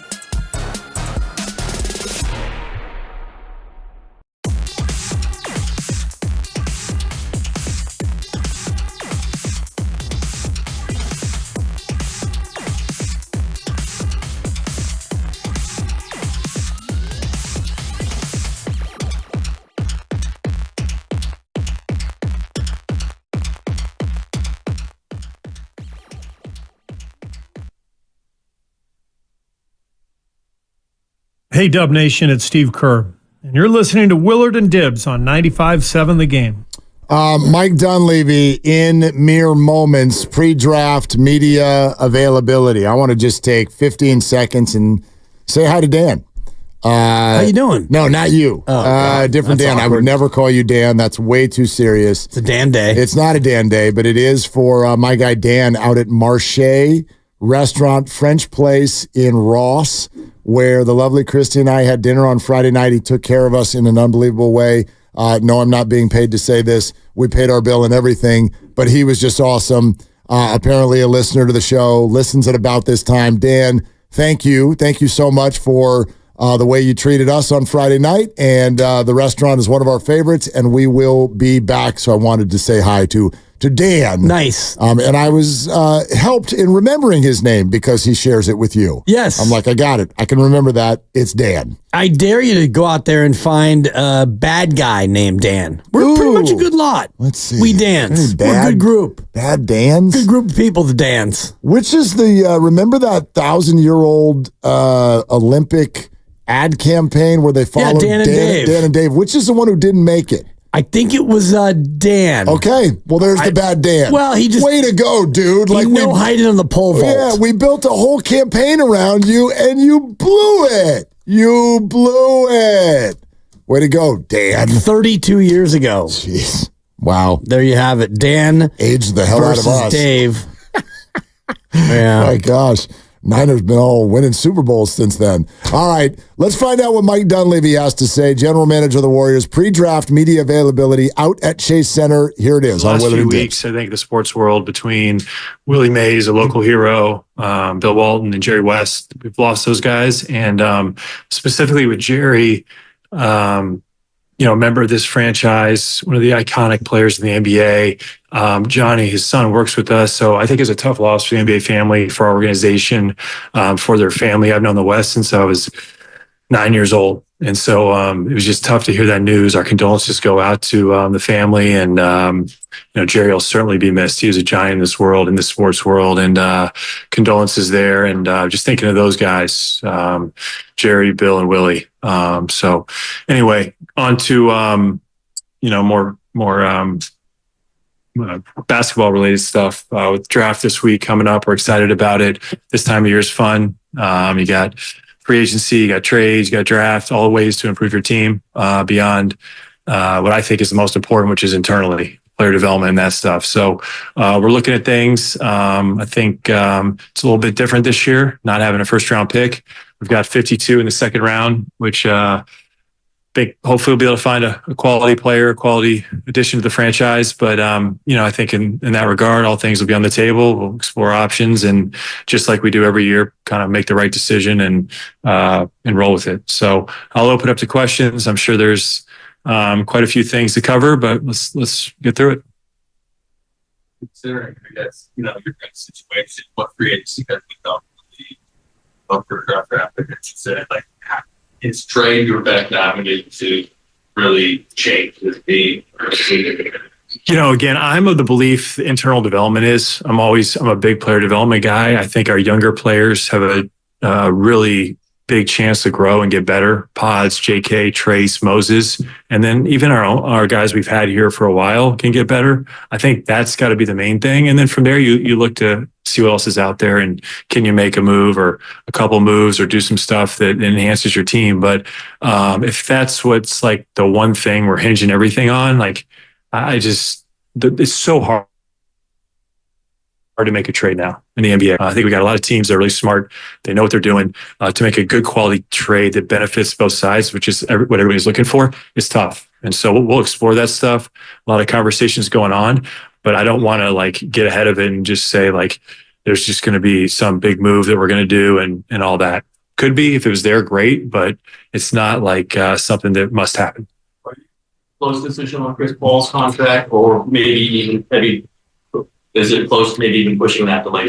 Yeah, it's close in the sense of it's, I guess, less than a week away now. So it's coming up. We're looking through everything. I think all options are still on the table in terms of keeping Chris. Obviously, there's a scenario where it gets waived. But, those conversations, kind of talking it through with him and his camp, we'll keep that kind of to ourselves. But I'd say, everything's open. You're listening to Mike Dunleavy, pre-draft media availability on Willard and Dibbs 95.7 The Game. Dallas made a huge trade at the deadline, anything, guys. So what's going to be the key to actually making a big trade between now and Well, it's having a willing partner. And so I think to do that, you got to find the right team. You got to find the right player that works for you. And just having players that are available, right? Like, I'm calling everybody, but if the player's not available, if there's not a price, then there's no trade that can be made. So I think we have to be realistic, and I don't want to press and overdo something. Some patience needs to take place, while at the same time recognizing sort of this time horizon we have with Steph and Draymond and hopefully Klay. As those guys kind of get a little bit older, we have to be mindful at a point maybe they're not at a level to compete for a championship. I don't think that's too near, but at some point it probably will be. last year, the draft, trades, free agency, what is the next thing you learn in 1 year? I think beyond certainly learning about our team, I think in general, I think I mentioned it just before, it's just hard to do deals. I can't stress that enough. There's a lot of good teams out there that know what they're doing, whereas in the past, it just seemed like you could pull a fast one on somebody, or there's different reasons for doing a trade. Now it's hard. There's salary related trades, but how often do you see a trade that's straight basketball for basketball? And so because of that, it's just not easy. But at the same time, we know here, some good teams have been built based on getting an Andrew Wiggins in a trade, something like that. So got to keep pursuing those things, but recognizing they're not always easy. Klay, can you just describe where the state of those talks? Is there an offer on the table for Klay right now? Yeah, all that stuff, I think, honestly, Tim, is just private. We want him back. I think we said that all along. Hopefully he'll come back. But as far as the specifics of discussions and those types of things, I think it's important to keep kind of in-house. And when we figure out a solution to all that, we'll have news for you. How have those, the aprons and the luxury tax, all of that been for you guys just navigating? Yeah, it's funny. I think most of you guys know we Ansi Salah moved on, our cap guy. We hired a new guy, John Phelps. So he's hit the ground running. And I think for us, understanding the new rules and different things around the cap is something I had a good feel for before. Some things have changed. And then so I hit John a lot on, hey, under the new stuff, and it's a little tricky as the league years. Here we are in June and July, it changes. So keeping all that in mind as far as a trade now versus trade after, it's a little tricky, but it's not going to be a problem. Listening to Warriors general manager Mike Dunleavy on Willard and Dibbs 95.7 The Game. Let's see. We're talking the hockey game tonight, or that'll be exciting. I think just in terms of the postseason, how competitive it is in terms of parity. And I think you see the last 5 seasons, you got 5 different champions. I think that's exciting for the league in the sense of, if everybody's got a chance in a way, whether it's a play-in team making the finals or a team that's like Dallas, 5th seed making the finals, everybody's got a chance if you come together at the right time. And I don't think there's any overwhelming teams out there. So I think it gives us a chance. A team that didn't make the playoffs last year and ourselves. How far away are we really? Most times you'd say, man, we're quite a bit of ways, but the way things are shaped now and there's a push for parity, I think we can turn things around pretty quickly. Joe Lacob has said, publicly that plan A is to dip under the luxury tax. In your conversations with him recently, is that still the sense that you get from him? I think it's about being smart about it. And so from that sense, it's more if there's a point to go over the tax, if there's a point to go into one of the aprons, we will do it because the most important thing to him is winning. He's shown that. You just have to be careful under the new rules because they're so punitive. And so balancing what's right for our team, what's right for the rules to allow us to go forward and make the right decisions is the big test. But Joe may have an idea in mind about what he wants to spend, but when presented an opportunity to spend a lot of money and have a great team, I know what his answer is going to be. Getting back to Klay, At some point, do you have to strip away emotion from this? Do you have to strip away sentimentality, whatever else? Does it have to get cold a little bit on your side? Maybe on both sides, but I'm speaking to you. So on your side. Yeah, I mean, I think I'm reasonable, I'm rational. That's how I'm always going to operate. But to say like a guy like Klay Thompson, who's meant so much to this franchise, to completely strip the emotion away from it, I think that's almost impossible. But this is a business, and we'll talk through things. We continue to talk through things, and like I said, we're hopeful, but we'll see. We got to figure things out. Steve mentioned maybe the role changed this season for Klay. Mm-hmm. Do you have to does the salary he signs for, if it's with the Warriors, have to reflect a bench player? Does that change the way you look at this negotiation? I think it's just kind of like what the right thing is that works for the franchise and the player and the role he's in. Factoring all those things in is what's most important. And that's kind of what what's taking place, what we're looking at. That's as simple as it is. There's probably going to be varying degrees of what that value is, but that's on us and that's on me to figure out what's the right amount for our team. Mike, whether it's you guys with Draymond or Denver with Jokic or Milwaukee with Middleton, second round picks have been crucial parts of championship teams lately. What are you able to sort of take from that as you dive into the second round? Yeah, I mean, hopefully if we can get a player like Trace last year at 52, I think we'd be really pleased. It's hard though. The second round's tough. I mean, you look at the numbers, the odds of a guy making it, a guy becoming a rotation player, a guy becoming a really good player. You mentioned players that, almost, I want to say 1 in a million, but low odds getting the quality of that player. But because of that, to have that chance, our scouts are pounding the pavement trying to figure out who maybe at 52 could be that player, and which makes it fun. It makes it fun for everybody. A little bit different than the NFL where there's multiple rounds. They only have 2 rounds this year. It's over the course of 2 days, which I think will bring a little bit more excitement. It'll be interesting, the interaction and the dynamics between Wednesday and Thursday. That'll be a new thing for all of us to kind of navigate. But I think it's good. We'd like to have a pick in the first round as well, but if I'm being honest, if there's ever a year not to have one, I think this might be it. You're listening to Warriors GM Mike Dunleavy, pre-draft availability right here on 95.7 The Game. Coaching staff in general. Yeah, I mean, I think technically not really allowed to comment on that one, but I would say if we were to lose our lead assistant coach, we certainly need to fill that void, and we're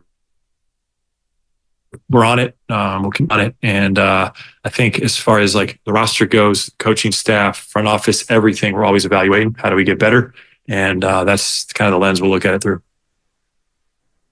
How difficult is the fact, we talked earlier about the Chris Paul guarantee date because it is where it is prior to free agency. How difficult does that make kind of putting together this offseason? Yeah, good question. I think it's fine. I think it's fine. We know what it is. We plan for it. And I think it's more difficult about balancing the salary versus the quality of player and taking that into account, which makes it tough. I mean, I'm okay with the date. I guess we'll see if that changes, but for now, I'm good with it. Understand the rules, and we'll abide by it. Just talking about the second round of the draft, what are your thoughts just on it being 2 days now and what that extra day might do for a team that only has 52 overall pick right now? Yeah, I'm intrigued by it. I'm not quite sure how it's going to unfold, but I would imagine it's going to be a lot less hectic. Normally the draft with the first round and then kind of sprinting into the second, and you just rip through it. And honestly, there's times where we don't know whose pick it is, who's picking. You got 2 minutes in between. This new scenario, this new situation. I think it's 4 minutes on the clock in the second round. It's a whole nother day. So I think there'll be a lot of discussions and things going on, Thursday morning of the second round. I just think it's going to be different in that regard. And then, we'll try and get ahead of it, but we'll see. We'll react afterwards and see, okay, how did that change and what do we got to be better at in the future? But I think it's going to be a lot less hectic. Is there a part of you or maybe all of you that wouldn't mind seeing the NBA sort of adapt the NFL model where free agency comes and then the draft comes after? Yeah, I know that's been bandied about, talked through some over the years. I do think because of the NBA, I would say in general, you probably draft less for need and more for long-term fit versus the NFL. Not that you don't do that. It just seems to me that it's more, you're drafting positionally fit now, those types of things. It's a different dynamic. So I don't mind it being before what we're used to. If they changed it, we'd adjust. But I do think the NFL NBA strategy in terms of drafting is different. And so not as big of a deal for us. Listening to Warriors GM Mike Dunleavy with his pre-draft media availability on Willard and Dibbs 95.7 The Game. With Steph and Klay and Draymond, or Steph and Draymond for sure. It's safe to say that it'll be very, very tough for you to consider trading Jonathan Kuminga, Moses Moody, Brandon Podziemski, Trace, that those guys are going to be very difficult to pry loose from the Warriors. For sure. I mean, we really value those guys. We've drafted them. We've grown them. They've played really well. We're excited about them. So the scenario to move them would take a lot. It's important for us to, be good now and then be good also in the future. We're excited for those guys' growth this year, and I expect them to be with us. Mike, you've obviously been in negotiations with Klay. I'll get back to him. Do you have a sense of what he wants out of this negotiation? Is it a role shift? Is it a respect? What have you gleaned that he would want out of this to come back to the Warriors? Yeah, I think on that one, it's just, I think that's kind of like private. If those conversations that take place between myself and his representation, or Klay and whoever it is in our group, like teammates, all that, I think that's just like one that I prefer to keep private. As you getting calls on your young players, Kuminga specifically? I mean, are these attractive players around the league? Yeah, I think everybody's making calls right now, whether it's on, future draft picks, current players, everybody's trying to get better. And so everybody's exploring, asking, and, it's good that the phones are ringing and there's interest in our guys. I think that's a good sign, for kind of the level and quality that they're at. Doesn't mean we're too engaged with it though. In regards to Klay and emotions and everything, from your position, how do you approach or react to when a player negotiates through the press, maybe, or maybe through social media? Probably just like everybody else, you read it and, take it in, just like any other, piece of data or social media or anything like that. I don't get any sense there's negotiating going on publicly, but, that's kind of my perspective. A year ago, granted, all things changed. You did say that you weren't going to, Jordan Poole was going to be on the team about 4 days before you traded him. Is this different than that? To be clear, I said I expected Jordan to be back on the team next year, and I did at that point. But this thing changes so quickly, especially when there's a deadline in place, whether it's a trade deadline, a draft, free agency, things change like that. So I reserve the right to go back on, or not, I wouldn't say go back, because I said I didn't expect him to be back, and I would stick by that. And I said I expected him to be back, like I do all the guys we have in our contract. I really do. Like, there's nothing going on right now where I'm like, man, this may not happen or whatever. So things can always change. Draft goes on, picks become available, something changes. But on the whole, I feel pretty comfortable with the group that we got. Another playoff question. Watching these playoffs, it seemed to be, and watching Boston in particular, and maybe some of their teams, the 3-point shot, I mean, is takes a leap every year, it seems like. And obviously Boston is like 3-point happy. I mean, that's what they do. How are you guys influenced, if at all, by what you see in a postseason and by what those successful teams do and what made them successful? Yeah, I think we're all watching. We're observing. We're seeing trends. We're seeing what's going on. I mean, last year it was, oh man, the game has changed. Big guys are Jokic. They won the championship, have a dynamic guy like that. And this year, I think there's a lot of point shooting and really good guard play defensively from those Boston guards. So you get all these new kind of trends that are going in a certain direction, and it's good. But I think you have to also be mindful of it. There's a lot of ways to skin a cat, and I think there's a lot of ways to build a team. And so you got to kind of go with what you have and what makes sense building around your group. And that's kind of what we'll look to do. I don't think there's one singular way to do it, but there's some good concepts and ideas about it. And at the core of it's generally like good defense, competitiveness, high IQ, toughness, those types of things are always really, really important. And then like skill stuff and the position and the archetype things can vary, but I think there's a core base of things you need to win, and we'll continue to pursue those. You're listening to Warriors GM Mike Dunleavy, pre-draft availability on 95.7 The Game. Kind of assuming you're going to roster the guy that you pick. Pretty wide open, honestly. I think between rostering, you could two-way, could trade, could two-way with the option to roster. So I'm aware, once you get into later than second round, that generally ends up being a two-way deal, but there's also benefits of rostering a second round pick. So honestly, on that one, it's pretty wide open. I think we've talked to Steve a lot about Moody's role, what his future is since the season. And I don't know that we've asked you, what did you see from Moody this last season? Obviously the playing time came and went. What do you foresee his role will be this coming season? Yeah. I saw with Moses growth in a lot of areas of the game. I think the biggest thing about him is you see just an unbelievable effort when he gets put in the game. And for him, I think it was tough. His minutes kind of wavered up and down, which for any young players is challenging. But I know anytime he went in the game, he brought an A+ effort, which is huge. It's something I know Steve could really rely on and appreciated. I think for us, the next step for Moses is more consistent minutes, finding those minutes for him. We believe he can be a pretty quality wing. His ability to shoot the ball, like I said, he plays hard, he defends. I think his activity has gotten better, his awareness, as all young players do. So I think there's a bright future. I think there's been a smaller sample size than we want, but that sample size has been good in terms of what he's been able to do. So we're hoping for more.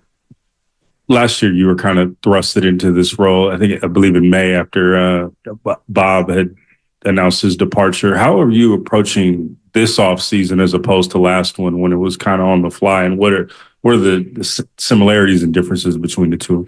Yeah, I think last year, a lot of it was up in the air with Bob, so was kind of preparing for him not to be there. And, because of that, it wasn't that big of a transition going into the draft, free agency, some stuff I had done before. So we were pretty used to it.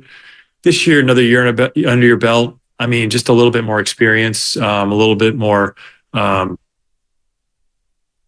lead up to it, but honestly, not that different. Got a job to do, multiple ways to do it between draft, trade, free agency. This is the best time of year, and that's how we'll approach it. Can you confirm Looney's guarantee and just what went into the thinking their guy was kind of out of the rotation? Obviously means so much to this team and this locker room, but what was the thinking on guaranteeing that $8 million? Yeah, we had an option to waive him. I think today was the date, and I just think we value him so much as a player, as a teammate, as a core piece of this organization. So to move on without him, without anything in return, or to move on without him and just not be able to fill that void, just did make a ton of sense for us. So, we were good with picking up his contract. We're excited about it. And, we'll see, as the clock turns into July and free agency, all things are always on the table and available. But for now, we feel good about having him back. And he's a great component of this organization.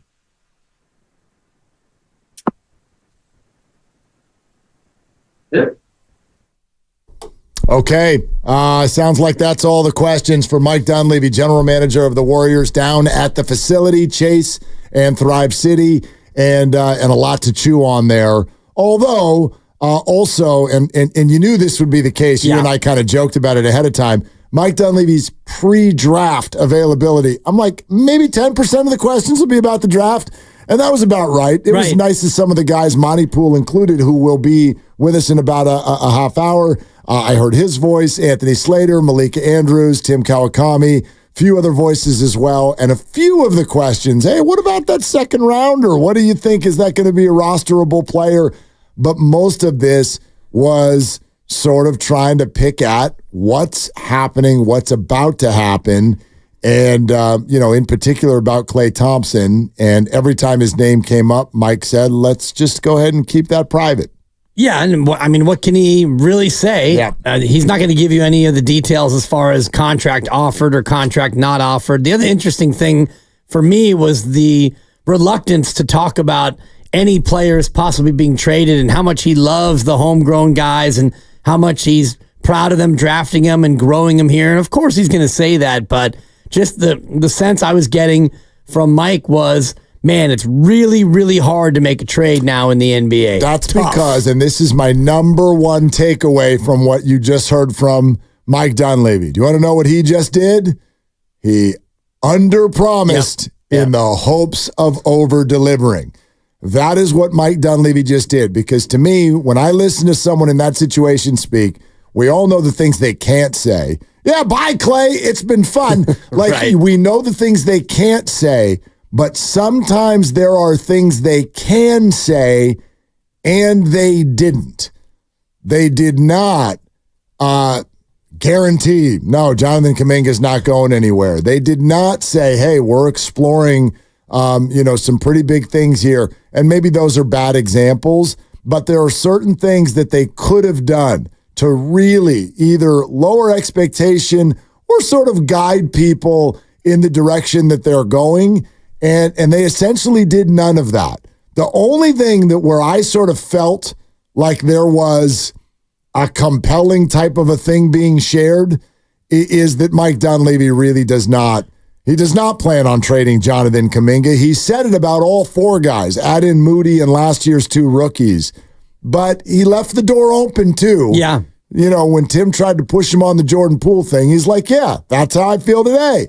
Ask me again tomorrow. Exactly. Might change. And he kind of struggled and stammered through that portion of it. He got himself a little bit confused as to what he had said that he said, and then he said it wrong, and then he had to flip it around and try to get it right the second time. And so he was a little bit on his heels at that moment. But yeah, today, there's no plan to trade Jonathan Kuminga. Ask me tomorrow. We're presented by Fremont Bank, celebrating 60 years of full-service banking with no compromises. What are your takeaways, your reaction to what you just heard from Mike Dunleavy, GM of the Warriors, as we approach free agency? We'll give you more of ours coming up next. And one of the people who is in the building with Mike, Monty Poole, will join us in a half hour. It's Willard and Dibs. Make this the summer to go anywhere and do anything with exciting deals on your favorite.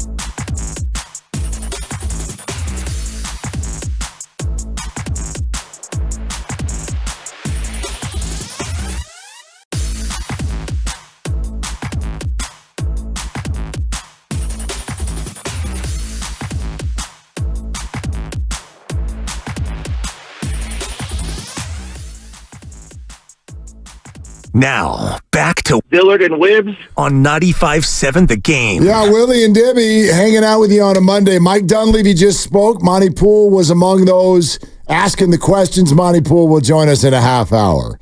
Until then, we continue with our takeaways, and we should add this to the party. Okay. From Mark Stein. Long time, illustrious NBA reporter. First, there's a paragraph about how the Clippers are pretty likely to find a Paul George trade market out there, pretty likely that they'll want to trade him. They've been negotiating for a while. Paul doesn't like what they're saying, and so there's probably going to be some sort of a deal there. Stein adds this, and I even heard Geltyler say to Steiny and Evan earlier today, Paul George and the Knicks. That's a good match. Paul George and the Knicks. Well, Mark just wrote this. Quote, I'm pretty sure that the Warriors are as interested in George as the Knicks. Maybe more. Can Golden State assemble the likely multi-team trade that would be needed to win the PG-13 sweepstakes? Stay tuned. The Warriors, as usual, are aggressively exploring trade options with the Chris Paul contract situation we've been writing about for a month at the center of those efforts. End quote. Mark Stein, and for those of you who don't know what the Chris Paul contract situation he's been writing about is, well, Chris, with a deadline currently that sits at July 28th, that is, checks math, Friday of this week? Friday. All right. So that's currently the deadline. They're attempting to push that deadline back beyond July 1st when free agency actually begins. But Chris right now has a non-guaranteed $30 million deal for next year. Warriors can waive him. Mike Dunleavy even said so. Could waive him. Could keep him. I don't think that's going to happen. That's code for could waive him, could keep him because we found a trade. So if you keep him, that means that basically either you're signing up for that $30 million next year and somebody may want to acquire him as an expiring deal, or if you can move that deadline back, I do believe you can trade him as a 30, and I don't know this for sure, but I think you could trade him as a $30 million contractual piece that the other team can then acquire and immediately cut. Yeah. Just pay Chris $5 to go away, and it opens up a bunch of money on your cap. And that, I think, is the backbone of what Mark Stein was writing about as far as multi-team trades, because you need to have a team out there that's willing to take on the Chris Paul contract and then pay him the $5 million for him to go away. And you'd have to incentivize that team with a pick. And then that team would probably also get another pick from another team that was involved in a 3 or 4 team trade. And you see these a lot of times in the NBA where there's so many players and picks flying around and it all works out for the money. There's usually a team that just wants picks. There's another team that's willing to take on money to get rid of that player and have some financial relief. And then another team that's looking to add a veteran piece. Let's go there for a second. Okay. Paul George, what do you think? I mean, he's a good player. He's getting up there. He kind of fits the bill as far as, another veteran on a veteran-laden team. Yeah. Paul George is 34, and, he's a guy who I think fits as far as what you need. You need more wing depth. He was healthier this past year than he's been the previous handful of years before, so that's exciting. And he's still a very good, very productive player. And he provides exactly what this team lacks, which is size on the wing and length. Shot over 41% from three-point range last year. Played 74 games. Averaged 22.6 a game and was an all-star again for the, umpteenth time in his career. 33, about to turn 34. Maybe he already has, actually. Turned 34 in May. Years of age. Yeah, just did. 90% free throw shooter. Averaged a little bit over 5 rebounds a night. I mean, he's Paul George. Paul George is a fantastic player. The one concern I have about all of these ideas is continuity. I'm a big believer in the NBA, and if the Warriors it's already a stretch to me for the Warriors to believe that a core that's this old can truly compete for a championship, and we should actually address the way Mike Dunleavy answered that, because he said something real interesting in there. I think it's already a little bit of a stretch. So to then add in a new player who simply replaces your other 34-year-old, granted a healthier 34-year-old. And he's better than Klay. And he's better. He's more of an all-around presence on the court. I get all of those things. But to simply do that and have it be someone new who's never played with Steph, who's never been in Steve Kerr's offense, to me, that feels like something that's going to take at least a season of getting used to. And then where are you? Yeah. Now everybody's just a year older. That's one of the reasons I remain intrigued by exploring the Kevin Durant sweepstakes, which I don't even know to what level they exist, or maybe they're knee deep in those conversations as well, and they're laying in the weeds. But I love the idea of somebody who's already done this before joining the team again. Yeah, I know what you're saying about that part of it. I think, Paul George being younger, and, you could debate who was better last year. I think Kevin Durant probably still better offensively. I like Paul George's ability to defend for the Golden State Warriors, and you definitely need more wing defense that you were desperately lacking this year.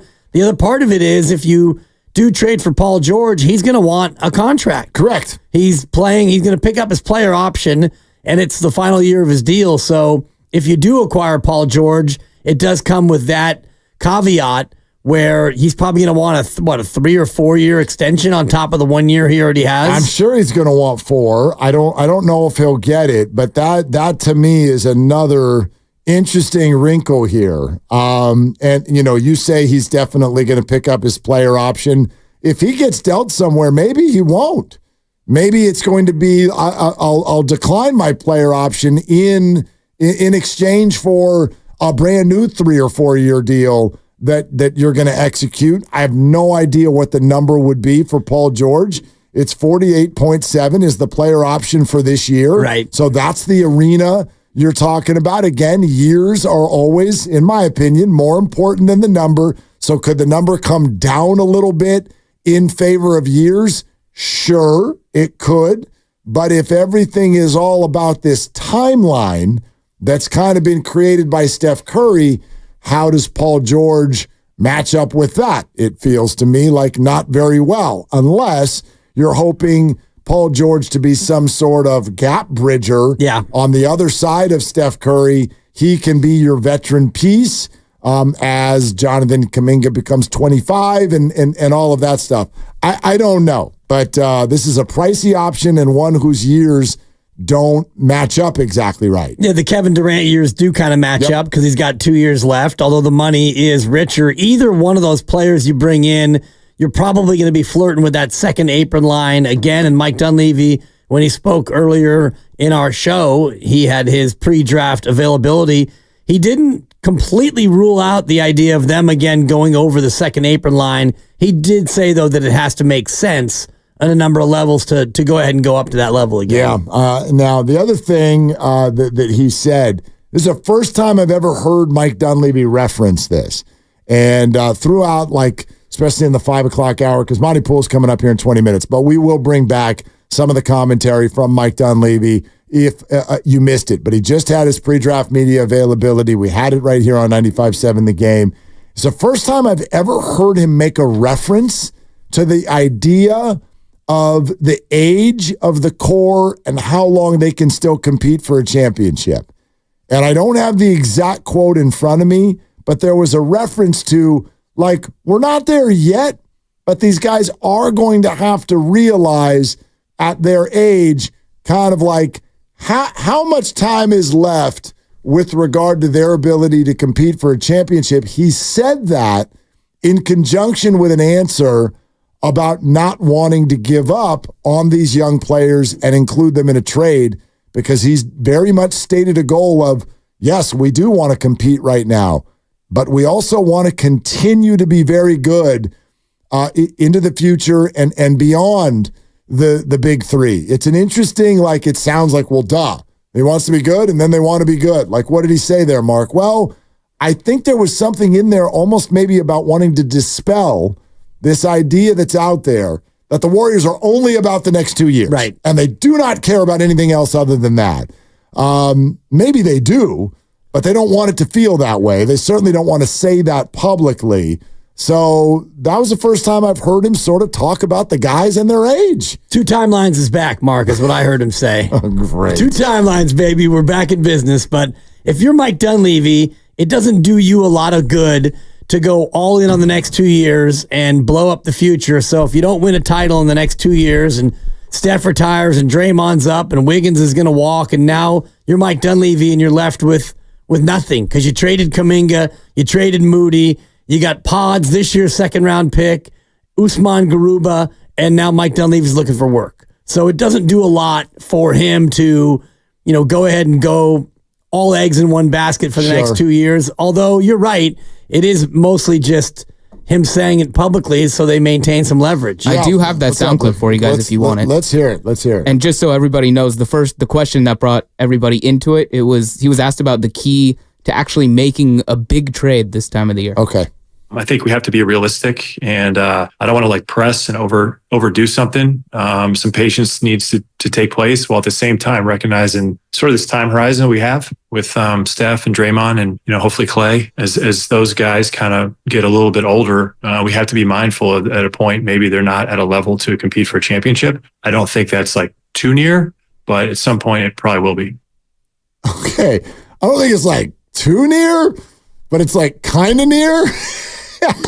Well, not this year, but kind of maybe sort of this year. Maybe it is here. I mean, nobody knows. It sure felt like last year, if a couple things would have gone their way, they feel like they still were in that championship sort of window or, championship adjacent window. And then you're the 10 seed and you realize, if Draymond plays more and if we get Paul George or KD, we're right back in it. You're talking about the classic rub with the Warriors organization right now. Yeah. I mean, if you really want to just draw a line in the middle of the fan base, this is how you do it. Everybody over here, get over here on the right if you think that the Warriors are still competitors for a title, and if they were just a non-Draymond suspension away from being the 5 seed. All of you go over here on the right side of this line. Okay.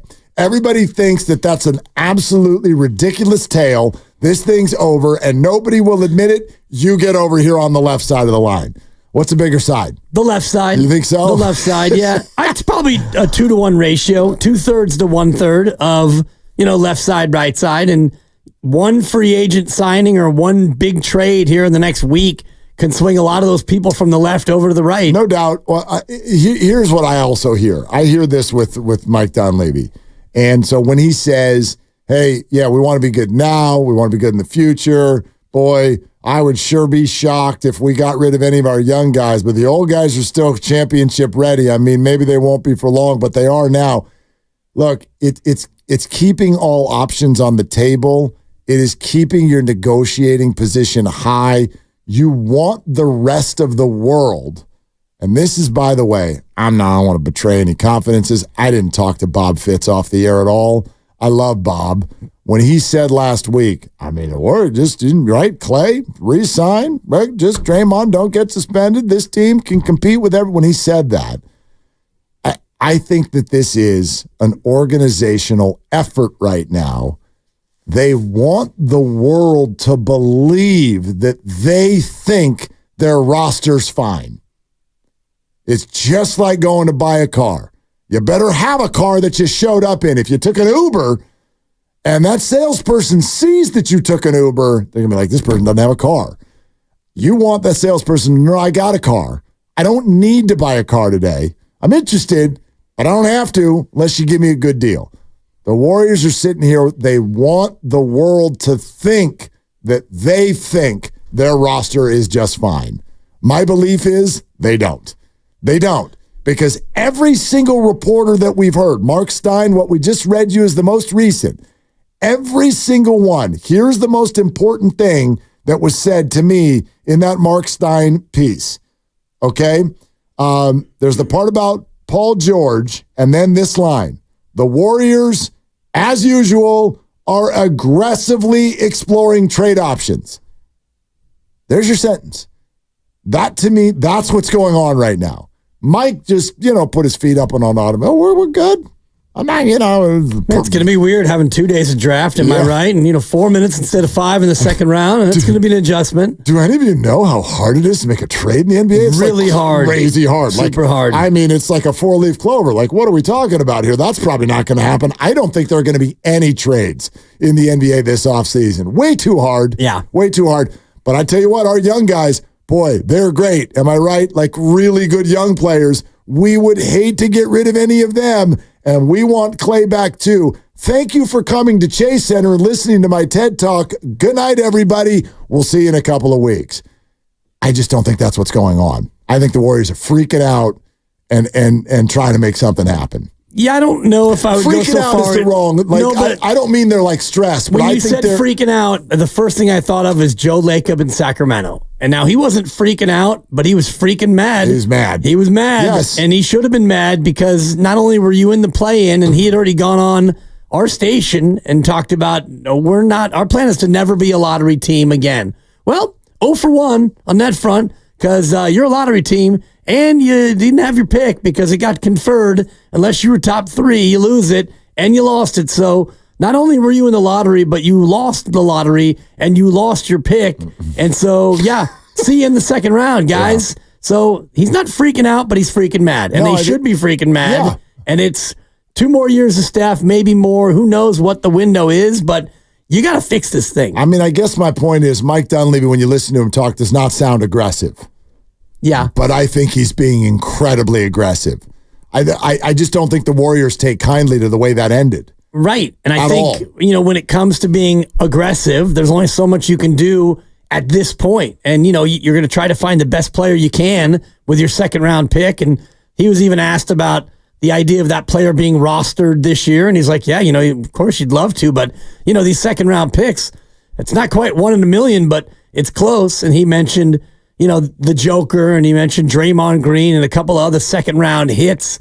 Hard to find him, although they did last year with TJD. 888-957-9570. Monty Poole, NBC Sports Bay Area, dialed in, Warrior Insider. He joins us in 10 minutes. Let's go out to you, Austin in San Jose on Willard and Dibs. Hey, Austin, what's cooking? Hey, my guy Willard, man. Damn, I actually agree with you. What'd I say? I'll change it. Dunleavy, listen, a couple things. Dunleavy is, I think he's being honest with you, man. I mean, listen, the whole thing about it, I think he told you that this roster is old. I mean, I don't think he has to, we're not talking 2 years from now. I think he basically told you. By the way, I saw Dunleavy at San Jose State games. This guy is out there in the road doing his thing. This isn't some guy that's sitting in a suit, projecting on a screen. This guy's actually out there recruiting. So I have a lot of faith in Dunleavy if you give him time. But the reality is that, the Warriors got to do something now. This isn't about like 2 years from now. And this isn't really like a criticism of Klay Thompson, but I think Klay Thompson represents, unfortunately, timing-wise, what the Warriors need to do. They need to move on, whatever that looks like. So I don't think we need to prolong that discussion. And Dibley, whether it's 2 aprons or garments or whatever, I know that people fixate on all this machinations on finance, but the reality is that for me, I want to go see a better product. I mean, I went to the New Orleans game this year, guys, and paid my hard-earned money, which I don't have a lot of. And that was one of the worst games. People were walking out early. I didn't walk out, just to be on the record, but there were people that were walking out. Joe Lacob, I did fixate on him. He was pacing back and forth. And then Klay Thompson, and again, I don't want to raid on Klay Thompson, but he made a statement after the game saying, he didn't care, didn't keep him up at night and all that stuff. So I'm saying, hey, you know what? And Steph Curry, in the same sentence, the same question about that game, said, no, we owe the fans something to cheer about. So I think there's 2 different perspectives here. I'm not sure Klay Thompson really understands, the totality of what he represents, what he has represented for the Warriors. So I just want to see the Warriors be a better product, whether it's with Klay, without Klay. I don't think they're a better product with Klay. I'm all in on Paul George. Not as much on Jimmy Butler, though. I don't think Jimmy Butler would be a good idea for the locker room. And then the question I have, guys, last thing I have, I'm concerned about the Josh Giddey Caruso thing. I really thought Caruso would be a great addition for the Warriors, and it makes me wonder the value of the Warriors' young guys.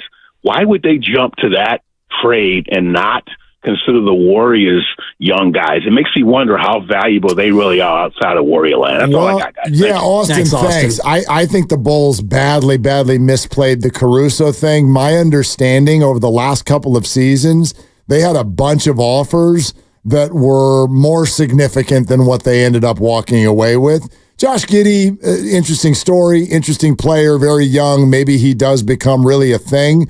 But I think Caruso at the last two deadlines could have fetched you a lot. And I don't know if it was necessarily the Warriors wanting to give up their young players, but I think there were teams lining up some pretty significant draft capital as an offer for Alex Caruso, and the Bulls held. And they held, and they held, and they held, and they held too long.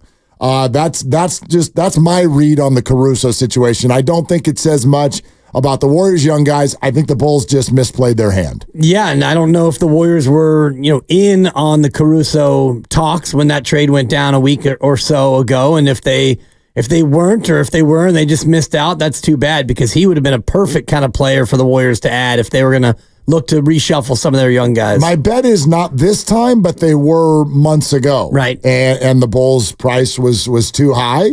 And then the price went down. Right. Because the offers kind of went away. Like, his name's been out there for a while now.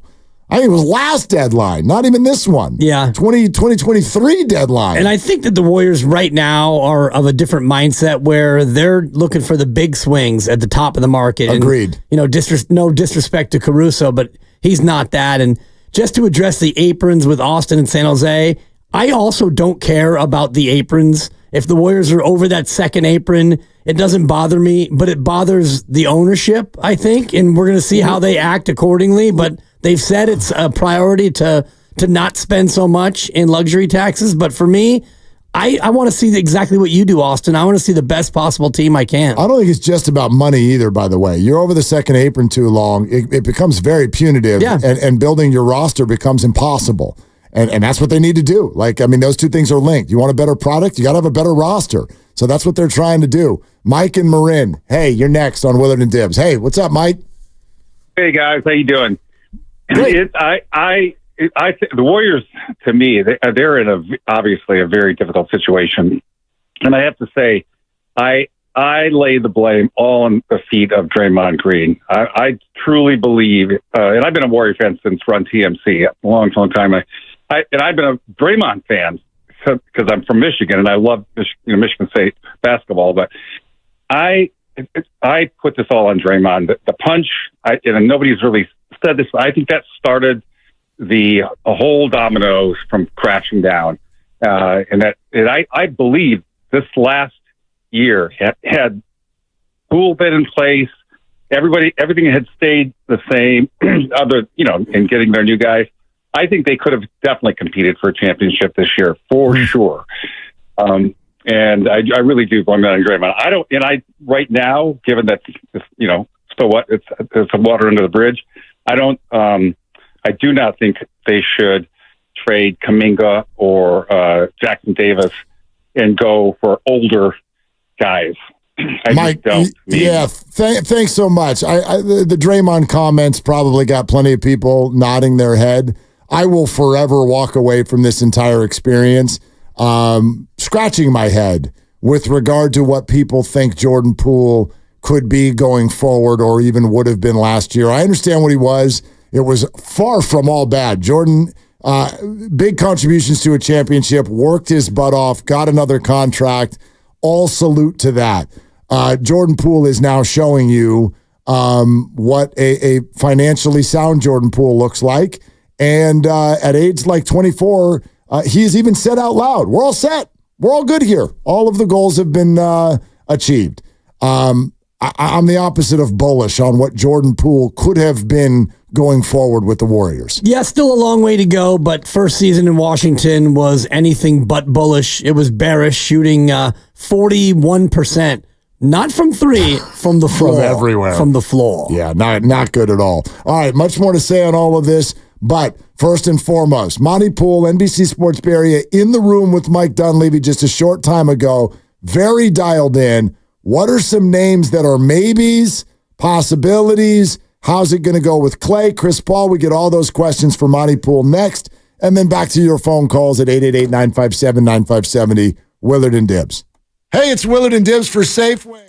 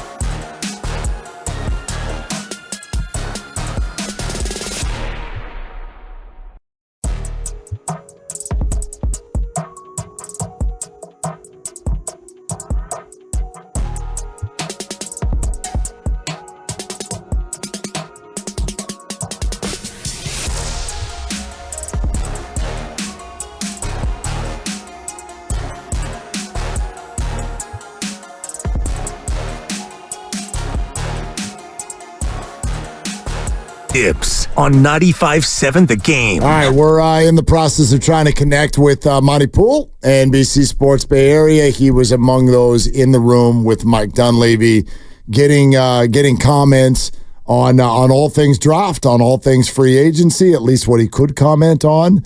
While we wait for Monty, just real quick, I don't want to let today's show get away without sort of addressing the Brandon Ayuk situation. Man. A couple of things out there for those of you who don't know. Brandon, and this has been confirmed by Adam Schefter. Yep. That Brandon was meeting directly with the 49ers today. Now, Ryan Clark was the first to report it. And Ryan also said that when Brandon walked in to talk directly to Ryan about it, after he said, I want to go meet with the Niners, I'm taking these contractual offers personally. Right after that, his friend and TikTok partner, Jaden Daniels, walked into the room. This is the new quarterback for the Washington Commanders. Now, Ryan put two and two together and said, sounds to me like Brandon wants to play for the Washington Commanders. Is that a leap? I don't know. Here's my read on the Brandon situation. This is what's tough. Every guy is different. Remember when Steve Wilkes said, I'm built for this? I think Brandon is not built for this. You know, I have to say I'm built for this. That's actually a pretty good Steve. Thank you. Pretty good Steve. Appreciate it. Brandon is sensitive, it seems. And I can honestly say I'm sort of built for this. Yeah, I can honestly say Brandon's not. And I get it. This is now, I don't find $26 million offensive if he does, but whatever you think you're worth, some people go into these negotiations, and especially when they're public. It's a fun article on Jason Barrett's site today about media people. What if our salaries were all public? How would we deal with it? You would like it. Especially because we don't get $26 million. No. But anyway, Brandon's taking it personally, and therefore the 49ers' normal process of, hey, we don't have a deadline yet, so chill. August, maybe even late August, we're fine. This is how we negotiate. You start to wonder, can you stick to that?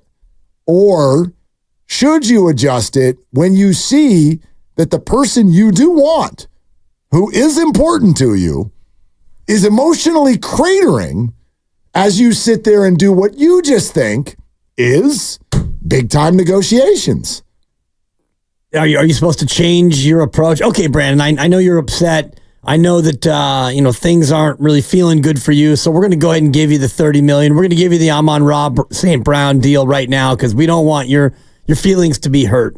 Or do you just let the agent know, how many ways can we tell you that we want the player, we like the player, we want to sign the player, but, it's a negotiation. It's going to take some time. So if Brandon wants to go down there and visit the team and express his feelings in person, and we don't know what he said.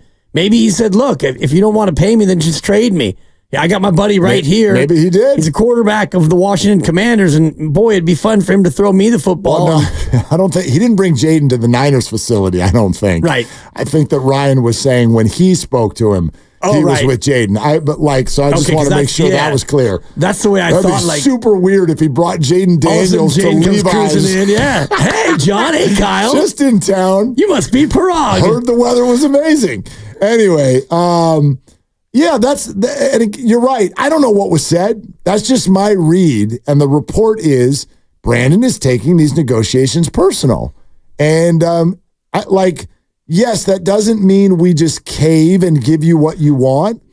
But I do think the 49ers, and they got bit by this last year, the 49ers negotiate hard, and that's fine. But here's what I bet. I bet in the back of their minds, they know. They know how far they would move. They're going to say on June 24th, well, no, this is our last offer. This is our best offer.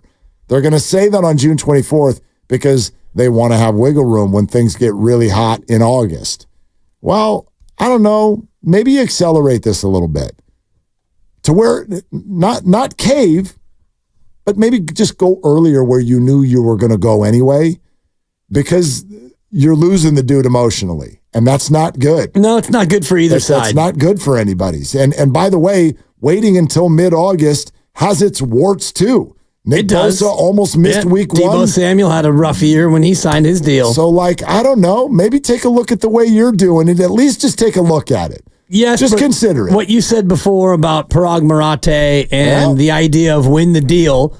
This is, and he's the financial capologist expert, front office guy for the San Francisco 49ers. So he is used to winning these contracts. And the Bosa one might have been a loss because Bosa wound up resetting the market. There's nothing you could do. You were going to take that beat, but you're looking at this one and you're probably thinking, I'd much rather pay him 27 than I would 29. And so if he's sitting at 30 and our offer is 26 right now, well, we're just going to wait.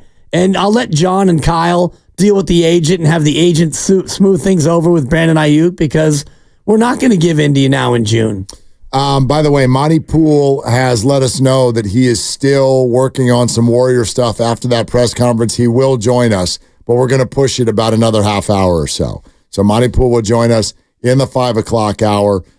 Couple of Giants notes to throw out there as well real quick, and we can circle back to the Blake Snell commentary as well. But the Giants have announced that every uniformed player and staff member for tonight's game against the Chicago Cubs will wear the number 24.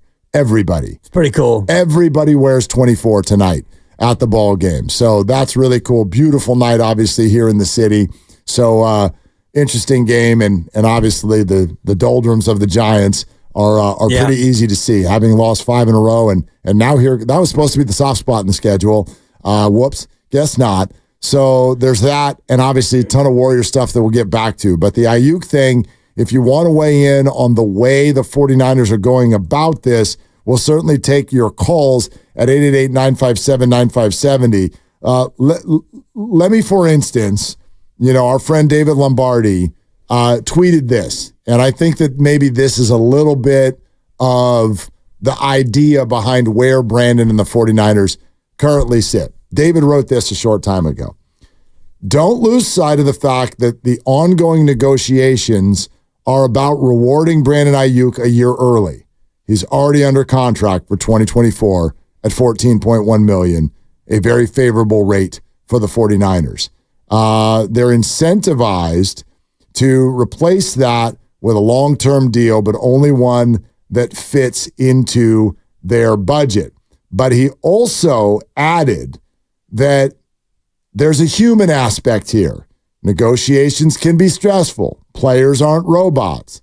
So waiting for ideal timing to maximize leverage isn't easy. And that seems to be important context behind this meeting. Ayuk has not taken the Niners' offers well, and he stands to benefit from a face-to-face meeting to clear the air.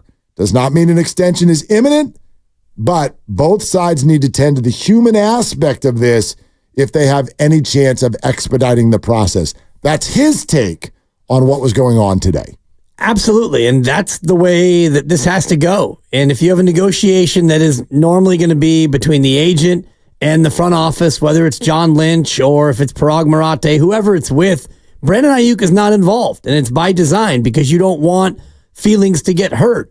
Yet he's not involved and his feelings are still getting hurt. So if that's the case, well, now you need to get the parties together to not necessarily negotiate in person. And I wonder if Brandon is actually going with his agent or if he's just going solo to meet with the 49ers just to say, guys, what's the deal? I thought you guys liked me. I thought I balled out for you this last year. We were, a couple of open throws to me away from winning the Super Bowl. And now here I am on ice and, I'm not feeling the love. So I don't know if it's an informal meeting or if the agent's going to go with them and they can maybe, not even hash things out, but just talk and, get the warm and fuzzy back because you don't want your player to be wondering and feeling like he's on the outside. Well, I love this, to be honest with you. I really do. I love this from Brandon. I love that the 49ers were like, dude, come in. I love that he asked for this. I'm assuming he asked for this because if he's upset and he's offended by this, there are a number of ways to handle it differently than this. And I think Brandon has low-key been trying some other things, right? And we've seen them. We go to TikTok, and they don't want me. And we've gone to Instagram with poop emojis, right? Money talks, BS walks.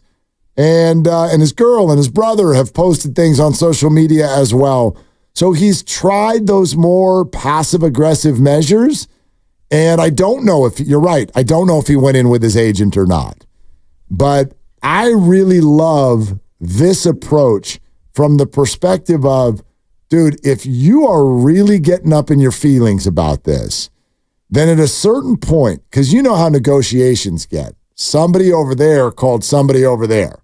Somebody high up in the Niners organization that Brandon doesn't deal with called Brandon's agent, who the Niners, right? And they're having this conversation that's way over your head. And it's getting reported back to you, and you're furious, and all of this stuff gets out of control. And meanwhile, other wide receivers are pop. Yep. Exactly. Deals are flying all over the place. At a certain point, I think it's smart to go, hey, get in a room with me. Look me in the face and tell me what the hell's going on. Because what you guys have offered me so far is really upsetting. So if you have an answer for that, look me in my eye and tell me what it is. Tell me why I shouldn't be offended that you're offering me $3 million less than Jalen Waddle. Why are you doing that? That is making me mad. I don't want to be mad. I want to be a 49er. I don't want to be ticked off at the workplace every day. How is that good for anybody?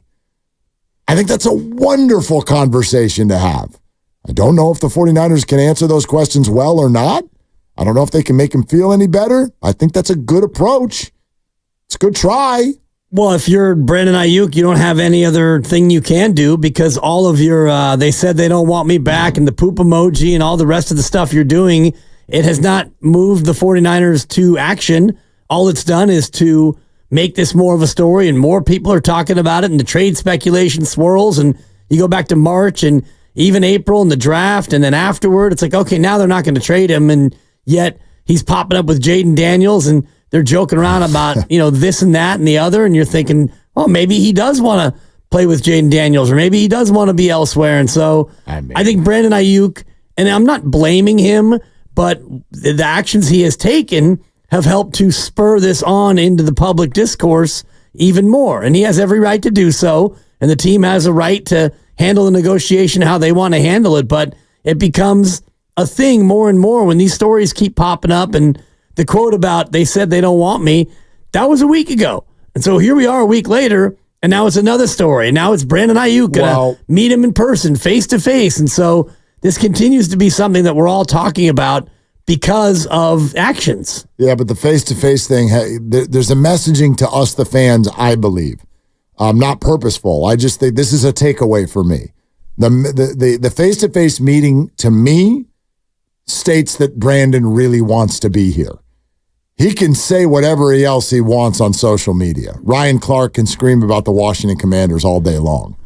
If Brandon wanted to be traded, you just tell your agent, tell him to trade me. You don't go all the way down. I don't even know where the hell Brandon is this time of year. Yeah. You don't come all the way to Santa Clara for a face-to-face meeting unless your motivation is that you want to be a 49er. And by the way, Adam Schefter's report included that. Option 1, I want to be a Niner. Now, Brandon probably did state, if you really feel that way, if you feel I'm $3 million less than Jalen Waddle, then trade me. That probably got expressed, but the number one expression was, I want to be here, or else you don't do it this way, in my opinion. And so that's what I love about it, because also, and maybe it's just for show, but I would warn Brandon real quick about being on the Washington Commanders. They played the Niners last year. Want to know what their best receiver was quoted as saying? Terry McLaurin played the 49ers and told a reporter after the game, someday I hope to be part of an outfit like that. I'd like to be part of an organization that conducts themselves that way and has a roster that looks like that. And I don't know, a quarterback who completes passes, that would be wonderful. Brandon Ayuk wants to join that? Get out of here. That's a terrible idea for Brandon Ayuk. Yeah, he just wants to get paid. So I know. If it's a poop emoji, if it's, a TikTok, if it's a trade threat or a trade demand or sitting out of OTAs or not reporting to camp, there are so many things in the playbook that players utilize to try to get these teams motivated to make moves. And you mentioned it before, he's already playing under a 5th-year option for 14.1. So the Niners' incentive to do anything with Brandon Ayuk is not that high. Yes, you want to do right by a player. And now that he's got his feelings kind of hurt because he's not feeling the love, you don't want that. You don't want a disgruntled Brandon Ayuk. You want a happy wide receiver on your team. But ultimately, their incentive is not that high to give him an extension now. Of course, they want to do it, and teams usually do that. They can have him play his 5th-year option. They can franchise him, which they probably won't do, but they do have other moves that they can make if this thing wants to get a little bit tense. I don't think they want to make any of those moves. Of course they don't. They don't even want to mention it. And they haven't mentioned any of those. Well, that's the weird thing for me. I don't know exactly what the Niners are doing with the cap game. I really don't. But if every word out there is the Niners really want Ayuk, they're trying to win a Super Bowl. But they say they don't want me. And they want to give him an extension. It's like if you want to give him an extension, then you've already decided that he is in your future plans. Once you've decided that he's in your future plans, I would argue that means you've accepted that you would largely be willing to pay the going rate for doing so. And now the 49ers are like, and I get that there's muddy waters over what is the going rate, but you'll never convince me that Brandon Ayuk doesn't deserve at least what Jalen Waddle's making. You can't convince me of that. That's just not the way the numbers work. Well, the numbers work the way the numbers work. And you can't tell me that Justin Jefferson is 80% better than Brandon Ayuk or whatever the percentage increase that he got was. And we can all look at outlier contracts. The Deshaun Watson one is an abomination. You look at what Kyler Murray is making at quarterback. There are mistakes that are made in contracts. And so, yes, if you are Brandon Ayuk, you're looking at these players and these deals and saying, I'm at least as good as that guy. I'm probably better than that guy. I deserve to be paid commensurate with that guy. Yeah. But it does come down to team, player, and agent, and it doesn't always work out to be fair. No, I get it. Based on, however you want to parse the numbers. Pierre in Albany. Hi, Pierre. What you doing? Hey, not much. Just got home. I got some thoughts on this contract situation. Let's hear them. And I think part of the zeitgeist here is we need to pay Brandon Ayuk, or we can't afford to, or this or that. And really, what it comes down to in NFL is that hard salary cap. And essentially, a team like the 49ers that have developed so many stars cannot afford to keep all of them. And it's not that the 49ers can't actually afford it. It's just the way that league is structured. So you have to make these choices. And if you're Brandon Ayuk, you're looking at generational wealth. I mean, he's already made more money than I'll ever make, and we could all say that. But at the same time, he has to look out for himself. And if he plays one more year at 14 point whatever, and he breaks his ankle, it's all over. So he has to do what he's doing. On one hand, it'd be well, take a discount so you could play for this great team. But why? Why should he? The player's the one who's out there on the field taking the risk every single day to sustain a serious injury. And the owners of the league that make this salary cap and all that, their ass is not on the line. They're making money hand over fist.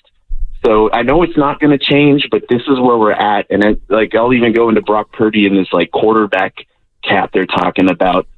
All these guys deserve to get paid what they're worth. And this is what the market is saying they're worth. And the problem is not that, athletes get paid too much money nowadays and they're spoiled and they're this. No, people are making way more money and not sustaining serious, life-threatening injuries. The players need to get paid. And so as all this stuff we're talking about, I think it's really the NFL and it's the salary cap that's the problem. Not Brandon Ayuk, not Brock Purdy, not the players trying to get their market value. Well, Pierre, thanks, Pierre. That's a good call. I agree with largely everything you said, except for the idea that the cap sort of is a problem. Whether or not they're it's not going anywhere. Let's put it that way. The Niners have done a very good job of navigating it. Does it mean that you can't keep all of your players long term? Sure it does. But my read on this is they've chosen that Brandon is the one they want to keep. That's why they offered him an extension.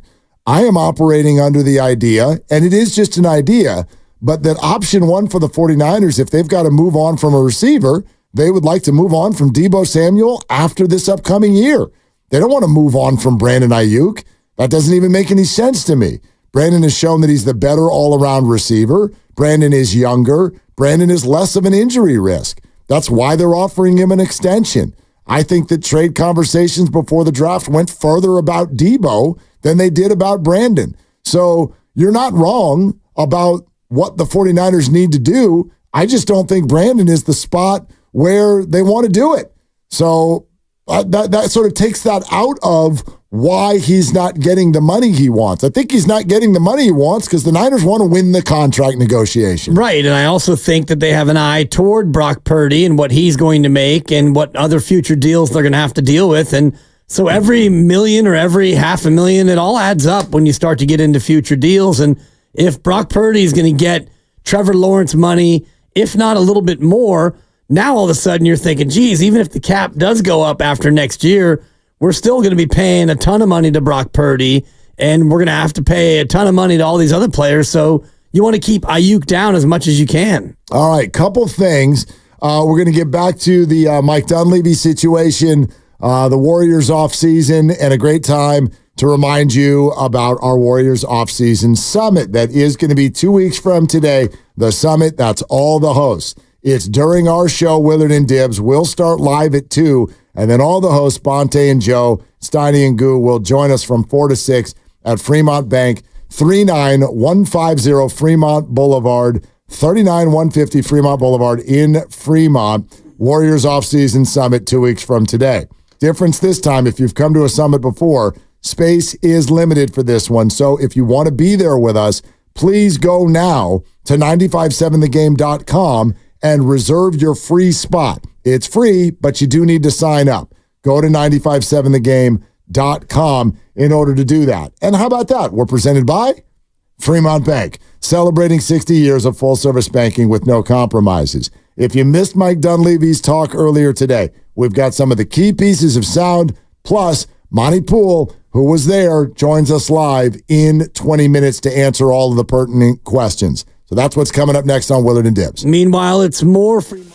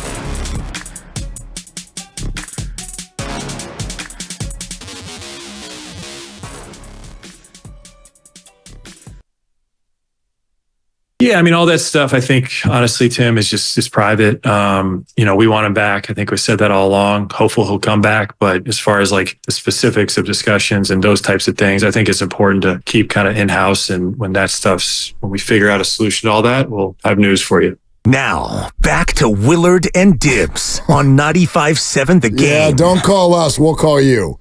If you missed Mike Dunleavy talking earlier, we'll have some of it for you right now. And Monty Poole joins us in 15 minutes. He was among those asking questions.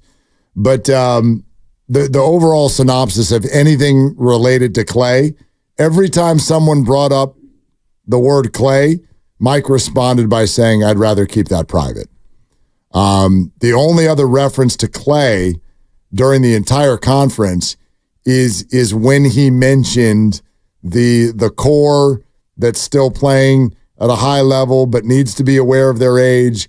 And he said Steph and Draymond, and then kind of had a pause and was like, and hopefully Klay. Right. They've expressed that they want him back. The reports are all out there that there's no offer on the table.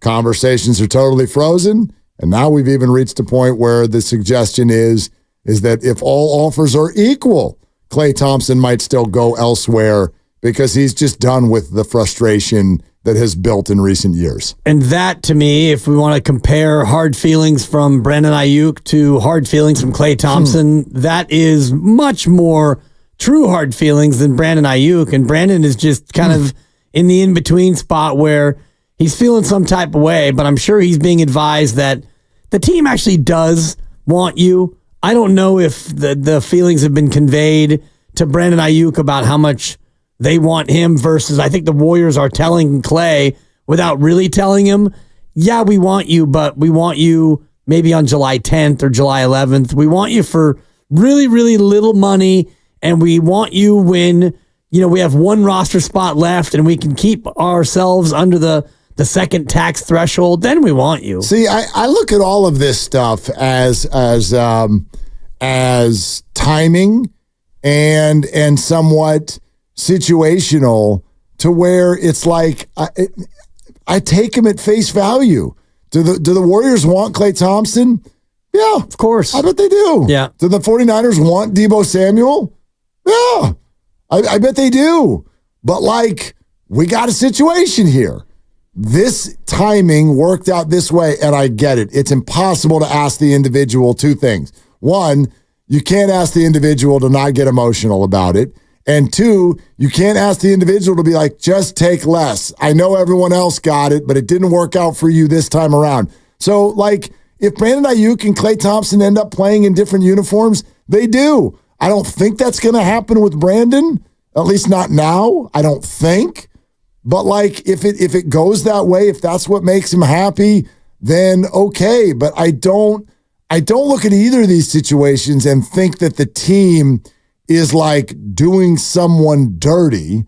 It played out this way. I wonder if anyone has said this to Klay or if he even knows it or believes it. I believe it. Dude, that whole those of you who believe the Warriors are the 5 seed if Draymond doesn't get suspended, it also means Klay is already back. He's already back. So if you believe, I'm going to take a leap here. If you really believe that Draymond's suspensions are why the Warriors weren't 7 or 8 games better, I'll take you one step further. You believe Draymond knocked Klay right out of town. Because I believe if the Warriors are the 4 or the 5 seed, Klay's still here. Klay already gets re-signed because the Warriors believe that this roster, as constructed, can win. Even if you were a first-round ouster. You didn't make the playoffs, Klay. Yeah. They've got to change. And you're the only salary that allows them to do it. Yeah. And the Chris Paul contract that we've all talked about so much about, will it be guaranteed on Friday and will they use it in a trade? Will they partially guarantee it and all the rest of the financial stuff that goes along with it? But I think your premise is accurate. If they would have been a 5 seed, I do think Klay probably would be back, and you could really sell yourselves and sell the fan base on run it back if you were a 5 seed. If you were a 52-win team, as Bob Fitzgerald was intimating on the station when he was talking to Steiny and Goo about that. So if you were in that spot, you can look at it and go, yeah, we can run it back. But when you're the 10 seed, you do have to shake it up. And when you start to shake it up, you look at $42 million for Klay Thompson and think, well, Klay, we'd love to have you back for 18, 2 years and 39, 2 years and 40. We'll give you 18 and a half and 21 and a half. What do you think, Klay? And he's probably like, you offered me 2 and 48 6 months ago. Where's that deal that I said no to? Well, he don't, and apparently he doesn't even want that deal. Exactly. He wants 3. He wants 3 years. I don't know if he's going to find it or not. I guess what I'm getting at is this. I think Klay's taking it personally. I think Brandon's taking it personally. I don't think that the team intends for it to be personal. But it always gets to be personal. But it always gets personal. You've had negotiations. I've had negotiations. Sure. I've had a couple that went down to the absolute wire. And it looks like, geez, I mean, they don't even want me, Mark. They don't even want me. And it gets, it can get personal depending on how it goes and how the negotiation is handled. But in any of these negotiations, and I'm sure the 49ers are like, Brandon, we love you, but geez, I mean, you were 33rd in the league in catches. Boy, I hope they didn't. Then I would take it personally because now you're negotiating unfair. Like if you're sitting there in a meeting and you are blaming me for things that have nothing to do with me, that's how I would take that if I were Brandon. Like, because I could easily, you threw me the ball 25% less than all these other guys, and I still outgained them. Right. So don't play unfair. I would bet the Niners aren't doing that. If they are, then they're in the wrong. That's bull. But what are they doing then? Like what are the conversations like? I think the conversations are much more about the circumstances of the team. Brandon, look, we get it. We love the hell out of you, but this roster is in an unbelievable crunch. We've got top paid players at every position, and your quarterback is due for an absolute massive payday in 7 months. So we get it. Boy, I wish it grew on trees, Brandon. We'd give you 34. We would. We love you that much. It's just not reality for this organization right now. Well, if that's the approach they're taking, that's more offensive to me. I don't think so. So he's got to pay the freight for the fact that you're up against it for other reasons. Everybody, Christian, everybody, Brandon. Like, look at what Christian didn't have to. He didn't have to take less. He reset the market. Well, that was prior to us making the Super Bowl, and so now we're in a situation where everybody, goodness, Brandon, Christian came to us. Trent has come to us. Brock Purdy. When we paid Bosa, we weren't even sure if Brock Purdy was going to play yet on week 1. We weren't 100% sure how that was going to look. We got a new ball game now. It's now been confirmed. We're going to pay this guy $55 million next year. I don't think they're making it about his numbers. If I were the Niners, I wouldn't do that. Well, I wouldn't make it about Brock Purdy's contract. That's just reality. Yeah, that's reality. And Brandon's production is tied to Brock. Yeah. So we got to take care of Brock. 31st in catches, actually, not 33rd. I take it back. Sorry, BA. Let's go to not Kayvon, who wants to talk about Kayvon and others in Memphis. And Monty Poole in 5 minutes here on Willard and Dibs. Hey, Kayvon, what's up? Hey, how's it going, Willard and Dibs? How we doing? It's okay. Man, huge fan of y'all. I bow to y'all. Well, don't do that, but thank you. But thank you. Man, I like to talk numbers. So I follow y'all along on your show. So let's talk about the Kevin Durant first before I get into the Klay. Where KD, $46 million with Bradley Beal and Devin Booker, all that adds up to from now to 2026, 27. That's over $440 million. Yep. They're going to try to unload that. They're going to try to unload it. To take it back where 72-9 basically bringing KD back would bring Warriors back up. If Klay could hold out since Kevin Looney, since he got the $8 million and the $3 million that was guaranteed already, since he had that already that was guaranteed, then so that gives them flexibility with Gary Payton II. That actually gives them some flexibility along with Chris Paul contract with the $30 million. So hopefully, if Klay could hold out the $20 million that the other teams and see what they're going to offer him, the $20 million would seem nice for the Warriors to get him for cheap. So I see that happening. But it's just if Klay can sit up there and hold out, that's what the Warriors are sitting up there. They hoping he can hold out for them. But we just hoping if that happens, then so it can move forward for us to sit up there and make a big splash, where they probably send Chris Paul to the Lakers, or I can see him going to Clippers and try to make a splash for Paul George and try to make a sign and trade deal with that. But it'll have to sit up there and be an agreement. So hopefully we can get that going, but not sure how valid that will sit up there and take us. Yeah, Kayvon, I would say, first of all, thank you for the call. Here's what I would say about that. We've all got scenarios bouncing around in our heads. If they were able to land Paul George, I don't think there's anywhere near $20 million left over for Klay Thompson, right. Number one. And number two, you said twice, hopefully Klay can hold out, meaning like wait for the Warriors to get to him. From everything I'm hearing, I don't think Klay is motivated to do that.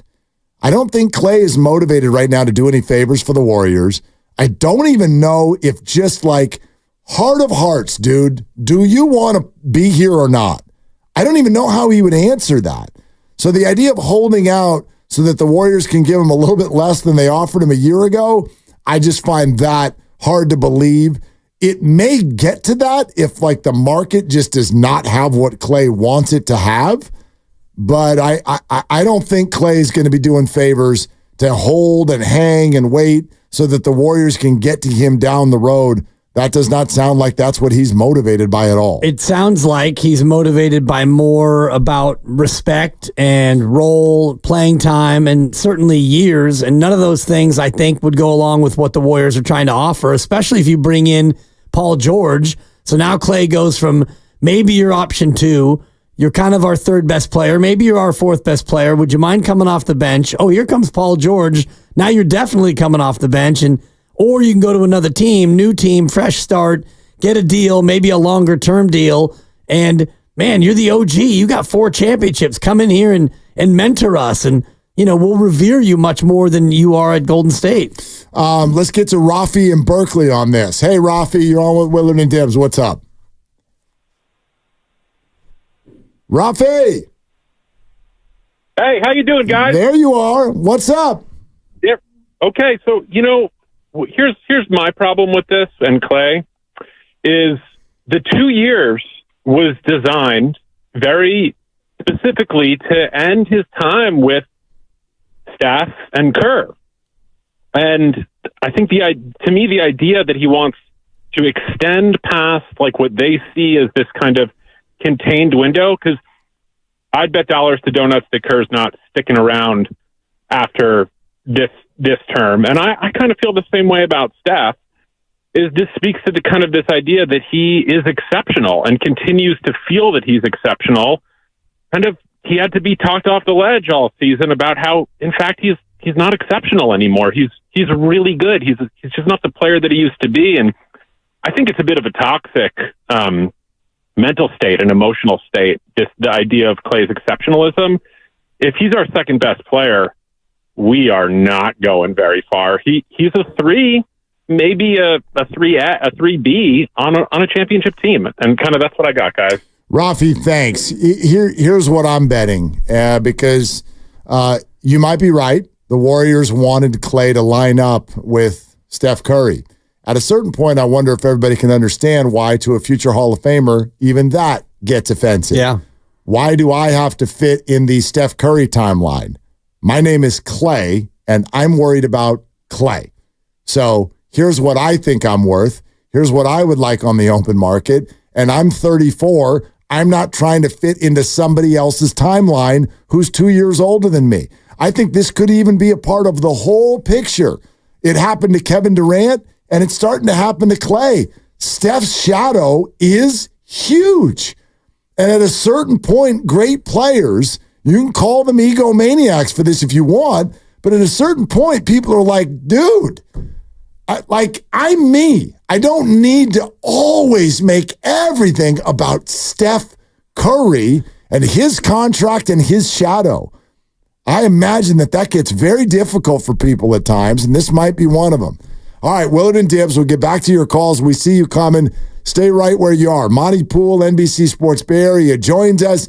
He was in there asking questions to Mike Dunleavy just a couple of hours ago. Monty, good evening. Thanks for coming on. What was your biggest takeaway from that press conference today? Well, that Mike wasn't really going to divulge much. I think, he was a little bit disingenuous when he basically said that trades are almost impossible. I think this is the guy who traded for Chris Paul last summer. Who saw that coming?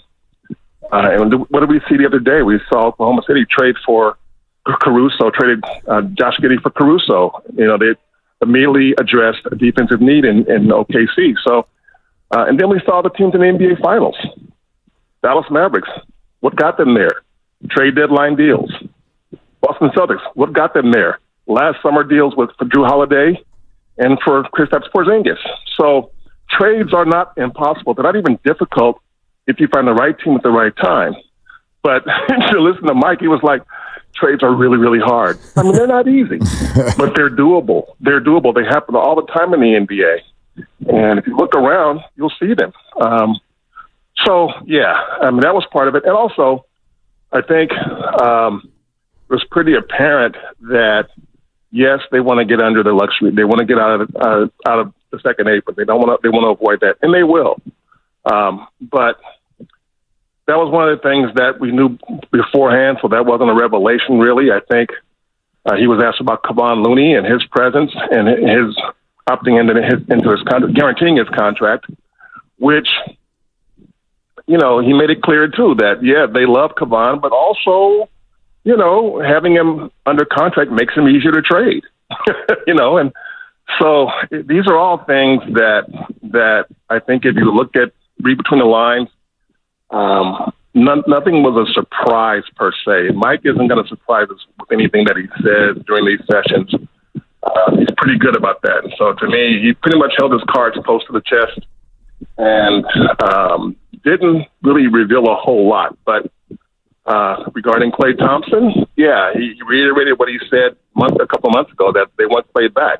But it's also clear as time has gone on that they want Klay back at the price that they want to pay. And so the result is that you have a little bit of a standoff, and you got Klay and his people wanting one thing and the Warriors and their people wanting another thing. And I think this is going to be one of those cases that the market will decide where Klay goes, and maybe the market won't be as hot for him as they would like. And I think that's what the Warriors are kind of gambling. Yeah, and Mark pointed out the Malik Monk contract coming in below $20 million a year kind of sends up maybe a flare for Klay's market being softer than what he would have thought of. Monty, I want to ask you about the Chris Paul contract. When guaranteeing it would be something that they could use in a trade, and how does that work as far as the financial ramifications of a team trying to take on that deal? Yeah. Help me, Monty. That'll be the hard part. I mean, hello? Yeah, just help me, Monty. I'm confused by all this. Well, so am I at times. So the league changes. There's things that change every year within the contract statuses and the various machinations between our financial ramifications of the team. So in this case, the Warriors, Chris, let's say it like it is. First of all, Chris Paul's chance of being a Warrior this coming season are like less than 1%. Okay. Maybe like less than 0.01%. Highly, highly unlikely. I don't see it happening. But the Warriors, right as of now, dictate kind of where Chris can go. And to make that happen, they have to guarantee his deal. You can't trade him if he's not under contract. And so to guarantee his deal, they can possibly trade him then. Now, I don't think the question then becomes, where would you trade him? And no, I still think he's going to end up in LA. I still think he'll end up more likely with the Lakers than the Clippers. And if you sign into a contract, I think there's a way you can buy him out if he wants to be let go. And that's the thing. Sometimes Chris has been through that before, the buyout situation. That's why he's been on, I think 5 or 6 different teams so far in his career. So the Warriors have options with Chris, but they don't have any options that they can use until they guarantee his deal. And if they don't, and they will do that because they know that that's a chip they have right now. So when you look at Chris and Klay, those people are asking what the Warriors going to do with free agency. Well, anything they do, begins with what they do with Klay and Chris. Those two guys what happens with those two guys will dictate what the Warriors do or don't do next week. Monty, just real quick for further clarity on that, when we see that they are working with Chris to push the deadline beyond June 28th, what does that mean? Does that mean they're asking Chris if they can push it? What kind of leeway do they have there? Yeah, well, the team and the player have to both reach an agreement to do that. And I don't know where Chris stands on that. He's a guy who knows the ins and outs. He was the president of the Players Association for a number of years. So he knows what's best for him. And believe me, Chris he's a businessman. He's going to do what's best for him. But yeah, he has to agree to that. And I think in the end, he probably will if he thinks that will benefit him and his future and where he wants to be, because he already knows that this is not going to be where he is next season. So, and he wants to keep playing. And that's where it comes in. So the team can't arbitrarily do it. They have to have agreement with Chris to do that. They can push it back just a little bit, but they can't push it back indefinitely. Monty Poole, NBC Sports Bay Area. Let us rapid fire just a few names at you. What's the likelihood of Paul George? Going up a little bit every day. Okay. Yeah, well, let's say the Warriors would have interest in Paul George for sure. And if Paul decides that he wants to sign a contract and therefore be available in trade, the Warriors are definitely going to look at that. He's one of those players that, what player who's going to be a free agent is more attractive than Paul, would be more attractive than Paul George? Be available, I should say, in any way, shape, any way, trade or free agency. And that's why I think the Warriors would look at him. He's a two-way player, defense, offense. He's versatile. He can play 3 positions, guard 3 positions. So they would be interested in him. Now, the chances of that happening, I'd still say at this point it's a long shot, but I would not rule it out because the Warriors would be very aggressive if he becomes available. Can they do it without giving up Kuminga? I think they could. I think they would. And I say that because they still seem committed to the timeline, the Steph, Klay, Draymond, Draymond timeline as of now, and maximizing what they can do with Steph. So I think when you look at that, I think that Paul George fits that timeline. He's a right now veteran player who can give you something right now. And so I think if you look at that and you say, okay, Kuminga, yeah, he's a player that's going to be attracted to a lot of teams. And the Warriors have been fervently saying, hey, no, we're not going to, we want to keep Kuminga. That's been the signal for the better part of, I'd say, started pretty firm around mid-season, that it was pretty clear that they wanted to keep Kuminga. And they have reasons for that. One of them being that he was a first-round draft pick, a lottery pick, and they don't want to be the team that lost one lottery pick, James Wiseman, because they gave up on him, and then lose another lottery pick, Kuminga, because they gave up on him. But if the timeline is going to be what they commit to, yeah, I think they would move Kuminga and move on if it got them a Paul George. I think they would. What about the idea of Kevin Durant now being available and him coming back to the Warriors? What do you think the likelihood is of a move like that, Monty? Well, I wouldn't rule it out, but I wouldn't bet on it either. I think the idea, it's going to be very interesting to see how that plays out, because with Steve Kerr being the coach of Team USA and Stephen Curry on Team USA and Kevin Durant on Team USA, that could lead to some interesting conversations over the next, when they start getting together back in Vegas for training camp on July 6th.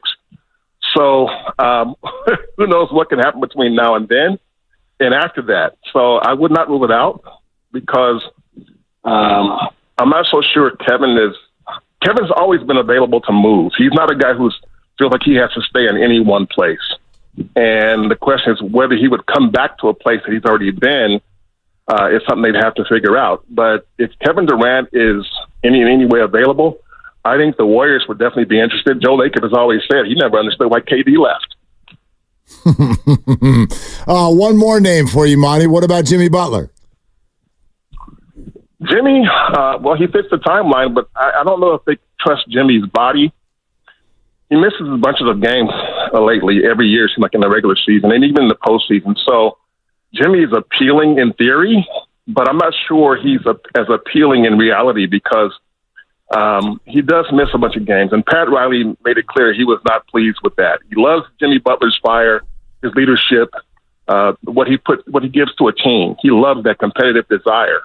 But you can't compete if you're not available. And I think the Warriors will be a little bit concerned about Jimmy's availability. And so that might scare them off of a deal like that. But again, the Warriors are big game hunters. So that's Joe Lacob's, that's his approach, that's his MO. So I would not rule out anything that involves them getting an all-star caliber player to pair along with Steph and Draymond.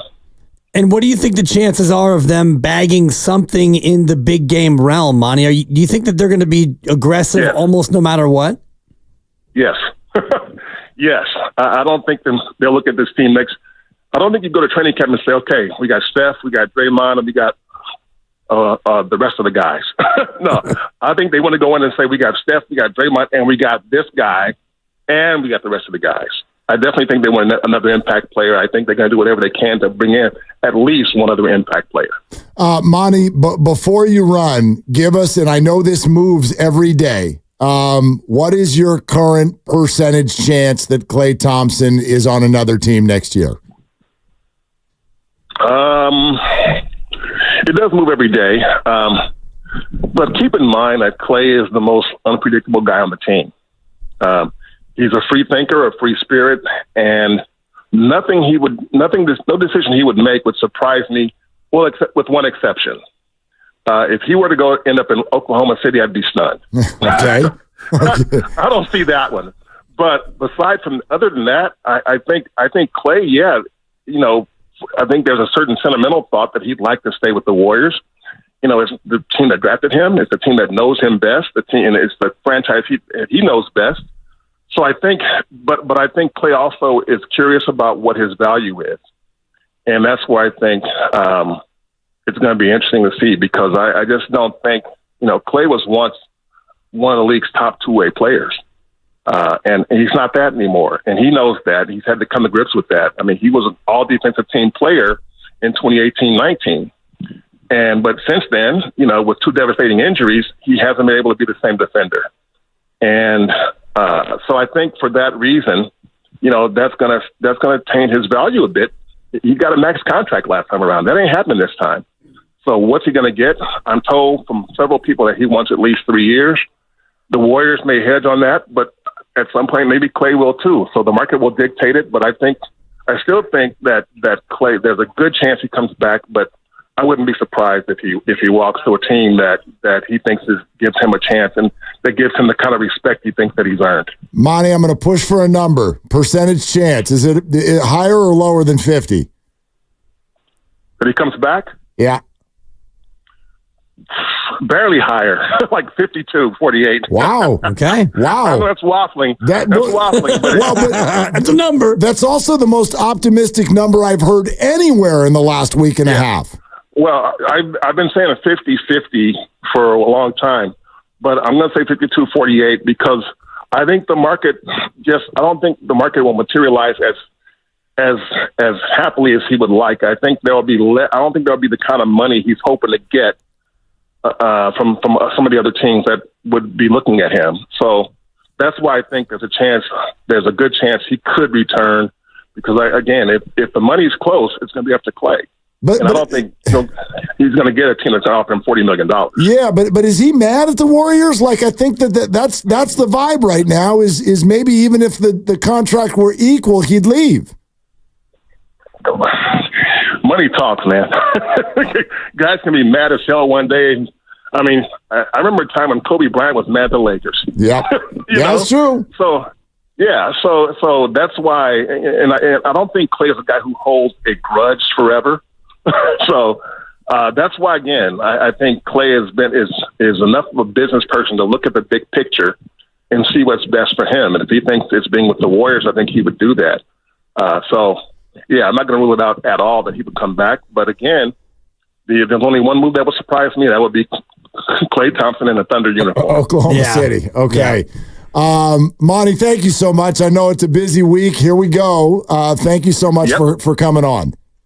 All right, guys. Take care. Okay. Thanks, Monty. Monty Poole, NBC Sports Bay Area. That is easily the most optimistic number I've heard in a while. Yeah, and I do think that the news, not only of the Malik Monk contract, but the thought around the league that the market is cooling. And like you said before, if it's years more than it is money, if there aren't other teams out there clamoring to give him a 3-year deal and it comes down to 2 years here or 2 years there, maybe his feelings aren't so hurt. And if it's the Warriors wanted it $2 and $45 and the best offer out there is $2 and $50, $5 million, it's $5 million, but it might not be so much that Klay decides to, blow up his career and go elsewhere. Yeah, but do you want the number one thought after talking to Monty that's bouncing through my head is why he's making it sound like the Warriors have all kinds of flexibility.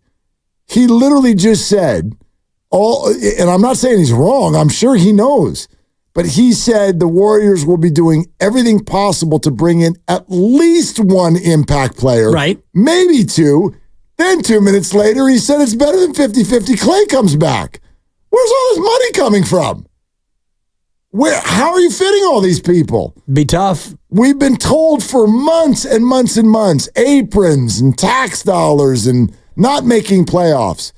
Now you're re-signing Klay and bringing in at least one impact player. I understand he means that via trade, and I don't know who would be on the way out the door, but that just sounded like a lot more movement than I thought possible. It just depends on what you're able to move off of salary-wise. And if it's Chris Paul's 30 and you can guarantee it and trade it, and then you have Wiggins at 26 and change, if he's a guy who's on the move, that's $56 million going out right there. And if you bring Klay back in for less than you're paying Wiggins, then you can bring in maybe a couple guys who are making 35, 40, and you'll be over the tax, but you'll be under the second apron, which is 190. Yeah, but that's the magic number is 190. But who are these new people coming in?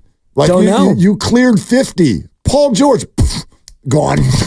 Right. I mean, I don't know. That just sounded way more flexible than it's felt for a while. And I think, that to me sounded like Klay Thompson's number is going to be a lot smaller than maybe what some people were thinking. Yeah. And that would be how that becomes possible. And if you bring in, Paul George, and if Klay Thompson comes back, that pretty much puts you right up there by where the second apron is going to be. And if they want to stay below that, and I do believe that they do, you got to be under 190 in order to do that. I'm just mindful of what Anthony Slater wrote over the weekend. All things being equal, Klay may want to leave anyway. Maybe he insinuated even if the number's less. Right. That he might want to leave. In other words, Klay just might want to leave. Period. Yes, but like Monty just said, Klay is one of the most, and I don't think he used the word mercurial, but he's one of the most unique and curious guys on the team. So he may make a switcheroo on his decision at the last minute based on a whim or based on a feeling. I don't know if Klay has completely decided in his own mind what he wants to do. I'm sure he hasn't. Yeah. I'm sure he hasn't. I don't know how he could. I wonder if he's even talked about it with his dad yet. Michael Thompson famously on this show said, we don't talk about it. We don't talk about that stuff. Yeah. Yeah. I mean. Oh, God, that was funny. Yeah. Let's go to Robin. Hi, Robin. You're on with Willard and Dibs. What's up? Hey, you guys. Thanks for having me. Listen, two things. There's so much going on when you guys go to interviews. I love it. I extrapolated from what Monty Poole said. This. Who the hell knows what's going to happen? So here's the deal. Well, that's always true. That's omnipresent, Robin. Hey, that's what I got. So, listen, this is just me talking, y'all. Y'all probably say, nah, Robin, it's all right. But, I'm so sick of Paul George. I think Paul George is overrated. I do. I really do. And at 35, we don't need to add on to that. So let's see what that is. I think that might total my age, or all three of our ages together. If we add George, Steph, Draymond, yeah, they close to 100 years old, aren't they? So here's the deal. I just don't think people say, let's put this person here. Does that mean they're going to fit? Do you see Paul George's attitude, the way he thinks he is? He's the leader. I don't see him fitting with the Warriors. If the goal is to win right now, okay, you got that another piece that can shoot and perhaps defend when he wants to, because he's another one, guys. And can he stay healthy? He's another one that missed games. Hell, just as much as Jimmy Butler does, okay? So, I don't think that's a good idea. And then we're going to replace Paul George to entertain the idea of Kevin Durant. This fan base never appreciated Kevin Durant, and they can't deny it, because I used to listen to every last one of you guys' show 24/7 when I wasn't working. They don't like anyone that outshines Steph. So why would he come back? So then somebody suggested Brandon Ingram. I like Ingram, but he doesn't fit. And not only that, even though I like him, Brandon Ingram got a bit of an attitude problem, okay? I'm just sorry. I picked that up. That's my judgment. So, Robin, if I may, Robin, if you're looking at each of these players and saying they've got an attitude problem, this is the NBA and these are the best players in the world. Gosh, you could probably say that about almost all of them. Yeah, but can you see Ingram and Draymond flashing, not getting along? Draymond called that boy all kind of bitchs, okay? Wow. I just don't see them too, okay? So then the last thing I want to say, because it's a question I want you guys to educate me on, because 2 weeks ago I asked Shasky and them. I'm not married one way or another to Klay staying or going. Business is business. I appreciate his time here. I'm not going to treat him funky like the rest of the fans and Kevin Durant him. But here's what I want to say. If he stays or he goes, how does that benefit us? If he stays, how does that benefit us? If we get someone else, does that make us better? Does that make us, the Warriors, reach their championship goal right now within Steph's time frame? I say no. I say what happened the year after if they can make something work, because let's face it, guys, they have no desirable players. Kuminga's great. Everybody raves about him.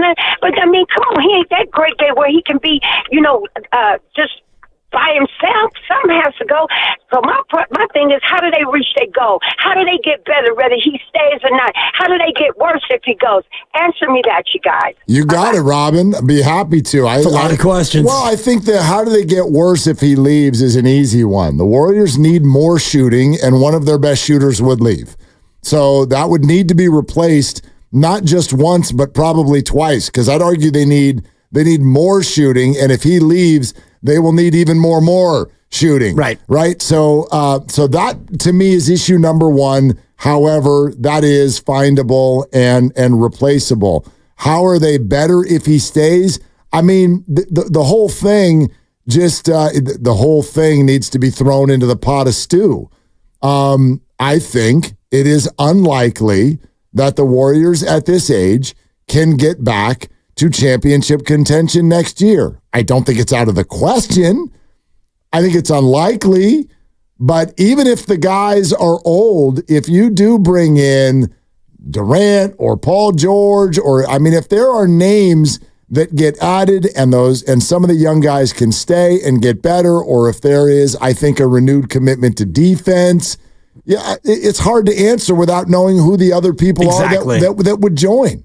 But even if you've got, two impact players, Paul George and another guy, and you're able to keep Klay somehow, some way, well, then you might be onto something. If you got another rotational player and you had Paul George and Klay, I just don't see how financially you're going to be able to do all of that. Yeah, it seems like more flexibility than they have would be needed. All right, listen, coming up next, we'll tell you more about the Warriors Summit. If you want to be involved, there's a certain step you're going to have to take. We'll tell you about that. Plus, those of you who didn't read Anthony Slater over the weekend, you've got to hear what he wrote about Klay. You have to hear this. And we've got more time for your calls as well at 888-957-9570. Willard and Dibs. Talking about weight loss here, Mark. It's Dan Dibley, still down 25 pounds.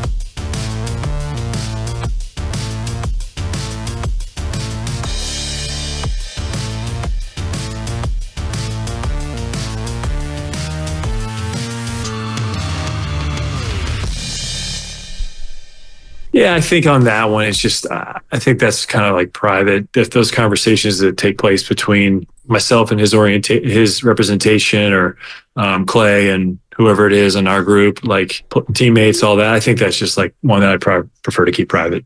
Now, back to Willard and Dibbs on 95.7 The Game. The question was to Mike Dunleavy there, who spoke earlier, what do you think Klay, and I'm paraphrasing, what do you think Klay is looking for? What's he looking for in his contract? Obviously, it's not terribly answerable by Mike Dunleavy in this case. I can only imagine, even if they are talking to Klay, even if Klay might come back, the last thing Klay would like is for Mike Dunleavy to have a press conference. Oh, he's looking for 3 years. Yeah, exactly. Looking for about 21.4 per year. And we're really we're not into it right now.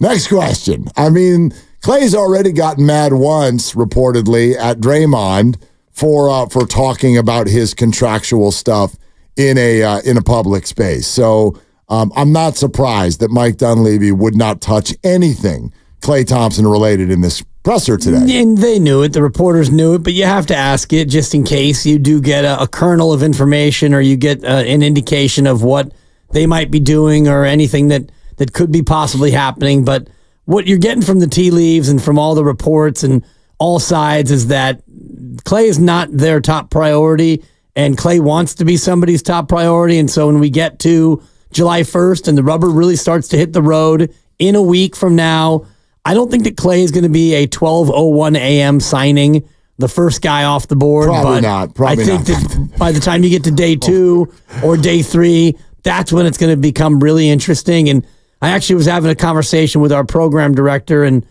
director of sports, Lucas Alexander. You always laugh when I say that. It's his actual title. I know. It's just a funny title. We were doing a thing on Fox last night about Don't be disrespectful.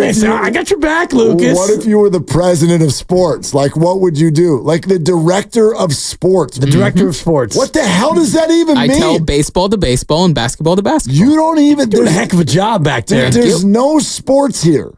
The only time we did sports... There was sports. No, we talk about sports. We played sports. We don't... Yeah, we did once. Lucas's dad almost killed me. Both of you limped all over the place for an hour, and then we went home. I actually was moving pretty good. You were. I'm back now, though, too. Yeah, thank God for that, Good Ned. Lord. Anyway, the president of sports. I was talking to the Thanks for the raise. Yep, Whatever. Thank you. I was talking to the brand manager, formerly the program director, but now we're brand managers. Yep. Look, Matt Nahigian, and he said, I wonder if the Klay thing will even be resolved by the time we get to the summit on July 8th. Very possibly not. And I thought that was very possibly it was a very prescient statement, and I thought it was an interesting over-under as it pertains to the order of operations. And I do think that Klay would like to be a July 1 or a July 2 signing, even though you can't officially sign till the 6th. I get that. But no, he would like to get 3 and 75 on the opening and be done and off to Orlando, but I just don't think it's going to happen that way. Let me read this to you. If you all missed this over the weekend from Anthony Slater in the Athletics, it's a very different Slates. Thank you. Very different vibe than what Monty Poole just gave us. Okay. Monty said 52% chance that Klay comes back. Listen to what Anthony wrote. Now, both these guys are dialed the bleep in. Whoa. They are. Easy, JJ Redick. JJ Redick over here. You got JJ Redick on the brain. Dropping bombs. I mean, like, it's a new day. Head coaches, press conferences, every other word's the F word. Cool. Anyway, welcome to town. The Lakers are hilarious. But anyway, this is what Anthony wrote. And this is important. Quote, even if the Warriors eventually approach Thompson with a competitive offer, matching or exceeding the money and years, it has become increasingly conceivable, according to league sources, that Thompson will decide to leave regardless, searching for a fresh start in a different environment, detached from some of the built-up friction of the previous couple seasons. So when Monty talks about, look, Klay's a businessman, money talks, and at a certain point, if he's not getting what he wants on the open market, he may come back to the Warriors. Anthony is suggesting he could come back to the Warriors and the Warriors could give him the best offer and he could still respond with a couple of birds. And you're not talking about Larry and Sue. Bye. Nothing for my Larry and Sue off the cuff? Increasingly I liked it. Conceivable. It's one thing to come up with Larry, but to also come up with Sue, give myself a 4. It was good. Friction. 4 is a little hot, but it was good. Friction is the word that I took away from that, from Slates. He's talking about he may want to be away from the friction, and I get it. The built-up friction. Right. So not like there's just friction. Like this Most friction does get built up. Well, through years. Not always. Sometimes Draymond just punches you out of the clear blue. Although that might have been built up friction. No, it was. Yeah. No, but you know what I mean. This is about the past. And also the specter of, having been here and doing everything you've done here. It's like maybe you just want to go somewhere new, fresh start, and, try something else. Yeah. Away from the friction. That's why we go on vacation, right? It's just like I need a break from all this. Yeah. It's kind of fun. Yeah. Let's go to Rich in Fremont. Hey, Rich. Rich wants to weigh in on this. What's up, Rich? What are you doing?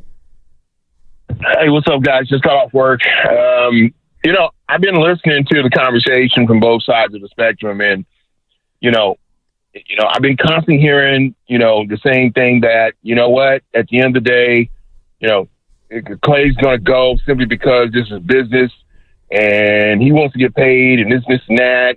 And it's like, okay, let's look at that as a scenario. Say he does want to get paid, okay? And the Warriors offer him something close, but it's not what the other teams offer. And he decides, you know what? No, I'm going to go someplace else. Now, you put that into perspective for a moment. He's not a young man. He's been injured twice.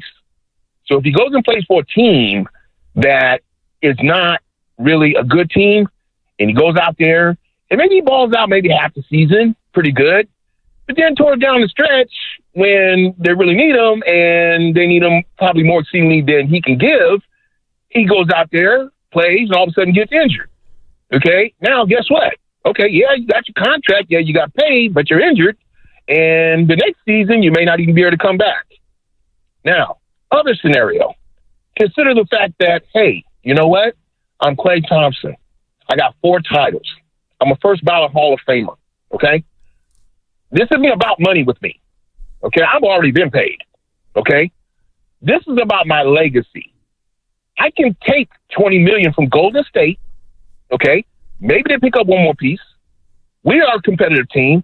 We come back, and if we win the title, guess what?